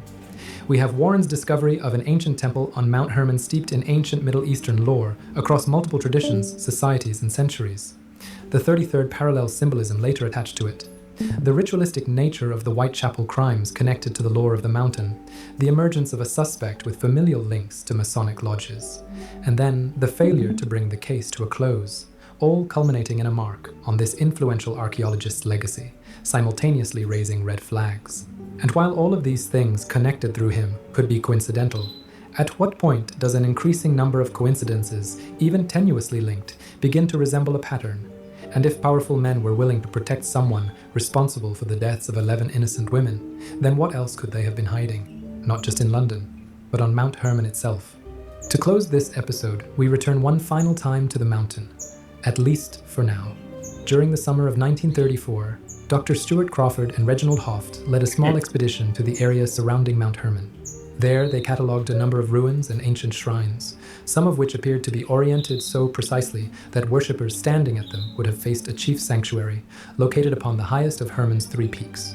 This detail is significant because, within the alternate history community, some have argued that once the Masonic influences of the early 20th century recognized the importance of these sites, they were quietly pushed away from further public academic investigation. Perhaps this explains why the British Museum has locked away the single most important artifact originally found on Mount Hermon by Warren that could suggest an extraworldly presence did indeed exist there, and may still do. But what do you think? Sound off in the comments and share your thoughts. A special thanks to my Patreons. I think that's the most likely thing, is that they're both Masons. Your mom's a Mason. Some cult type shit.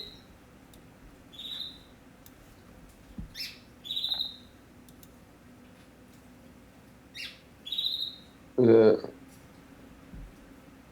Some crazy shit.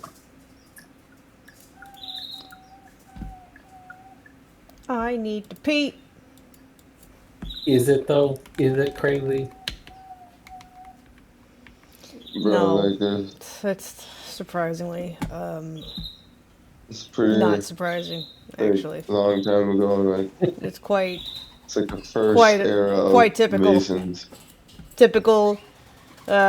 Typical legal system cover up type shit. Oh, too fast. Gotta cover the asses of the wealthy.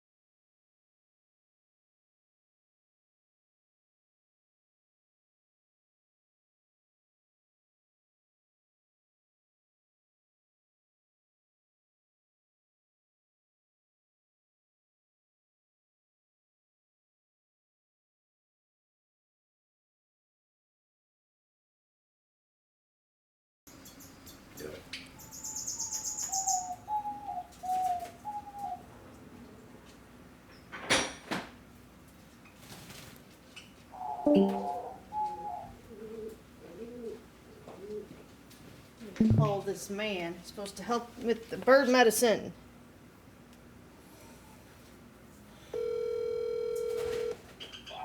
Yeah, what's up? Can you come help me with the bird medicine? Oh, sure, I'll be right there. Okay. He's not asleep. Is he even streaming? I'll check. He sounded sleeping. Yeah, he's logged or he's offline. Yeah. Oh, okay. That makes sense.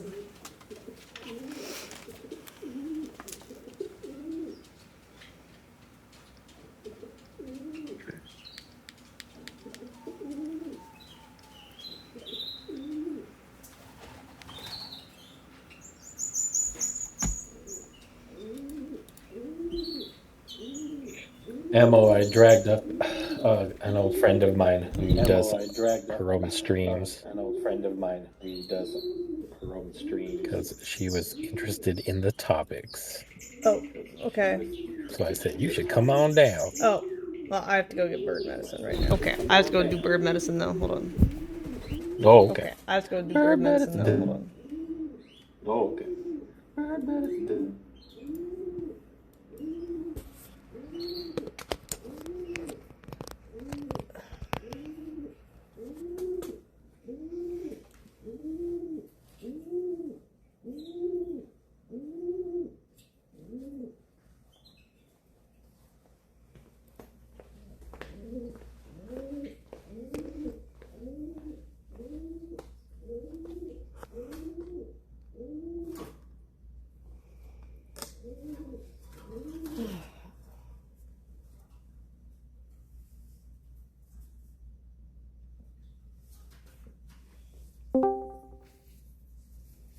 Gotta get these little guys antibiotics.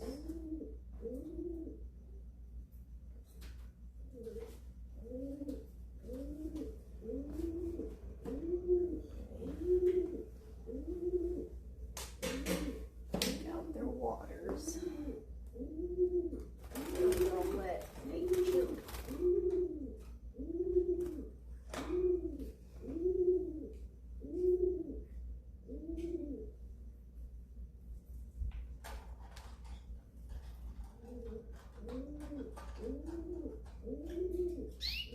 Yeah, I know.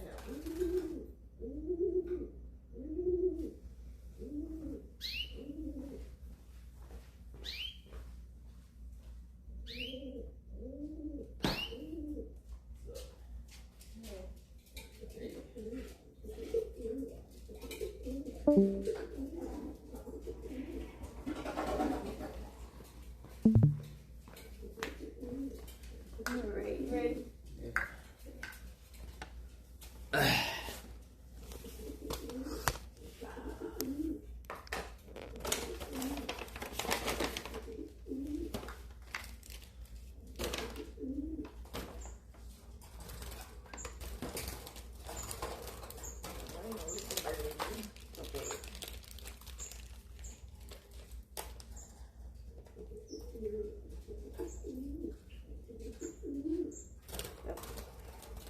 How many days of this? 7. It's okay. It's okay.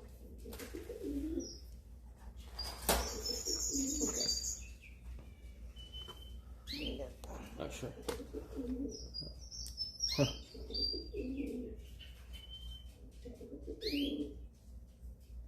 Open your mouth. Open your mouth. Let me see if I can. A little bit. Did you get it all? I think so. I think it's good. He's like scowling. He only has one in there, right? Huh? Yeah, he only has one. He's scowling. He's like,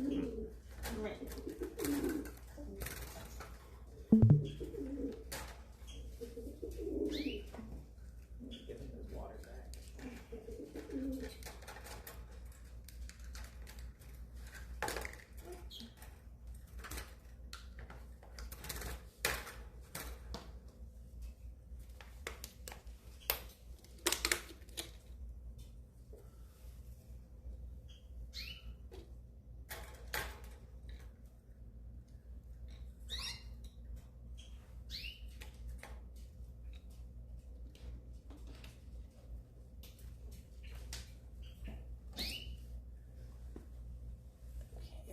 I'll wash this out.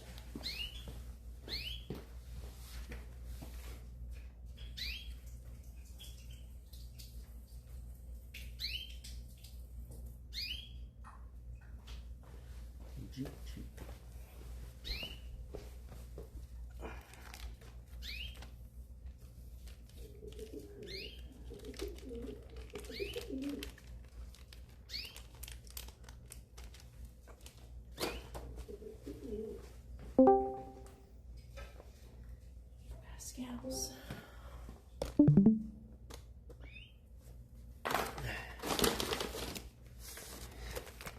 both, right? Yeah.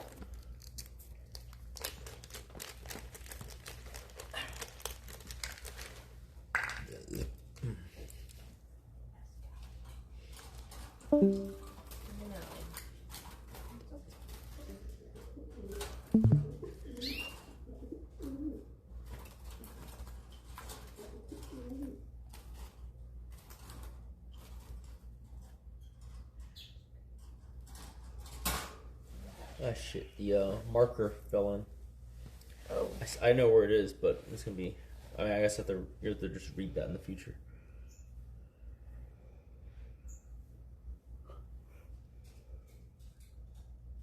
That's good.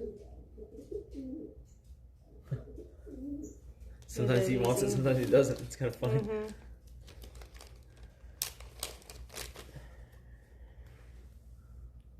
Him's balding. Is it getting better or worse? It's hard to tell. It hasn't been that long. It's not getting worse. I don't know if it's getting better. I feel like better, maybe. Bald old man. Any idea how young he is? A few years, maybe. Like maybe 2 to 3. Okay, buddy. Oh, come on. Really? There we go, there we go, there we go. Alright, you did good. Good job.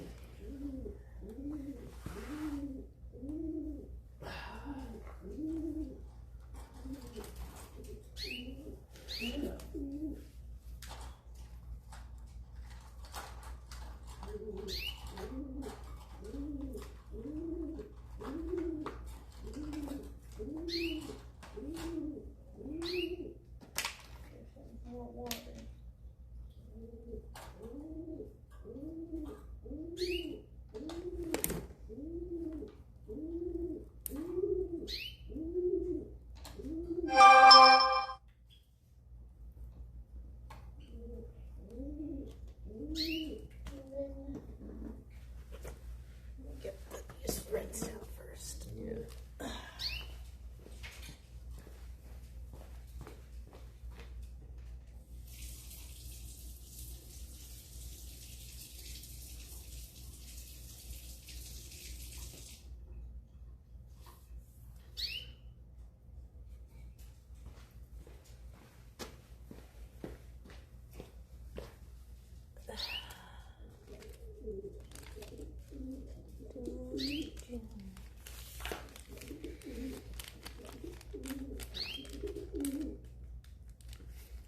I'll put that in Pascal's bag over there. Go rinse this one.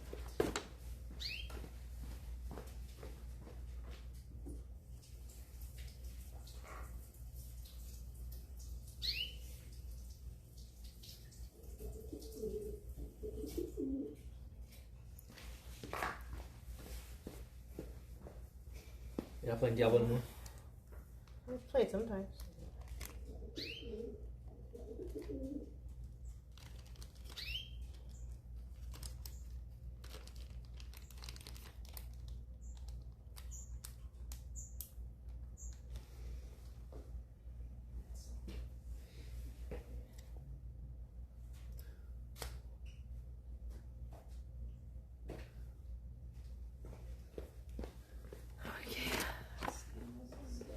I'm getting a new Lambo tomorrow. Oh yeah. Yep. Wash my hands.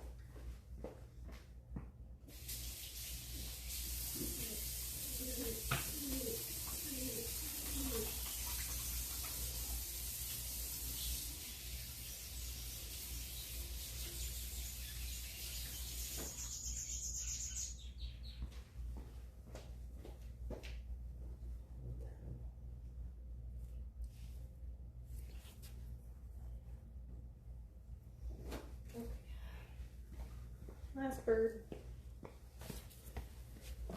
Sunny.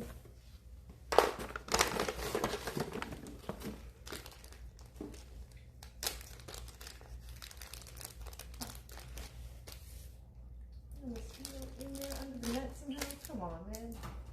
Really? Yeah, I think so. How you can tell? Did you see one? Yeah, on the water bowl, yeah. Jesus. Let's just figure out. Here, maybe if I uncover him and fly away or something.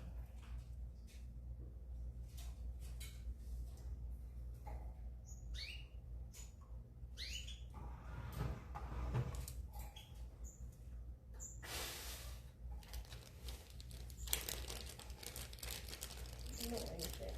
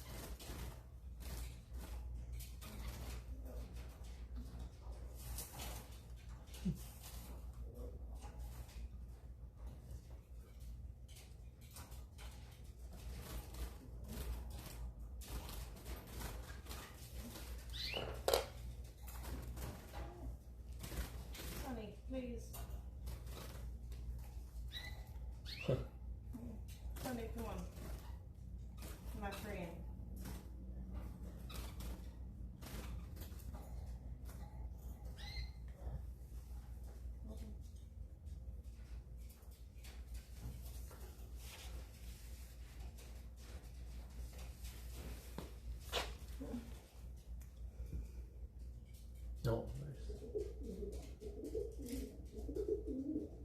Cool. There we go. Yeah, this one ready too. Oh.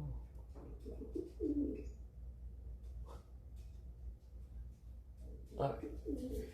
We done. Sunday. Alright, we good? Mm-hmm. Hands.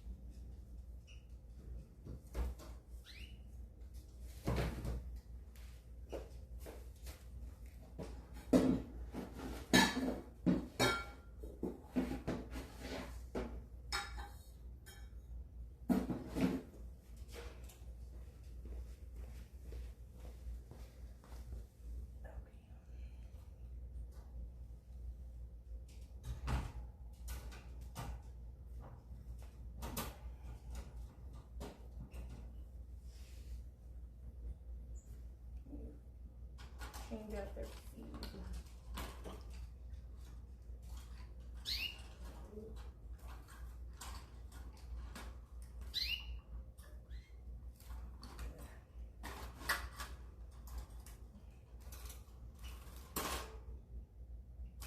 At least dump the top part off.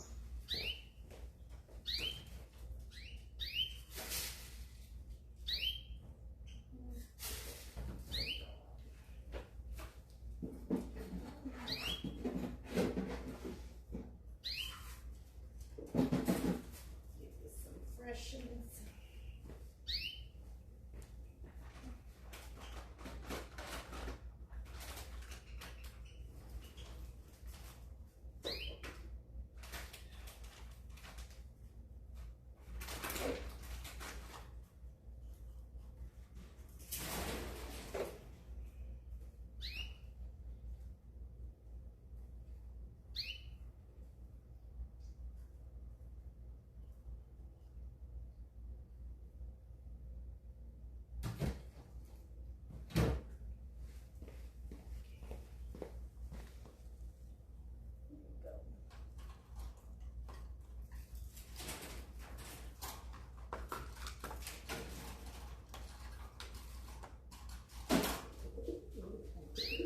Change out the little birdies in here to his feed, and then they'll be done.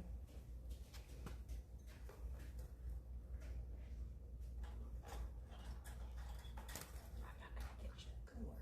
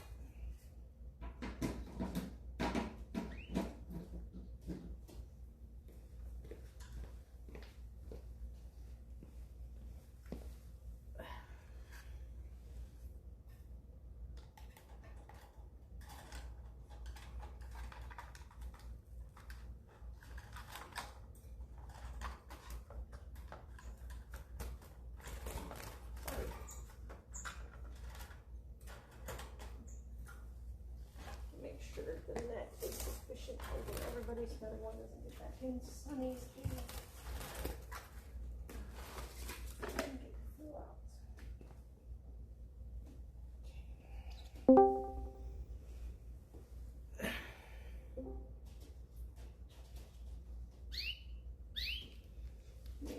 Rinse off Sunny's syringes.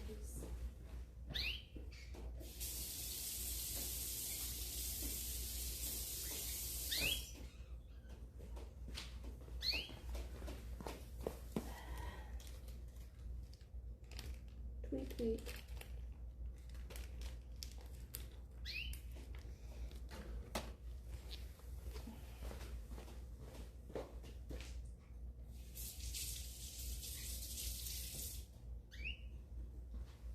Okay.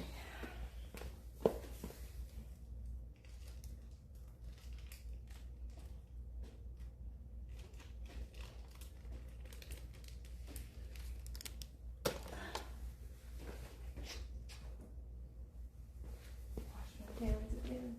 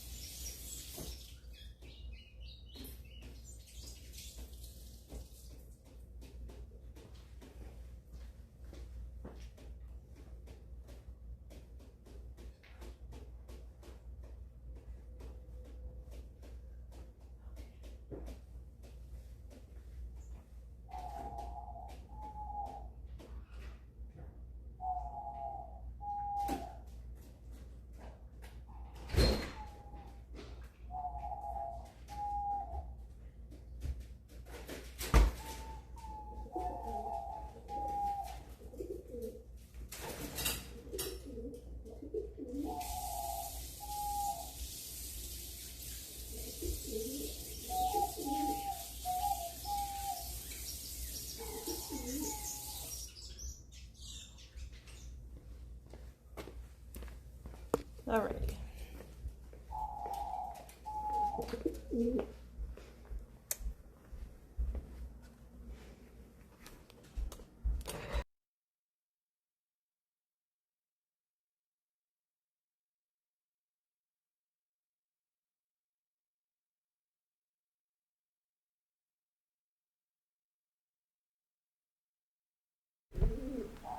Let me turn the overhead lights off too.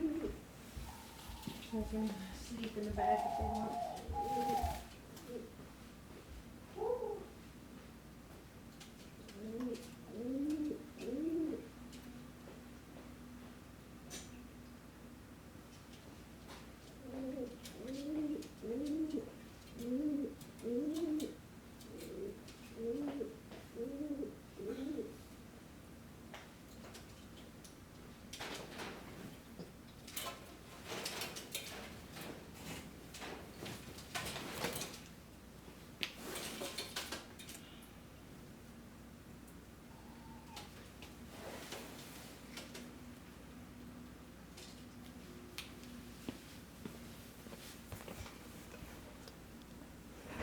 Okay.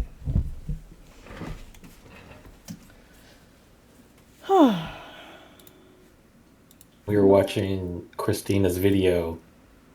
Yeah. I know I posted 2 different ones. I don't think we watched the one about NASA. Do you want to give that a try? I reposted it. Wait, what? So there were 2 videos I posted. One was about another person that tried to whistleblow that got killed. And then one is about NASA getting caught in a lie about something. But I haven't seen that one, so I don't know what it's about exactly. Okay.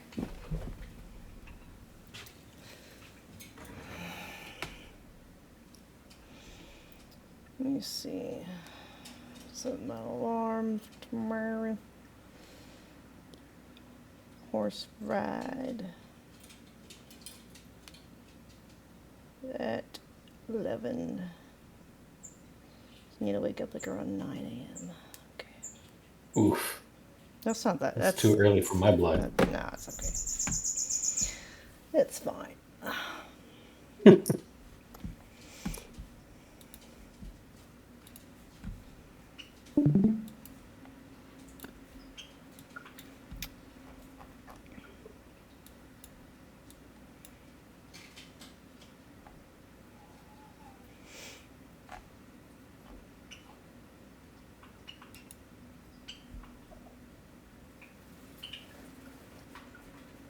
World, the Go Fast video was probably nothing. NASA told the world the Go Fast video was probably nothing. Just an object drifting in the wind. Case closed. Move on. But internal emails just pried loose through a FOIA request show the panel that made that call never spoke to the Navy pilots who recorded it, never had the raw sensor data, and only closely examined one single case for high velocity claims. That one case was the Go Fast itself, and one of the NASA members put his concerns in writing. Hey ufologers, I'm Christina Gomez, and welcome back to this episode of UFO News Updates. This is a brand new report from the Daily Mail based on documents pulled by UFO researcher Grant LaVock, and it changes everything we thought we knew about the 2023 NASA UAP report. If you don't remember that event, I don't blame you, but here's a very quick summary. NASA's smart, the public is dumb. Let me explain the basics of space to those with elementary level education. We found nothing, and we need more money to look for UFOs. That was basically the takeaway. And for almost 3 years, that report has been the single most quoted piece of evidence used to wave off Navy pilot encounters. Skeptics point to it, news anchors quote it, and it became the polite scientific way to say that there is nothing here. And now we're finding out what was actually happening behind that conclusion. Dr. Kevin Knuth is a physicist professor at the University at Albany and a former NASA research scientist. He took the same publicly available data the NASA panel used and ran the numbers himself. Here is what he said on the Dr. Mayim Balick show. Take a listen. At the very least, I can estimate speeds and accelerations and get some idea of what we're dealing with here. And that really shocked me that the speeds and accelerations were crazy. I mean, crazy huge. The observers would have to be very, very, very wrong for those numbers to be anywhere close to that. So I found that really amazing. Now compare that to what NASA's own panelist Josh Semeter wrote inside the agency. Josh directs Boston University's Center for Space Physics, and weeks before the 2023 report dropped, he wrote in an email that the panel didn't speak with the aviators. The analysis, in his words, was based purely on information in the publicly released video. The same clip you can just pull off of YouTube right now. The panel also did not have the raw sensor data. They worked from the numbers visible on the screen, like the camera elevation angle and the aircraft altitude shown in the cockpit display. And here is what nobody told you in 2023. Josh himself wrote the analysis, and it didn't determine what the object actually was. He stated the available data was insufficient to identify its size, its shape, its material, or whether it had a visible flight feature. In his exact own written words, the team couldn't determine whether the object was metallic or whether it had any flight surfaces at all. He also made clear that even though the math suggested it was not moving at extraordinary velocity, that doesn't mean the Go Fast had been explained. So we just paid NASA billions of dollars annually for them to tell us, and it didn't even do the proper research. And that's a very different message from what the public got. Congressman Eric Burlison, who has actually been allowed to view a much larger library of these classified videos, describes something that does not match the NASA narrative at all. Here is what he said at the National Space Symposium in Colorado Springs that was recorded and published by Weaponized. But some of it is absolutely demonstrating a level of technology that doesn't exist, that we are not aware of under today's conventional technology. So, for example, the instantaneous acceleration video.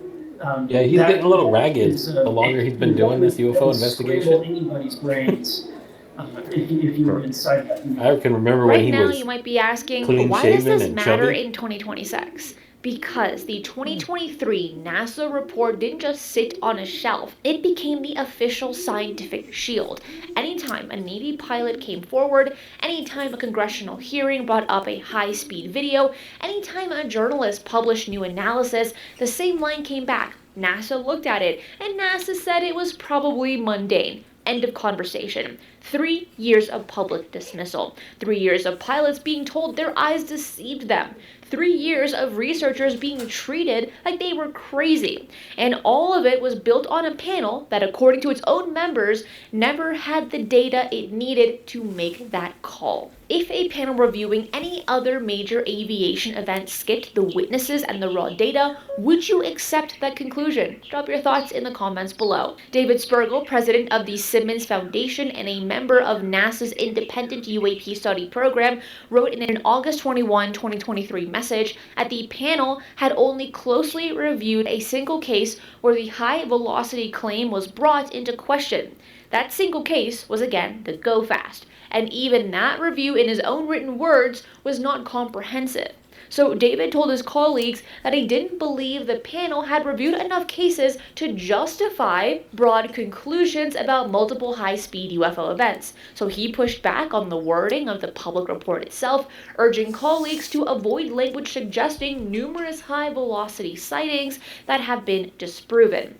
And he recommended revising the wording to emphasize that accordingly determining the distance is essential to understanding anomalous events rather than implying that many such events have already been explained. A NASA panel member was warning before the report came out that the public language was going to overstate the conclusion, and that is exactly what happened. If you're new here and you want to follow these documents as they keep dropping, hit that subscribe button because I cover the latest UFO news every day. The second moment from these emails raises questions about NASA's own reporting itself.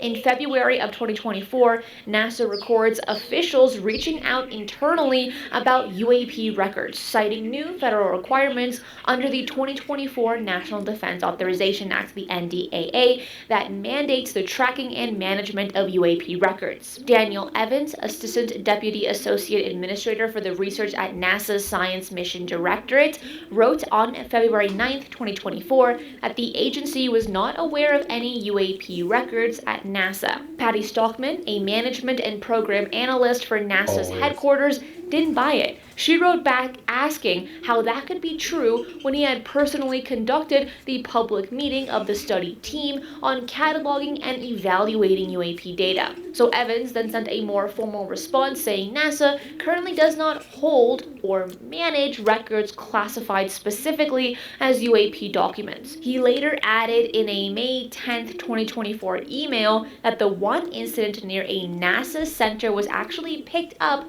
by the Department of Defense radar, making it their record, not NASA's. So a federal law passes requiring agencies to track UAP records, and NASA's response is to say they don't hold any, while many of its own staff is writing pushback on that. Does that really make any sense?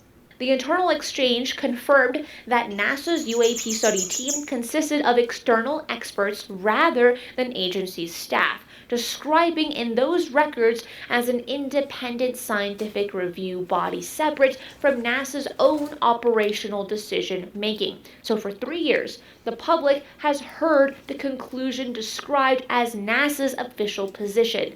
The record suggests that framing was already more complicated than the headlines.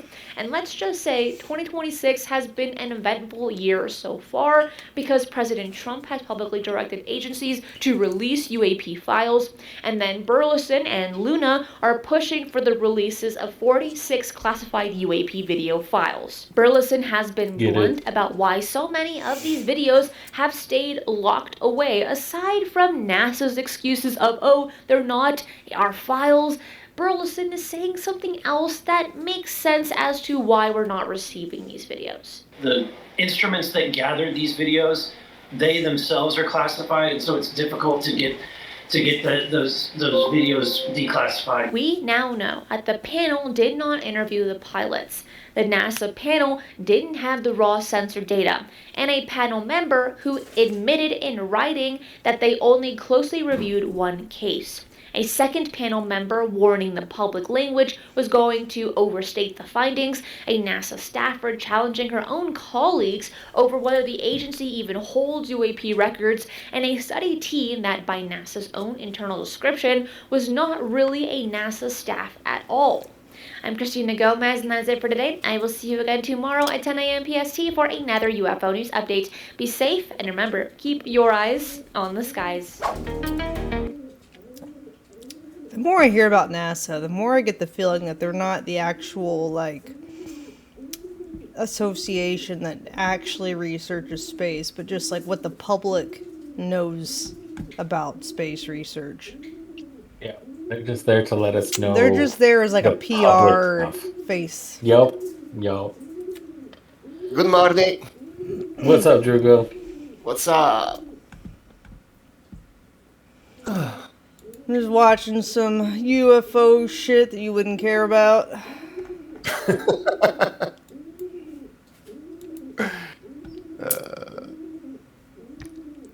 I have a question from the start of the vote. From who? From the start of the vote. Oh, okay. Something I noticed. Did you paint fake freckles on your face? Yeah. Dang, called out. I did. And I'm proud of it. They're cute. Thank you. How old are you again? I am ageless, an immortal being. They're cute, they're cute. Yeah, lizards don't age, bro. I went to bed thinking about that. I have to ask. Like, I don't remember freckles.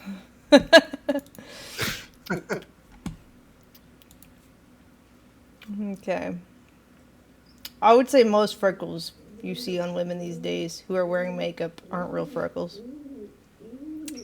Because they would have had to add them again after. You know, I cannot notice now because you have like a 20 gigawatt lamp on your face. So. Alright. I can play for a little bit, but I do have to go to bed probably around, I need to log off probably around 2-ish, so I can wake up in the morning. I sadly have to go.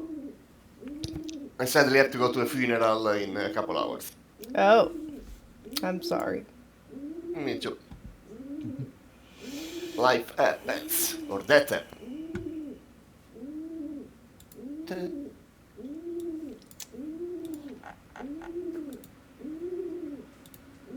Are you gonna do a sponsorship? No, they need to refill my thing still. Give her money, she's broke. Yeah.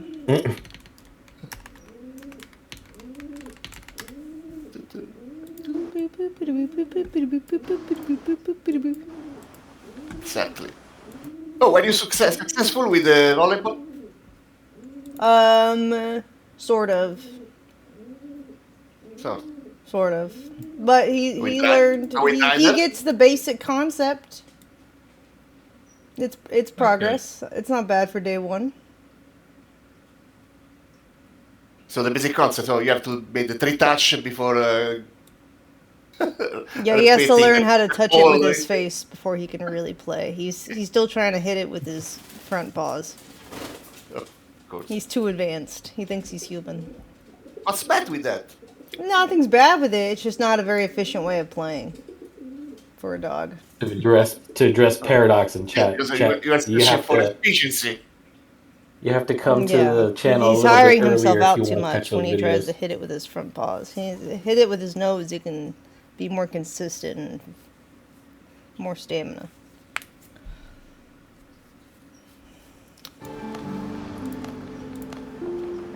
That makes sense.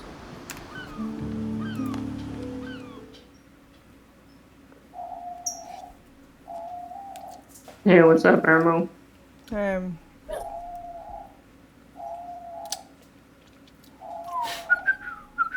How's your day been? It's been okay. Productive. Nice.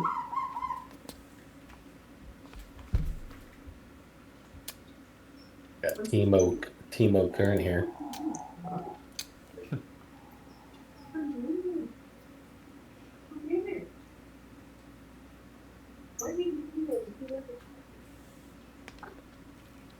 Come on, game. Taking forever to load. I'm playing Windrose. Yeah. What else?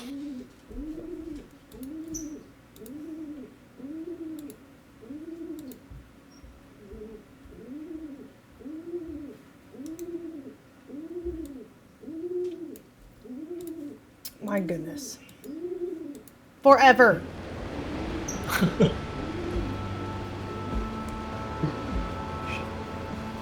God.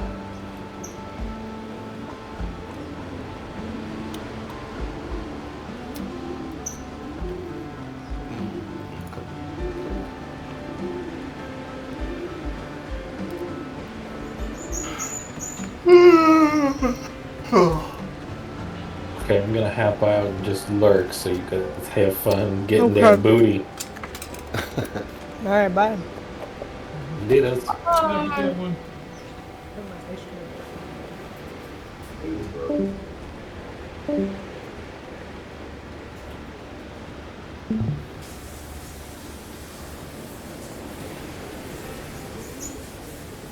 The base is looking damn good.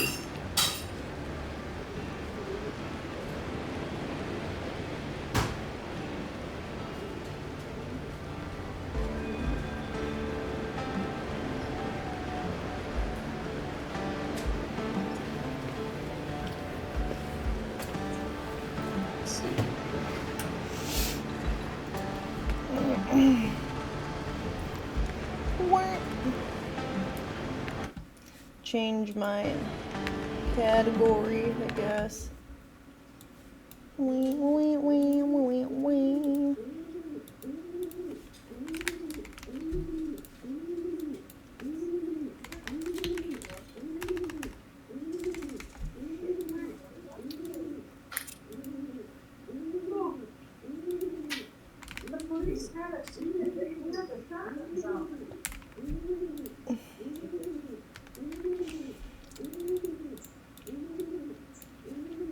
Still loading.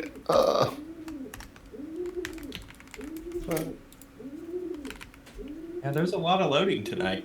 Mm-hmm. The lighting.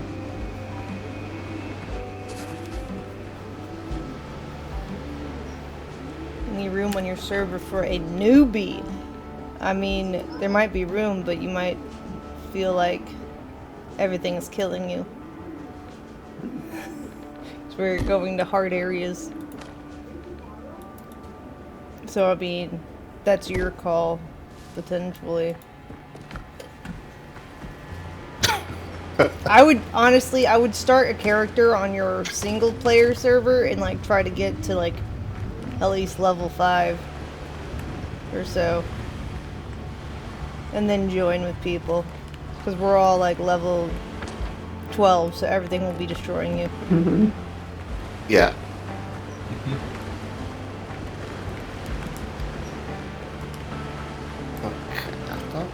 But you can take your character and then go play multiplayer servers. It's like all the same. You won't have to restart your shit.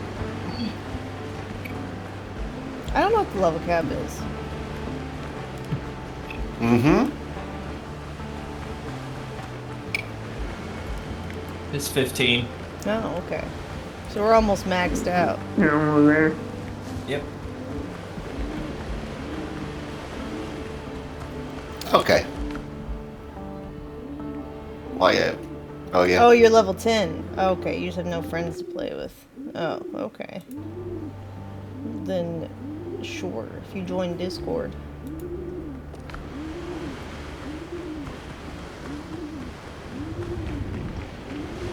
Oh, hey, your base is coming out pretty good. Yeah, it's a nice one. She's pretty.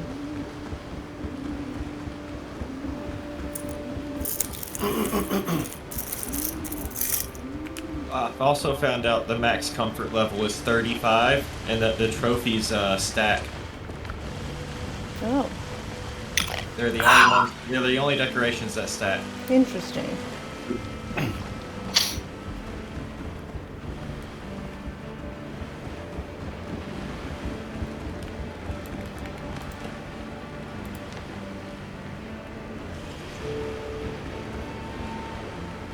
Okay,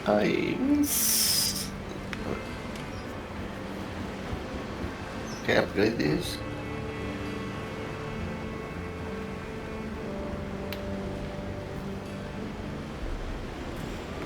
We need crocodile. Oh, we need more? We need everything. Yeah.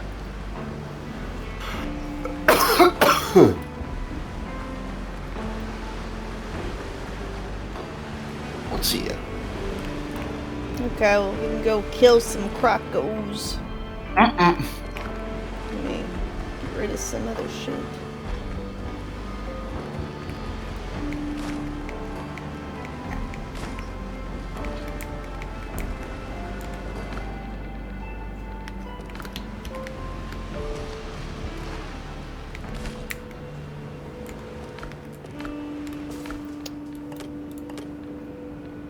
Really? What? Coastal Dodo attacked me. Level 1. Oh.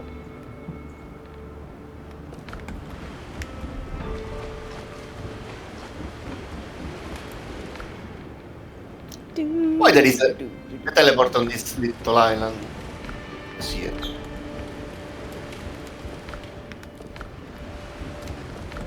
There's nothing here.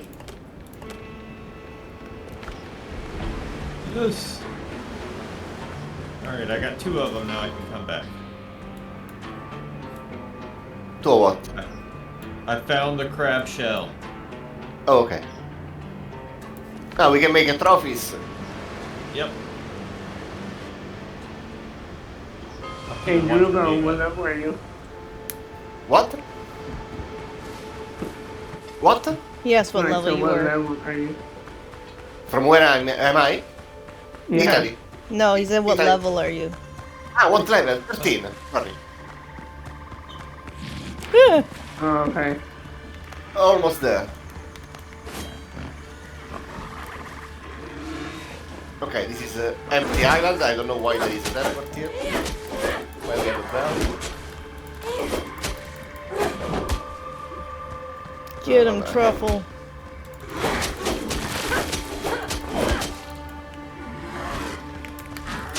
I still have 3 question marks on the northeast of this island. I go check them out while you hunt crocodile. Okay. You have everyone or... Yeah, I have them all. Okay.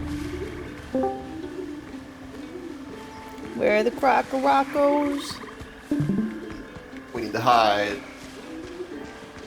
Hey, Yeah, so we need is a the crocodile wild head. boy the only pet you get?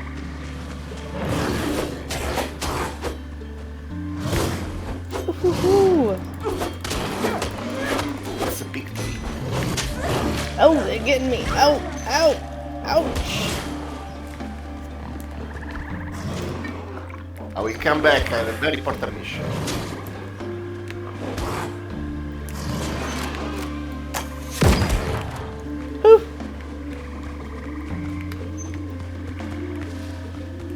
I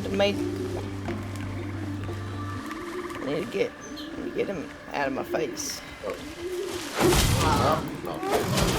Yeah, plague infested bitch. Take that.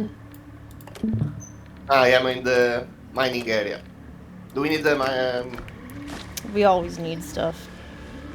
Okay, I will come back. Alright, I think we're like out of everything probably. Yeah, probably. I say, let's finish this island and let's go to the... Or we just farm. We can do a If quest. you don't have much time, it's better to just farm and wait.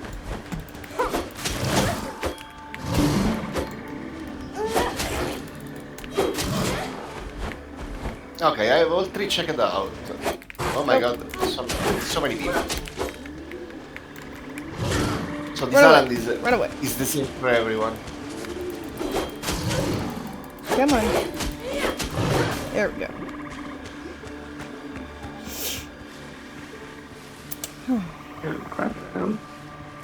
Yeah, I think we're all at the same point of the forgotten relics.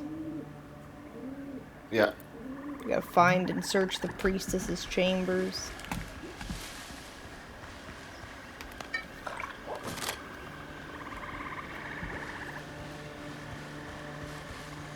Am I? L F M J.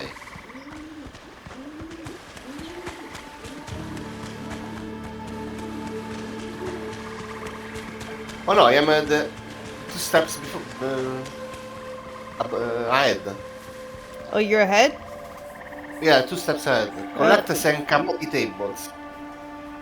Okay, well, let me see where this is. Let's do the steps you are. Should be on this island. Yeah, there they are. I'll go to them.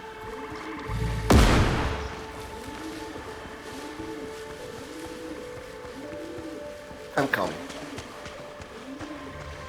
Where are you? Oh yeah, a bunch of plague hunters over here.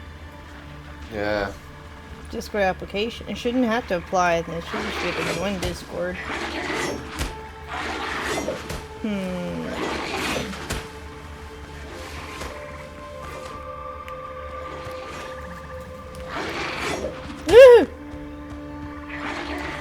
They mean business.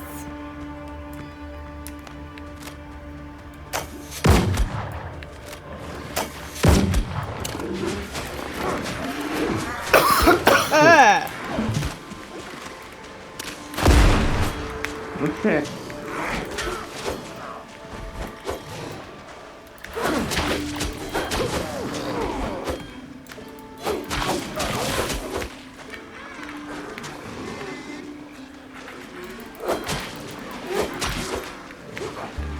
Yeah, you better run, bitch. Oh, lobster mush.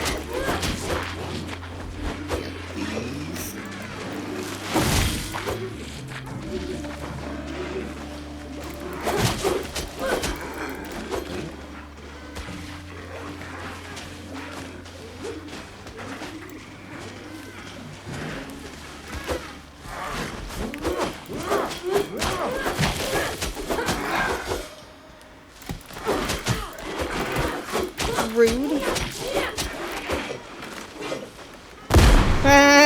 Nice. Got him in the back. What happened? The ragdoll effect when he shot one of the thralls. Oh, you have the blunderbuss. There's another guy in here. Couple guy, yeah. Oh, there's another big crocodile over here. Ooh.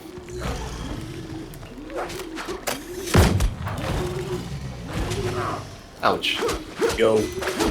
No! No! No! I'm getting you.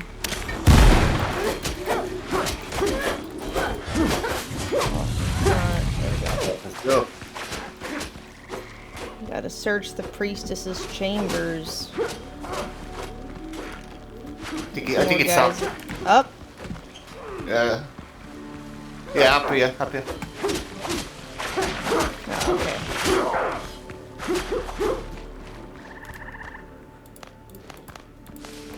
Inspect the clay tablet. Okay. Now where?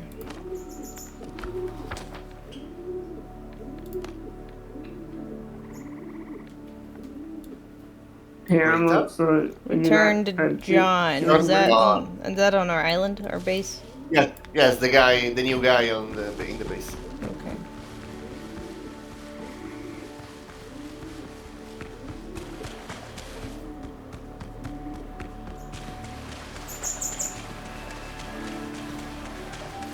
Here, I'm gonna put. You got 2 new birds.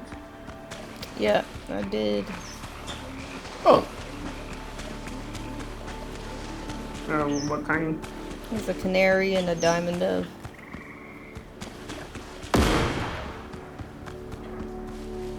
Color? White and orange to replace Nemo, and then the other one's like silvery, same typical color as a diamond dove. Did you come up with a name for them? No. Oh my god, so many. Alright, let's see. Back to John.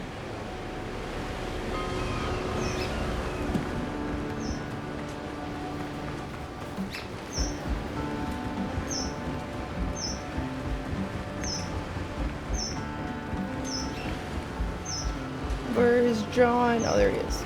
The gentle, they never plan far enough.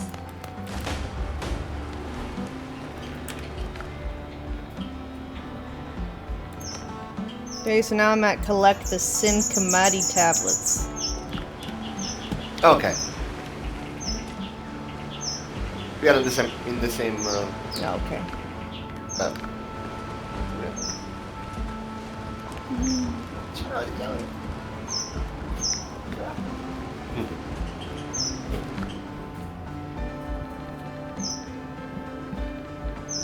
Oh. I think the next step is on another island.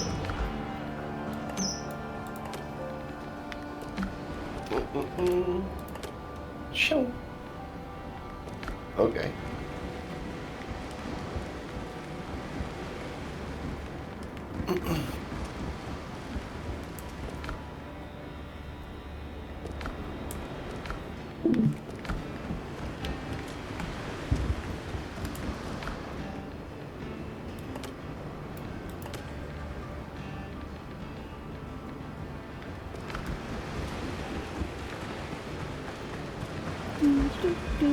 I'll go mine some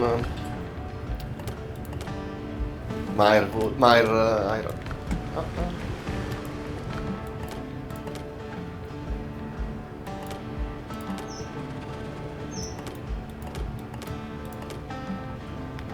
Okay, so yesterday, did you guys ever do the boss battle? Oh, yeah, I think we not. did that. We already did a boss battle. Oh, but no, I think we have to do the ship battle. What ship battle? The one Scurvy misses. Ouch, ouch. Did he miss one? I don't remember. The last one of which was the name of the quest? The 15 level ship battle. Mm-hmm. The one we need a setup for. Oh. Oh my god. I think we did that with him though. Again, I think we. Yeah, did we? Alright, I Oh, thought. you did? I thought we did the ship quest. But he didn't. Someone didn't do the boss fight. Is what it was. Joe Street. Okay. My god. Alright, so we're gonna go to explore these islands up here? Or I don't whatever, think so. the tablet things? No? I think just farm for crocodiles and upgrade gear. No. Upgrade farm the mine iron. I mean, we can go exploring. We'll kind of get. We'll run across quite a few crocodiles exploring too. Okay, let's go exploring then. Okay. I don't have much time though. Yeah. Okay.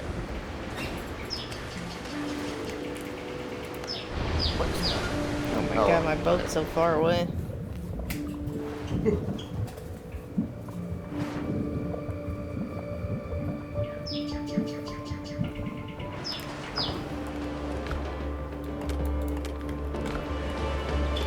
Helm's yours, Captain.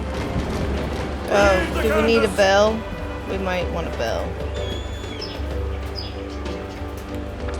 Yeah. Can someone get a bell? There is one bell. Or it should go destroy. Do you see the island I mean? The new island? Yeah. There is an island east of here with a bell that's completely useless because there is nothing. Okay, I'll go get it and destroy it. That's all.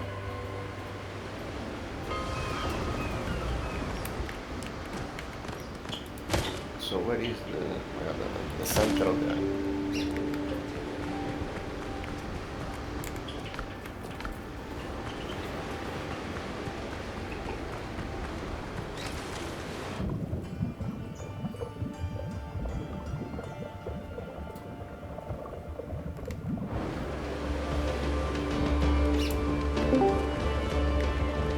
Ship's under your hand, Captain. Hey, Almo, are you into any anime? Nope, not really. Oh, not really.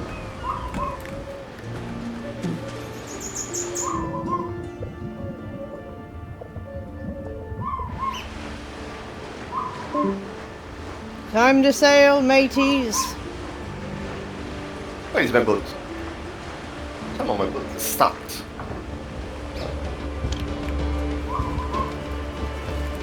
Ship's under your hand, Captain.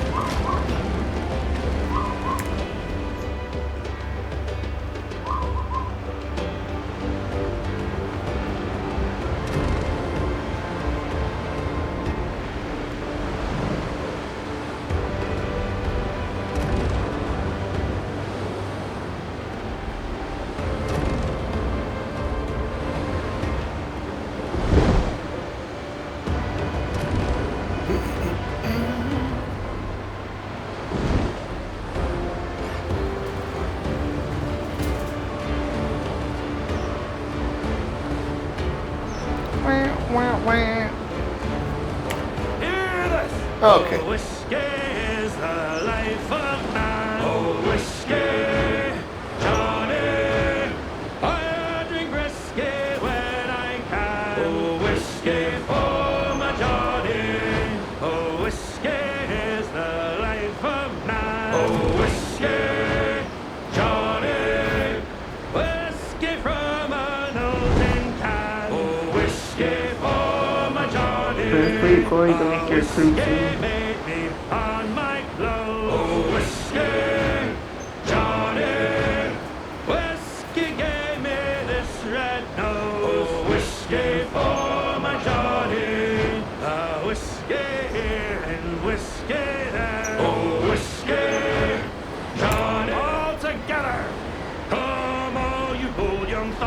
Men, oh, and take by me, and never leave your happy homes to sail the raging This game is fantastic. For I have plowed the raging main this 20 years or more. The what? Someone asked if the game was good. Okay. Fantastic.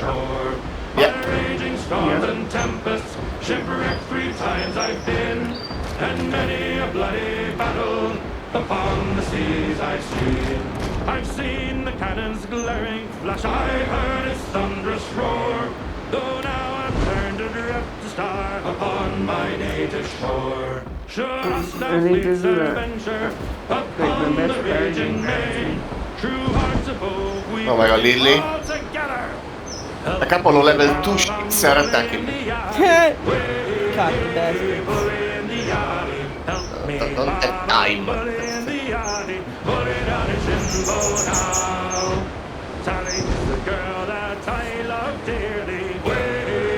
They're not even doing damage.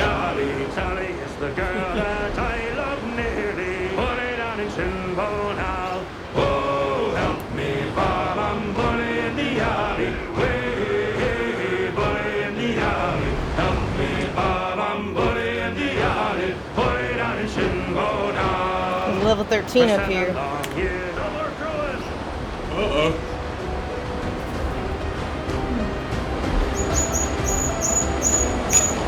You might try to engage us. Just sail past them, I guess. It's a frigate, huh? I'm gonna fuck with the warship.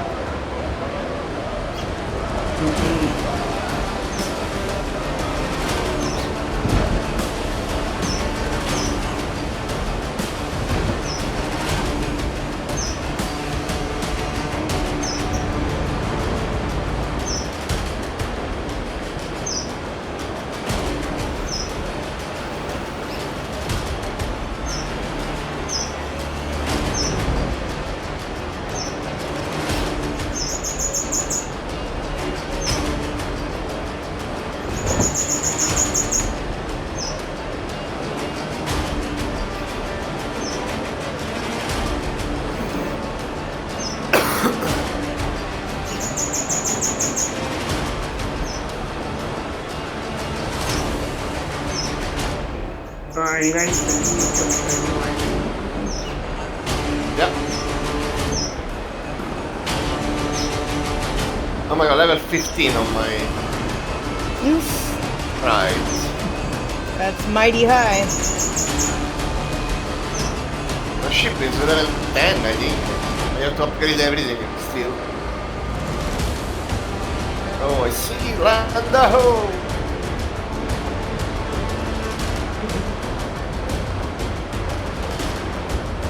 Are you repairing the ship?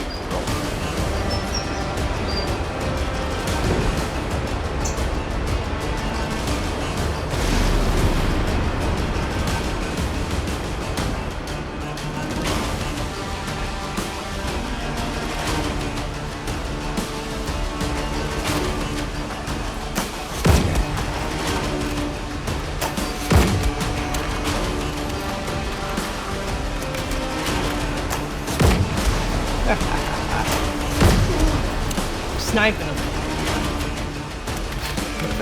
Crap.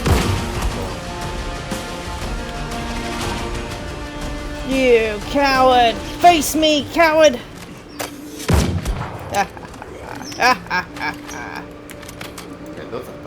Where are you? I'm building the bell on the shore. Ah, okay.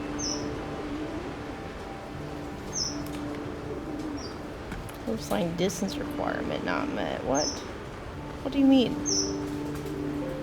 The closer to the sea. Oh, there we go. There is a question mark there. Hey, so are the dogs like fast travel? Yeah. Ooh, another mine inside. Perfect. Double the source of iron.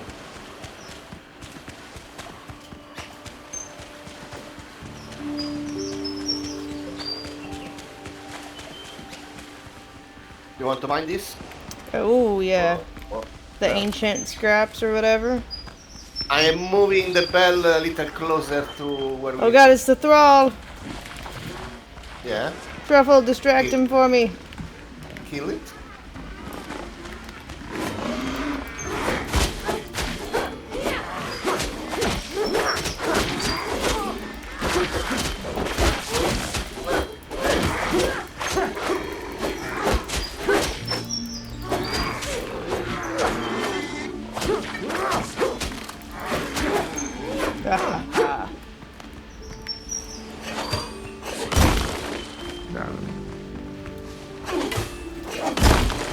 Forgot my pickaxe. No.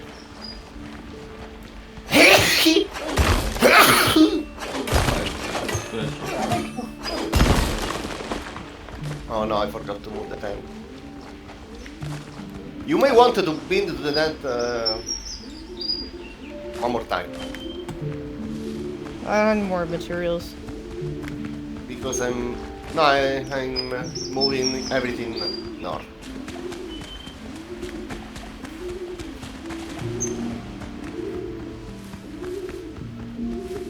Okay.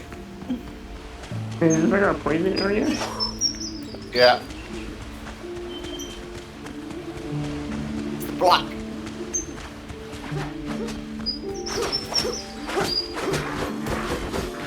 Am I out of the poison now?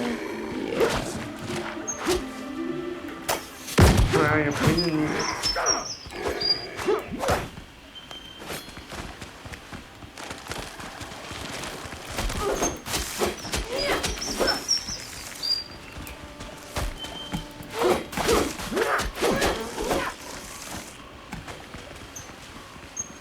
Okay, so let me see where else on this island. Alright. We gotta go to the 2 undiscovered places in the middle and then the ones on the outside. Okay, the quest one. Mm-hmm. Ooh, crocodilios. Yeah, this one too.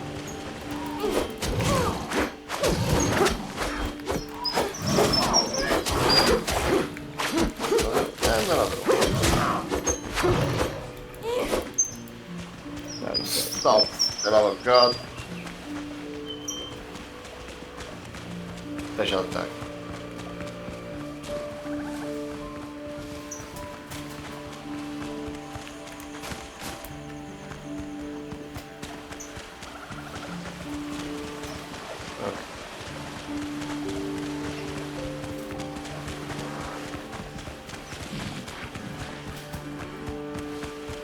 Ooh, another plankton. Another poison area. We have to go in. Yay!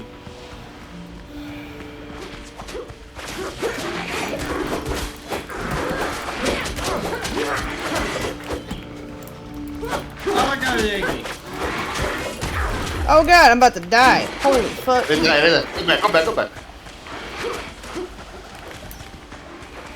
You have to parry sometimes. Oh my god, these two assholes. Stop.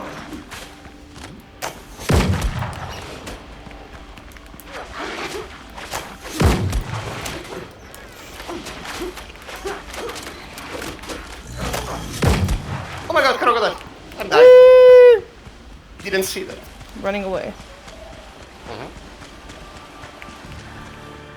Alright. Oh no, I'm in the middle of nowhere.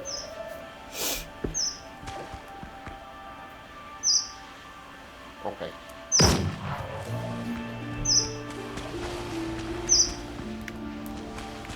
How did it ate me again?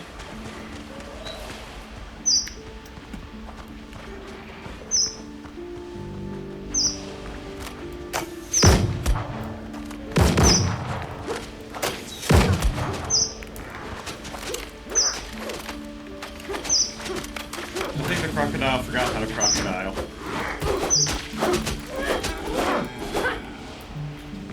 Okay. Coming. And so we can mine tainted tree. Something else is aggroing over there. So, what's in there?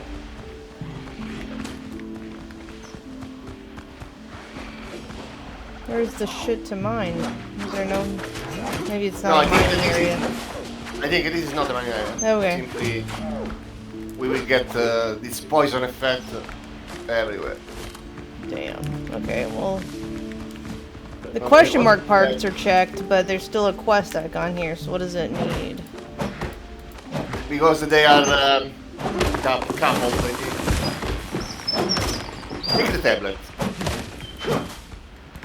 I took the tablet. Oh. I see. Okay, so we're good here. Let's Okay, go let's get north. Yeah, because we need the more tablets.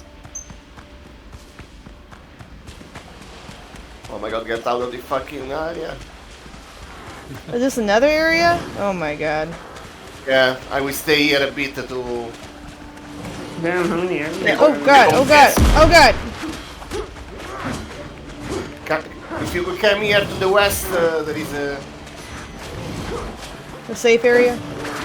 Poison free area. Oh. Not undead free, but poison free. Oh, fighting with my pickaxe?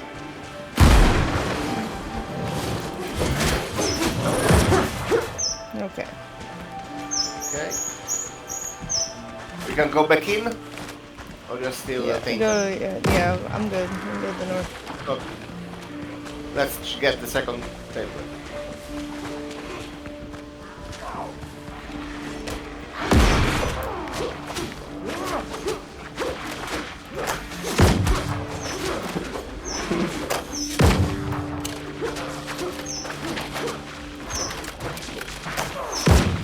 Oh my god. Nice.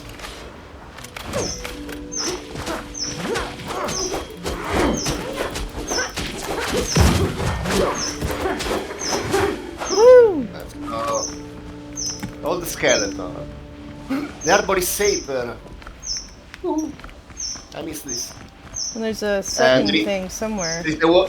Is the wall here? Okay, it is inside. You got a new bottom.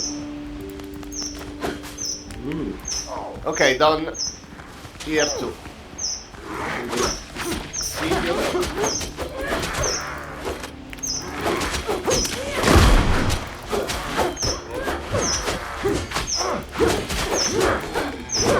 Get out of the way. Get in the corner, bitch. Alright. Get out of this place. No, wait. We missed the tablet. We missed the tablet. I got the tablet. I didn't. What is it? Oh, it is. Alright, so then northwest-ish? Yeah, no, straight north. Oh god, more aggro. North to the following table. Okay.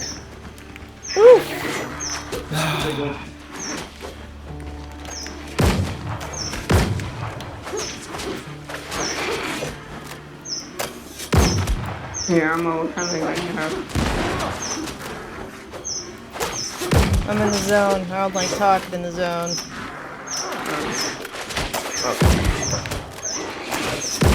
Oh shit! Someone was shooting at me. I didn't even see it. Because my camera wasn't facing that way.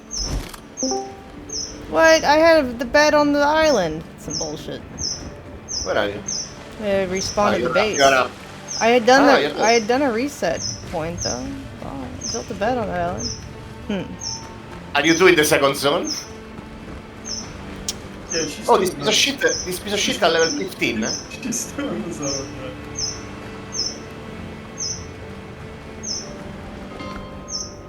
This piece.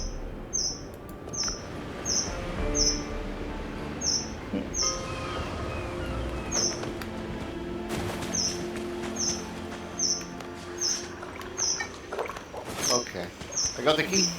There is something Coming here. back. Yeah, all the way up there now.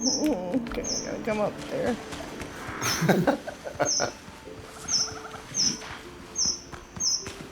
Oh.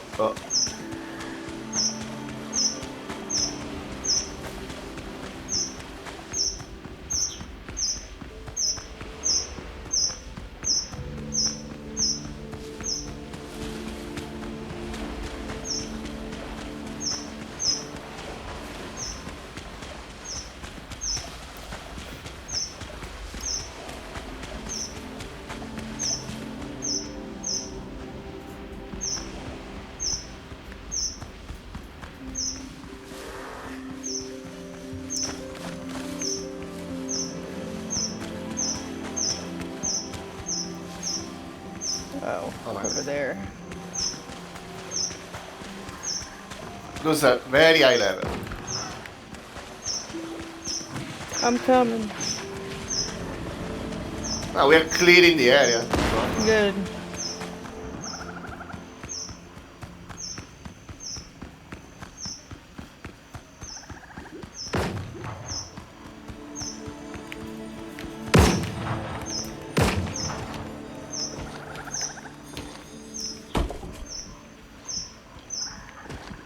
I don't like to fight here.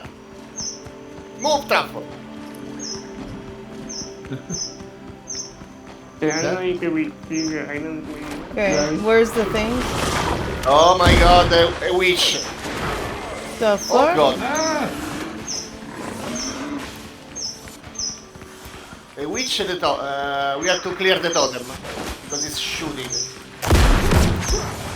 Okay.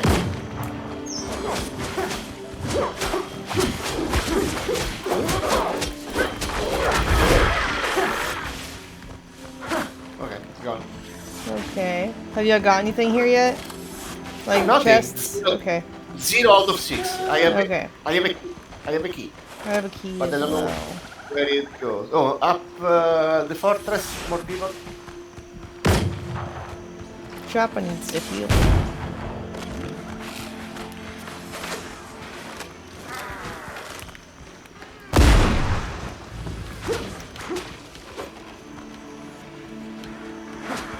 Come on, let me up there. There we go. It's okay. That stop. Plague crocodile coming up. Up the stairs, plague crocodile. Right behind you, Chopper. Oh my god! No! I think I'm dead. No, I'm not. Yeah.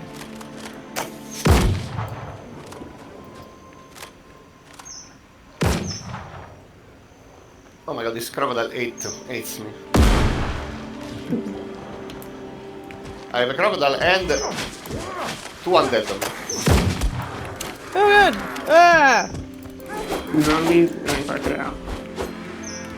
And a sea witch. Coming back to you guys.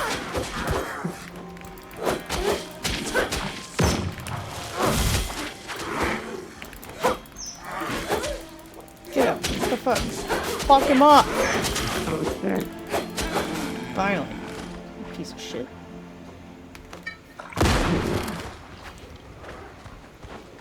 Oh, a guy with a shield. Oh man. My worst enemy. Missed one. Ah. There you go. Unlock the door that takes 3 keys to open. Did you unlock it? Jeez. Yeah. So And where is it? right there. Oh, fun. It's right here on Yeah, me. here. I'm fighting at the moment. Oh, you're good. Oh shit, I need to get out of the area. I'm about to die.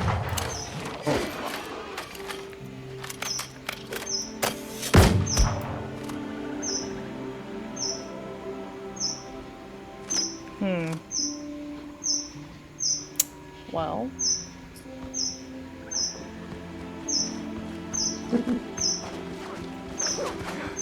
Okay. Oh my god. Everyone dead? There's so many things alive. Where is Sarah?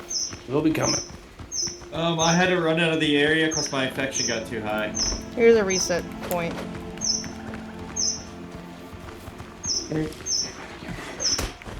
And now I'm fighting witches.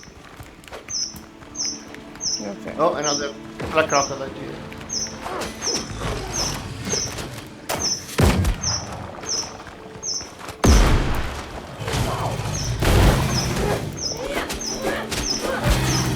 Oh god. I gotta heal.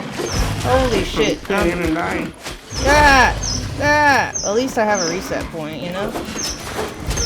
Oh my god. Get him! I'm dead. And so's a crocodile. But Okay, I died is that first, too? officially.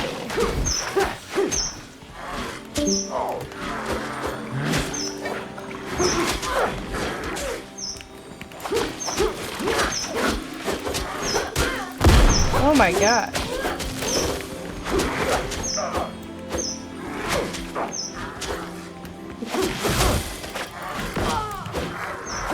You're so tough. Level 15 baddies. Jeez. Yeah, it's... We should upgrade. Ridiculous. Or Gotta upgrade our shit. I hate this guy. You hate him?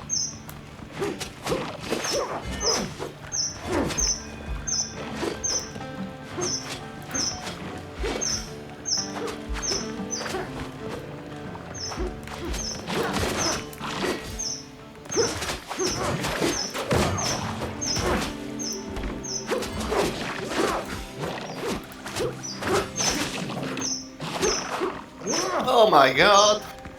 So tough. Oh man. Anyone able to build the rest of the walls and roof? Because then we can use the bed to recover stamp or health or whatever. I don't... God. You might need another wall and roof. There, that works. No, I think that's what. Why can't I use it? No, there we go. But you're in a different zone, huh?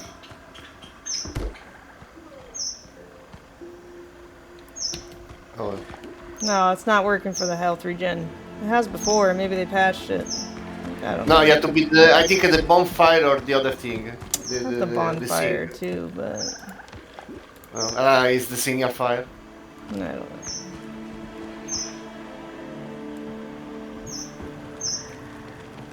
There we go. Come here where I am. Let me recover some health a little bit. I was trying not to use my last potion. Oh, there it goes.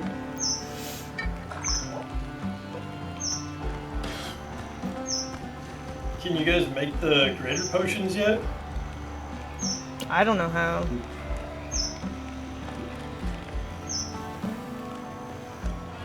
The purples? Yeah. I'll be able to. Yeah, I think so.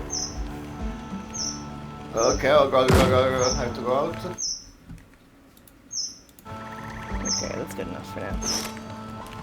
Okay, come here. On top of this half pyramid, there are many chests. Yeah. And then there is another half pyramid where I only saw one chest up here. Where's the other one? Where's more? I took them. There was the chest that respawn. Wait, where'd you go? East. East? Sorry, north. I'm so confused. Maybe. No, I took the other chest. Okay. Those were the one that destroyed themselves. It says I have 1 out of 6 there now, though. Is there not more that we can get? Yeah, Oh, over yeah. here. This is the second. Okay. We have to find all these little pyramids. Where was the first? Oh, this one, west. Oh, good. Okay, there are other stuff. Oh, God.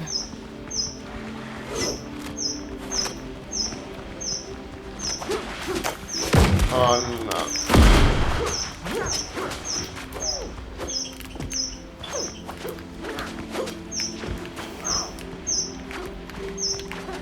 Oh, well. Fuck this. I can't get up there. Oh, well. I got another key. Where is the chest?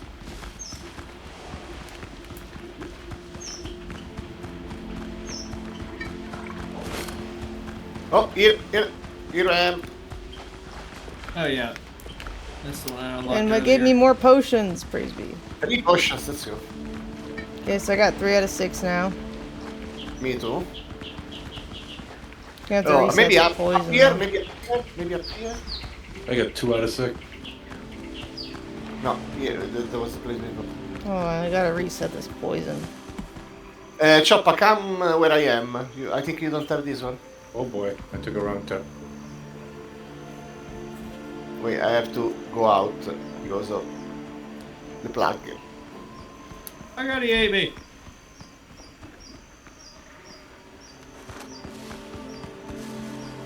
I see another chest. It's unattended.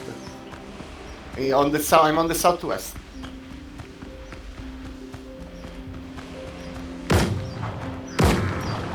Oh, God. The baddies are back. Plague warriors, plague thralls. Ah! Where's the stuff at? Car, where I am, there is another chest. I don't know where you are. Southwest. I Oh, I can't. Yeah, all I see is blue on the map, and they all look the same. South of where you are. Southeast of where you are. Okay.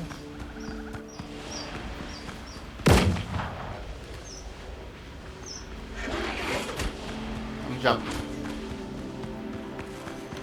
Up here. Okay, I'm 4 out of 6. Okay, so yeah, me too. 4 out of 6.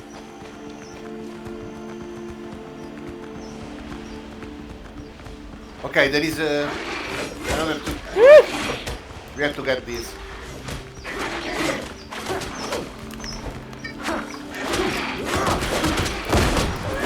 And go to the other one.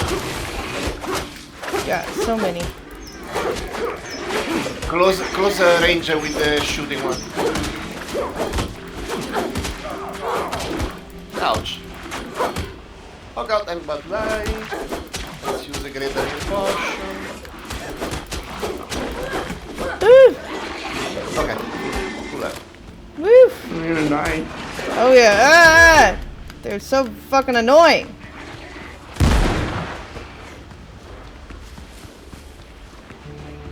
Jeez. And go to the ranged one first. The what? The ranged ones, the one that throw the spear. Oh. Leave the guy with the shield. No, I'm dead. Go back up to my bed.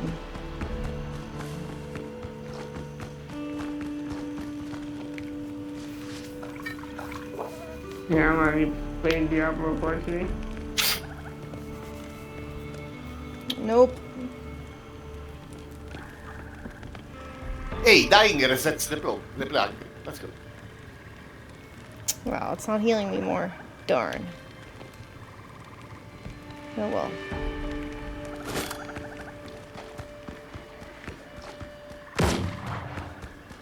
I missed. Okay, do you find the 5th chest yet? No. We're probably close though. Yeah. I'm still on 3. My God. Killed everything in cousin.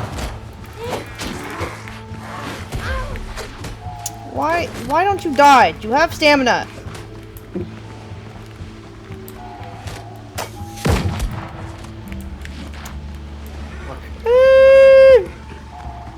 Come here, come here.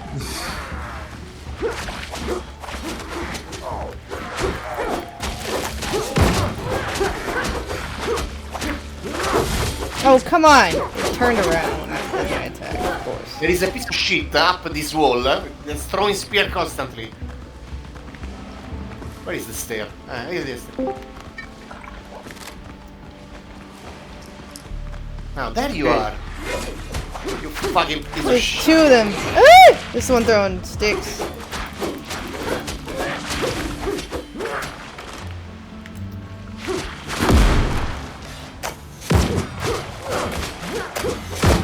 And does come the on. enemies keep respawning?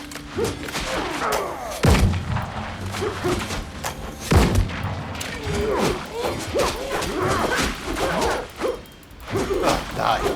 Just die. Jesus. Nothing here. How is I'm it getting a little possible? too poisonous. I need to dip. Another one. Oh, me Hello? too. Yep. Having to go away too. I'm the newbie. Hey. Hello, newbie. Hey. What's up? So, Isn't quick it- question: how exactly do I find your server? What platform are you on? PC. Okay, good. What did you purchase the game through? Steam. Okay, good. Yeah, that matters. Let me see. Let me throw away all this bullshit. I'm new to the whole PC lifestyle. I just got this like Okay, let's go last back. Black Friday. Here, I Well, can you're on your way up, message it dude. You to know, you. we all get there one day.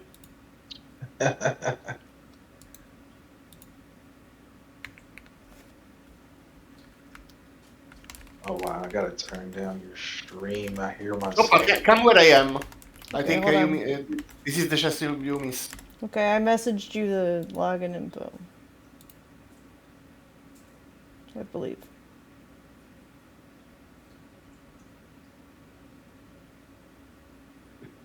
I'm down. I think. Unless I messaged This someone one, else. do you have this one? Yeah, I get that one. Okay. Did you have it already? Which one? The one down the stairs. I think we got this. Yeah, I already got that one. I'm still So 4 there out of is- 6. I'm 5. Where was the Do 5th you get- one? Do you got this one? Or I don't know where you are. On east. Sorry, south of where you are. Just go south. You'll see me. I see shop. So does my boats come over with? We have this one. Yeah, all your stuff transfers over. Which one? Okay. I don't see anything here. Oh yeah, I got so that you one have- already. you Yeah, have- you have it. that one. Okay. Let's get into the ruins and start. I don't know where the 5th one you have is though. You must have gotten it alone. We were at the same, and then you got one. Yeah, probably. So I got it cleared out. I think I'm gonna head out. It has to be the most recent one you got. Tonight. Let's systematically. The fifth one was. I think. Okay, remember.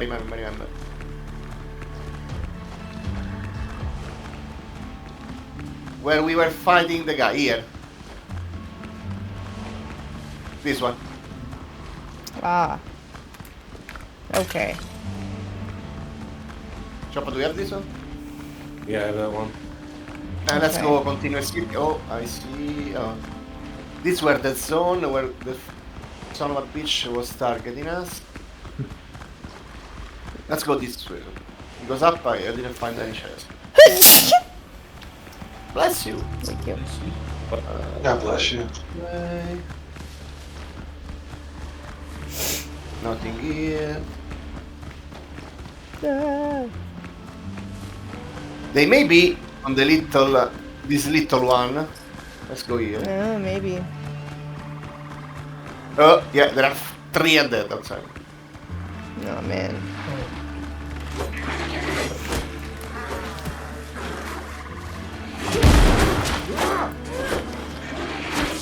I'm gonna get out early and get some stuff tonight. Good job. Later, bro. Okay. Have a good one. Bye. I don't think he's here. Those are level 12.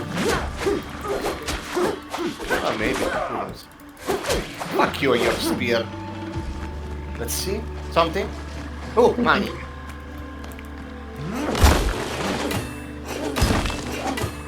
Okay, let's go back to the 15 area.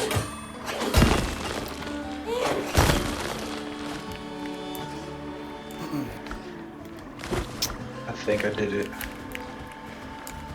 Let's go back to the plug area. Yeah, I'm trying to get the scraps.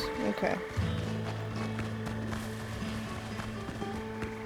Okay, let's continue circling clockwise. Maybe this one, this little one here. No, already looted. Okay. Choppa, do you have this? I do. Is everyone 5 out of 6? I'm 4 out of 6. This one, you have it? I do have Yes. that one. Oh. Okay, there is another little pyramid. Oh, what is this? Oh, the bonfire. Okay. Might be something up here. I don't know. Have we been up Oh, here? yeah. Here's some wood. How do we get up there? Ooh. Which way is that? Is that Oh, through this the place middle? is nice. Nothing up here. Let's go to the center. I don't know how to get up there. There is a stair. Is there? That was a stair down. I guess Yeah, but there's a stair up because I remember I went up to kill the spear guy. Where is it? Oh, it is. More undead. And that's, I think that's the last. Oh my god. First the little one. Die. Oh my god, they hit so hard. It's the shield guy. I missed.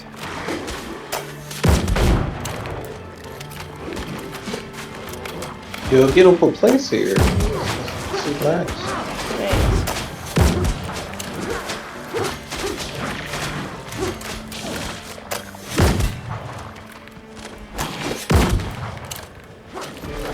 Just die. Okay, one in the front, one in the back. Your turn. Let's go. There we go. Okay. Just fuck off. I think up here there will be some. There is one thing. No. Oh god, not more.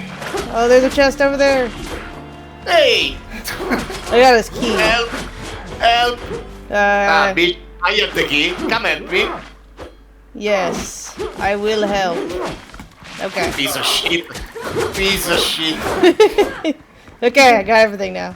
Now we gotta find Choppa's other one. I think it's the very first one that he missed that you showed me, Draco. Let's see if there are. There's anything else? Yeah, where did you get that first one? Anyway. Okay, we only need the. I think we only need this thing.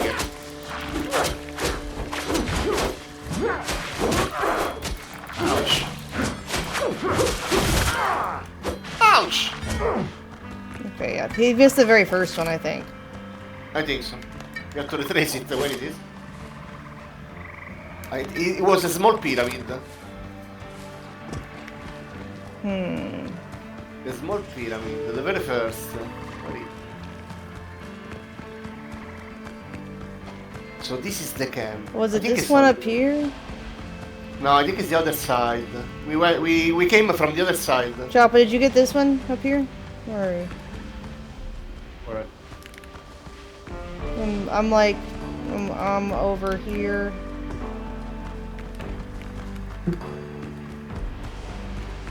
Did you already get this one up here? I thought this was. I did. Huzzah! We're now okay? you're good? Yep, we're good now. Yep.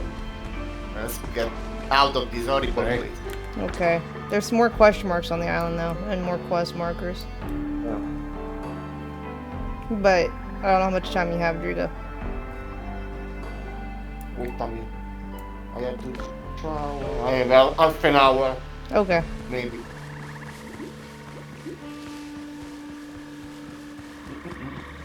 But I also have a full inventory. Oh yeah, me too. Did you want to go back then? Yeah. Okay. Let's go on the east. On the east. There is There's a little cove. Hey, Drugo, what time is it over there? Almost 9 in the morning. Oh no. Okay. Yes, I have 20 minutes. Okay. We can save the rest another time. Yeah. Let's go back and save. We can upgrade. You can upgrade your armor. Bandages and shit too. Yeah, you can upgrade your armor to level as high as you get. Yeah. Because I'm 13 all across the board. And I still take damage. You're level 15 already? Those were 15. The maximum level, I guess.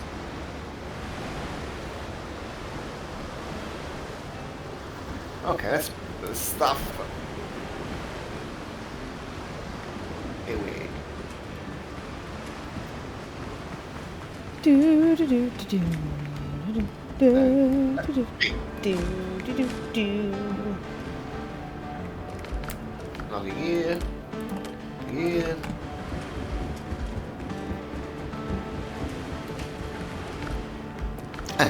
Io partiamo alle 10 più un quarto qua. Ok.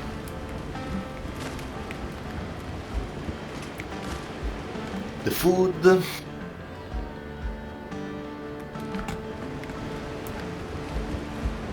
What are the ancient scraps used for again? Is the metal, is the mire ingots. Alright.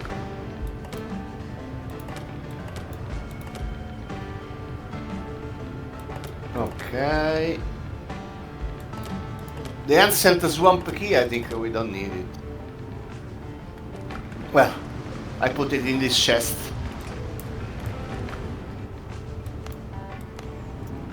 So we need a lot of Meyer metal ingots? Yeah. Okay. I'll start smelting them. Me too.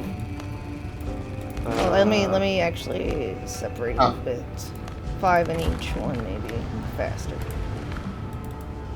Oh. I have only 4. I will put it in the chest. No, not the one.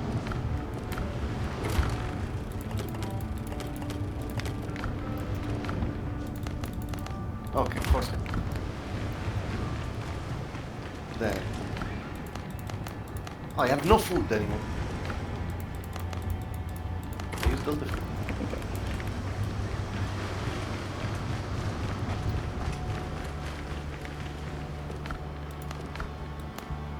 Wait a minute.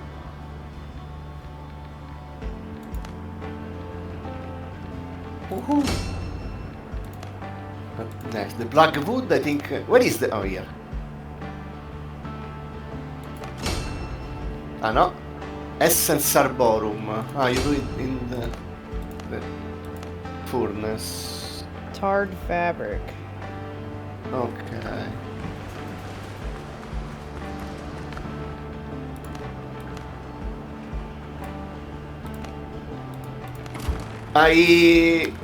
Everyone dropped the Arboris Saber, I think. Huh? I put this new weapon in the chest for you to touch. The Arboris Saber. Is the sword that you have, Kate? The Arboris Saber? Yes, I have Put a that. gun in there too if you want to grab it. Doesn't he use strength instead of agility?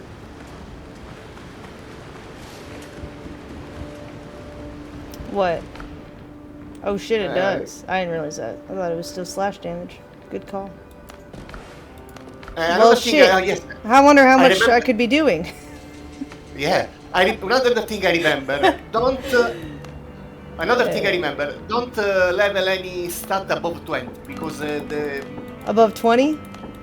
Yeah, not above, except vitality. Vitality you can go as high as you want, but any other stat after 20 is a lot of diminishing returns. I see. You don't, the saber don't do, put something in endurance. The saber don't do slash damage, does crude damage. So you may want to change your ring or necklace at bonus. So you were nerfed. That's all. I don't think I need more stamina. I have so much clothing of stamina. Yeah. This is good. Let's go. Now 20, you can go up to 20 is cool. Okay, so I need a different ring. Yeah. I don't have any strength rings right now. I don't think. Well, maybe. I might have one. Stamina. I think I can craft one for you. Okay. Let me see if I have it. I have a necklace of strength. I already have a health necklace, which is useful. Attacks consume less stamina. Range damage. Posture pump. Pierce damage. Yeah, I see a tiny necklace of strength, but I don't see any rings of strength. I have. Do you have the minor Capricorn ring? Increase crude damage by 6%. Oh, there is a ring. Oh, I guess reduce crude. It would be crude. Reduce the plug by 30%. I don't think we need it. If you have a crude ring, that'd be good. Yes, I have it. Okay. I don't have the silver ring. Ah. I will craft you the ring in my server and I will give you tomorrow. Okay. No problem. Where do the nail go? I have one nail, why?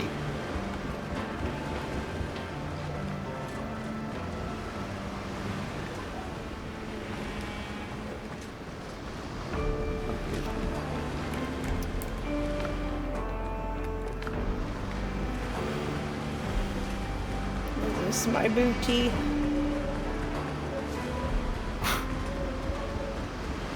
It's like I'm starting all over. Is it?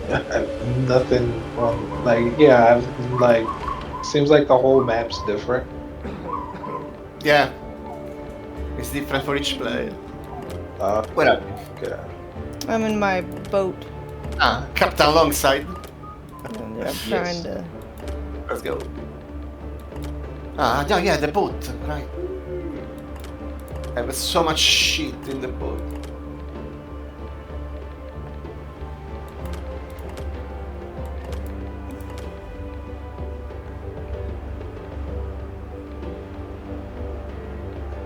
I'm just glad I was able to bring my boat with me. I just got finished that thing. The frigate Oh, you have the frigate? Nice. Yeah. It's too resource heavy. We gave up. Oh yeah, I have to build that ship too. I don't want.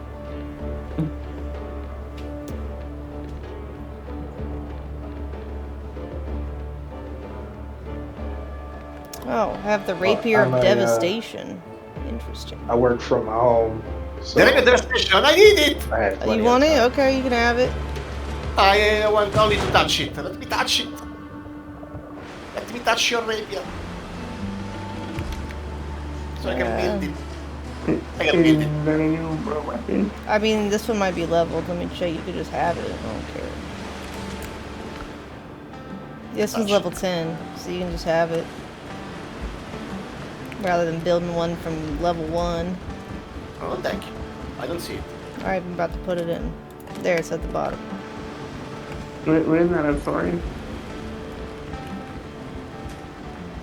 Let me see what it does. Ascended.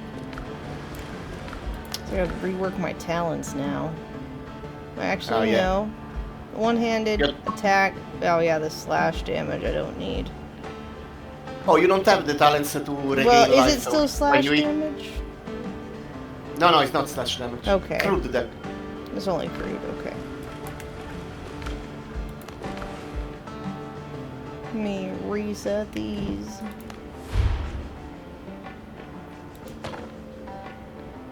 Damn, what is that you're doing? Wait. Actually. So do y'all usually get around this time?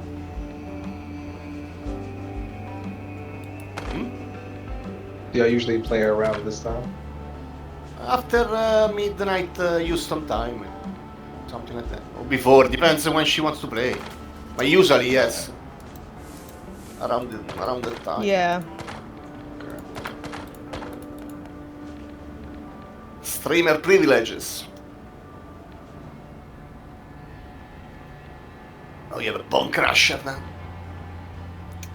Yeah, for crude damage. Okay. Confirmed. Yeah, I don't know, what does that do? Increases your damage. Oh, I see.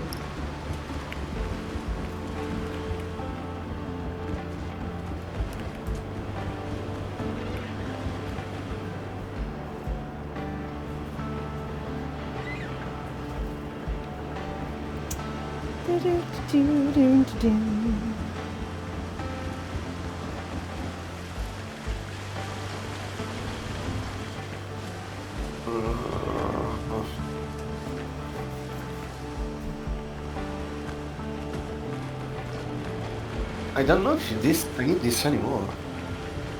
You can reset skills? Yeah, you can reset your skills. For free! For free!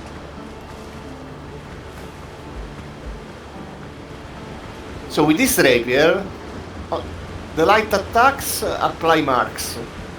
And the heavy attack consumes them and heals me. Sheesh. It's unfinished lighthouse. I have to consume 5. So I say bye-bye to... I have to say bye-bye to bleed damage.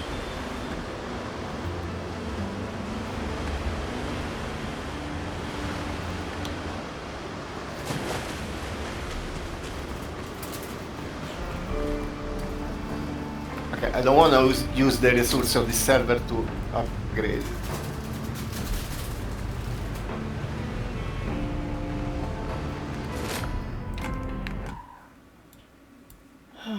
Try to upgrade your weapon and armor.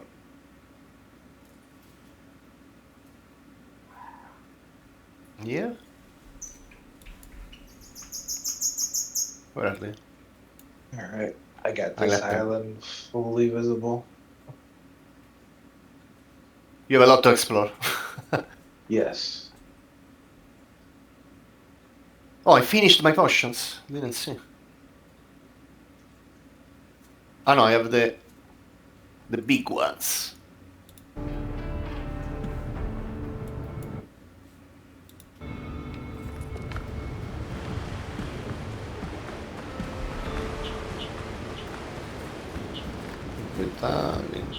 Katie Kraken.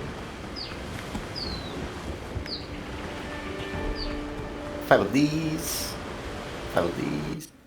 Space, you're expressing your thoughts, but your thoughts are not the truth. You claim that if they come into my Discord, they'll be brainwashed that aliens are trying to kill them. I don't think we've ever said aliens are trying to kill you.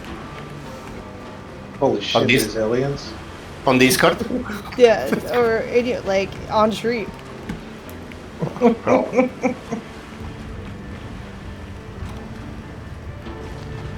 Just Aliens don't want you dead. They need to keep you alive so they can probe you. Oh man. Someone's been watching Dom Da. It's not the aliens that want you to die. Apparently, it's the government if you're a scientist. And you've said too much or know too much.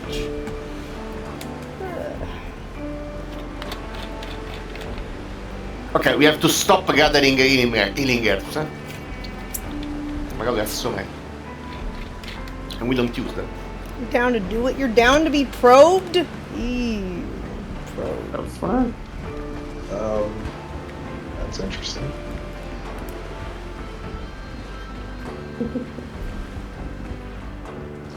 You wanna be Holy so hard. Who's this shirtless guy? I wanna wear no shirt.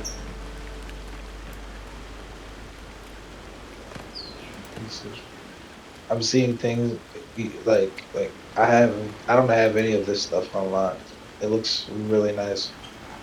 Yeah, it's player bound, unfortunately. It's not server bound. Everyone has to buy their own crafting recipes.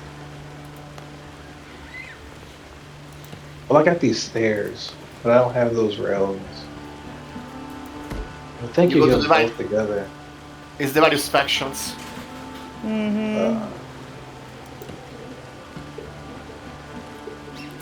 I think we don't use the gold anymore.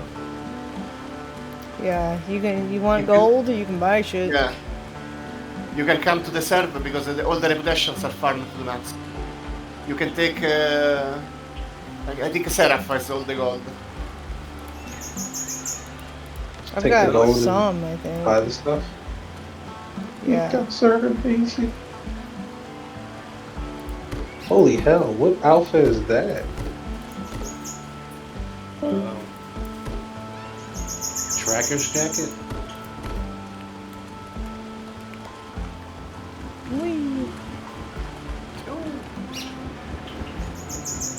I was gonna name myself Black Sparrow, but I figured people wouldn't get it. I get it. My wife didn't know what I was talking about. She was like, I don't get it. I said, well, guess I won't do it.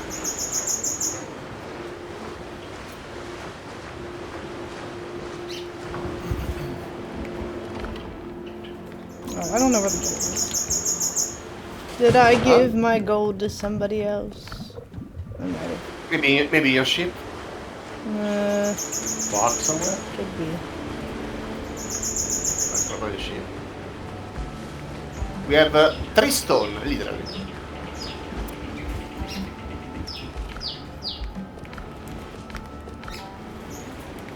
Alright guys, I gotta go. Okay, bye. Bye! Have a good one. Nice meeting you. Yeah, you too. Alright, later.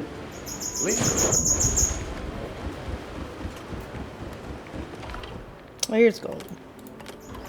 What's your name on Discord? Kals or Lord Second? Lord Second. Lord Second. Right.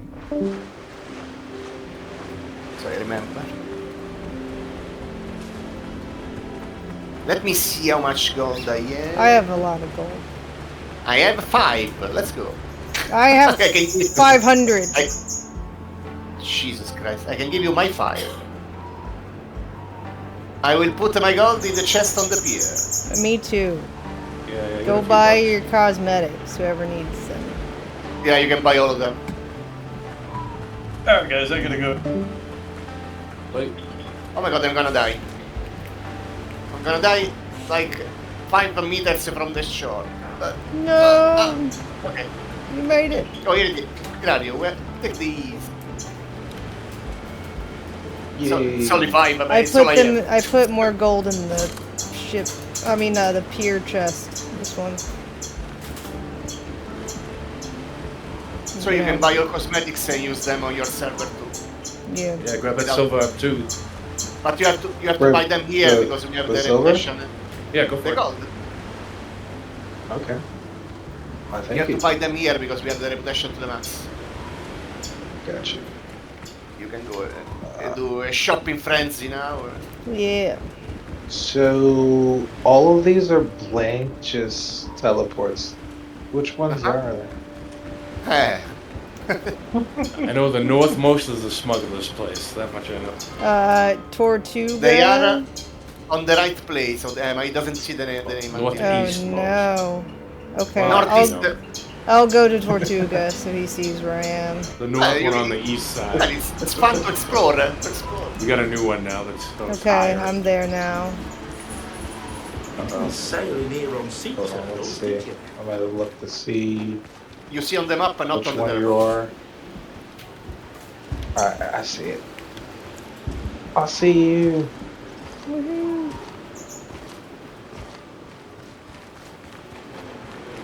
You can buy everything. They are all here. Yay. Thank the you. fancy stuff. For some of the fancy stuff, you have to do some questing. Still don't have rugs. No. Or chandeliers. I have little lamps, but not the chandeliers. I don't know where y'all got those. Do you have any better X's you can dig up? Maybe. I got these from question marks, I think. I have all the question marks in the coastal jungle and all the question marks in the... Yeah, I'm probably missing some question marks or some X's. Probably some of them are... or the Blackbird maps. Did you... No, yeah, I have 4 X's on the map still. Oh.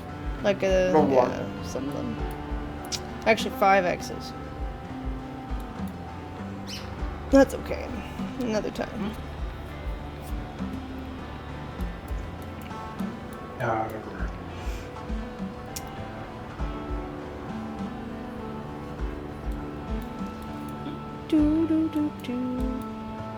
I missing islands? Yeah, there's an island up there with a bunch of question marks. And up there, yeah, that's probably where the stuff is. Oh, I see. On the right, south. I see an island with 4 question marks. Yeah. Well, northeast from the base. Very close.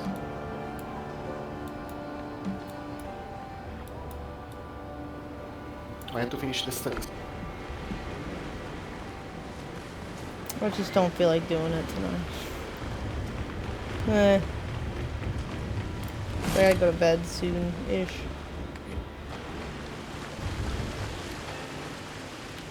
Alright. I've got all those thingies now. From all the factions? Yes. Nice. Let's go. Up to speed. What the fuck? Truffle is attacking me. What? Why? What? Oh. It's yours? I didn't summon Truffle. I'm in shop. Yeah. What the hell? How you can do it? He likes Italian. I don't know what to say. Wow, you can do it. Tell me how you can do it. I will harass man. constantly with my Truffle. He ran around me. Oh my god. Ah, he's coming for me! Why are you mad, bro? Fine, Pokemon battle. Oh crap, there's 2 of them. Truffle! I can attack him. What the fuck? What is the command? How do you attack? Truffle, you're not defending me! How could you? He attacked me first, to be fair.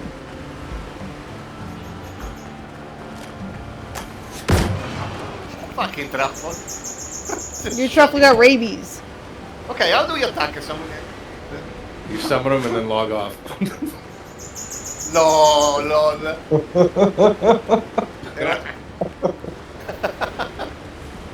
Oh my god. How did you discover it? I just summoned him and logged off. Yes, but how do you know? If you log off, you don't know what's I happening. didn't know. It was a happy accident. Ooh. That's funny. Funny, I'm almost dead.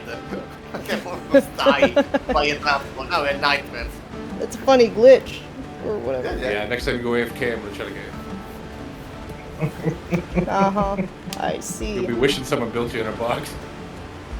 Okay, Captain Alongside, you can build whatever you want. This is a creative base. Yeah. I got a bunch of decorations and stuff. A Nesher nightmare. Who built the double, the large luxurious bed in the garden? I don't know who built the double bed. Maybe Sarah? It's nice. Dick Kirby? Looks fancy. Can we lay on the bed together? Let's see. Yeah, of course. I have my wife, my almost wife, right beside me. I'm just wondering if two people can. Mortar Joe! Come, Mortar Joe! Come, Mortar Joe! Damn! Mortar Joe, get on the bed! No, two people You can't know lay why? on it. I don't think two Okay. people can lay on it. No, you It's can, not- you can. We did it already. We did it already. Well, I mean, not in the position it's in right now. I think maybe the barrels think are blocking the Yeah, this animation. side you can got the animation. Yeah. You can build more than Joe a cut shit. You laid the bed with Joe Street. That's right. I forgot about I that. remember. I want to lay the bed with Mortar Joe. Yeah, You probably could if you moved the location of the bed. Yes, I will but- camp this bed. I know, yes, I have to.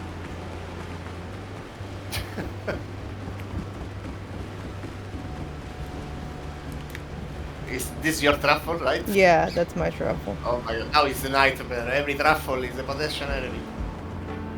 I give you trauma. You almost a triple shot. Alright, I'm gonna go explore and unlock this map. Okay. Oh, I don't know if you have that much time tonight, because I'm getting off soon. It'll kick everyone out. Okay. So I gotta wake up early for horse riding. But next what? time. Horse riding. Horse. Oh, let's go. Finally. Horse riding? Yeah. Nice. One day I'll do it. Alright. That's Time to log off. I did a then. long time ago. Time to go. Exit. Thanks for the games. Yeah, Thank you. playing. It was fun. Appreciate it. Alright. See you guys tomorrow. See ya. Good night. Bye. Bye.